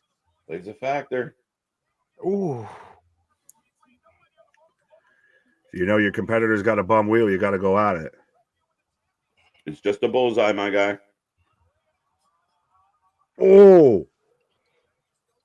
And now she's making me eat my words because she's using this and just symphony of power bombs. Wardlow, eat your heart out. Yeah, right? Becky pancake. Two go. It is chilly in Philly. Right?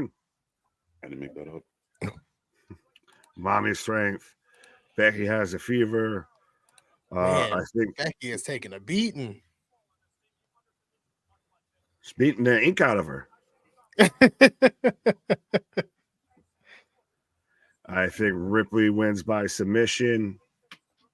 Interesting. Little Texas cloverleaf, little Texas two-step there. I'm okay with it. Big headbutt.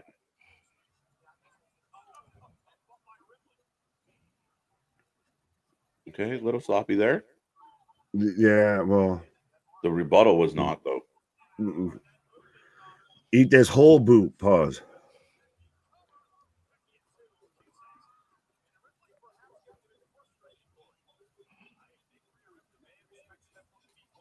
Yeah. Rhea's starting to be kind of come on the hinge here. I should have put you away by now. Just kicking Lynch. Exchanging slaps. It's hard for Becky to give up on anything. Right. Oh, another huge headbutt. Oh, Rhea into the pole. Oh, nobody home. Oof.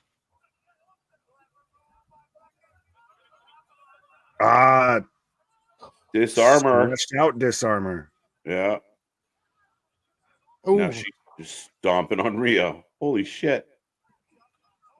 Yeah, just a row is such a clatter. And sorry, that was Rhea's head hitting the fucking ring post there. Right.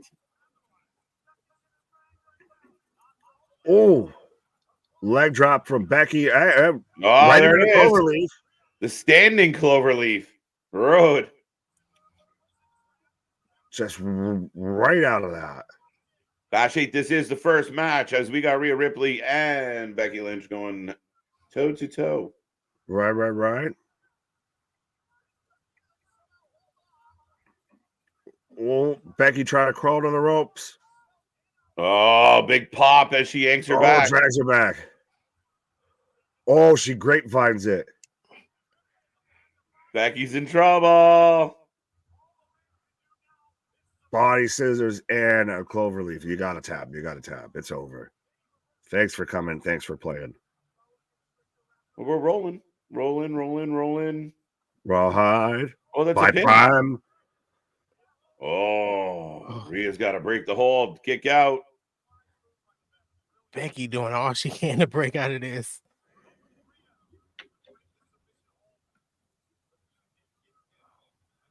Good match. Riptile.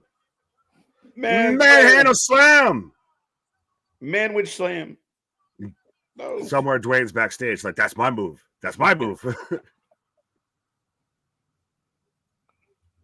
Kick out.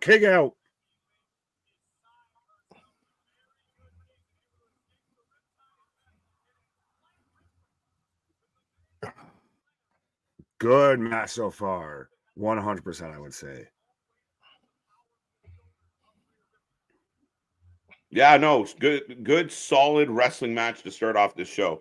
If you're a fan of good pro wrestling, this is a good wrestling match. And we're just getting started.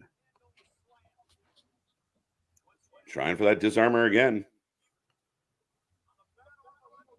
Ooh. Ooh. Backslide. Oh, no. Oh, right into it. Riptide. Bam. 1, Woo! 2. Kicks out. Rhea's out here looking like she's seen a ghost. She's out here looking at the ref of like, Wait, no, that was 3. That wasn't 3. You counted wrong. That was 3. Right. I thought that was it. I thought, like, you know what? Emphatic. You hit that big move. It's Rhea. It's over. Not today. What is it going to take to put Becky Lynch away? A lot. Apparently. Well, one's apparent. I'll give you that. What's up, Dale? What's up, Dale? I was just wondering if I had seen you or not today, but welcome, sir. Right. What's the odds that Seth has a better wardrobe than Becky? Neck and neck from what we've seen. Does he come out with chapter 2 through 4 on his attire? Buy my wife's book. Yeah, right. Oh, we're going up top. Super black. Oh, I thought she was about to roll through into the disarmer. Right in there it is. Got it. Disarmer. Nah, you can't tap out on Prime. You can't do that.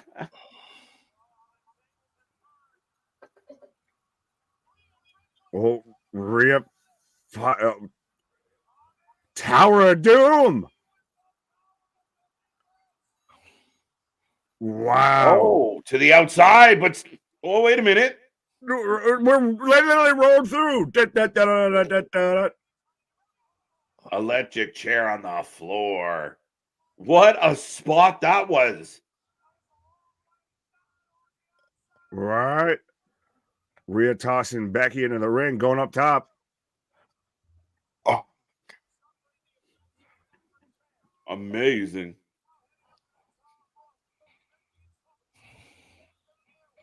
Put her away. Frog flash. Ah!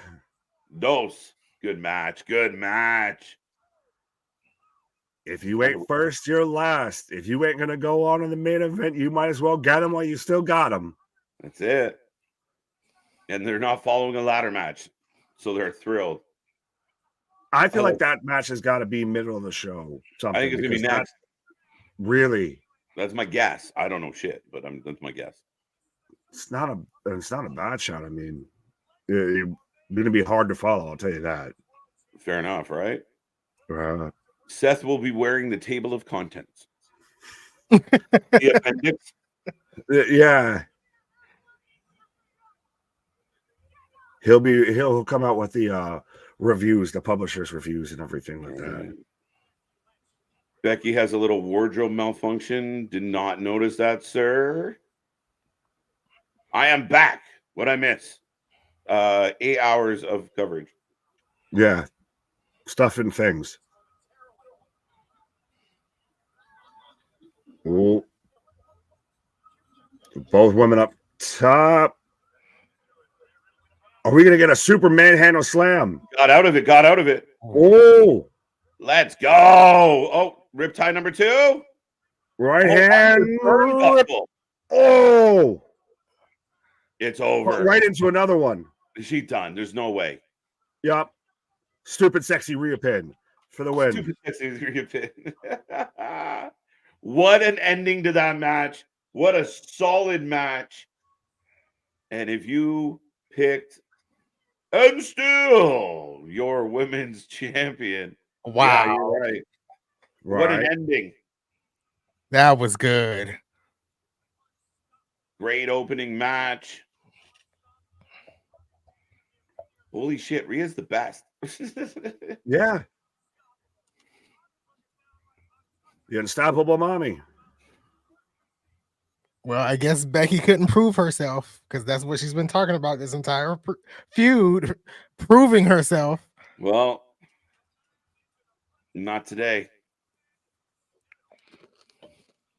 Should we start calling Rhea the 4 horsewoman hunter out here because she's already ran through Charlotte, she's ran through Becky, the other one's in another company, so all she needs to collect on that trophy wall is Bailey. And remember, Sasha said she's coming back. She did say that herself. At this rate, it might be sooner rather than later. I just want to take advantage of a money mark for a couple of years, but I'll be there. Don't worry. Right. Do we get a shaking of the hands or anything like that here? Only on Netflix. What?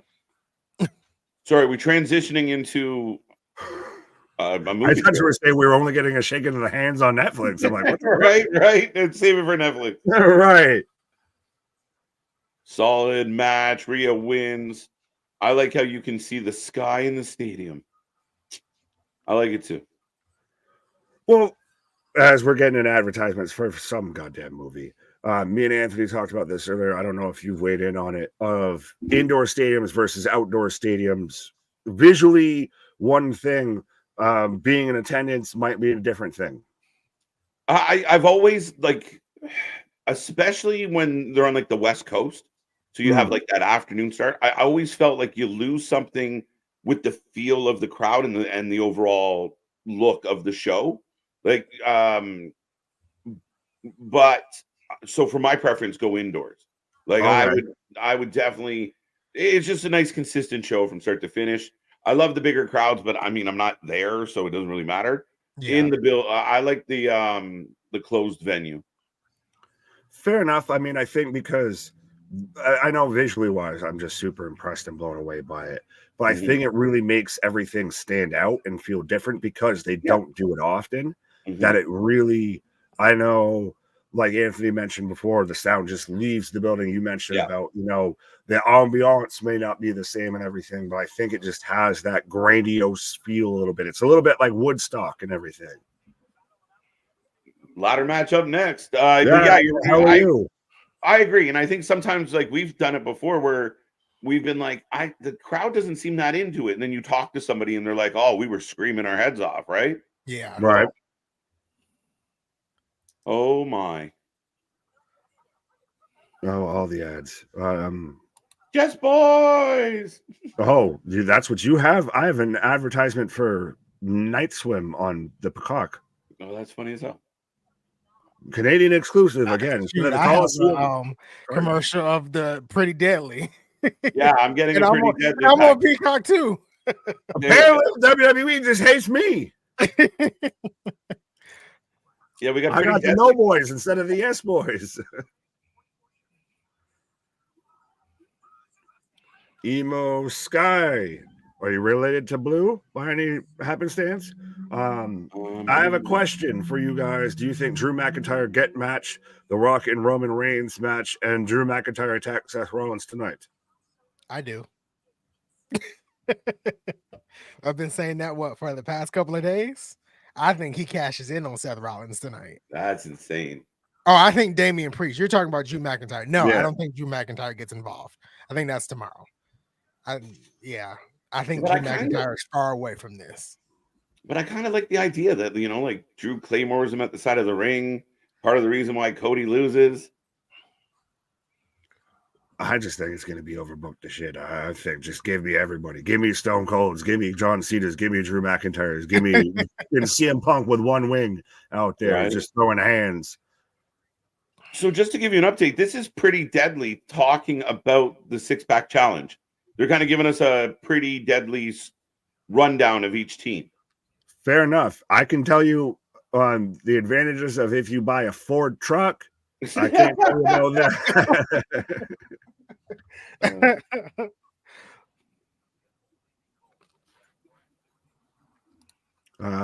Judgment Day for the win and A-Town down under.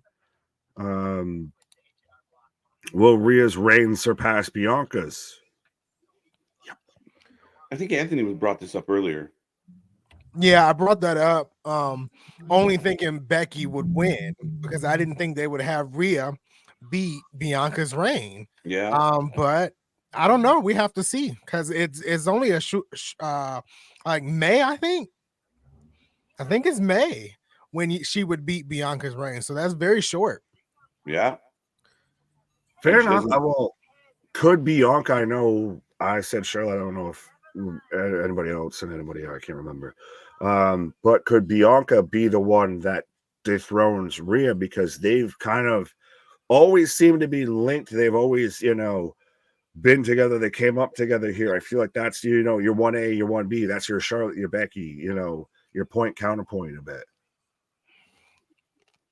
Yeah, I mean, part of this that would be, where is Charlotte at? How soon does Charlotte come back? Does she just hold it until Charlotte comes back? So it could be an extended run and a record-breaking run. I think we talked about it a little bit earlier, though. I mean, with a draft about a month away, there's a lot going to get shuffled in the deck that we're kind of basing our predictions right now on what we see in front of us, but they could mix this all up. They could. They really could mix this all up, and we could have Bianca on Raw. We could have Jade on Raw. Yeah. Rhea could be going to SmackDown because we don't have the SmackDown and Raw women's titles. So, yeah. Becky is all elite. Well, her contract's up in 2 months, right? Yeah. She ain't going nowhere. No. The WWE. So they do. Oh, hey, so they're not on two separate bars. They're not on the same thing. There's 2 separate ones. So you got to specifically go for which belt you're going for. And here comes DIY, desperately in need of new music. So I guess I need to pick another team then, right? I think I was the only one that didn't pick 2 teams. Yes. All right. So I'm thinking R-Truth and The Miz, maybe DIY, and they go to SmackDown. Ooh. Do you notice they're wearing green? Like they're doing this hardcore in the paint of a DX thing. They even had the little cut through, and you even had the little flashy X's and everything. They're leaning hard into Johnny Gargano is coming out here with the cowboy hat. They're leaning hard into Regeneration X. Sorry, you know, shit on your pick, Anthony. What were you saying? No, I was saying DIY and R-Truth and The Miz. I think I'm gonna stick with them. Okay, Nick, who did you have?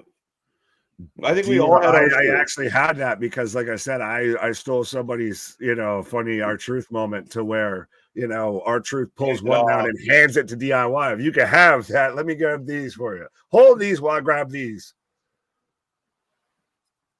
Yeah, I'm gonna go Theory and Waller and R-Truth. I want my truth moment. There you go. Well, we've got truth coming out right now. That's new. Michael Cole pointing out that they're fucking up the graphic. Yeah, because it clearly says the awesome truth. There you go. Michael Cole's like, that's the New Catch Republic. Next one. Hit the button. Right.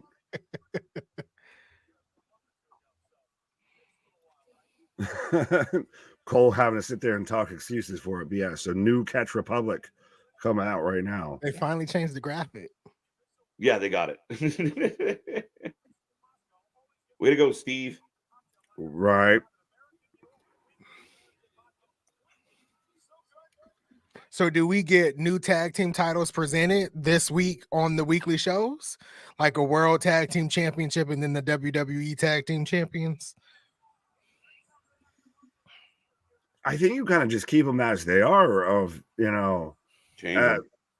really? I think you change them because then you run into the draft and you run into that maybe a title switch, or exchange, which I never liked. I think you change them handoff. Yeah.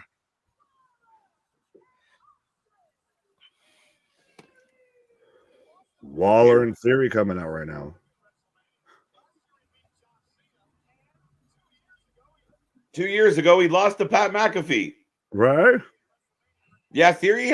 Listen, Theory hasn't had too many good Mania moments. He needs one. Not you, Theory. Well, he could turn on his own partner here a little bit because there has been that little bit of tension between them of like, you're gonna just sit there and watch me get my ass beat. You're not gonna jump in. You're not gonna throw no hands, no nothing. Right. A little bit of throwback here for Apollo. Yeah. Yeah, it's looking a little more to the side instead of on the top there. You might be missing a little towards the top, respectfully, Woods. But right. Yeah. Giving us a little bit of that Creed vibe. Right. Should they have come out to Living in a Man? I would have been down. Here come the Judgment Day. So there's 4 horsemen of the apocalypse. What horsemen are each wrestler? What the fuck? What? They just took a Kane mask and painted it purple and stuck some goofy shit on it. Look at the wingspan, though. Sure, caca. It's extra large. Extra large chicken wings. Yeah, they just really just painted a Kane mask purple and put some shit on it, and that's what it looks like. Finn Balor's out here with just a bag over his head. Looking a little gimpy. Yep. It's gonna be the Butcher and the Blade out here. The new members of the Judgment Day. Oh, they're talking about that Money in the Bank. They're talking about it, Nick. You can have that. That ain't even what I'm mad at. He's talking about it. They're talking about it, bro. Oh. Yeah, don't talk about it, be about it. How about that? Fair enough. I actually like Finn's mask. No, I know we're kind of taking the piss out of it, but I don't mind them at all. Right. I don't know. Damien's is a little much. There's a lot going on with that mask. He looks like the goddamn Predator. I feel like I need to do the Arnold voice of you ugly motherfucker. Your new world champion, the guy in the mask. Right. I think Priest made that mask. As an arts and crafts project. Dave Meltzer, wrong again. What was he wrong about this time? Better question. What was he right about? Dave Meltzer is the fucking weatherman of wrestling coverage. Yeah, just old senile, and somehow people take him seriously, even though he has no business being taken so. I'm just guessing at this shit. One day I'll get one right. And we're off and running, folks. Get your predictions in. I'm going to close them up. Not even sure who the champion is at this point. Yeah, 100%. You can win it and lose it all in the same evening. Mm-hmm. It's 50 Shades of Purple. I'm JD. Another thing that we should point out is when we talk about the sponsorships changing in WWE, you go back a couple years, you were never seeing a vodka sponsor on the ring. Oh, yeah. True. And everybody running up. This looks like Black Friday at Walmart. Right. My kids need them tag team title belts. Oh. New Catch Republic out there up top with Awesome Truth as now the New Day getting a ladder in the middle. Oh, we're going to get our obligatory. Every team on the ladders, everybody falls off. Everybody falls. Let's get everybody go up, everybody go down.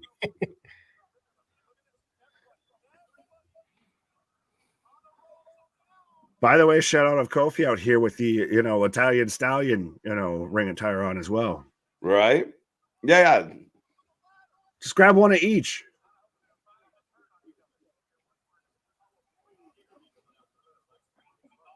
The camera views are cool. Oh.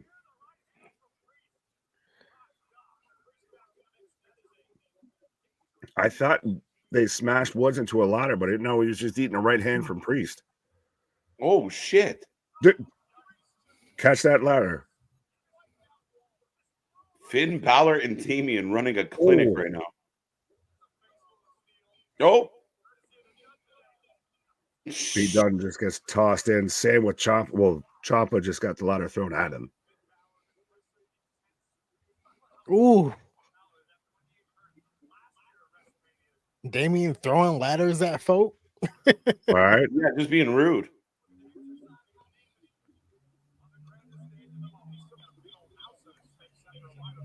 Misses. Nobody home.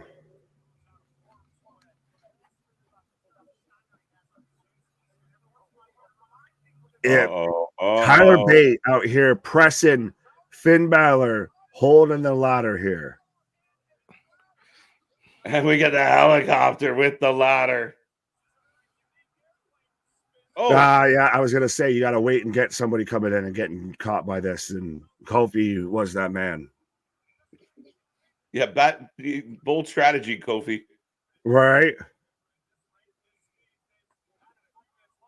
If But that yes, was Boston even brings up, no surprise team as well. Ah, touche. Yeah. No Motor City Machine Guns. I'm disappointed. No The match ain't MCMG. over. Match ain't over. We've seen that happen before, actually. Oh, Oh, New Catch is climbing the ladder on the outside. Uh-oh. Oh, we're gonna get the tandem moonsaults.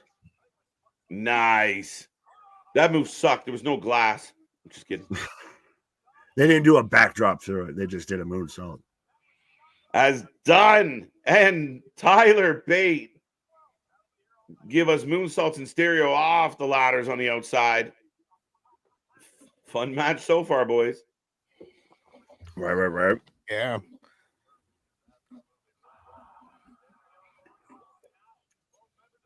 Oh, New Catch going after those titles. Going specifically towards SmackDown. Damien. Up goes Dunn. Oh, he might have actually broke one of them there. Yeah, Sam. Normally your thing goes like this, and his went like this. Yeah. Damian Priest just powerbombed Tyler Bate into the ladder when Dunn was climbing. That didn't look good for Dunn at all. Oh, I was saying with Bate, that man just came straight down. There was no trajectory on that, just up, down. None.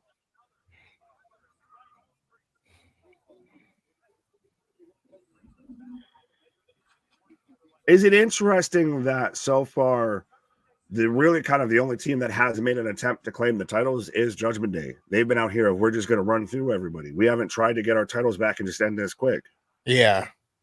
And I think they tried to R-Truth won the tag. Sorry, Anthony. Oh. Huge pop for the tag. Tag. Huge. The Miz tags in R-Truth. And he's doing the John Cena. 100%. Oh. You can't see me. See, we don't need John Cena on the cards anymore. We can just have R-Truth cosplay as John Cena. Exactly. Attitude adjustment onto the ladder on Finn. Damn. He's beating him. 1, 2, 3, 4, 5. He's definitely getting his moment. Come on. Will there be a dry eye in the house here when he gets his moment? Oh. It's the crowd popping with the 1, 2, 3 for me. Right. He's telling Johnny to tune up the band. Was that a skull crushing finale? It was like a tandem, split to the like a tag team. Johnny Gargano tuning up the band. Right. See, he's telling him now they were gonna throw hands. He's like, no, put down. We're friends. Oh, yeah, they're all gonna work together. Let's go. This has now become a 4-on-4 match. Right? You might get your handoff moment. Right? Well, they're doing the wrong sides. Oh.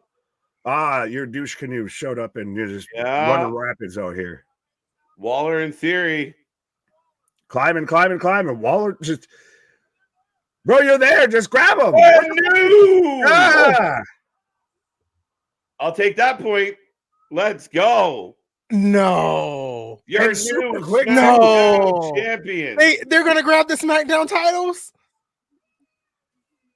And doing it super quick. Well, think about it. Could this be foreshadowing of Logan Paul retains as U.S. champion, and now Yes. you've got your D-bag sidekicks tag team champions. Deuce ride together. Right, The but guy in notice the how yellow shirt is like, why? Why? yeah, but notice how Waller didn't do like what every other wrestler does. If they act like they've never climbed a ladder or used their legs before, he's just like, no, fuck this, we're going up here. Right. We're still fresh. Oh. Well, you're gonna celebrate that title really quick here because you're about to go through that ladder. Yeah. That thing did snap, crackle, and pop. God damn. Oh, don't do that. Oh. So when are we going to have a SmackDown tag title tournament now that Waller's out? Yeah, shit. But he didn't break his foot. He might have broken his back. My back is broken. It's spinal. Right. MDB's with me. You know what I like? They were trying to go for the second titles before they got cut off. There you go. There you go. So, are we getting our truth moment? It could be DIY. Judgment Day already down a set of belts, folks. Gargano just rolled off of the back of Pete Dunne and just took out Finn. Oh! There's a prime rack at ringside. I thought that he just threw that man into a rack of vodka, honestly. I was like, God damn. Wheatley's everywhere. Right. No, apparently it's a prime hydration center. Hydration station. Hydration station. But, hey, we might have not gotten the Dudleys, but we got tables. Facts. As we're getting the EC dub.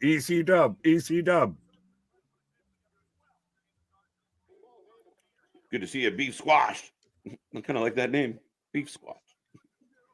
It's almost like Sam Squanch. Almost. Through the ladder with the newly won belt in hand, 6 spot. Yeah. We got 2 tables. What is we got 2 ladders here? Ooh. His consequences is going up. Yeah. Consequences, Apollo Creed. Yeah.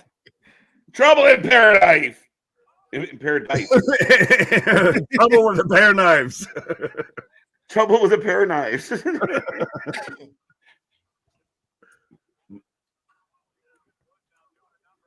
Oh.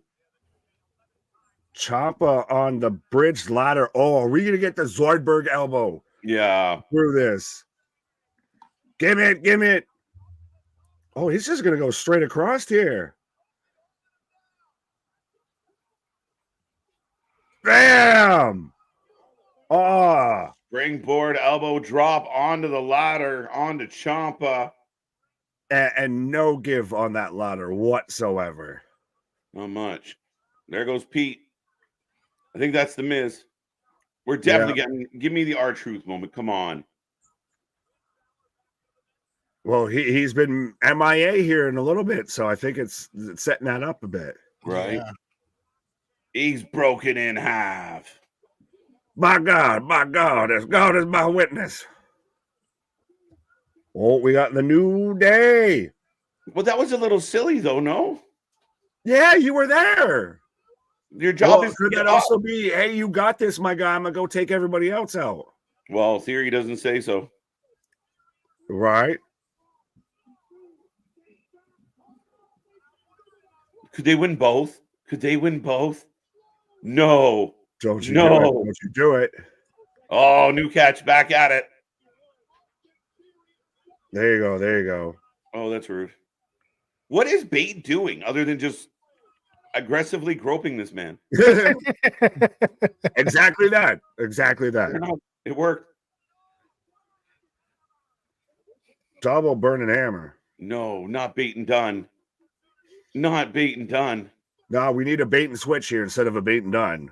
This can't be done. We need a bait and switch. Oh, Gargano back up. Right. Ooh, DIY was fresh as a daisy. Whoa. The slingshot DDT off the apron through the table. Holy shit. Right. And now we've got Ciampa and Bate up on they're top. going through that table, bro. They're going through that. No way. Yeah. Look at air raid crash to the table from the inside to the outside. Oh my God. Hallelujah. I thought he was about to do it. Thank God he That didn't. wasn't much better. It was at You least know, safer. much better. Yeah. It doesn't have to be much, but better it does need to be in that sentence. Holy my shit. goodness. Yes, there it is. No way. Everybody is down. Everybody is Come out. on. Get up there. Get Do it. it. Come Rumble, on. young man, rumble. Get up there. Come on, R-Truth. Climb. Go. Come on, R-Truth. 2, 3. Get up there, goddammit. JD JD McFunko Pop. JD McDonough. No, not like this. Not this like way. this. Not this way. So are they gonna stay Raw champions? Boo earned. Does it become JD and Finn because JD goes up and gets it with him? Yeah, right. He's helping him up there. There's got to be somebody. Come on, Somebody no. do something. Not like yes. Say it ain't so. I'd rather the New Day win. Xavier! You said that rather the New Day. Well, speak of the New Day, and they shall appear. Go. Laying waste to Finn with a chair. Right? What a match. Uh-oh. So JD's up on top of a ladder in a precarious position here. That table's just all waiting. Right? You gonna go flying, my guy. Oh, front flip. Whoa!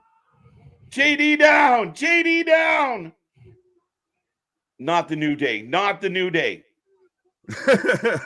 We only need one team. Every other team that goes up there. Not them. Not them. Yeah, right. Oh, Razor's Edge onto the chair. Here goes Damien. Andrade. Where's Andrade? Kick it. Somebody. What the fuck? Randomly, Ref Chess was up there, like, just randomly, like, grabbing at Damien for some reason. She's like, slow down. He's Looked like, it halfway looked like that. Or looked like, oh, I'm trying to shit. get your The attention. ladder's caving, bro. Oh, yeah. She was trying to hold the ladder. That's what it is. The ladder is not well. Oh, yeah. You especially look at that one side, and it's got a dent. Oh, come on. No. oh. I'm so mad. Oh, no. Both men down. No, they just jumped. They just leap for your life. Yeah. We need a new ladder. Yeah.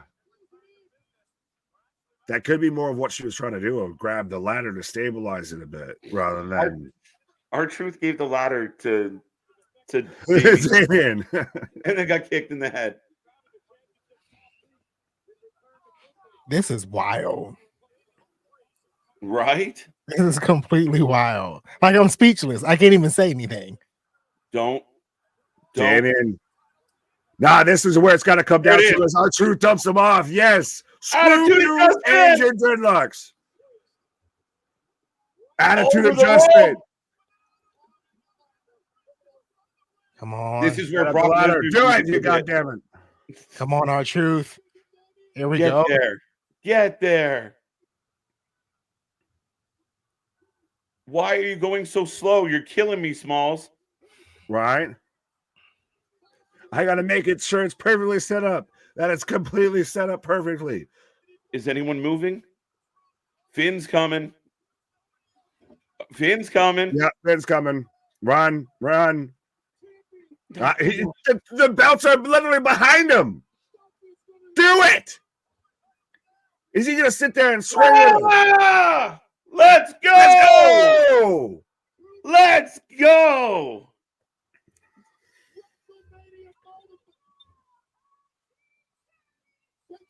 As we got Mania going on now. What's up? That might have taken longer than a root canal, but let's go. Yeah, that ending, it was like just Wow. up there. Right. They're like, we're gonna torture you, bastard. Right? Miz comes running up like, I did stuff. I'm here too. Oh, well, listen, I got my moment. Right. They got it right on this one. This is how you know it's not the same company as it used to be. Right. If Vince was still in charge, Brock Lesnar's music would have hit halfway up R-Truth's ladder climb. He would have grabbing it. Dun, dun, dun. Shit. Just froze like Mustafa. But I really liked they kind of caught a bit of it there at the end to where you had R-Truth at that moment really hit him of this is his Mania spot of this man's been doing anything and everything from pro wrestling, from being in TNA as Ron Killings to R-Truth to K-Quick, 100%. But you had that little moment where R-Truth really was letting that shit sink in. Yeah, and we talked about it like when we got into 2024, R-Truth was like the second most talked about wrestler in the entire world, right? Like he was cooking with, everything he was doing was getting over. And so a nice moment for R-Truth. Well deserved and well earned, I will say that. Woo! That match was fun. Look at you, emotional. Off hot.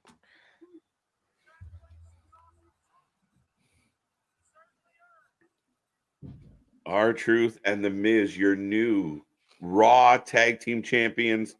Waller and Theory, your new SmackDown Tag Team Champions. What do you think about that, folks? How about them apples? That's pretty cool. And it is surprising. I think we kind of even talked about it. It could have happened with whatever teams won in which order or whatever.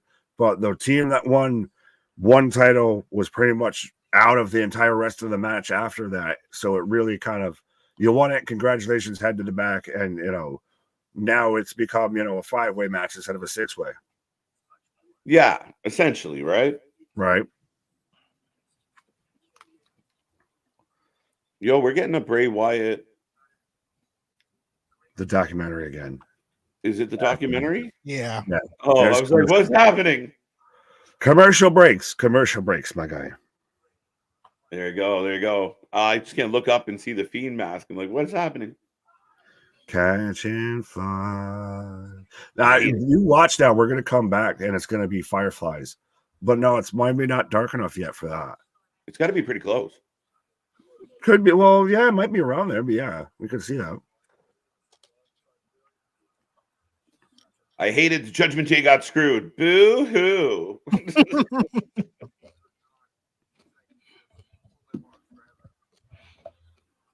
This was the best way to split the titles. Yeah, good job, Papa Paul. We've asked for this, how long have we brought up overdue? Oh, for sure. It's gorgeous.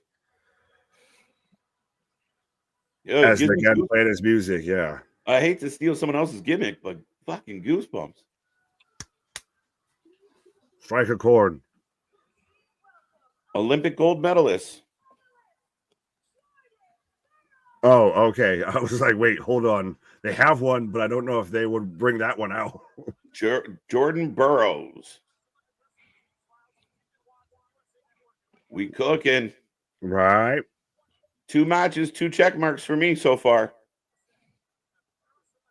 Yeah, fair enough. I mean, I guess I get a half a point for the tag team. Yeah, you get half a point, right? Yeah. I'll give you 1 full point. I get 2 for getting both. Yeah, we're at 1.5. Hilarious. I'm going to remember the boo-hoo when Cody loses. Yeah, fair enough. Finn is all elite.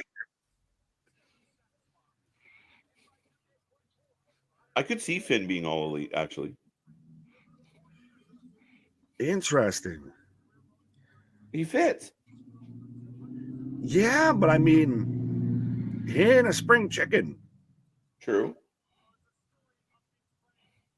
And I'll say this respectfully as much as I can. Going into, if you go to that company, do you think you're going to get used better? Or just more? Or what? You would hope, like, if they got their hands on someone like Finn, they would be smart. Well, maybe I my own question. Well, I was going to say, how many times have we Talk said to that your with chat. that person or that person or that person? Right.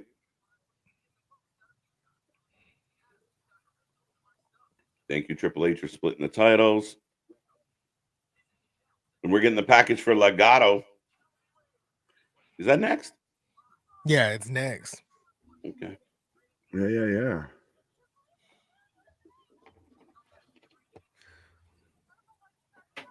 Mania has started off very well. Absolutely.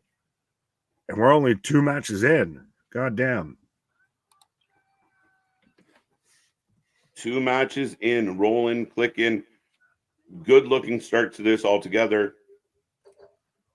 Absolutely. And we got nowhere to go, but still up here. Well, some of us are going a different way, but yeah.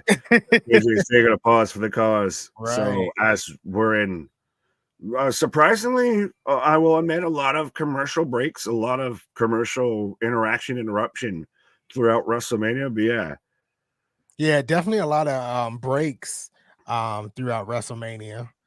But we kicking off pretty good. We kicking off really good. Yeah, and has this, well, especially coming off of that ladder match, you do kind of need a little bit of a padding, a little bit of a fluff. Like, maybe that is why we're getting, Ray and Escobar Ray and Andrade versus Escobar and Dom next here, because you get everybody's already, you got to catch your breath now already. Yeah. You've had 2 fast-paced matches, so you kind of got to slow things down a little bit, And I think this is the best match to do. It's still going to be pretty good. I think this match is still going to be pretty good. But yeah, I think so far the placement of these matches have been great. Yeah, but I mean, also a little bit like we were saying there, you've had people jumping out of their seats before they've even fully sat down in them here. Right. That is true. What was the first match? The first match was Rhea Becky, which Mm-hmm. Rhea won. Andrade Ray for the win. I'm still with a 10 out of 10 wrestling. Okay, there you go. I'm so glad for both outcomes in the ladder match. Okay, Glenn. Fair enough. I mean, they both make sense. I'll give you that. They do. I wasn't expecting Austin Theory and Grayson Waller to win. That was not on my bucket list. Right, but how even Raheem points out, if the ladder match was a great way to divide the belts, it was really the cleanest way you could do it to split it up there. Yeah, absolutely. Right.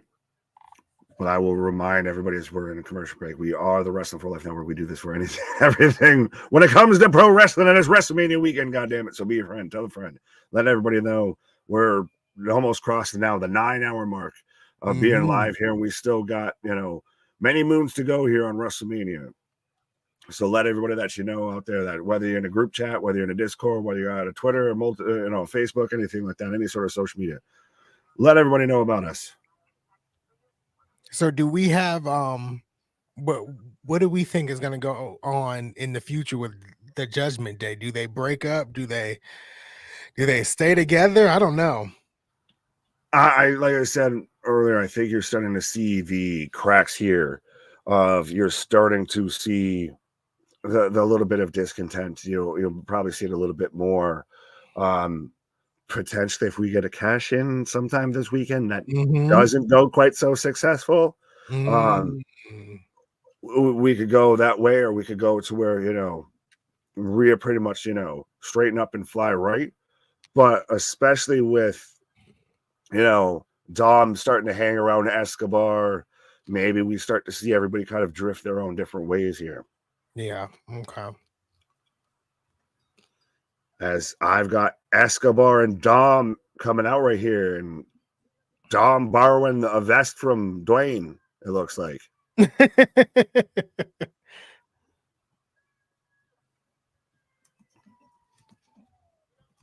As I'm just dropping the prediction for everybody in the chat here. So let us know, folks, who you're taking for this match, whether you're taking I could say Luo versus Luo, but I'll say Escobar and Dom versus Ray and Andrade. Still sticking with my Dom and Escobar with this match. No changes. Right. And I there's got to be something to everybody turns on Ray here a little bit.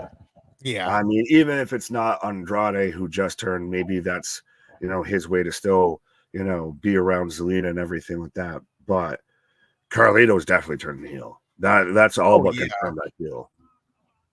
That was easily confirmed last night. Yeah. Oh, he's fallen and he can't get up. And I just so happen to be the only one who was in the area as well. I don't know what happened. I've fallen and I can't get up. All right. Getting life alert with Dragon Lee.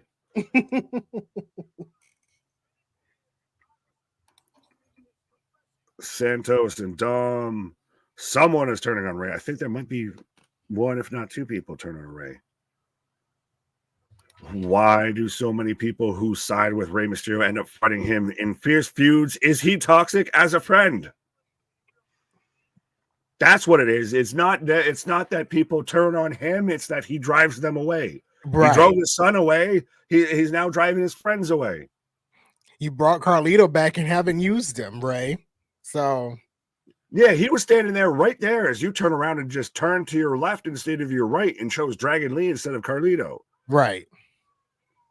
You need to be Ray and just look at yourself. Am I the drama?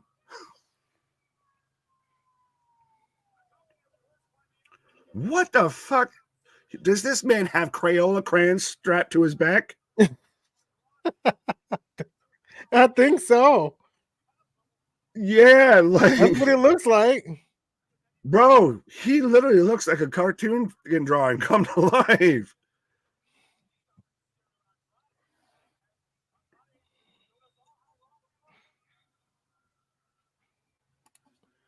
From AW Dark to Mania in 3 months. Go Andrade. Hey, yeah. Maybe sometimes it pays to punch people in the face backstage. I mean, Christ, it worked out for Punk. It's worked out for Andrade. Maybe that's the thing. Right. That's the ticket. Just start punching people in the face.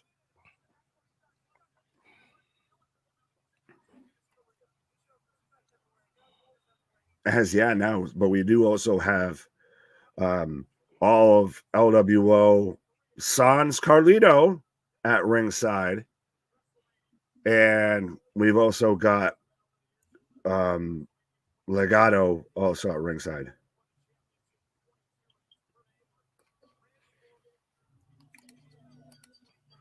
I hope that new Minute Maid drink is sugar-free. What now? Oh, the Aqua Fresca. You can have that. Have we had a match that hasn't had a commercial or a fucking sponsor or an advertisement? I don't think so. Yeah, I don't think been so. all downhill. I was thinking about the Becky match, but I don't.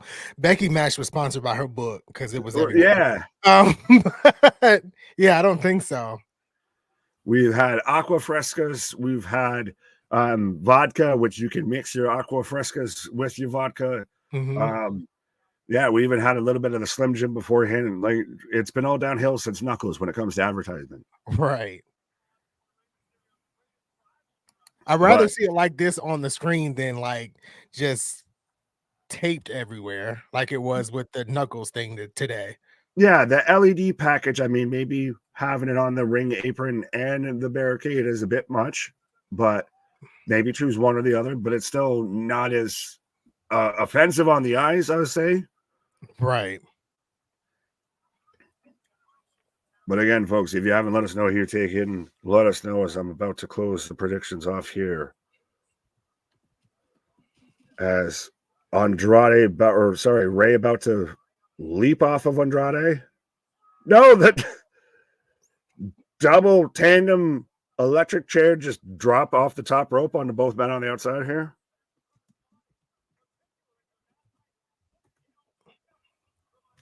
Ooh. Do you call that like a flying electric chair? I don't know. It's a little bit, yeah. That's what it kind of looks like there.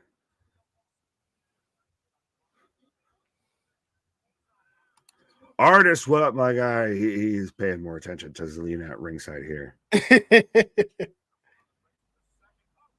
Is this Andrade's first WrestleMania? Might be. Well, especially not in the Andre Memorial. Yeah, I would almost think so. Yeah. Coming back from AEW, heading into a first WrestleMania. Yeah, well, somebody mentioned, he went from, being all the way on Dart to, now being in a prominent match on WrestleMania here. Right. Oh, it's his second Mania. What was the first one? Mania. What was the first one? Yeah. Do tell. We're a little bit live, so I mean, we can always look at the Google machine, but yeah. As now Escobar just going at Ray on the outside here.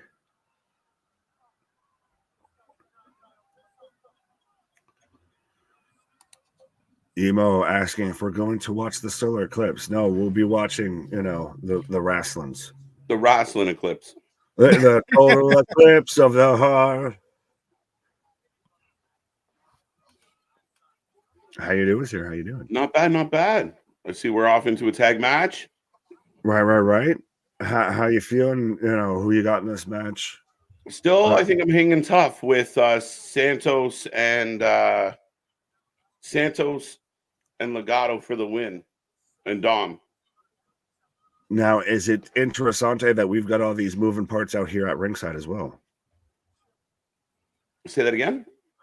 That I said, is it interesting that we've also got all these moving parts at ringside as well? We've got the Lowell, we've got Legato, we've got everybody out here. It looks like a lumberjack match. Yeah. Oh shit! I didn't even realize Carlito actually is out there. I thought he was out. He wasn't out there. Is anyone else lagging? Not that I know of. Nope.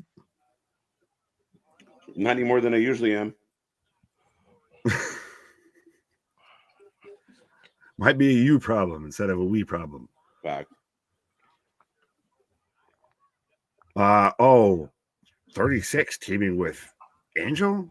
So, well, you might know this, and you might not also as well. We were trying to figure out if this is Andrade's first WrestleMania. People were saying it was his second. I don't recall another one that might have not been like a Andre Memorial Battle Royal. I feel like when he first came up to the main roster, he had a match. Was it a tag team match? Well, yeah, that's not what very was memorable at 36 there. Oh, well, if it was at 36, that's why it clearly wasn't memorable. Really? It was at 36? Allegedly. Well, MDB is saying it, so I guess, yeah. Yeah. No. It said he was replaced at WrestleMania 36 with Austin Theory. Oh, touche. Oh. I don't know. I need to fact check that because you can't believe everything you read on Wikipedia. But right.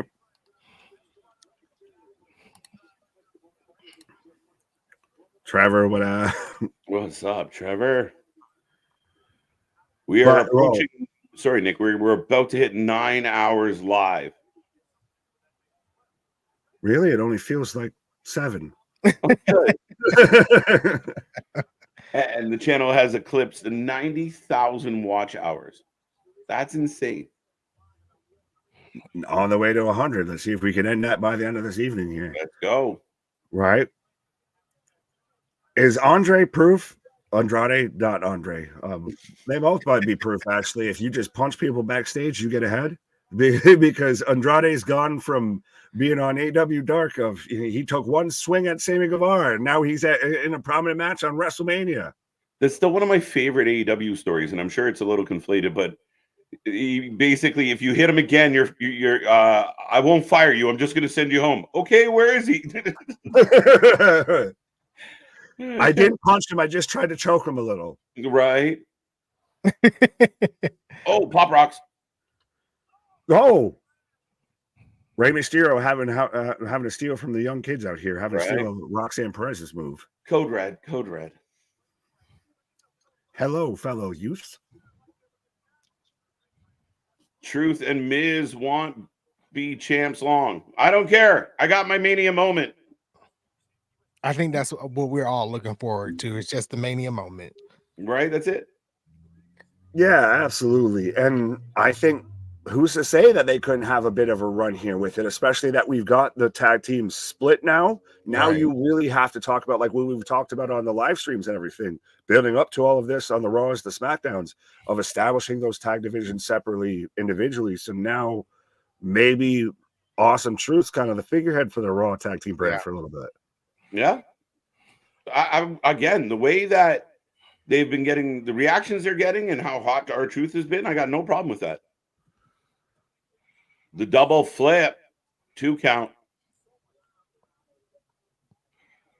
Well, and even with the other winners there of Austin Theory and Grayson Waller, you see them paired up with Logan Paul, and that kind of almost rates itself right there. Yeah, no, it fits perfect. The canoe, the douche canoe crew is, I'm down. The DCD. Instead of the BCB, the BCC, the DCC. DCC, yeah, the DCC. All right. Yeah, you know me. Hurricane Rana setting up the 619.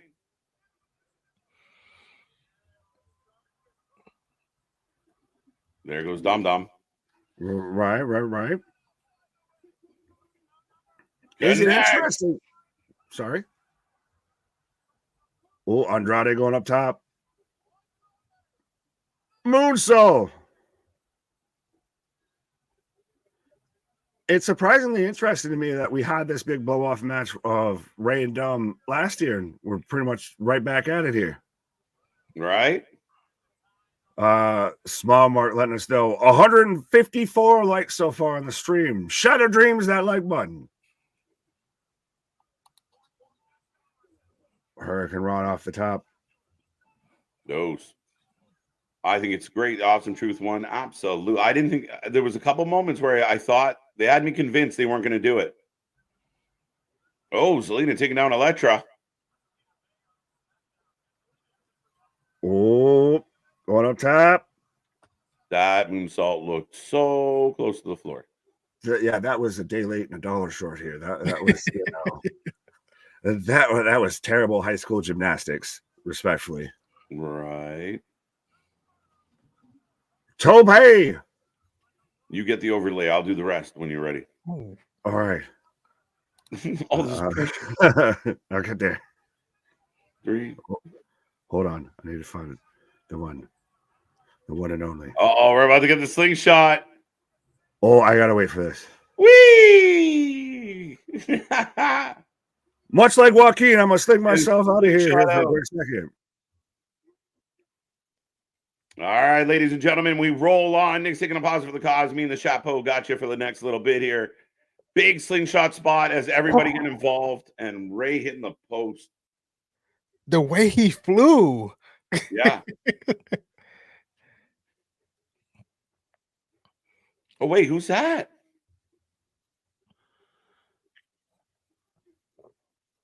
Is that Kelch? No way. Is that Kelchi? Kelsey? Yeah, who is that? Oh, it's 2 of them, though. Yeah, I'm trying to think who the other one might be. I think they might be 2. His brother? Yeah, maybe. No, not like this. Not like this. I wanted the Carlito turn. Big splash. And still baby faces. Kelsey brothers. Kelsey brothers. Why do I keep putting an H in there? Nick left right before the... Nick's going to be like, fuck. Oh, come on. I don't like it. I didn't love it. We couldn't get a Dom win? Yeah. Jason Kelsey is here. Lane Johnson. Yeah, 2 Eagles. Lane Johnson. At least it's not Johnson Lane, I guess.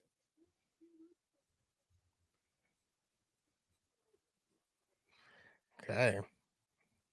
Hey, I'm happy to be here too, Boston. There you go. So Judgment Day is done. They're definitely in trouble. I'm with Keyshawn down here. This wasn't it. This wasn't it. It wasn't it. No. It's just so we were like waiting for like a Carlito turn or something. Like just two football players are like, we like Ray. Okay.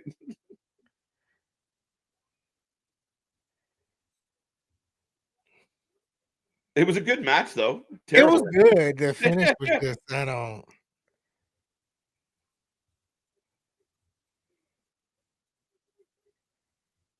So yeah, Jason Kelsey with the assist. I just like, I guess my mind is, and then we still have the draft, but where did we go with Santos Escobar? Like, I felt like they were trying to do something with him. Yeah. A loss here just doesn't seem good to me. That's just me though. Santos show up on Friday pissed off, wanting Ray one-on-one because they got screwed. The bad guys got screwed tonight. Yeah.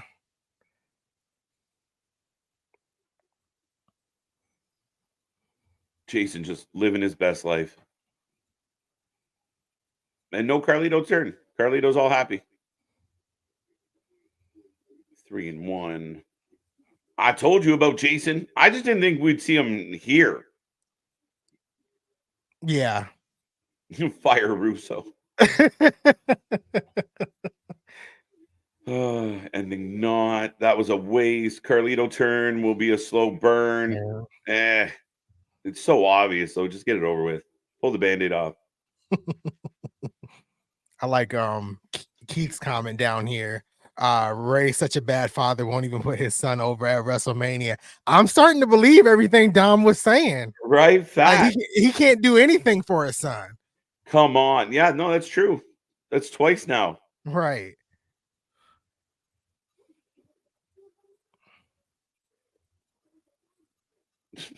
What is this?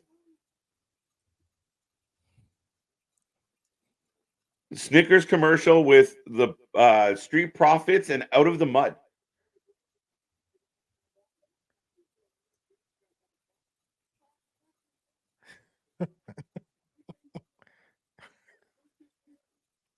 That was a weird commercial. Right?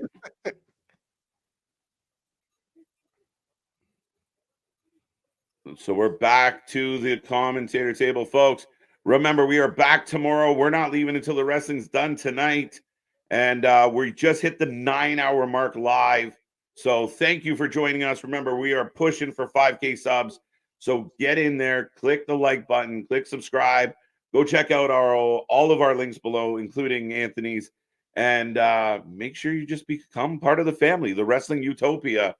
Definitely watching more wrestling than anyone else. Oh, we got Jey Uso versus Jimmy Uso next, I think. Ooh, a burner. All right, eat or no eat, folks. What do you got? What do you got? Eat all the way. Yeah, I think it's got to be eat. Jimmy would be an interesting surprise. A very interesting surprise. Funny how it's the good guys that cheated for once. Yeah, a little unusual, but when you like the people who are cheating, you're good with it. So not the usual booking. This package is unbelievable. Like, it's one of my favorite pre-match packages I've ever seen. I really like this. It's like going through their entire life. Mm-hmm. I like when their voice, like when they overlap the two talking and like really driving home this matchup. I love it. I think it's so well done.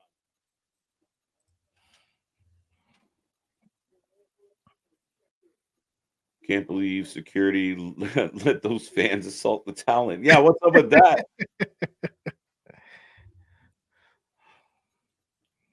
And it was just Dom's birthday. Shake my head.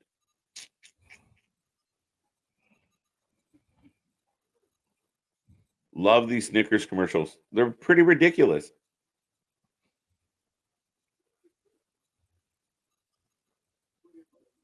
Yeet for the win. Jimmy gets the W. Okay, smile mark. Yeet. Okay. Yeet. I call Rikishi comes out. I'm down. I'm totally down. I've been asking for it. But I got my R-Truth thing. I can't ask for too much else. I do think we get Rikishi. I do think we get him. I feel like we have to get him because it's their father. Mm-hmm. See, when the Briscoes did their rivalry and it peeled into ended up on the family farm, that's how it ended. Was the dad was like, "Are you done? Now get back to being a team." They were like, "Okay, Dad." So like Kishi comes out and like, "Knock it off," and they're like, "Sorry, Dad." So we got a couple picks for Jimmy, a few more for Jay. Jay definitely the favorite here. Team Cheat or Team Yeet? Jimmy's winning Boston. I have a strong feeling that we don't get any type of involvement, outside involvement with at least Let this him go. match. Yeah, just let him go. Maybe a solo appearance, but yeah, I kind of with you. Just let him go. Let him have it. Jay for the win, Yeet for the win, Yeet for the win, Yeet, Yeet. No Yeet. Oh, Keyshawn. Really? I'm surprised at you, Keyshawn.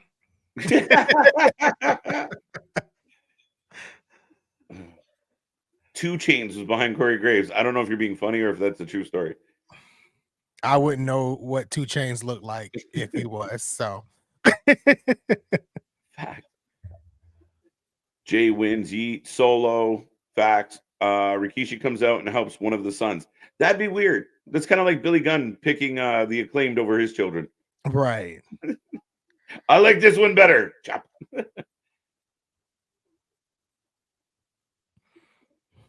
Dude, this package, man, like it literally makes the hair on the back of my neck stand up. Like, and like if you have siblings, you get this 100%. Oh yeah, I got 2 of them, so I definitely understand this. Right?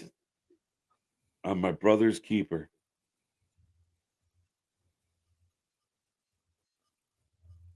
What that unreal. Like, dude, I'm so ready for this match. Yeet Mania. Lil Wayne. Okay, there you go.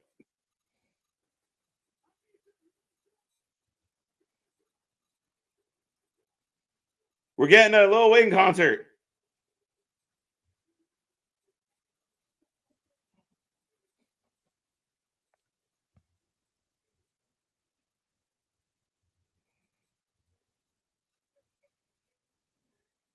Himself editing all the curse words is tricky. So a milli.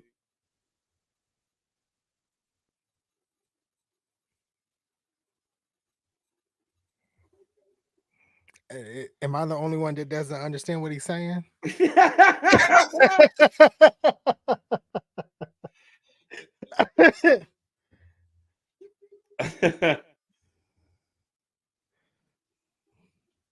I thought he was going to give us like a Yeet song. I was so looking forward to like a Yeet song. What are you doing?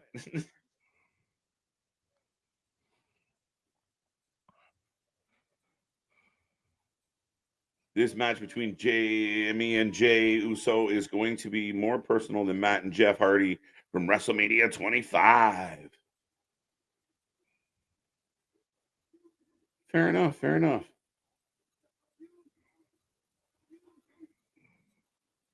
It's on you. It's on you. You. Wayne is eating.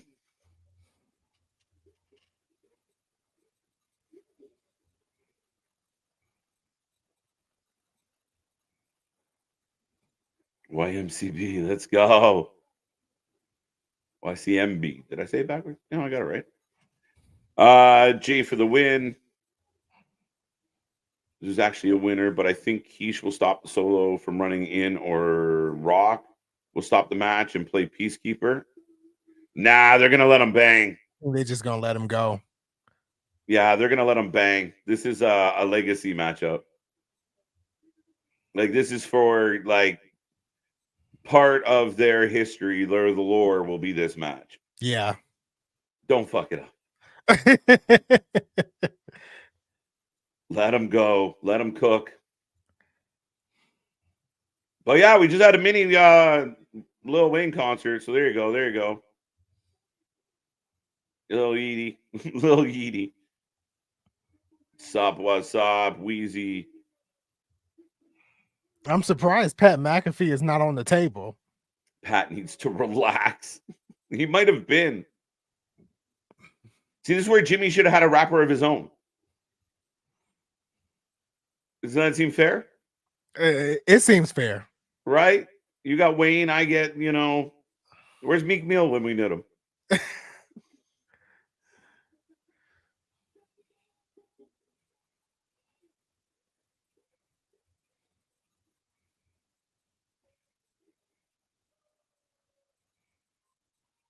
I think Jimmy's underrated, to be 100%. Oh, he's highly underrated. Highly underrated. And I think the bloodline shit brought him into his own, like, where he's kind of like the goofball with a mean streak. Like, he'll make you laugh, but, when business is business, like, he's done it really well. Like, even like just watching him come out in the entrance tonight. Yeah, he's come a long way.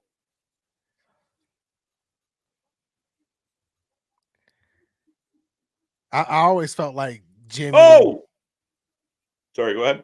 I always felt like Jimmy was like the comedic relief a little bit. Yeah. Yee. So the match is off and running.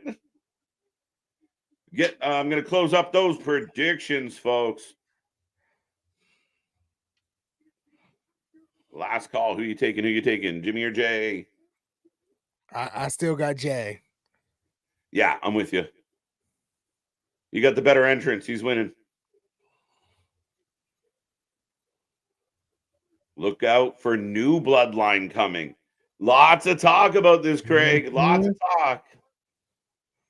A lot of talk with new bloodline members showing up. Another tope. Jimmy not even get his jacket off yet.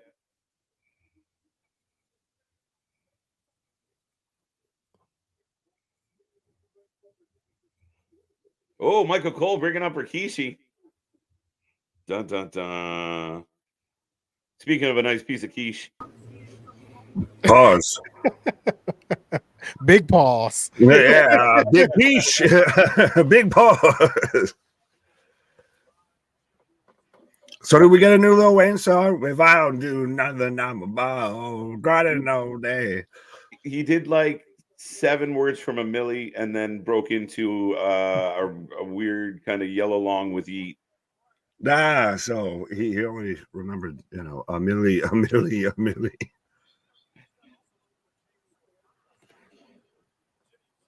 Oh, I don't know who got the better or the worse of that one. I think Jimmy bit his tongue. Or his hand. Jimmy needs this more. Anybody agree with that? Jimmy needs this win more than Jay does? I could see why you would say that, but I feel like if Jay doesn't, is he still main event Jay Uso? Yeah. Yeah, but every big opportunity you've had, you've lost. You went against Gunther, you lost. You went against your brother, you lost. You went against Roman, you lost. Yeah. Facts. That's true. But maybe that's the thing that turns him back to, I realized I can't do it on my own. Right. 2 Chainz is apparently in the crowd. Several people have reported. Maybe 2 people. I was going to say, cannot confirm nor deny. Right. I know at least Jimmy out here with 1 chain. So we got 1 chain in the ring. I don't know about 2. So Kane and Taker weren't brothers? Yeah, they were. Mind blown. What do you mean? Pulling back the curtain. Well, you guys were probably talking about the brother rivalries that have happened at WrestleMania. And no Edge and Christian mentioned, no Undertaker and Kane. So peeling back the curtain, folks. Right. Bret Hart and Owen. You really only had Bret Hart and Owen, Matt and Jeff, and now Jimmy and Jay. And 15 years. Little bit of a stroke out there with the advertisements. I asked this earlier to Anthony Gacy. I'll ask you, as right now Jimmy's laying waste to Jay, tell him to get up. How do you feel that almost every match so far has had an advertisement, like heavily mentioned around the ring? It's a lot. It is a bit much, and there's nothing we can do about it. It's again, welcome to the new era of WWE, where they're just printing money. You think Vince knew how to make the company big? Watch this shit. Right. Yeah, they're gonna max out every possible dollar they can. As going from like nothing to all of it is a lot. I really thought it was going to be a gradual thing, but it's like WrestleMania. Let's put it all there. Right. Yeah. Well, you got all the eyes tuning in. That's where all your advertisement, all your advertisers are going to pay their dollars. And it might just take that adjusting to. This is going to be the thing going forward. Obviously, TKO coming from the UFC world. So a bit here, but yeah, it's a bit of a hard adjustment. Big super kick from Jay. Ooh.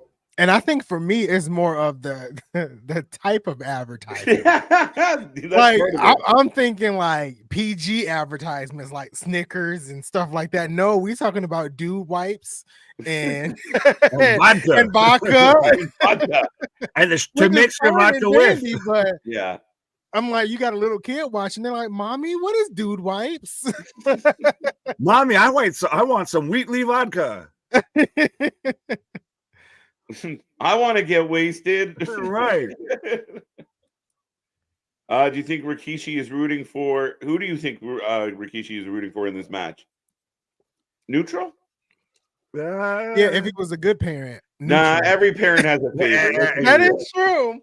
I don't have one, so I can't say, but I feel like every parent has a favorite child. Every parent has a favorite. They act like they don't, but there's one that they're always like, call Jimmy. He's the reliable one. Right. Spoiler alert, not to upset anybody that's watching us or anything. So just so you know, when your parents tell you you're their favorite, they might be lying to you. Ask yourself, do they ever say it when the other ones are around?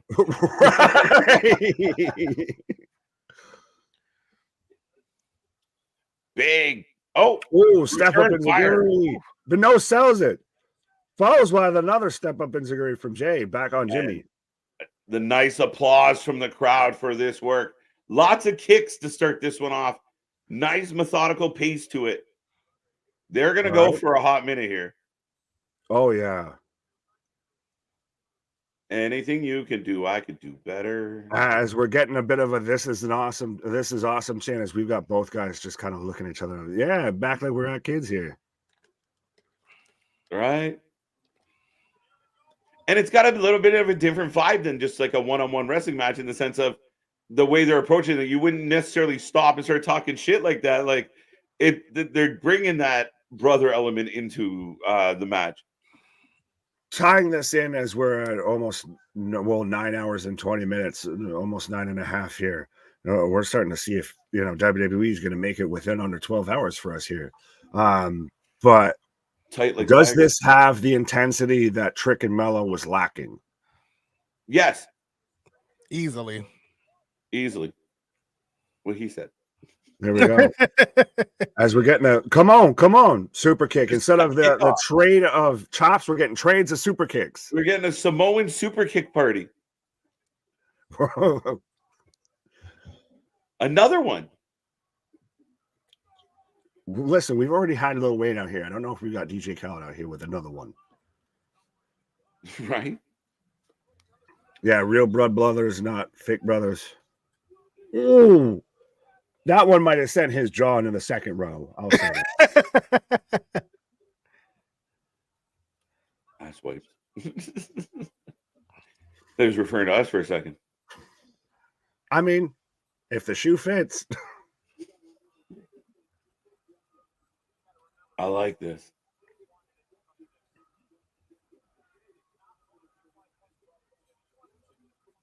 He doesn't want to put the man down. Ooh.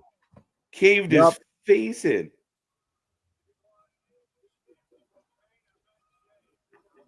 Rest in power, Owen Hart. Absolutely. Ooh. What the F is a dude waiting for? Come on, Boston. I think you can figure it out, and if you can't, I mean, you might need to seek other, consultation besides us. So we really got to explain that on, in public. Right. Does this have? Oh, wait. Sorry, Nick. Ah. Jimmy put up the mercy hit to stop it. Uh-oh. Does this, though, I was about to say, does this have a tinge of that Roman feel going back to that match between Roman and Jay of how he's sitting there walking him down, talking to him, get up, do it again, come on. Yeah, and even the hesitation on the super kick where Jimmy says, hold on, he's saying he's sorry, but I got a feeling he's lying. Well, even to counter it there, yeah, he learned from the best there. No, you got to just fake cry and you got to act like I didn't mean to do this, and then you'll sucker him in. Listen to the crowd.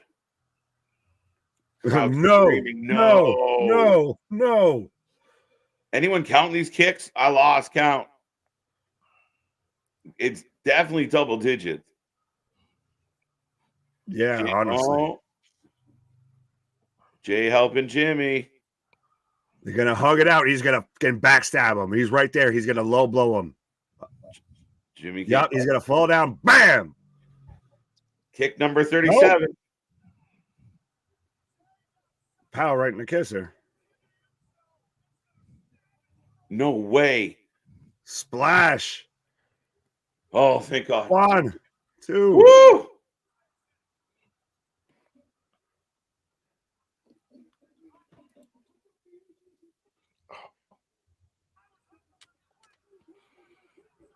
Frog splash. Big kick out by Jey Uso. Right. I didn't think he was going to kick out from that splash. No, I didn't either. I was like, no. It's like us with the tag match. Not this way. Trick and Mello's Bill never felt like there was real hate between them. What? I mean, I disagree to an extent. They were literally at WrestleMania World earlier today, I even want to say, or at least yesterday, about to be when I see what's on site. Jay with the spear, right? Going up top. Uso splash. 1, 2, 3.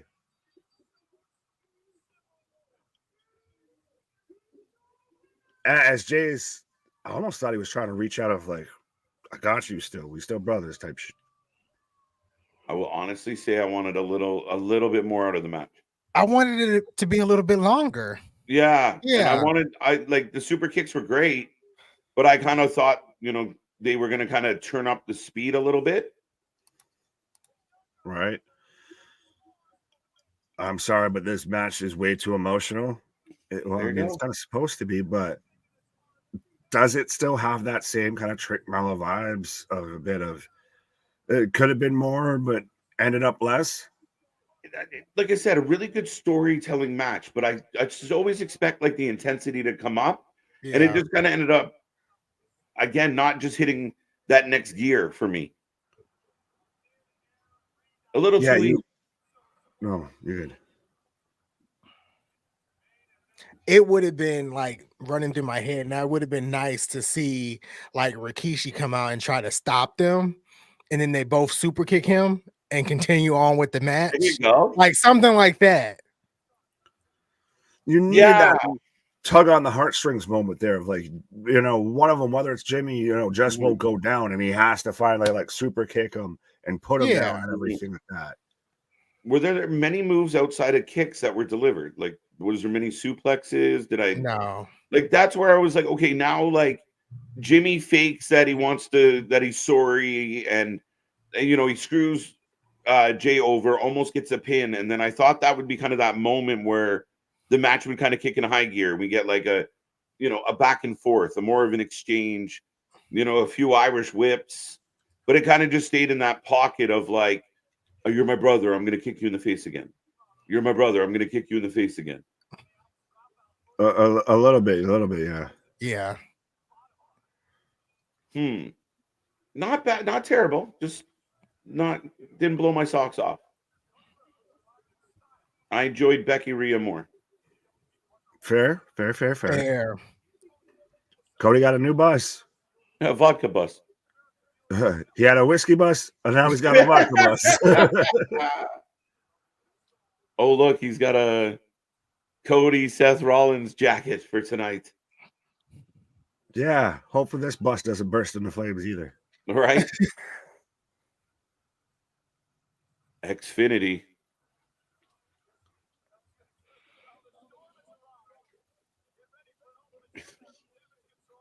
Oh, what Christ! Michael Cole out here is scaring me for a second, saying the storm had arrived. I was like, oh no, are we getting ponchos? Are we getting Apollos for the cars? Are we getting an intermission at WrestleMania out here? Right. Oh, 6-woman match. Ooh. Jade and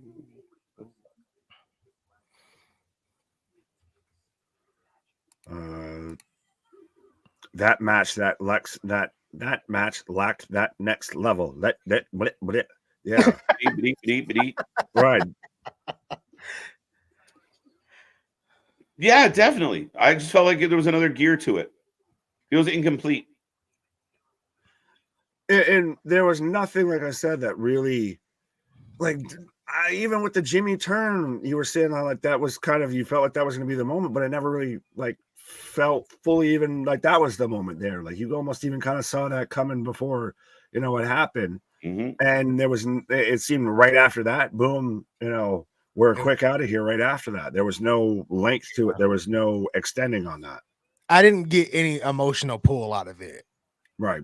Like it wasn't, it reminded me, well, I think the emotional pull I was looking for was the Jay versus Roman Hell in a Cell match, where like I think it was Jimmy that had to throw in the towel or something, where he came in, kind of saved his brother and was like, don't do this, Roman. Roman broke down and legit started crying. Like I wanted something similar to that with these two. And it wasn't there. It felt like they were getting there though, and then by the time they had even started to get there, by the time they dipped their toe in the water, they had pulled out and ran away from the pool here. I'm gonna blame time restraints. That's what I'm gonna blame. Right. Yeah, I was kind of almost hoping for that like Savage Steamboat kind of memorable match where it just kind of like that intense rivalry between a brother where they're both doing whatever they can to win. They're scratching and clawing to get out, you know, to the false finish, like can't beat them, can't keep them down. Yeah, I don't know. I wanted more. Right. 3-2. Notice how no real clean records here so far tonight. No, yeah, that's a good sign. Yeah. Alexis saying 4-1. There you go. Might have the lead. All right. What's the roll with Team Jade here? Yeah, I think it was unanimous. Yeah. Jade, Yams, Team Yams. Well, secondary question is this, you know, Jade only gets in, probably hits a few moves, hits a glam slam, and then gets the pin, or is she a focal point, you know, of this match? I would give her the focal point of the match. I would give her the focal point. I feel like this is the match where she can prove everybody that's talking online that she's improved greatly from her AEW, her time in AEW. I think this is that match where she does it. Yeah, send a message. Yeah, I mean, I don't want it to be that cookie cutter. Again, she doesn't have to carry the entire match. She's in there with some really good athletes, but really let her shine. Give us a few things we don't expect. Wow, look at the entrance. I was gonna say, speaking of things you don't expect, yeah. I didn't expect Miko Satomura to be making her debut here at WrestleMania. Mm-hmm. Oh, I like this. This is cool. It really is. I told you I like Damage Control. It's giving me the. Oh, go ahead. I'm sorry, I interrupted. No, that's it. Do you like Damage Control? Or do you like the Kabuki Warriors? Sorry, Anthony.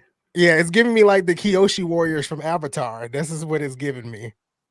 I like Dakota Kai in a big way at this moment. She's the Smark Bender instead She's of coming into her own, man. I really like where Dakota is heading with all this. I like Damage Control. Okay. Yeah, exactly. I'm saying what his face is saying. I like this entrance. I like where Damage Control is headed. I don't think Damage Control is going to split up anytime soon, to be honest. But I don't think they should win this match. But I don't know. I could be wrong. Asuka's out here with the fucking murder clown makeup on. Right?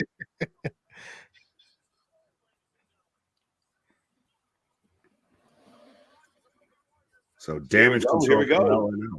Sorry. That's it. Oh. Jade will turn on Bianca. Ooh. She's a better heel. Pourquoi? She's a better heel. That's the only reason why. Heel. Yeah. That's why. Yeah. She just turns because heel.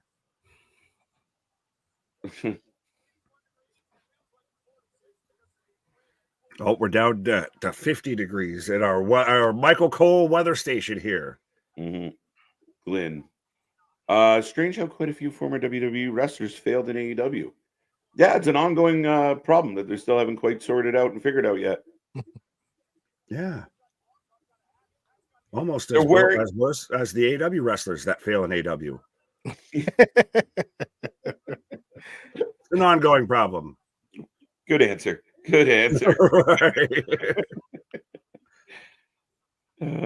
Michael Cole in that hat. He's out here looking like Michael Rossi Cole. Look at this. Yo. In a big way. Okay. I take your elevated stage Young Bucks and say, you can have that. That even what I'm mad at. I like this. Bro, if they weren't Beyonce before, they sure as fuck are now. She's always spinning the damn hair, though. Always. Well, with the cowboy hats and shit, this is the OK Corral shit. She's got a lasso. No, this is amazing. This is definitely giving Beyonce. Right? Yeah, I said if they weren't Beyonce before, they sure as shit are now. I like the music that whip your hair up in there. Jesus, help us all. Jade H. Christ out here. Wow.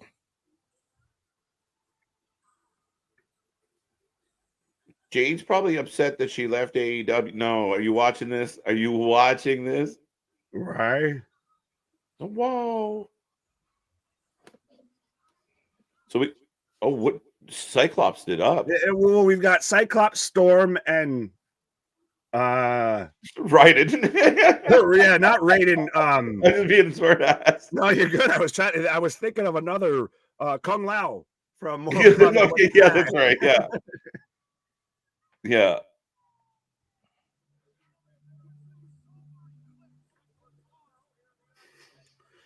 They're bringing up the solar eclipse. That's why Bianca's got the glasses.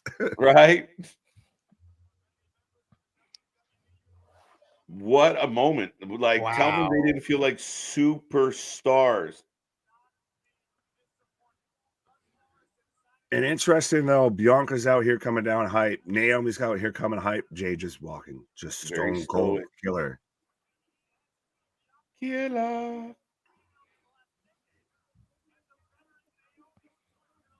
Jade is ready for this. Oscar's jamming out with the music. Kyrie's giving us a little Thriller. That's cute. See, Damage Control have become a problem. They become a nuisance, man. Them dancing to the music, hilarious. Right.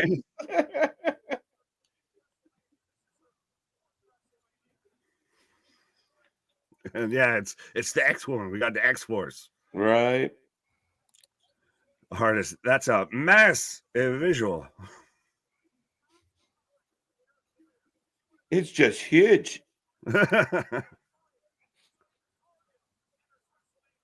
So Jade's first WrestleMania appearance, ladies and gentlemen. If you haven't made your prediction yet, get it in. Get it in. Let us know what you're thinking. Who you got? Who you got? I'm going with Destiny's Child. So You have to. Do you see that entrance? They can't lose after that shit. right. If That's they do everything you own in the box to the left, if I bought it, No, I'm thinking that's not happening tonight. That's for sure.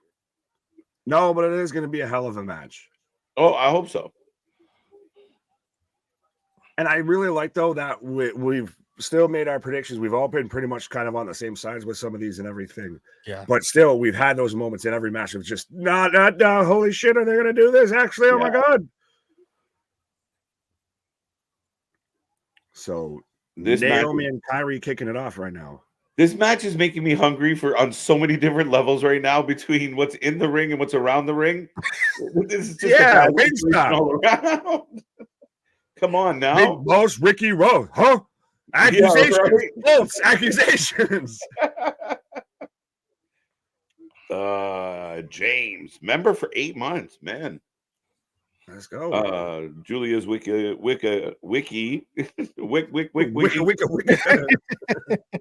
says signed with WWE April 2024. Yes, somebody probably went and did that. Yeah, what is earlier today?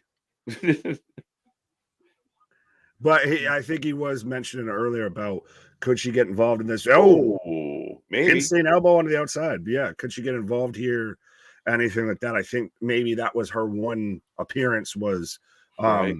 earlier today. But I mean, does maybe Dakota Kai get kicked out of Damage Control and we get Rossi, Frosty, fresh and What bossy? do you have against Dakota Kai? Why can't she be on the team? Because she doesn't live on this side of the equator. I don't know. She's the mastermind, bro. You She's from that place where the toilets go flush the wrong way. We got double teaming Naomi right now. Right. Ooh, nice tandem offense.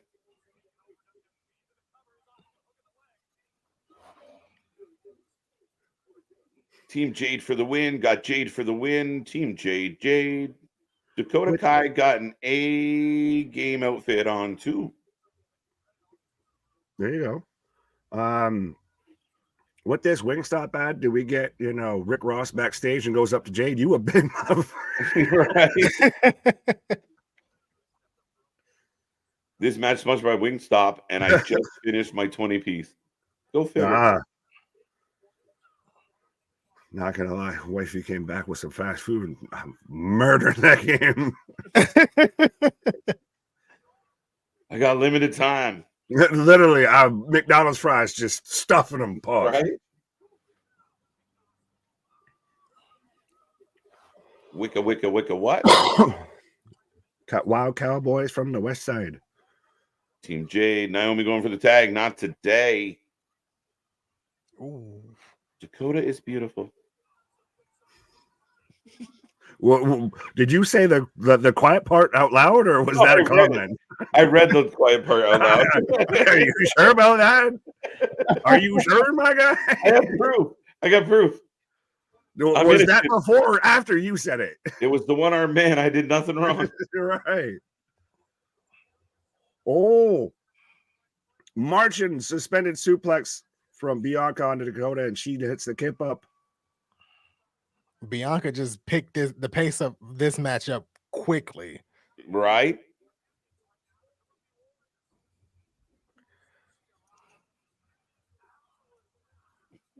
Savage. She's getting wailing away on both members of the Kabuki Warriors. And oh, literally moonsaulted right over Dakota Kai running in. Ooh. Oh, she's got Kyrie up. About to slam her onto both her partners. Stack them. Bianca taking out all three. Oh. Back handspring moonsault. She just pins him right there. Jay don't even get the match. Right? Imagine. She just comes like You steps just through the stand rope there and look closes intimidating. it. Oh, we're gonna get the they're cheering tag. for it. Crowd on their feet. Boom. Oh, I like it. I like that. Well played. Oh. They have see, she's from AEW. She's not holding onto that tag rope at all. She doesn't know what that is. Fucking nitpicky son of a bitch. That's amazing. Look, she's nowhere near that rope. Where's the ref? Right. Someone's got to come over and point her. You're supposed to hold the rope. Right? Who does she think she is? Eddie Guerrero?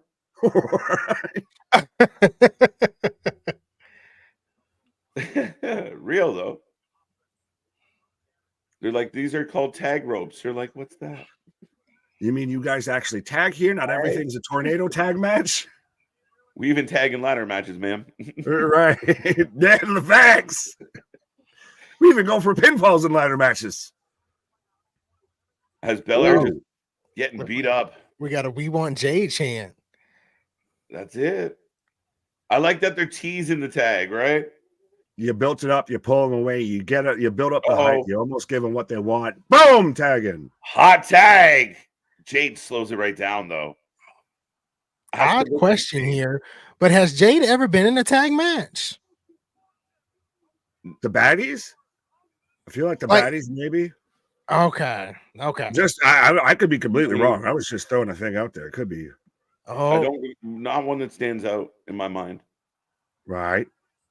She's in the ring. Catching Kyrie. Oh, slam. Wow.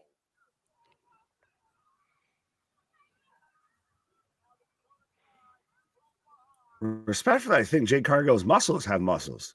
Mm-hmm. Oh, back body drop. Oh, she's chiseled, man. It's insane. This woman, brolic, jacked, stacked, and all sorts of things. Oh my God. She's just planting pin. Here, girl Dakota right there. It's like she just flung Dakota Kai over her shoulder. Sagittarius. So maybe a couple clunky spots. Guess, yeah. No, it's good though. What you gonna do with all that clunk inside you? Oh, Kyrie got misted. Oh, son of a bitch. That's a kiss of death.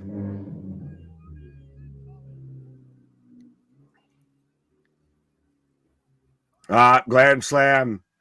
Oh, and she melts it. Ponytail. That's rude. That's a weapon. Oh. Yeah. Has been jaded. Bro. I know I say stupid, sexy Rhea pin, but we might need to come up with something for Jay's pin because googly. Lotion sales and tissue sales are skyrocketing through Philadelphia right now.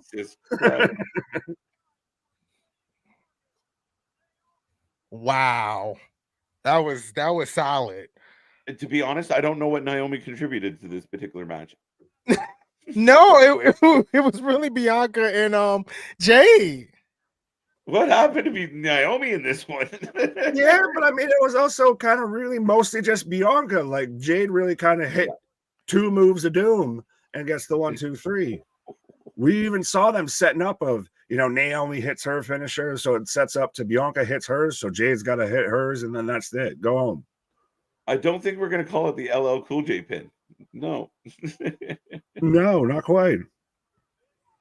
Doing it and doing it and doing it well. Doing it and doing it well. Jade, yeah.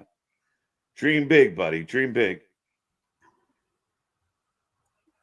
Hey, so is this the start of a little bit of a faction here? I don't know. Pat just said, I don't think this team is stoppable. Right. All right, ladies and gentlemen, another match in the books. Right. I'm starting to try to wonder how many matches we got left. I think it's 2. We're down to 2. Yeah. We're down to Sammy and Gunther, and we're down to the biggest tag team match in WrestleMania history here. Yeah, and we definitely. So I feel like we have a good, solid 35 minutes of entrances to get through. At least in one match for sure.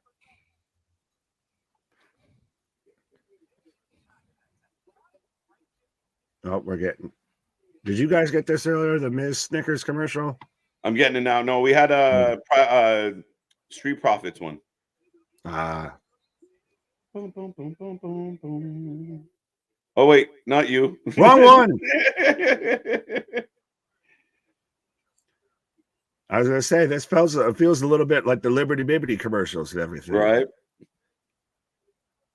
Yeah, it was Street Profits and Out of the Mud. We're doing did a Snickers commercial earlier. Oh.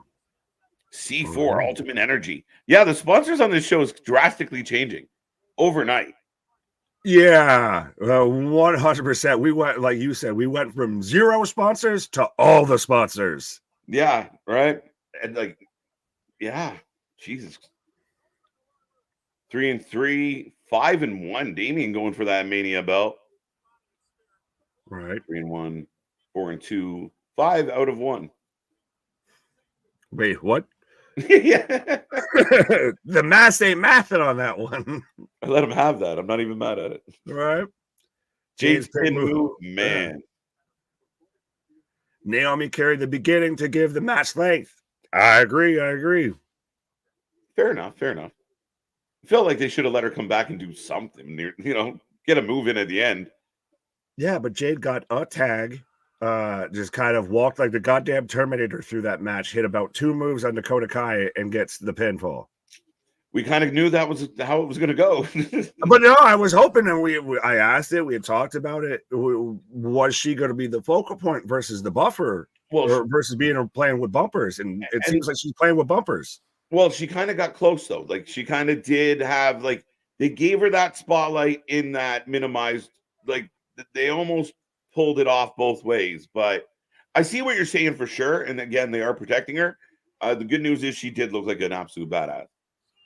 Yeah, you had that big pop moment for her getting the tag and everything. 100%. Lickety split. I'll take that. I that. saw that and it popped me. I was like, yeah, that kind of fits. That kind of checks out. That might check all the boards. That might do it. The lickety split pin. It's provocative. No one knows what it means, but it gets the people going. Speaking of playing with bumpers, Jay found her new baddies. There you go. Is that bad? We're thinking about Naomi and Bianca at their stature being Jade's baddies. Yeah, a bit. I mean, they are baddies in their own right, but yeah, they're not hangers on. Right. I feel like this is all building towards the main event. Not impressed with this WrestleMania thus far. Wow, okay. I'm a little surprised. Yeah, all shows do go to the main event for the record. Right, but I would still find something hard. Like it'd be a hard struggle to find something to complain about so far with tonight. Yeah, I mean, I thought Jimmy and Jay could have been a little bit extended and a little more intense. A little more of a tempo on the back half of it. That's it. Like, I mean, everything else to me has been quality. And again, to each their own, but I've enjoyed WrestleMania this far. I think it started off really great. It might have geared down a little bit because we had that ladder match. We started off really hot and everything, and now I think we're working our way back up through the gears here. Well, and I think they took so much shit for night 2 sucking last year that now night 1 is the weaker of the two builds, and night 2. Yeah, I see there is no pleasing you. But yo, the 6-pack challenge was fun. Yeah, I think that like a lot to enjoy. And again, we are building to the main event. I think that's generally how it's supposed to go. Right. But Trevor's already taken Sammy. Sean's already taken Gunther. Nick is saying, I think Jay and Jimmy needed a stipulation. I thought it was going to be a street fight. I was wrong. And now I'm so conflicted with you saying that there because I was about to go into. We just discussed this with the Trick and Carmelo fight and everything with that earlier on Stand and Deliver, and how it should have had a stipulation. Maybe it shouldn't have. It should have been a straight up fight and everything. Now you're saying that this one needed a stipulation. No, I thought it was going to be a street fight. I don't think it needed it, but then as far as if you wanted to put a stipulation in, all for it. But yeah, that wasn't my argument earlier. Sammy on his family, bro. Adrian! Yeah, we did it. Right. Now, remember, they brought Chad Gable's kids in, and that meant diddly squat to the outcome of the match. If anything, that just meant kids are going to cry here. Right. Do we get a Sly?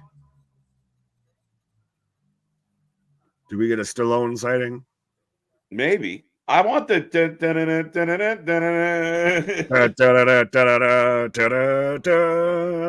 what I want. Just fucking do it up. Well, didn't we get that a little bit with Trick, or did I just imagine that?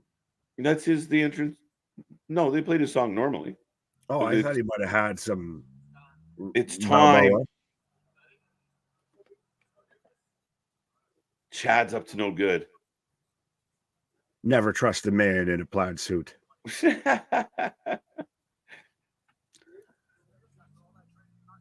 No, he's not coming down. You got this. Oh. But you know what? The build package for this, the hype package they gave us for this match was 100% Rocky. And I liked it. I thought it was really good. It was like what they did with Chad. But now Chad's the coach. I don't know what happened. He's Rich. Yeah, he went from Rocky to Mick out here. And, you don't need me out there. You had this in you all along. Right. Hey, we get the extended shot. This is going to be impressive to see of him coming out into the WrestleMania crowd. So we're literally watching this man walk through Gorilla right now. Yeah. I love what they're doing here. And listen to the crowd as they know he's coming up. And he's just hitting shit. Like, don't hurt yourself. Remember that time you pop? Oh! Hey! Stewie! What's up, buddy? Steiner! With a Terry Funk shirt, by the way. And they hug it out. As all bros should do. Slapped him and told him, go get him. Oh, Sammy's winning, bro. Oh, I said he is. I agree. If that moment there with KO doesn't prove that Sammy's got this, nothing ever will. Right. Well, they were going with that shot until I think somebody might have stepped on a wire there and it was starting to get a little fuzzy. They're like, go to the other angle. Go to the other angle.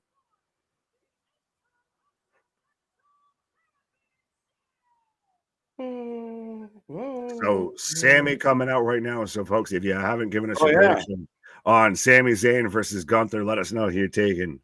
100%. Sorry, I was staring at the TV. You got caught up in the Canadian feel goods. I thought that was I really like what they just did there. Sammy's 100% winning.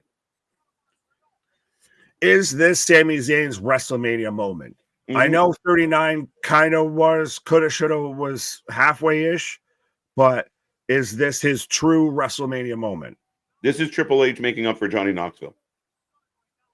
You did it good. You did a solid by me, so I'm gonna do a solid by you. Right. I know the old man made you go in the mousetrap, so you know what? This year, you got it. Okay. This time, you get him with the mousetrap. I know. Maybe I'm being greedy. I got my R-Truth moment. Now I'm hoping for my Sammy moment. I might be asking too much, Nick. No, like I said, you can have your fill of babyface wins.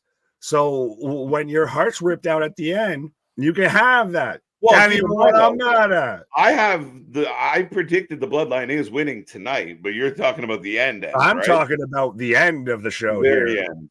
Okay. Right.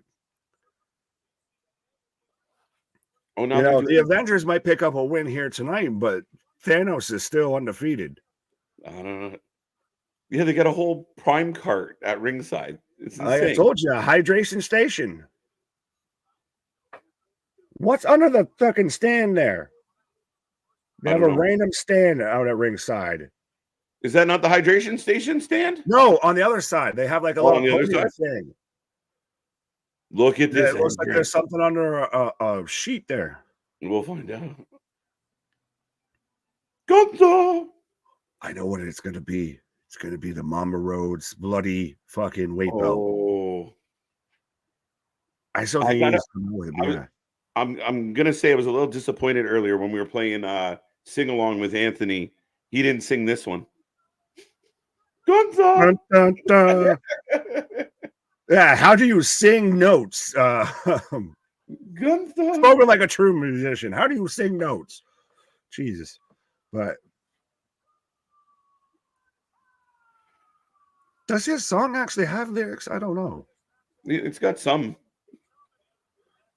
I just know the whole dun dun dun dun dun dun. I know it's not that anymore, but it still should be.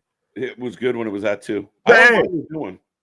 As they're showing live of Cologne, Germany, and everyone's losing their for Gunther. Back to Berlin's gonna be dope, bro.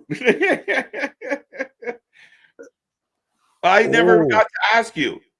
We get Lane Johnson and Jason Kelsey helping Rey Mysterio get the W. Wait, what the fuck? I missed that. I know that happened. Breaking news to me. So Rey Mysterio and Andrade won because Kelsey and Johnson showed up in Eagle style lucha mask and helped them win. The world's largest and heaviest luchas. Shit, I thought you knew. I was like, I haven't got your take on it yet.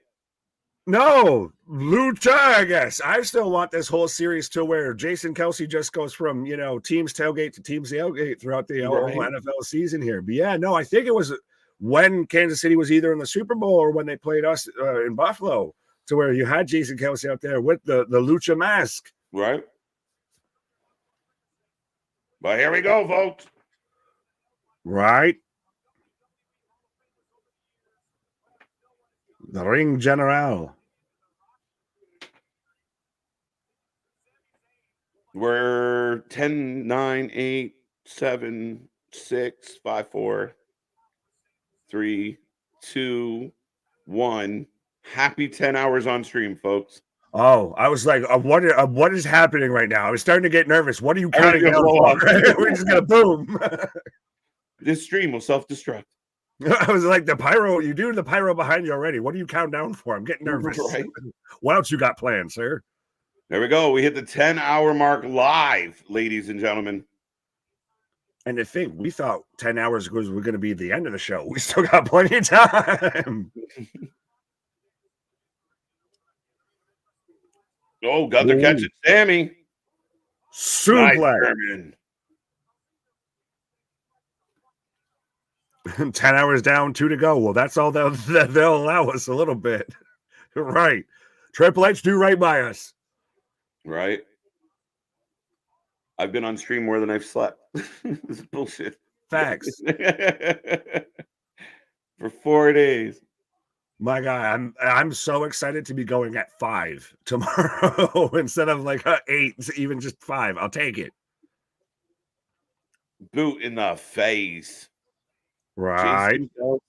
Yeah, I didn't know you didn't know. No, I was on a little pause for the cause. I was on a reprieve, and who's to say I wasn't under the lucha mask? You never know. We didn't know until they took the mask off. There you go. You're in the joke. Thank you. KJ's final countdown. 10 hours. Jesus. I've been here all day. What are you doing with your light? I'm just kidding. Whoa. Aggressive. No, we appreciate it. We really do. Right. How does green That's the- shirt guy always get that seat? Bro, that's one of the most unsolved mysteries of pro wrestling. What the do you do for a living, my guy? Who are you related to? Or are you? He's part of the knee pad society. He's out there with the knee pads getting them tickets. Oh, Gunther draping Sammy over the top rope and clapping his chest. Right. Oh, that's rude. Oh, that looks painful as just stepping on this man, draping him over. It's just rude. It's such a big foot to do it with, too. Right. Rude, crude, and unattractive. As Gunther's already getting, the pop blood vessels on his chest, though, as well. I think this match is going to cook, my guy. Right.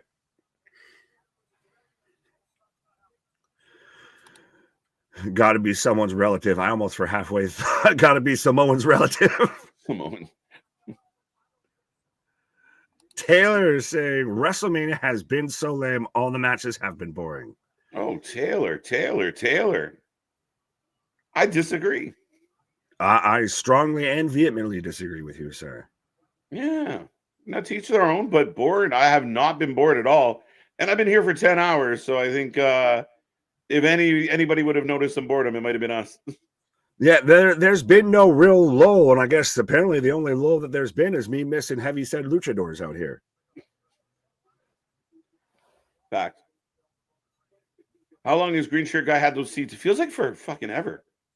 I almost want to go back and rewatch stuff from Attitude Era and be like, were you there? Go back and watch, Andre or Hogan slamming Andre. He's still there. Oh my God. Exchanging chops, Nick. Never a good idea with Gunther. Yeah. Oh, clothesline. Jeez. Wifey is pumped. Adrian.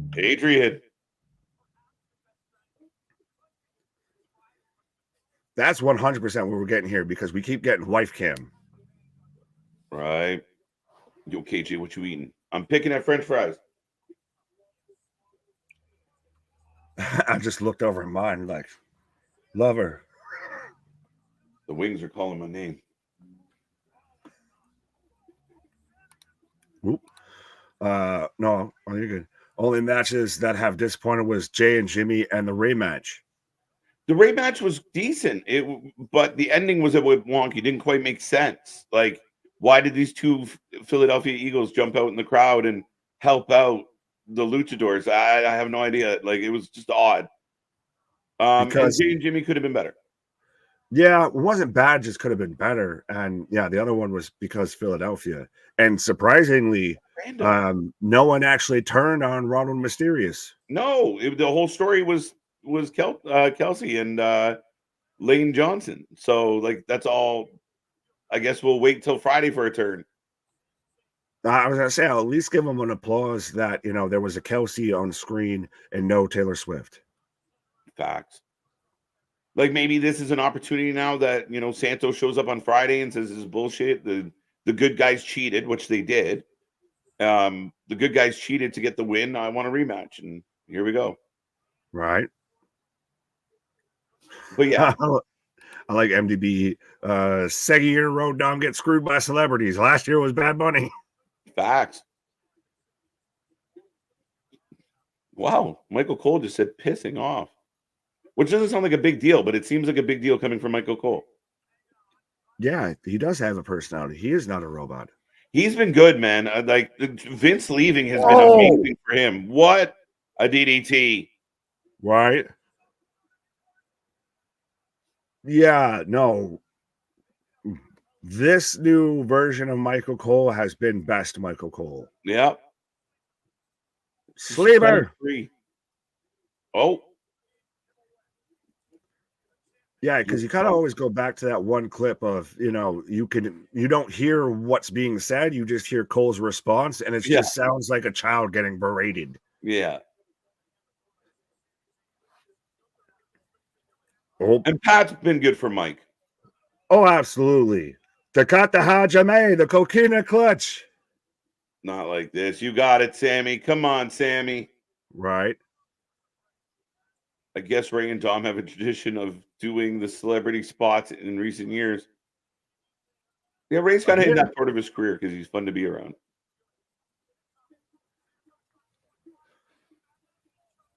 What are you smiling about? I was going to make a joke. This WrestleMania has under-delivered. No, I think your vocabulary has under-delivered. I don't think that this WrestleMania has delivered. Yeah. Sammy match has been so lame and boring. I don't think so, my guy. Yeah, no, now that's a troll match. This one just started and it's going well so far, so don't be silly. Yeah, I think you're just kind of saying shit to say shit. Much like Becky with her book sales. Yeah. Rhonda. Both. Becky's a nice lady. I will take your wife out, Dorothy Mantu, out for a nice seafood dinner and never read her book. Right. Gunther in complete control right now. Oh. Exploder into the corner. Damien saying he feels like it has delivered. They don't sound flat right now. On their feet. And oh my God, the shotgun drop kick. Tell me that's not the scariest fucking drop kick in the business. Bro, that's two barrels just hitting you square in the chest right there. Bro, Gunther out here doing the stupid sexy Rhea pin too? Bro, he got kicked out though. That's the important part. Yeah, well, after he got his chest caved in. Yeah, but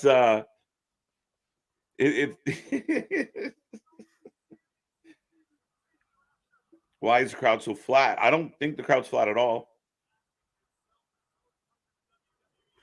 We don't. Yeah, nah. You could just stay. You can have that. We just gonna click on you for a minute. Right.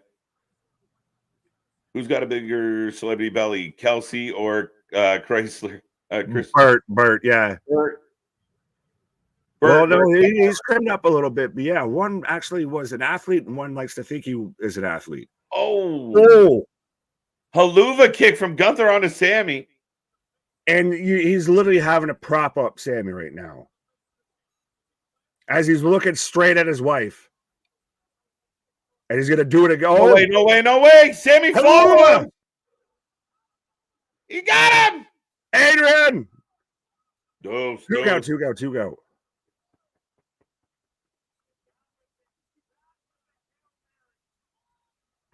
Oh. Crowd is lit. Right. Anthony's on a pause for the cause, sir. I'm glad. I will let him know you were concerned about his whereabouts. He has not been kidnapped or anything like that. Right. He didn't just try and drive away to Philly or anything. Into witness protection.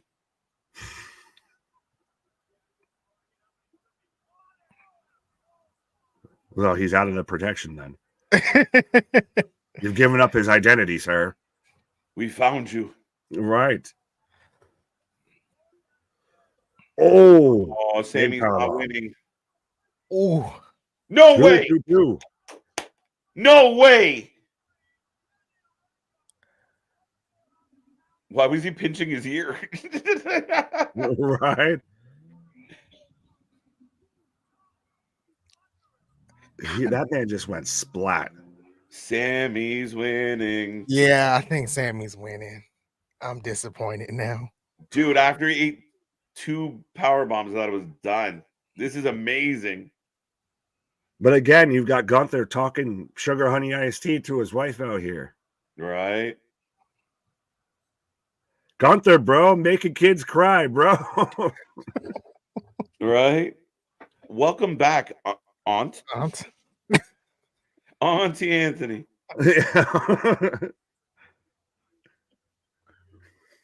Did you bring pretzels?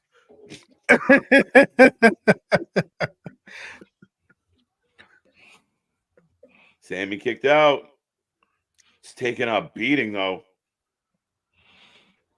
It's such a juxtaposition, though. They cut to Sammy's wife, and she's, beside herself, and then a woman right beside her is just not emoting at all. Robot.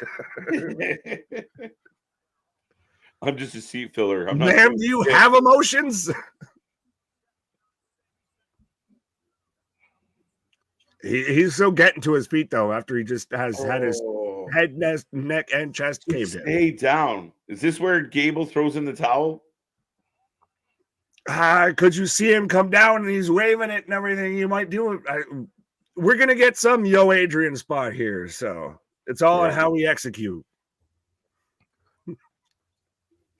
What you gonna do? Yeah, come on, come help him. Yeah, you got it.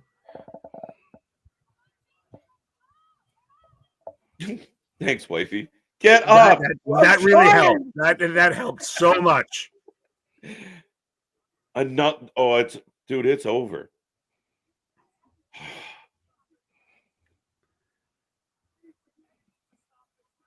Like, this is kind of the vibe I wanted with the Jay and Jimmy shit. Like a little more like, oh, come on. This match is killing. He just power bombs him and then stops and turns and looks at his wife and chuckles. And I bet she's gonna do it about 3 more times. I hope so. Just you must suffer for my enjoyment. I don't know. Jesus.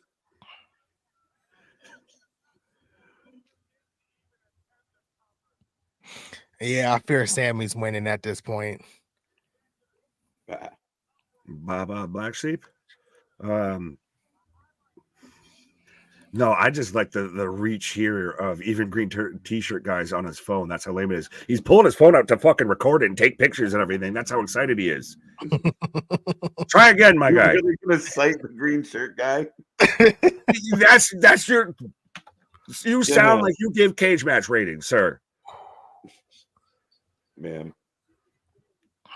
Yeah, probably, ma'am. Either. Indifferent. Is this match not sponsored? It's sponsored by the Funky Chicken. Brass monkey. Monkey. No sponsor on this one, no. Yeah, don't say it. We've had enough of that. Haluva kick. Haluva kick on the top. Right. The crowd is going bananas, by the way. Banana sandwich. Brass monkey. Oh my God. I thought he was about to hit a superplex. Someone make sure Gunther's okay, because he gets up like the fucking Terminator. How do you put this man away? That man, Sammy, what a move! Fucking suplex onto the fucking ring post. Haluva kick. Sammy, we got this. Listen to the crowd. Right.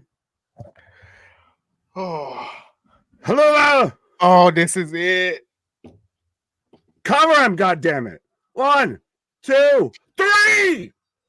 A new Intercontinental Champion. What a goddamn match. Wow. Everybody on their feet. That's it for me, guys. Good night. It's a bullshit. Man. The tears, though.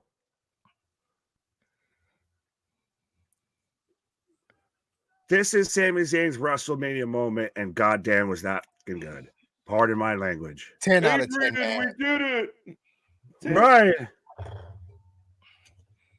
And new Yo Adrian. Right, but the Gunther reign of terror is no more. I want to see the replay on this. Yeah, they're showing it right now. God damn. Brain buster. But that's so unique if he spun and then hit it. Yeah. That just in the moment. God damn, that looked terrifying.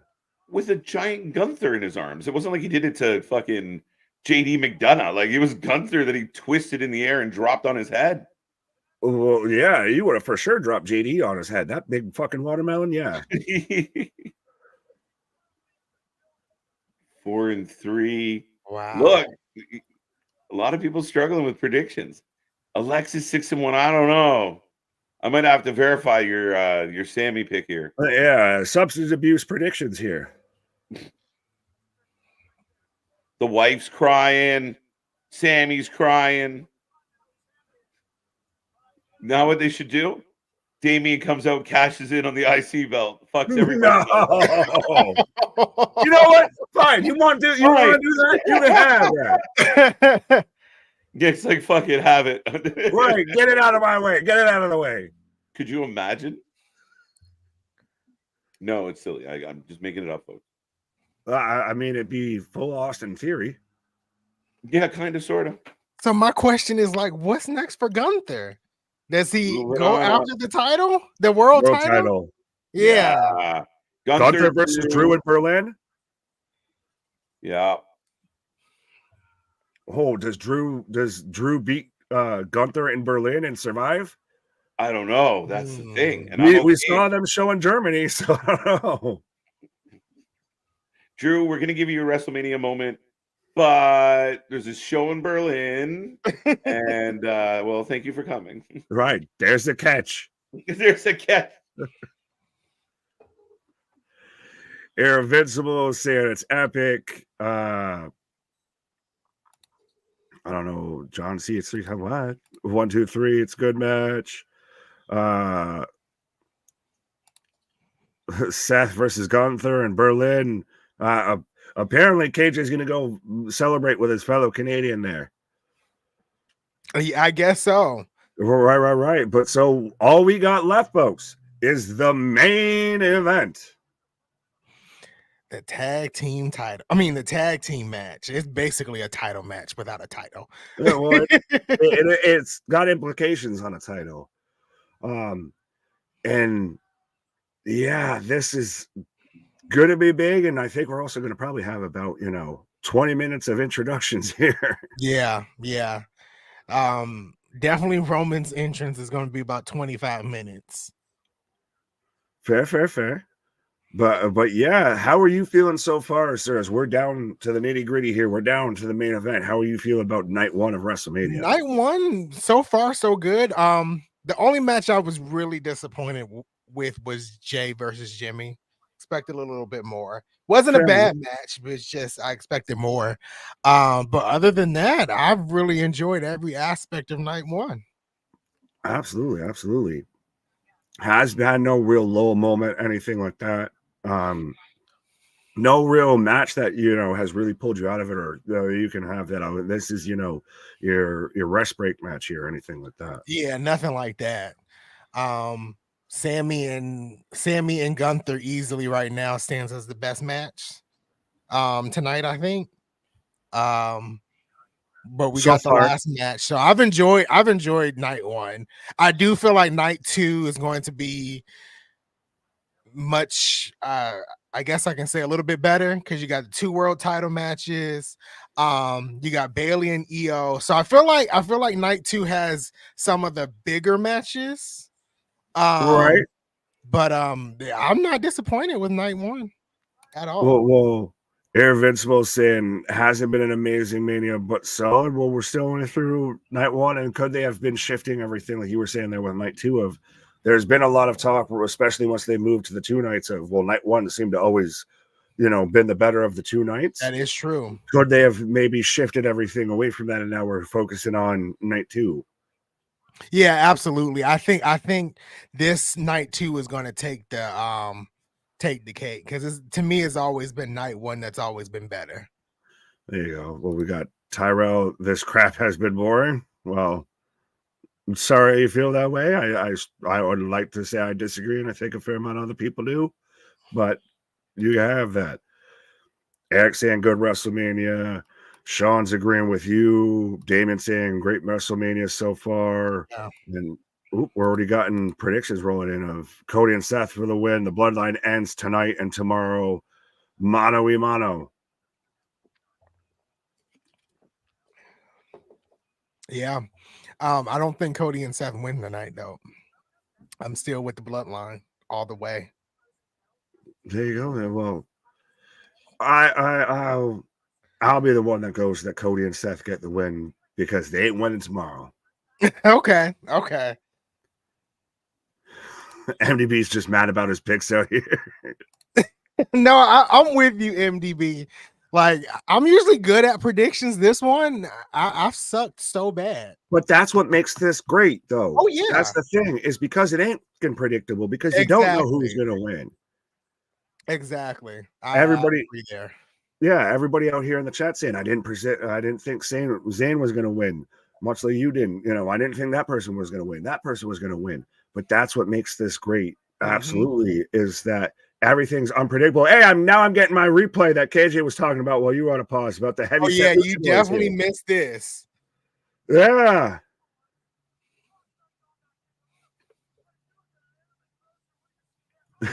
We're getting the telestrator here, though, as we're pointing out who it is. Larry, I think we counted it as 2 technically, because you got your chance to pick, pick 2 teams there. But yeah. So I have a question about the sponsors, the advertisements. So we see that I guess it's pushed the boundaries a little bit with vodka and then the dude wipes. Is this a foreshadowing of maybe moving away from PG altogether? Or is yes it just and no, a bit. I think we kind of have already done that beyond advertisements and everything like that. I think especially with Monday Night Raw going to Netflix, you could get much more of that, might have more adult language and everything. But yeah, it could be that overall image of, it goes a little bit back to, everybody used to say wrestling's for kids, all of that. Now we're getting advertised vodka and all of this. I don't know too many kids out here sipping vodka and, dropping F-bombs. I mean, exactly. when they do, we can be friends, but yeah. I think it ties back into everything being, like Triple H said, it's going to be a new era. We're going to do things differently. And I think this is a big sign of that. But both managers are in the ring. Yeah, interesting. Right.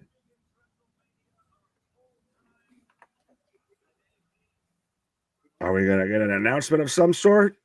We've only just begun.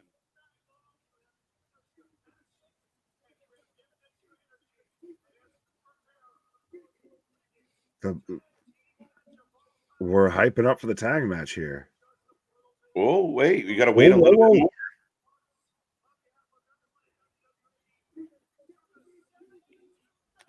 We got to announce the title.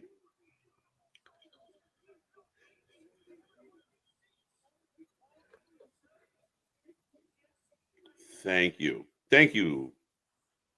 See that? You're welcome. Yeah, right?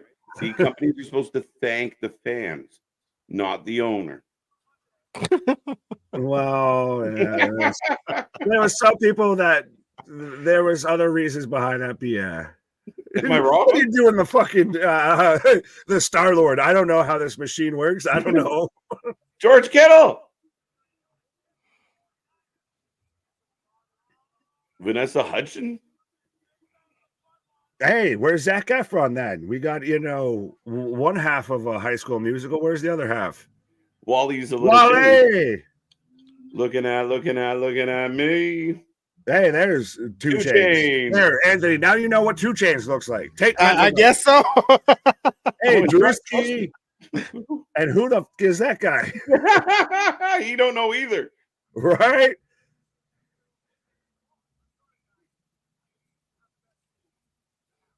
Yeah, I definitely don't know who that other guy is, Drewski. Yeah, I have no idea. I would say the guy Drewski was home, but sure. 72,000 I call cap. Are we covering the Slammies? They already happened. No, 10:30 tomorrow morning. Oh, fuck that. You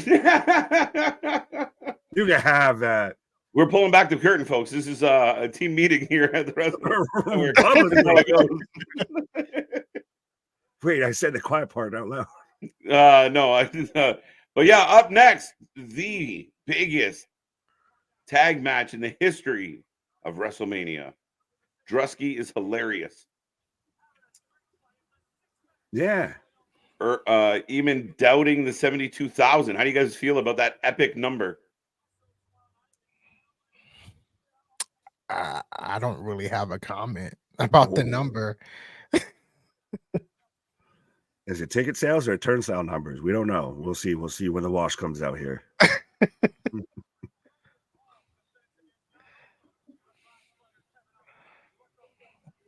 There you go. Old Right. Frank Thomas.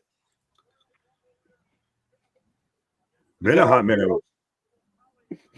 Oh, it's little. Oh, he's singing. I thought he was saying this show's a 0. What the hell? He's doing his best, Anthony.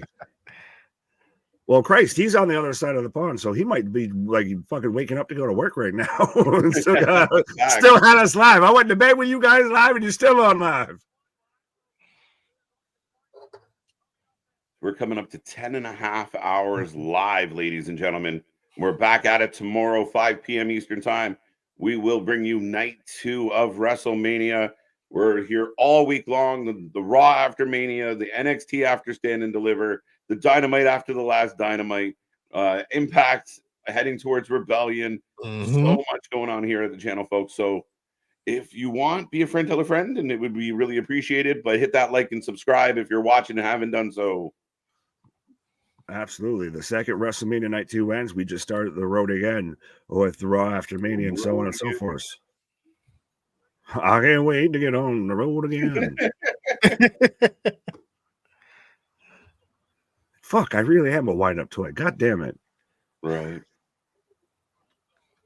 Bobby's been drinking moonshine since 1. There you go. Good times. Depends on if you ask you or your liver.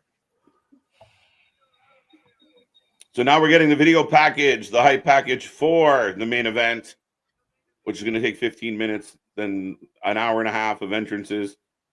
Yeah, we kind of talked about that for half a second. How long is the match versus the entrances? Which one's longer, folks? What was going to be longer this weekend?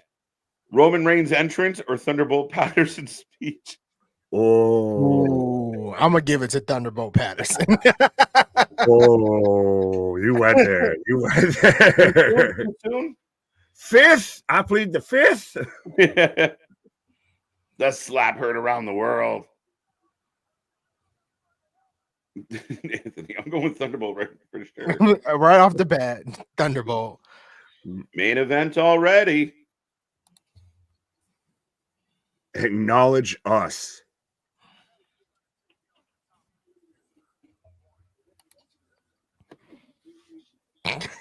Taylor needs knee pads. What? Yeah, thanks. Oh yeah, get your predictions in, by the way, if you're watching right now. Why did knee pads make you think of that? Just a quick transition. Fair enough. Get out. No, I was like, did that spark something in your brain? Jason picked the bloodline. It redirected the conversation, thankfully. There we go. There we go. Bloodline says Dale. Bloodline says Jason. Codith for the W. Yeah, well, I think you guys are both going Team Bloodline here to pick up the win because you stacked the odds against the babyface. That's how I'm going. I said it earlier and I'll say it again and I'll stand by it. There's probably been a change, but yeah, I'm going, Rhodes scholars out here with Rhodes and Rollins because they ain't going to win tomorrow.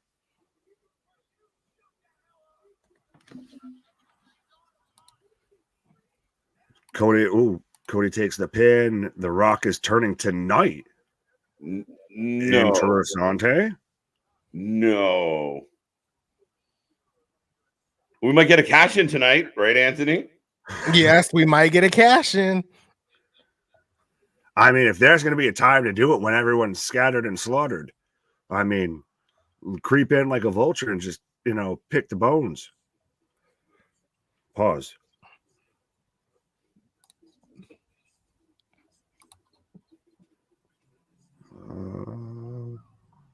There's so many. Pick the one with the main event people. All right, Nick taking a quick pause for the cause. Anthony, huge main event coming up. Nothing changed in your mind? Are you Nothing still changed my mind. I still have the bloodline, even though I think I'm wrong. I've been wrong the majority of the night, so I'm not going to change it at the last minute. right now? Like on a scale of 1 to 10, your Damian cash-in prediction, where would you be at if 10 most confident? 7? Really? Yeah. Bold. I like it. I'm at a 7 with it. You know what? I feel like I got my Sammy moment and I got my truth moment. You can have this one. That and I still kind of win because him cashing in would prove me right. Yes. Right, that's true. The only one that'd be disappointed is Nick. Right? On multiple fronts. This by the way, the hype package still rolling on. The final boss. They're basically taking every segment we've seen over the last 2 months and putting it in one video.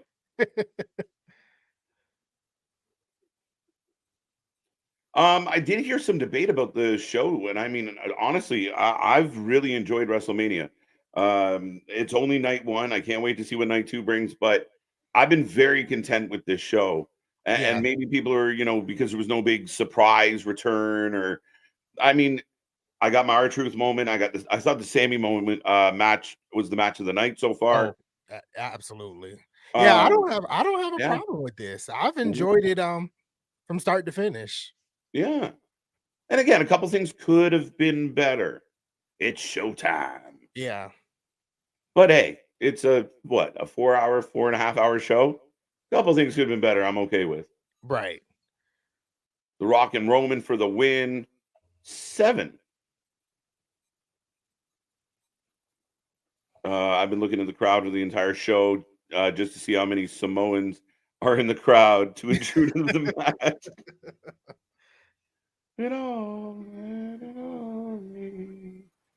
Adrenaline in my soul. Something, Cody Rhodes.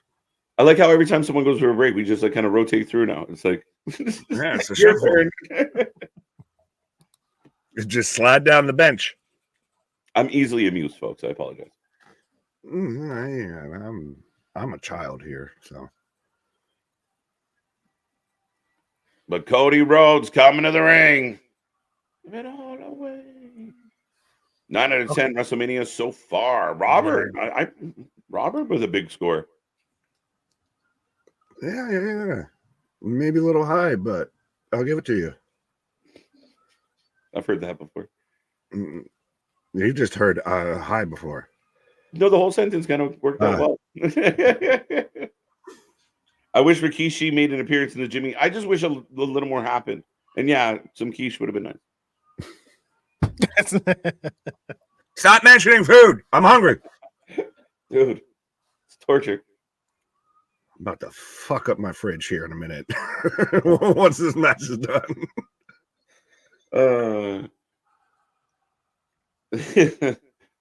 Nick answers the question. Is your fridge running? Yes, his is. It's running away. Come back and take this whooping. Look at your boy. Look at your boy. Here we go. 5 out of 10. Oh, even. Rough. Some people are very hard to please. Yeah. KJ, correct me if I'm wrong. Haven't the faces been winning tonight? That's pretty accurate, actually. In fact, I don't think a heel won tonight. So that means tomorrow could be a different story.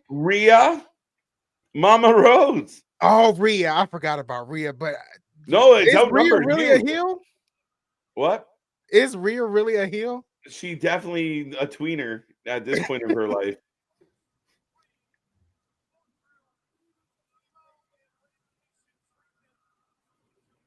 Oh, that's touching. That's really nice. Yeah. It's a shame that they're going to have to cry in the front row. Not tonight. Yeah, fair. Well, actually, tonight I picked the bloodline to win. I can't. See, I'm converting you. Fuck's sake. Bloodline for the win. Here we go. Main event time. Burn it down. And all four of these people, I'll use the word people because are going to get big, huge, separate entrances. I'll use people. Like, what are they? What else would I they was be? gonna, Rabbits?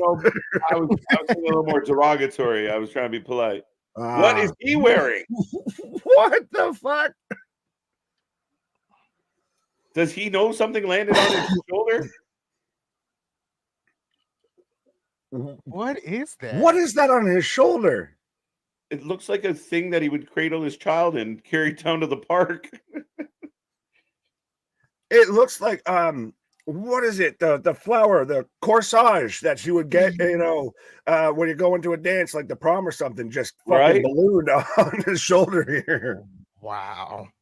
Seth, you should get that checked. It's coming out of Right. your head. It's not a tumor.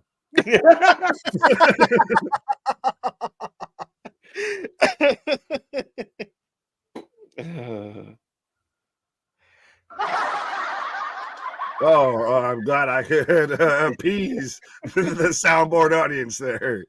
As we're even getting into we're showing, and I like that they're doing that touch, and they're doing it London, UK, Cologne, Germany, you know, Tijuana, Mexico, for all I know. This, there, and everywhere across the globe here of showing people just losing their goddamn minds watching WrestleMania.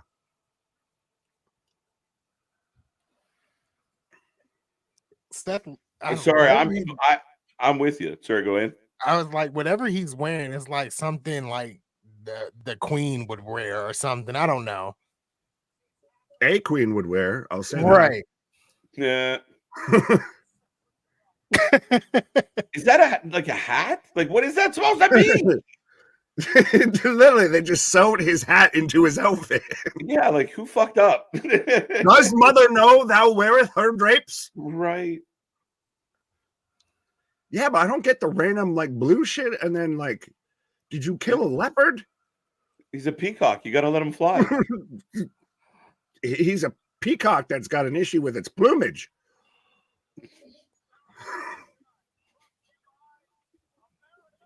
What on earth is he wearing? I just want to know who sewed his hat to his shirt. I'd be pissed. At least he's not coming out like this. Yeah, right. If Liberace was a pirate, like, what is this? Seth was parachuting. Yeah. Everyone I Toronto. You gotta love Seth. I do. I know we're trying to figure out what the hell he chose to wear, but you know, we love him. Yeah, once you get past the goofy ass wardrobe, there's a talented wrestler there. I swear to God, he lost a bet to Becky, and she gets to dress him on pay-per-view nights.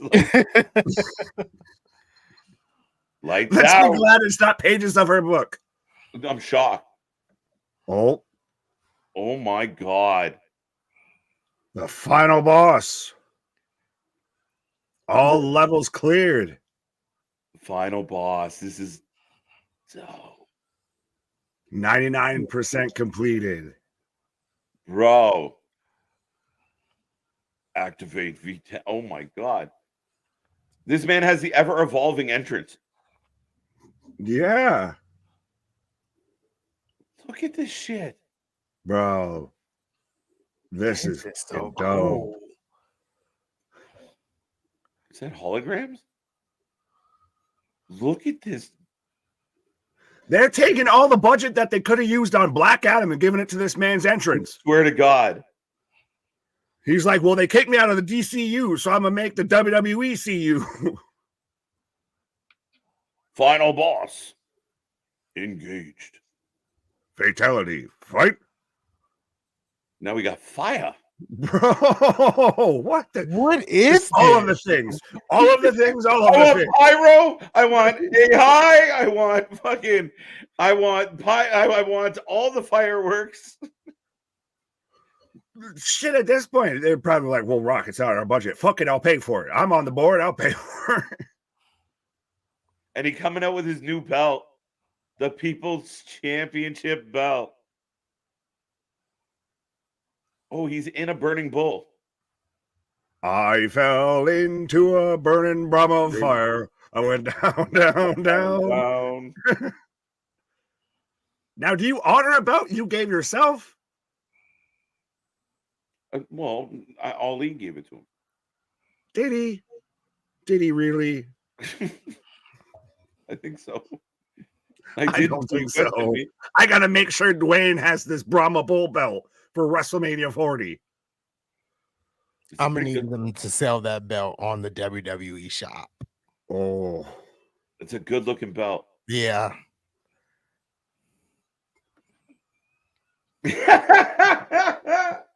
I saw that. Yeah, you can have that.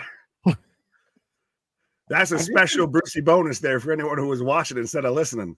I've officially just considered that maybe you just don't like belts. Like, you're a bigger fan of trophies or something. I'm a big fan of stretchy pants. I don't like belts. Right? This is electrifying.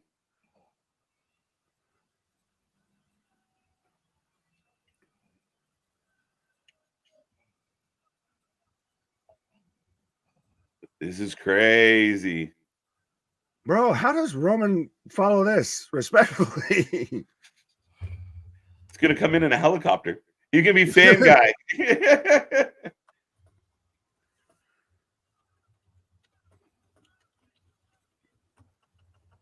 This man milking this goddamn entrance. Right.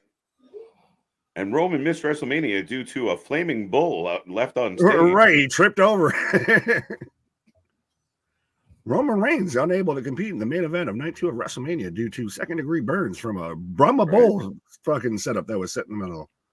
Does anyone out there have a semi-accurate time in which this entrance shit started? No, I'm enjoying it. Don't get me wrong, but it's long as shit. What is 11:30 this afternoon? Been going on for almost 11 hours now. Almost.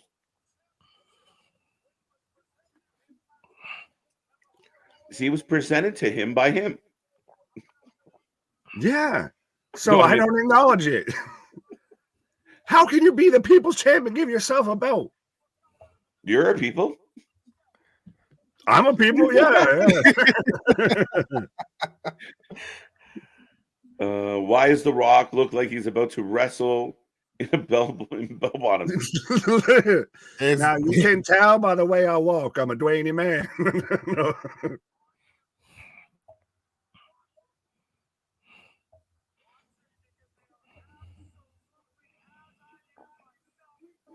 Starting at 9:50. Jesus. It's like 26 minutes ago. Right. 9:50. Holy shit. Yeah. And we still got one more to go. Right. The longest one of the bunch. That's the best part. I don't know. Dwayne's giving a run for his money. Next year, we're definitely taking like prop bets on all this shit. How long will the entrance be? How long is the anthem? Shit, we should have done the over-under again for commercial breaks here. I think it would have gone through the goddamn roof. Right.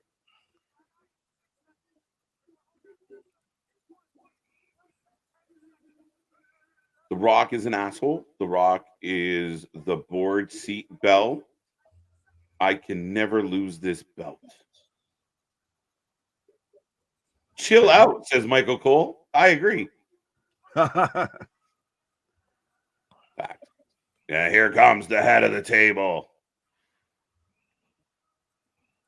As you see the ones going up. Samantha Irvin's face. Like she has this right? Like this straight face on. Like I don't know what to do if they break out in a fight right now. Right.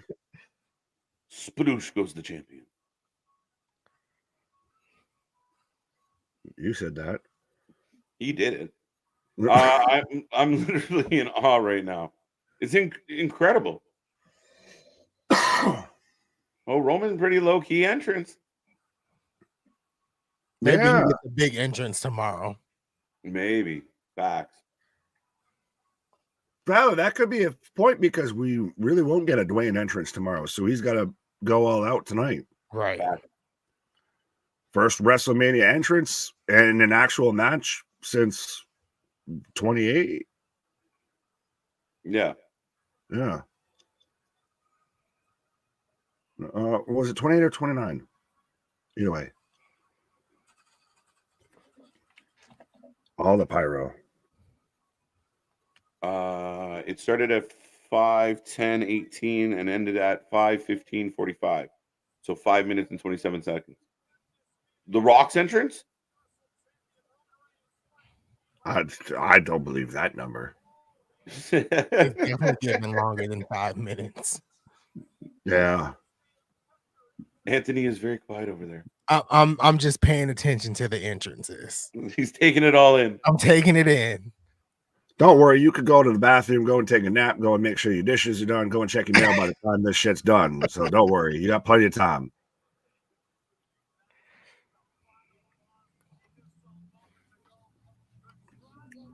Paul throwing up the ones. Iman saying, "Where's Solo?" Yeah, no Sequoia, no Sequoia. Well, Not over yet. So far. Right. Drink it in, man. Man, too much.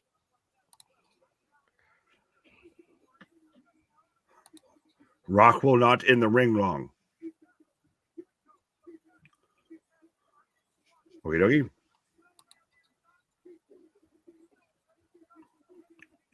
Roman getting to the ring. If Cody and Seth win, Cody is losing tomorrow.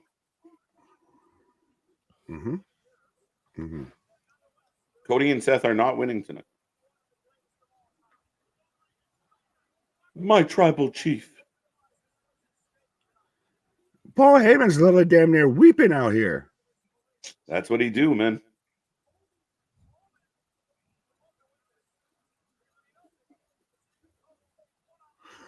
KJ, get to the vitamins. Yeah, do it. Do it. Is Roman Reigns overrated? No.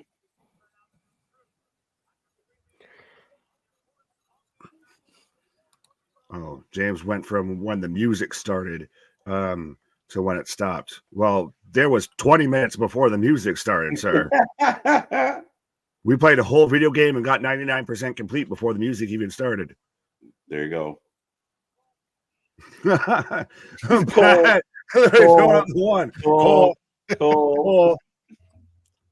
Do the thing. Not acknowledging Roman. All right. I'll do it for you, Damien. There you go. There you go. I'm not acknowledging either, Damien. I'm not doing it. I'll throw up two and do the yes. Yes. Yes. I was going to say, by announcing that you're not acknowledging him, aren't you still acknowledging him? True. Nope. Reigns not overrated, and that's coming from someone who used to despise the guy. Not only, I think at this day and age, he's kind of underrated because so many people just were very fixated on the Roman of old, and he doesn't get a lot of credit for how far he's come by a lot of people. Absolutely. I think especially you give it 5 years from now, 10 years from now. Yeah. And Roman Reigns will be clearly on a discussion of Mount Rushmore. Right. Here we go. Here we go. Here we go. Oh. I can't take Seth serious. Everyone looks like ready for a fight except Seth. He's ready for a fashion show. Yeah, he's already getting set up for Backlash in Paris.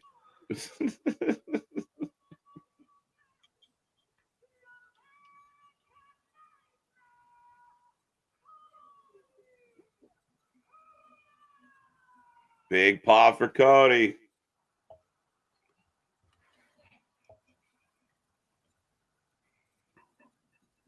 Cody and Rollins look small next to The Rock and Roman. They are smaller. Yeah.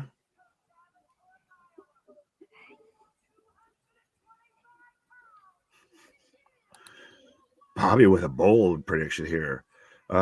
Just crazy, but Dustin helps Roman tomorrow. Will not happen, but what the hell? Yeah, that would be confusing. Real confusing. It'd be shoot. It has to be me. You have the brothers fight.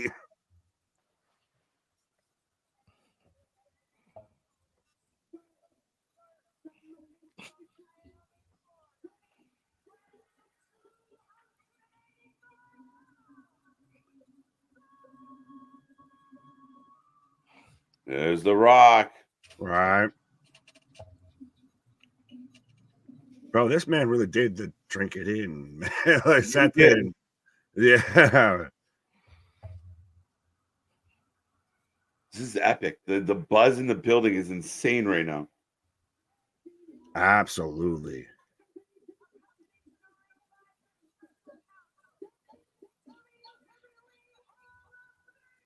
Oh, WWE Hall of Famer. Oh.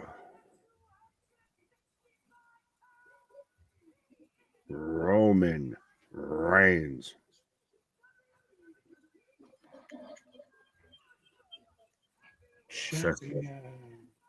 Changes every time he comes out. Yeah, most people do. Jay did it twice in the same show on Friday. Facts.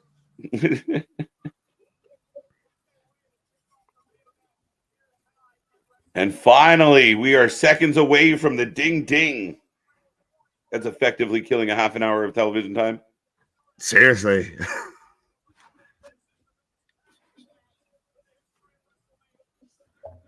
All right, folks, have you got your predictions in? Anybody want to change your mind? Anybody give up? Nope. I slightly want to change my mind, but I'm gonna keep it the line.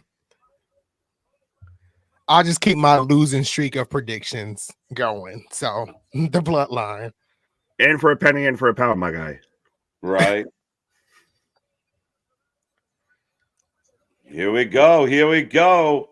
We are underway. And America Home Shield apparently is on this match. Why would the second last match not have a sponsor? But this one does. But the main event Makes no does. sense.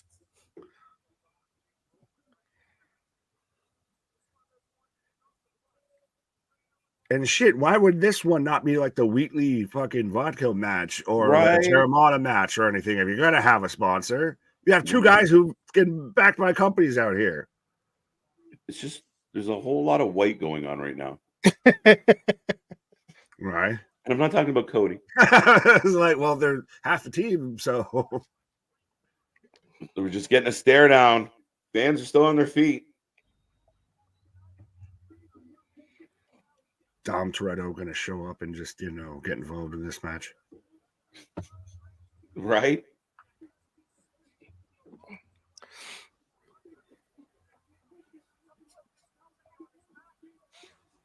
What's gonna happen? What's gonna happen? Literally, just do something. Go. This is the part where you fight. Right.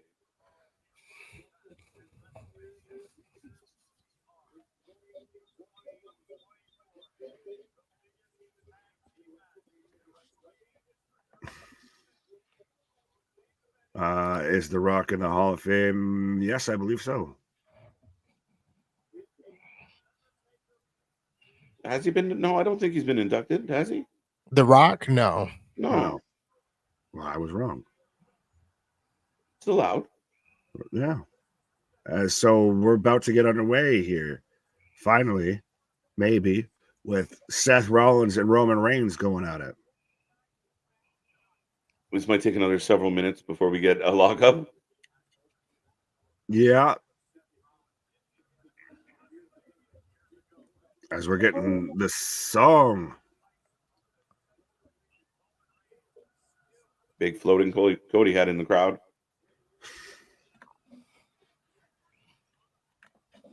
Thought Collision was canceled this week. I mean, if no one's there to watch it, does it really go on? Back. If a collision happens, if a collision happens on Turner Television and no one's there to watch it, did it really happen?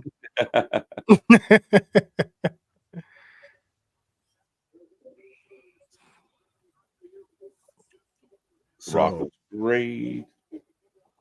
The former Shield brothers right now kicking it off as we've got Seth and Roman going at it. Right.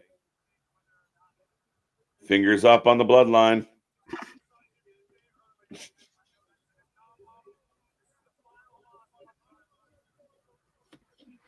Nick, I really like that.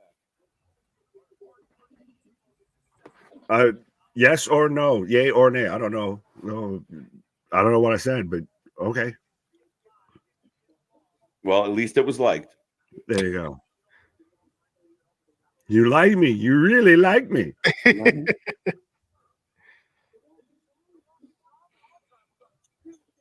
Roman off the ropes, coming back. Oh, change direction. Oh, to the stomach.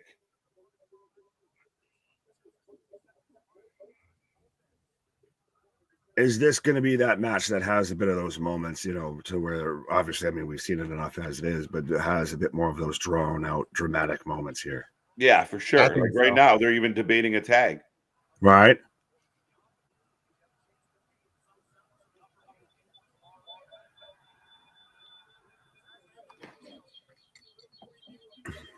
Big pop for Cody getting a tag in. As I can hear something there. Whistling Dixie. Yeah, I thought but so we're getting a preview right now of tomorrow night's main event with Roman and Cody squaring off. Here we go. It's going to look like tomorrow. Cody in control. Right.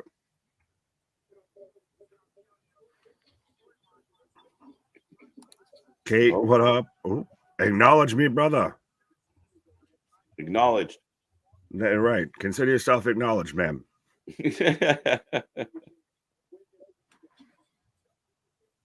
Roman on top of Cody now. Right.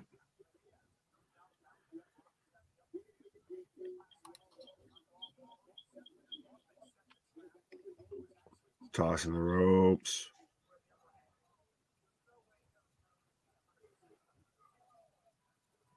Anthony is locked right in. Right. I think he's frozen on our end. Blink twice if you need help. Anthony, can you hear us? Yeah, I think we might have to tag him out here. We might have to eject. For a quick second. Like, he's awfully quiet.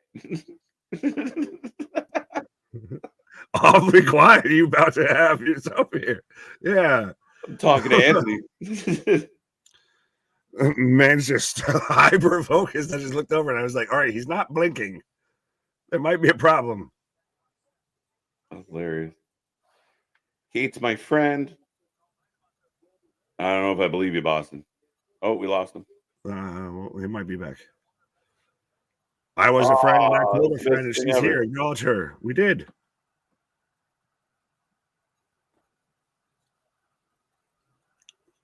Oh, we finally gonna get Rocky, Nick. Tag. That's why I didn't want this match giving Cody and Roman away for tomorrow. Nah, don't be silly. Don't be silly. Not giving nothing away. They wrestled for all of what? 2-3 minutes right there, if that. Like, if that actually, yeah. If you got an extra scoop of ice cream, would you complain that they were giving you too much ice cream? Like, I don't know. Am I lactose intolerant? You probably, yeah. No, I'm not. Oh, we got a thumbs up. Right. I don't know what happened. Dude, we thought you were so zoned into the best Mania ever. Yeah. Well, I like this. The final boss froze Anthony there.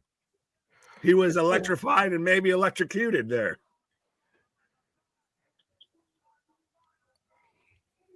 So now we're getting Seth and The Rock in. Rock, yeah. Rocky looking jacked, as always.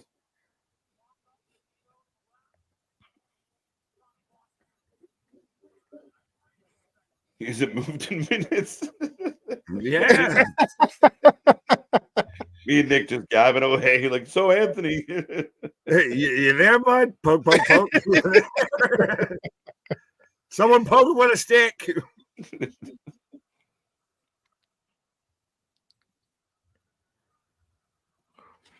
Hey, has a little bit of a moment there with Dwayne. Is he's okay, and give us a little bit of a nudge and a wink there.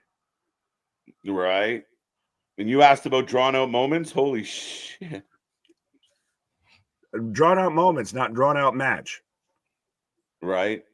We're getting going. We're getting going. Got The some crowd- Rocky chants. Yeah. Ooh. Rude. Right. I'm wearing the Rock socks right now. He has to win. Does he know you're wearing his socks? Did you steal them?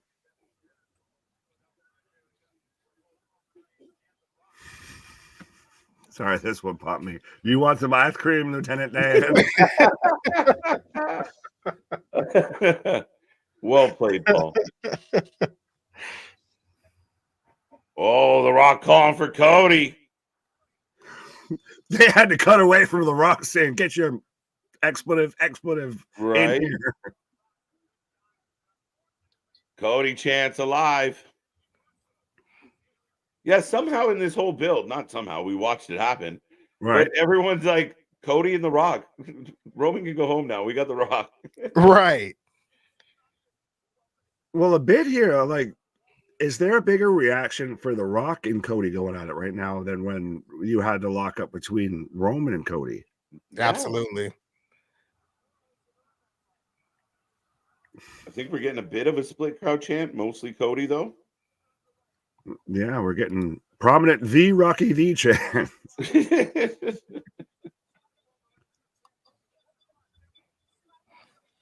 I love the commentary arguing and bantering, like literally disagreeing on topics. Oh, absolutely. 100%. It has that, Lawler and JR vibes, yeah. that Gorilla Heenan vibes.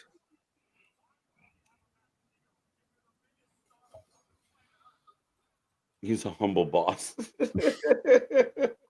That kills me. He's a humble overlord.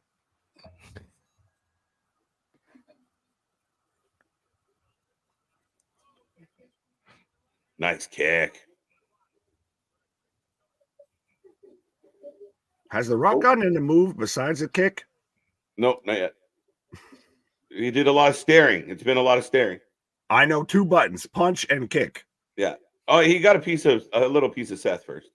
I think it was kicks. Yeah.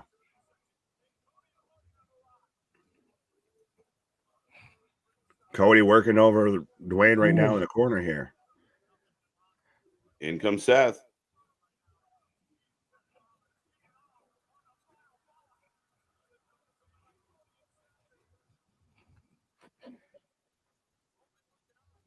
Big back elbows. Iman, who'd you tell? And what are you listening to? Because I heard a fair amount of Cody chants there. They were saying something about Rocky, but it's a thing it had 2 words around it we can't repeat. Right? All 4 men in the ring. Baby faces in control. The Samoan infantry regrouping. Is it too late to change my pick?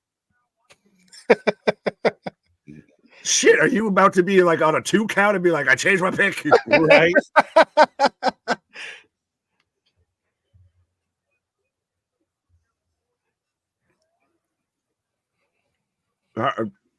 Have at it, God damn it. I'm gonna need them to stop Fight. staring at one another and just fight at this point. Yeah. Seriously. Now we're getting hell's broken loose. You're the last show to go. You're the last match to go on. Please get to it. Right. Like, pick up the pace. Go. Down goes the hydration station again. For the second time. Says popping open a prime here. I need to hydrate. Right. Spit in his face. Ooh. The hydration station has been mangled. Yeah, that's like poison to the Rock. He's like, I only drink Terramana. Oh, I'm good. I'm not dozing off. I'm just really into this. We've been waiting for months.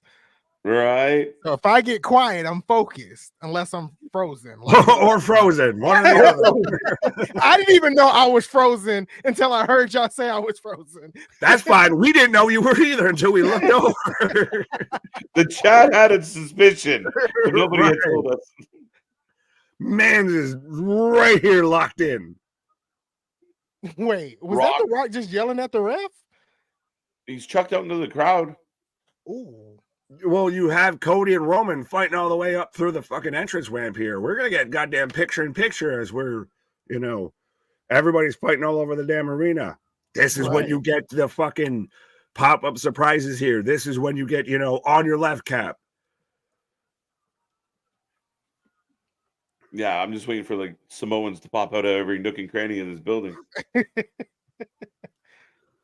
I've never had those English muffins before.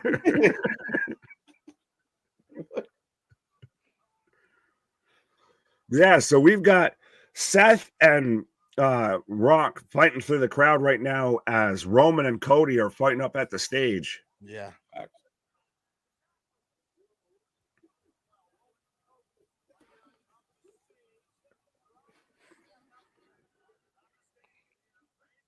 They should have just had this match as like a tornado tag. That's what it's turned into, but right.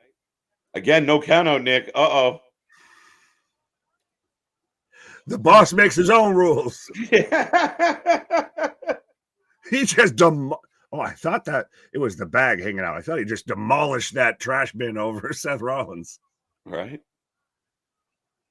Cody and Roman crawling. As we got split screen for those who can't see it at home. Right.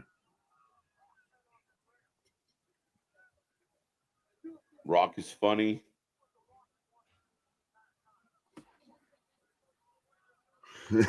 Yeah, see, if you count, you're fired. Right. That's what I'm saying to the ref. You like your job, right? Stop counting. Put your hands down. Right. Letting that man.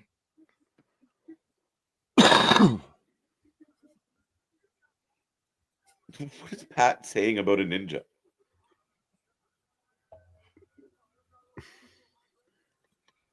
Oh, Rock's got a bottle of water. Rock returning the favor as he spits in Seth's face. Right.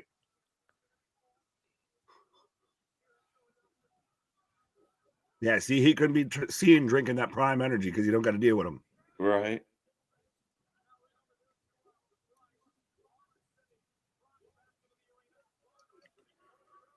Oh, Seth on the double axe handle. He just jumped like all of Meanwhile, you have Cody getting thrown into the barricade walking down the ramp here. Right. But let's cut to Seth just going, eh. I think that was a horrible camera cut. It wasn't good. I think Seth was a little cautious because of all the fucking prime all over the floor. He's like, I'm not blowing my knee out again. Going down gingerly. You got to have a knee to blow it out, I feel. Ouch.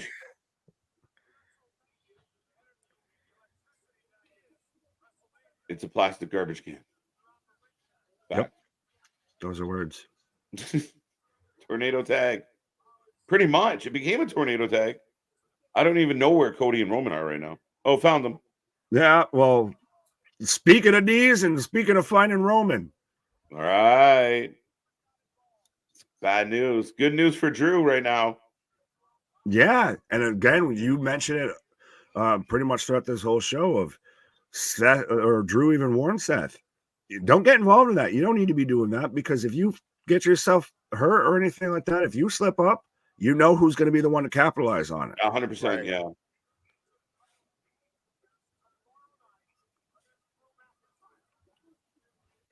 As they're even pointing out right now is Seth still got the match tomorrow night for the world title. Oh, Rock going to work on that knee. Yeah. Right. We're going to have a one-leg Seth for tomorrow's title defense.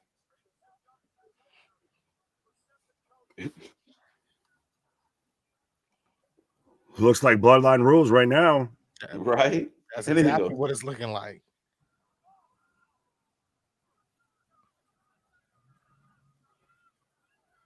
Surprisingly, the Spanish announce table has survived up until right now. A little bit shocking. almost the entire first night. It has survived. It's just it's fingers crossed. Just like one more match, if we can survive this.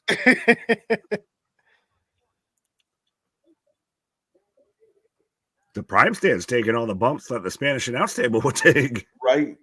They're like, thank God they got that stupid thing. Right.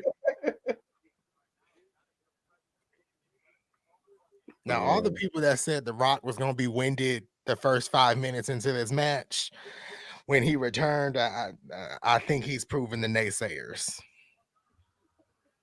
Yeah, it was a little walking brawl, though. I mean, outside of that, it's in the ring. It was pretty much just punch, kick, and then walking brawl. Got to dump the. Yeah, he's out here with an NES controller. We're out here on a PlayStation 5, so he's up, down, left, right, AB, all of that. He's Konami code, and it ain't working. Imagine Stone Cold interferes and stunners everybody. What? Not tonight. As Roman single leg crab on Seth, very much now, ever since that sweep the leg, Daniel son, we're working over this knee here hard. The half crab by Roman. Wow, if where you came from was so great, why'd you try and get out of there anyway, Cody? Oh. I quote Cody Rhodes. Corey Graves. If where you came from. That's funny as hell. I hear the Twitter thumbs now. Right. Seth fighting back up. Right back to the knee. Down goes Cody. Jay West saying only way to logically end this match without weakening one of the guys in the big matches tomorrow is Cody pinning The Rock. No, Rock pinning Cody.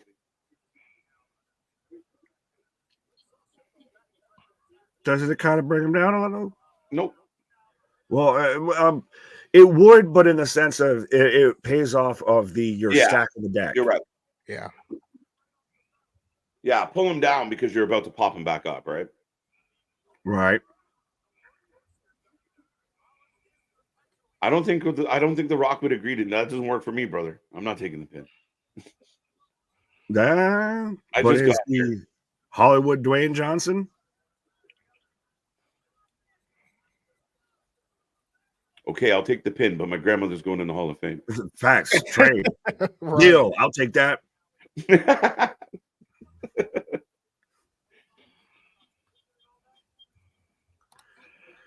Is this how they tell the Spanish announcers goodbye? What? Because they didn't actually break their table. They're like, oh, I guess they don't need us anymore. Oh. The Rock said he gonna let a naysayer know. Absolutely. Sweep the leg, Rockerson. By the way, we did cross the 11-hour mark. Yeah. Not for nothing, WrestleMania. Respectfully, wrap it up.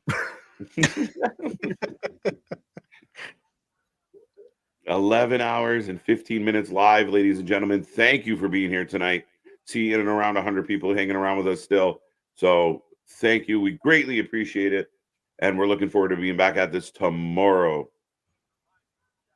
Right.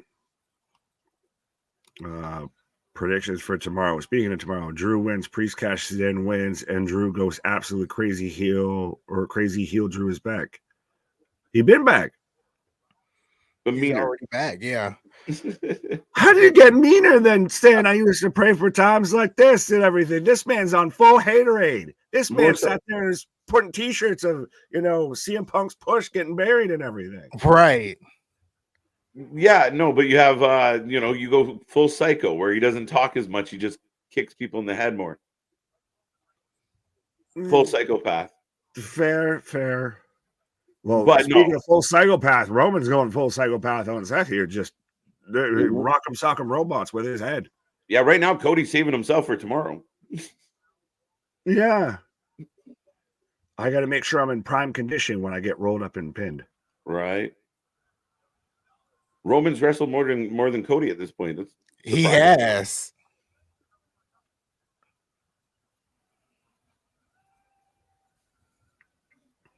That's why Cody's going to get the win when he pins Dwayne. He's keeping himself fresh. Keeping himself fresh to pin The Rock.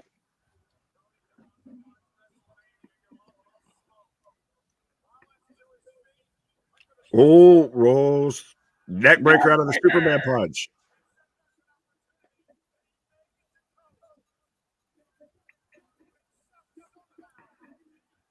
Could that, well, going off of your guys' prediction of Team Bloodline wins here, could this cause tension between Seth and Cody here? Of I put my trust in you to help me out here, and we fucking lost, and you're out here, you know, getting hobbled and everything like that. There could be resentment there. I lost my title because I was helping you. Yeah. Right? Yeah.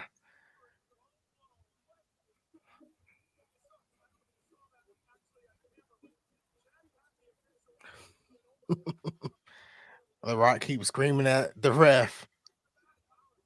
Wait, Cole was just talking about something about the ref going over to Cody Rhodes and apologizing for something. For getting the call wrong, like on the tag, I think there. Oh, It was a weird thing to call out. yeah. Odd. You will apologize. The referee said sorry, but the match goes on, and his partner's still getting his ass kicked. It seems like we're getting like bloodline rules tonight because The Rock can be the ref himself. Right? Just throwing hands back and forth. Oh my god! Oh! Hey, he goes to Enziguri. split the hand and then eats an enziguri.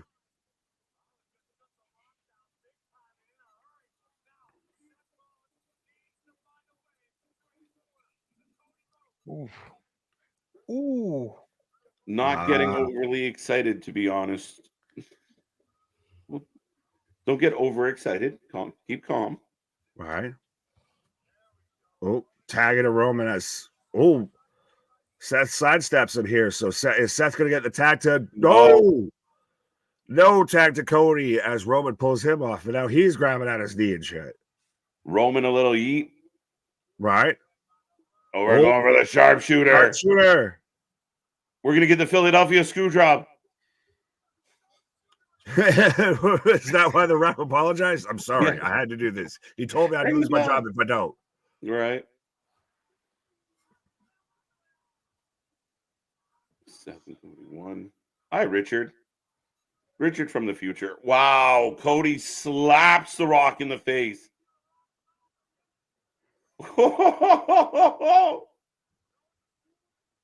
Cody is fired up.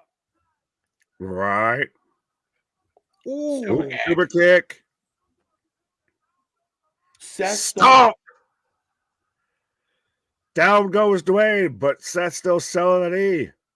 I can't believe The Rock hit a stomp. Ooh. This match heating up. Everybody's fired up of who's going to get the tag first. Is it going to be Seth makes it to Cody, or is it going to be The Rock makes it to Roman? Mm-hmm.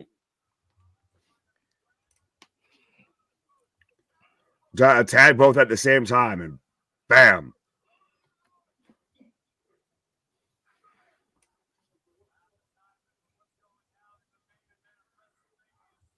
Cody flying. Ooh. What? Oh. Snap over side slam there from Cody.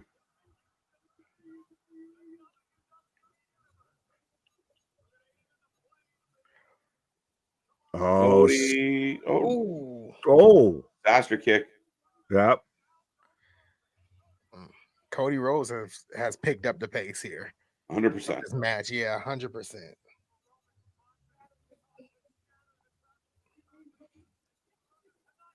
Cody Cutter.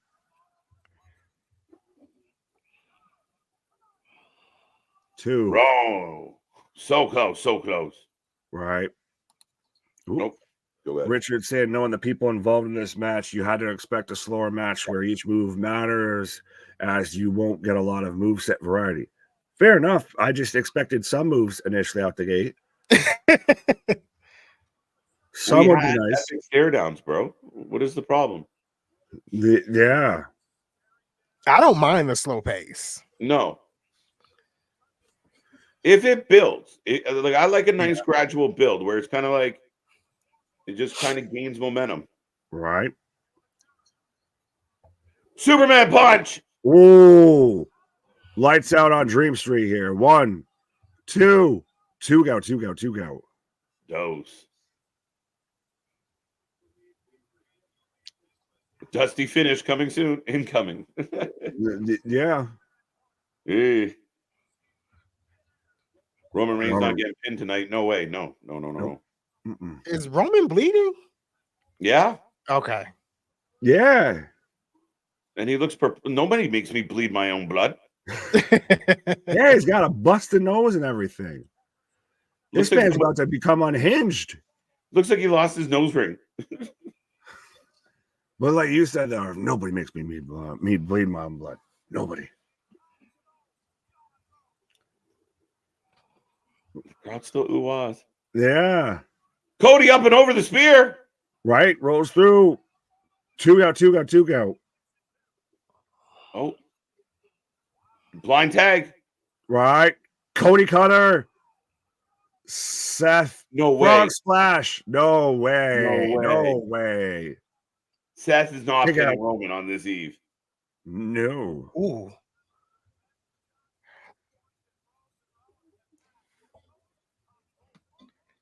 Yeah. Cutter wasn't the most pretty, but it worked. It was effective. Oh, was that supposed to be a cutter? Yeah. You saw him reach, but then he was just like, "Oh, I hit him. Fuck it." Yeah, I was gonna say better Cutter, not Cutter. Cody on Roman or Braun on Frazier from earlier today. Brought on Frazier, man. It's like, where were you supposed to be? Yeah, I don't even know how this was supposed to go right.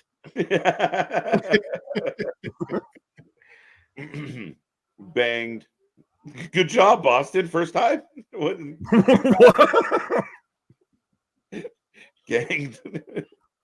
No, don't. Those two words should never follow each other unless you're on a certain website. Oh, Nick gained. Nick banged. No, Nick. No, ganged. I did none of the above. Nick ganged up on. I got Nick's back. I'm leaving this. None of that's helping. Away. I quit. Stop while you're still behind. Yeah. Thanks, Boston. Big song. Stomp. Did The Rock just fucking cease to be? Where's Dwayne? Right. I was just about to say that. No way. Oh, there goes the ref. 1, 2, yep. As soon as I saw the angle, he pulled out the ref. Yeah. He just said, ref.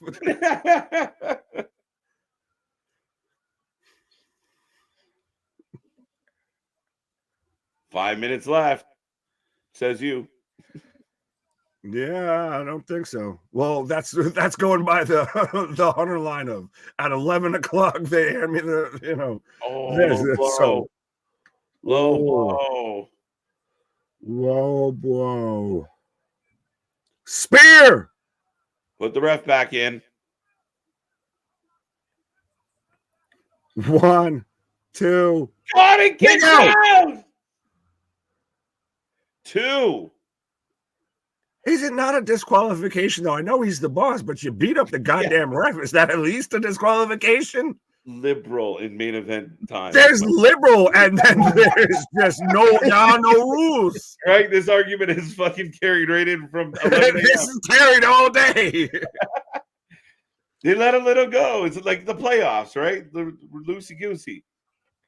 Yeah, but there's letting the boys play, and then there's there are no rules. There are no rules. Yeah, he did tell him to stop counting. Right.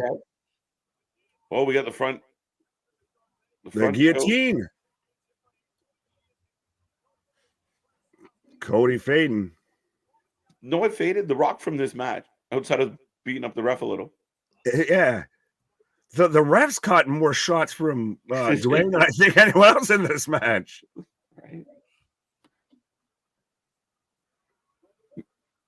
Right. Cody was flaring up, and now he's gone limp.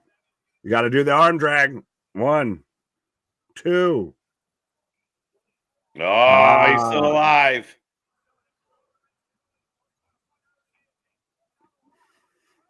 Oh, there's The Rock again. Right? How about you get in the match, Dwayne, instead of just taking around outside? Yeah, what are you doing out there? Come in. The match ends here, not out there. Is this not a rope break? Fucking oh my god. Holy shit. They just Von Wagner Roman Reigns with that stomp. Took his forehead from an outie to an innie. Seth gets chucked out. The Rock leaving again. Bro. Oh, wait. No, he's got to make sure he's in the corner because we got to have a legal tag in this match where there are no rules. What are we doing? The Rock is going to turn. Nope. Even Pat talking about the rules. Oh, Mama Rhodes. He's going right over. I'm telling you, he's got the bloody belt. Well, it looks like he might have been washed, but he's got that anyway belt.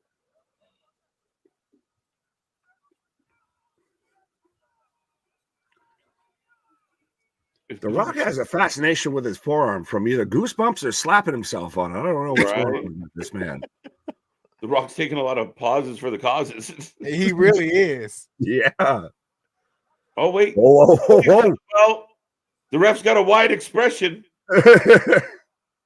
Like I might actually have to call something. Right. I'm not supposed to call rules on him. I don't know. Oh,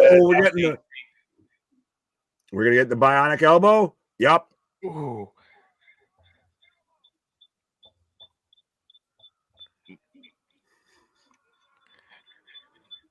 Whoa, you click that, not me.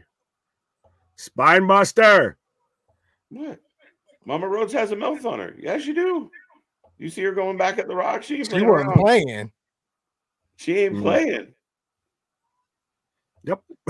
Nick came out all the way in the gutter about Mama Rose. No. This is a different way you could have taken that. The Rock's still active in the ring. People's elbow, no way. Cody's up. Cody Cutter. Got him. Rock sold the shit out of it. Did you see the Rock fucking dive? Yo. Boo, the Rock. She was busting up a storm. Oh. The People's elbow. Oh, Superman punch. Right as Cody was about to hit the crossroads. Who booked this match? Who's the legal man? Rock and Cody. There we go. It's a pop quiz. Shit. I was going to say, genuinely was not fully sure. Mama Rhodes. The Rock just yeeted himself into the cutter. Yeah, 100%. Yeah, he definitely just threw himself in there. Oh, here's where you get the dissension because Roman's going to set up with the ooh-ah for the spear, and he's going to turn around and spear Dwayne. Here we go. Right! Spear to the Rock! Oh, Roman speared the Rock. That's been the most Dwayne sold in a single move this whole match. I think all of his abdominal muscles just tore at the same time. Double pedigrees.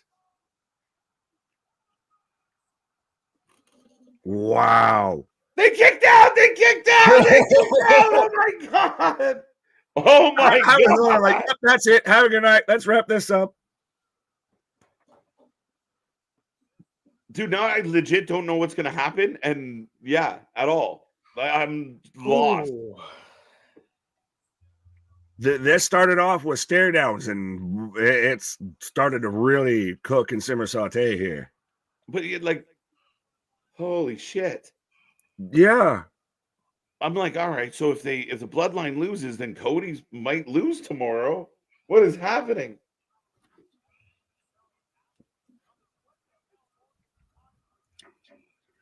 Cody and Seth getting a game plan together here. You zig, I'll zag. This is where Seth kicks Cody in the face.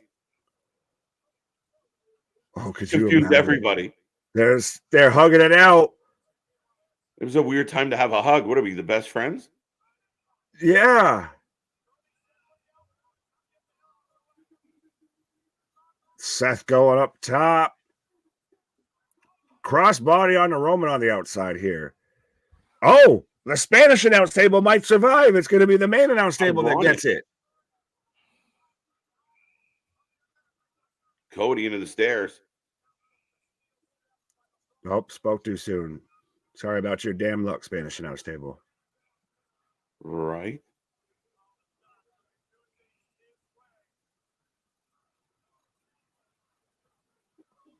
Should The Rock sit there and do what that moment like he did during the Attitude Era of grab a headset and, start talking as he's whooping Cody? Might be a little more blown up for this one. But right. Yeah, no, I like it. Be out there huffing and puffing. Mama Rhodes, look at your son. Look at your boy. Oh, we did make it to the Spanish table. Yeah, we're there. It fortunately made it to at least the last match here. Right. Or does he? I'm almost wondering, does he use it to launch to the other? Yeah, that's what I'm thinking.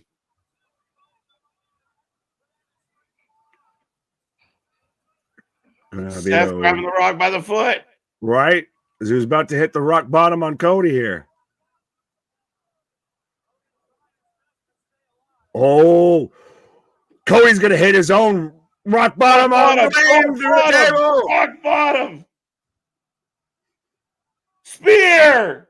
Spear through the barricade. This shit is excellent.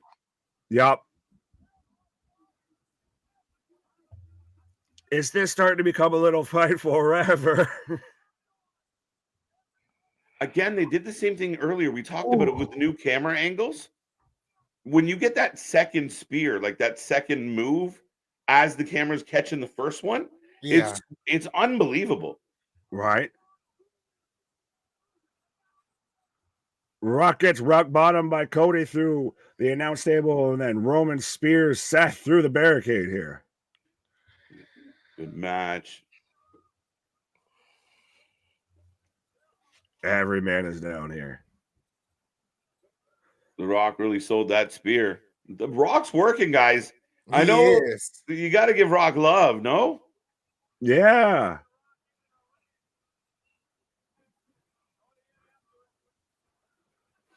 And hey, the Spanish announce table still survived. Who would have thunk it? Right. Roman trying to climb his way back in here for a tag. I have no idea how this match is going to end at this point. Honestly, not at all. None. Anybody? No, I don't. I don't know now. I really don't.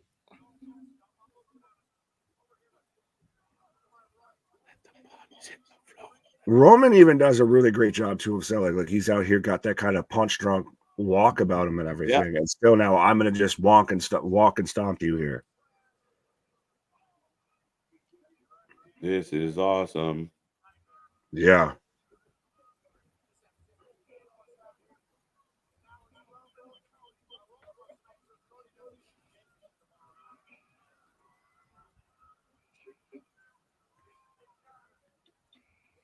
Oh. Roman just smashing through Cody right now. Cody fighting back. Right. Speaking of best friends, KJ and Nick, what is your take on Trent Beretta betraying About Damn Time? Right. Speaking of About Damn Time. Yeah. I'm going to do that real quick. I know what you're doing. Yeah. I love it. But Crossroads. Did I not do it? I don't know. I don't know. 2 Crossroads. Whew. Oh, the ref didn't notice. The ref didn't notice. He just got. Oh, come on. Right in the stones. Spear. Roman pinning Cody would be crazy. Oh, I don't know. Rock's out there. Tag me in, brother. Roman gifts the tag to him. And then gets rolled up small package. No way. So Roman pretty much hands it over to Dwayne to just, finish the job here. The ref didn't notice that the guy just heard, you heard a loud clap and the man in control collapse and down and to the right, down and to the right. What the right? fuck?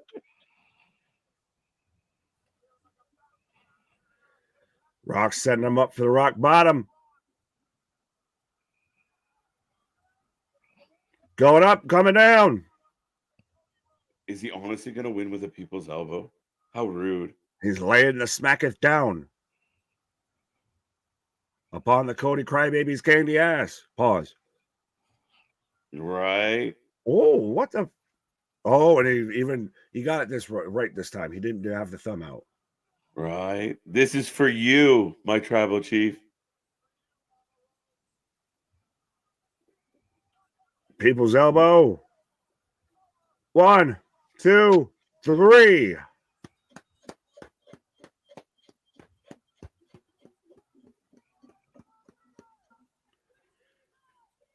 And still. Not yet. It's going to be happening, but yeah. There we go. Bloodline wins. Bloodline wins. Okay, I got a prediction right. I got a prediction right. There we go. Bloodline wins. Bloodline rules tomorrow. No, they're in trouble tomorrow now. Cody took that L. He's going to get the W tomorrow. Yeah, he don't. Oh, shit, you ain't going to have him take 2 pinfalls back to back. Damn it. Ain't no way, bro. They're just asking. Like, the rage overnight is going to be funny enough. They buried him again. He's never going to win. I can't believe this. Right? Everybody's going to be up in arms over this whole thing. Like I said, I mean, that was my prediction. The Rock pins Cody because that opens a whole lot of doors. Plus, they even gave us the little added sprinkles on the Sunday of The Rock and Roman running into each other, which I wasn't sure we were going to get. Right. Till tomorrow. Mm. What do you think of Roman handing over the win? I can see it. It makes sense and all that. So, yeah. And it saves it from being Roman's the one that gets the pin literally right before we're going to have that main event night too. Yeah. He won. We just saw WrestleMania night 1 end with a people's elbow. Take that in. We did. And I don't think we've seen that since we were children. Been a hot minute, that's for sure. Right. Would you both agree? Like, The Rock came in and delivered. He did. He did. He very much showed he can still go, and it wasn't like some people thought he was going to be blown up in 30 seconds, or managed to pull all 3 quads, even though most humans only have 2. And he didn't like break a sweat like he usually do. He's usually drenched in sweat. He didn't break a sweat this time. Seth Rollins looks pissed. Well, Cody sitting exactly just like he did at 39 as The Rock and Roman both go up the ramps. Did Dwayne give himself a belt? Now that I'm seeing this visual, did he give himself a belt just so he can be leaving with a belt just like Roman? Yes. I thought we talked about this already. I know he gave himself the belt, but I'm just seeing the visual of them both walking up the ramp with the damn belt and everything right now. Yeah. The Brahma Bull belt. Cody looks defeated. The replication of WrestleMania 39 here in this moment, he's winning, boys. I'm sorry. He is winning tomorrow. They're giving they're bringing all the fans back to that moment last year and going, oh fuck, it's gonna happen again. He's winning. Yeah. Yeah, he might be winning tomorrow. I have this one. I'll take the bloodline win tonight. I still say Roman wins. I'll stand by my guns. I'm not changing. But I think he might. I don't know. You were asking a couple times about this match. I did ask a couple times. What a visual. Okay, you don't need to fake cry, Cody. Just be upset. Right. Right. He's just waiting for them to cut away from him again so he can just dunk himself in the eye to get the tears going there. Right. And that's it, ladies and gentlemen. WrestleMania Night 1 in the books, boys. 11 hours and 42 minutes in the books. I'm happy. I'm a happy camper. Oh, absolutely. Yeah, that was good. Ratings for tonight, because I know there was discussion of whether good night one, good WrestleMania. I know we'd kind of all talked about if they might have shifted the focus from night one to night two because there had been so much discourse and discussion for the past couple of years, and night one being the primary focus. So how are we feeling for this show tonight? I'm at an 8. I'm really at an 8, really 8.5 to be honest. There wasn't a dull moment to me and I don't even think the Jay and Jimmy match was bad. It just didn't go as long as I thought it was going to be. So yeah, I'm gonna do 8.5. I'm good with 8.5. I'm right there too. I think 8 is fair. I think couple little things that could have been slightly better, maybe get it a 9, kind of blow it out of the park. I think tomorrow night still has potential to be the better of the 2 nights. Mm-hmm. Yeah. That main event cooked. I was really I got more than I expected out of the main event, and I got a little bit less out of Jimmy and Jay than I wanted, kind of like you, Anthony. Mm-hmm. I think 8.5 is perfectly fine tonight. I thought it was entertaining from start to finish. Absolutely, I got to give it an 8.5. I was going to say, do I split the difference and give it an 8.25? But I don't. I don't want to deal in quarters out here. So, yeah, I'm right there at 8.5. I don't want to give it a full 9 or anything because I think night 2 is probably going to be more your 9, potentially even a 10 or anything like that. Yeah. But you had your R-Truth moment. You had the Becky Rhea match was great. That main event was great. There was not really any sort of lull in the action, anything like that you could really complain about. Yeah, agreed. I'm with you there. Yeah, I feel like even the stuff that we could kind of be a little bit picky about, I didn't necessarily get why Jason. I mean, I guess because the connection with the mask. I don't know, but that match ended a little wonky. But the match was still entertaining. The Jimmy and Jay was a good match. They told a good story. It just felt like the last act of the story kind of was missing. But, yeah. Rhea, Becky, solid. Really good. Yeah. Sammy Gunther, fantastic. Oh, yes. Match of the night. Match of the night. Day. Match of the night right there, Sammy and Gunther. I'm mad that Gunther lost, though. I'm not going to get over this for a minute. Don't worry, they're bringing us a replay of Jade and Bianca and Naomi here, so you can recover real fast, my guy. Say that again. I lost you. No, I was just saying how they're giving us a replay of the 6-woman tag match there, so you can get over it real quick. No. This song's better than the gasoline song. What is that? I was just about to say that. Why couldn't this be the theme? Can we just admit any song is better than that goddamn Weekend song at this point? You might be right. Seriously. As The we're getting wheels on the bus go round and round might be better than that song. right. But yeah, that big Sammy moment, man, that made my night. Again, I almost feel like I should give it bonus marks. R-Truth pulls down the second belt. Perfect. Well done, Papa Paul.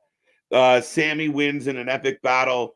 It's not like Gunther looks like a complete badass that he is. I mean, the main event goes exactly like I thought it would. Like, I think Papa Paul clicked on a lot of, boxes tonight. Right. He did. That it didn't go the way I thought it was going to go, but it was 100% went fantastic.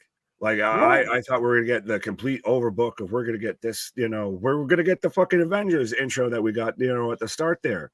Yeah. But still 100% between just the four men involved. Fantastic match. Started off slow and then really built, and especially towards the back end.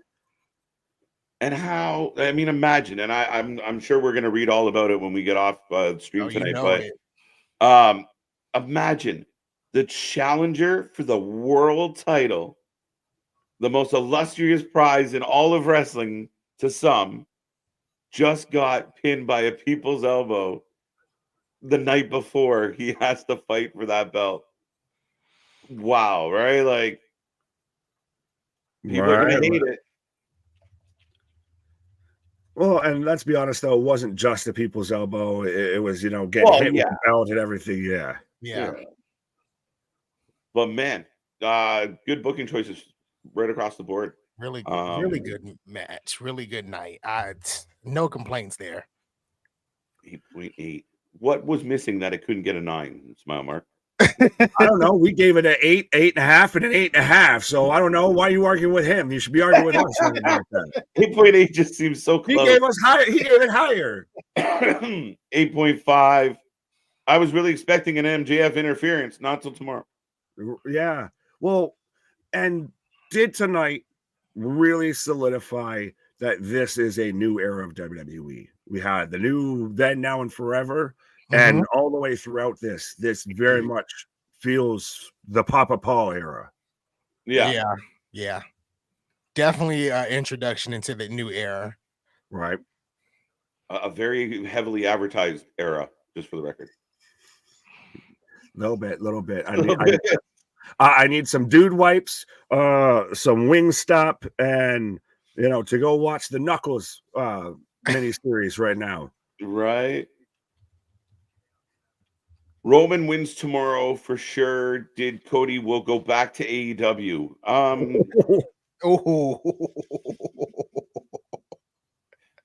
Could you imagine? Yeah, no. Hey, Cody's locked in. Sorry, I just saw them advertise this on the tubes of you there. Wednesday, WrestleMania XL behind the curtain. Dun dun dun. They're gonna peel it back a little bit, let you know what the build was going in. Yeah. Right. Those last two matches completely elevated Mania. It sure did. Right. That's why there's these things called co-main and main event. 7 out of 10 says Dale. Fair enough. 8 out of 10. Sick of the bloodline winning. Well, you got one more night for them to win.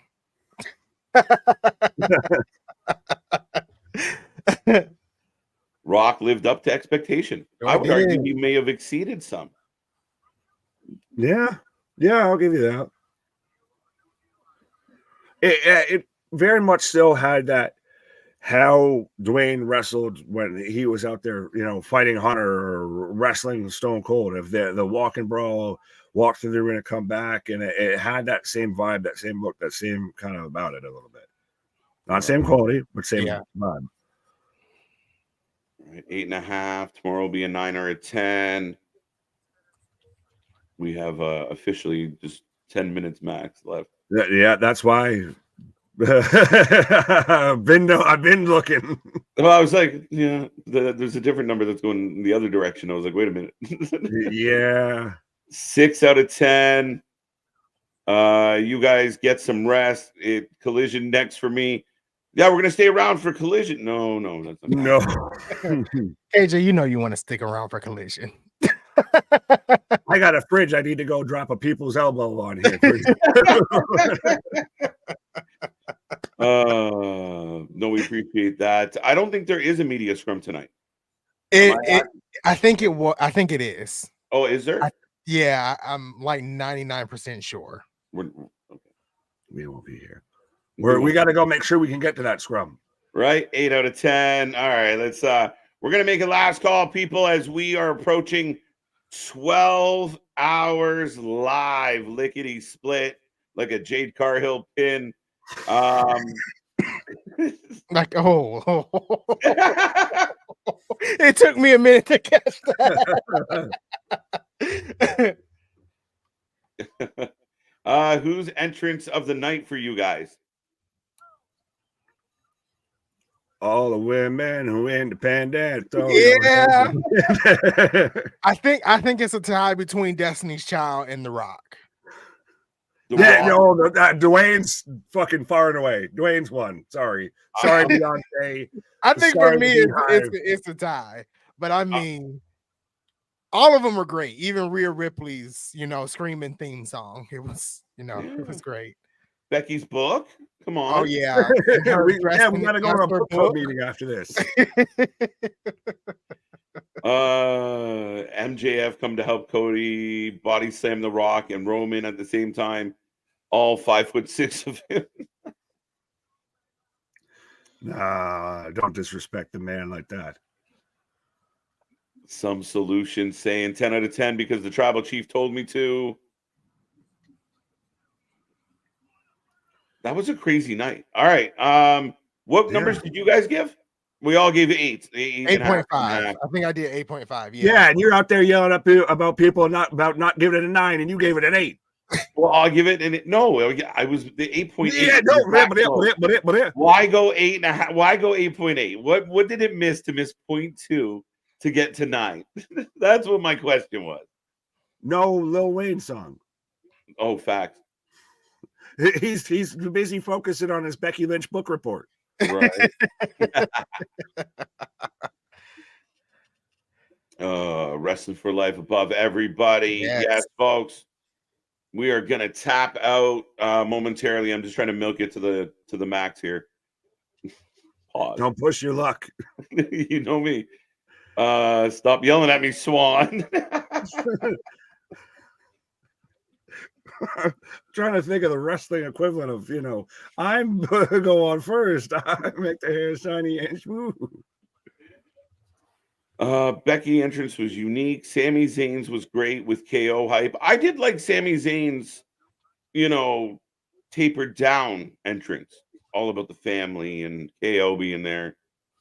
Well, and we very much were kind of getting that one singular shot, which was really cool until somebody stepped on the wrong cord there a little bit. But we're seeing him go completely through Gorilla. I think if we would have gotten that shot behind Sammy that just shows the rest of the crowd and everything, that would have been epic.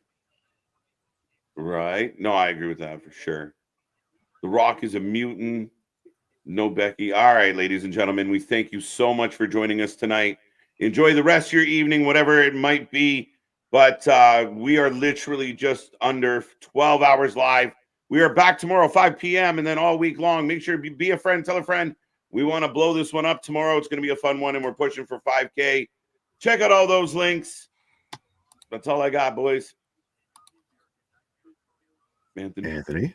Oh, I'm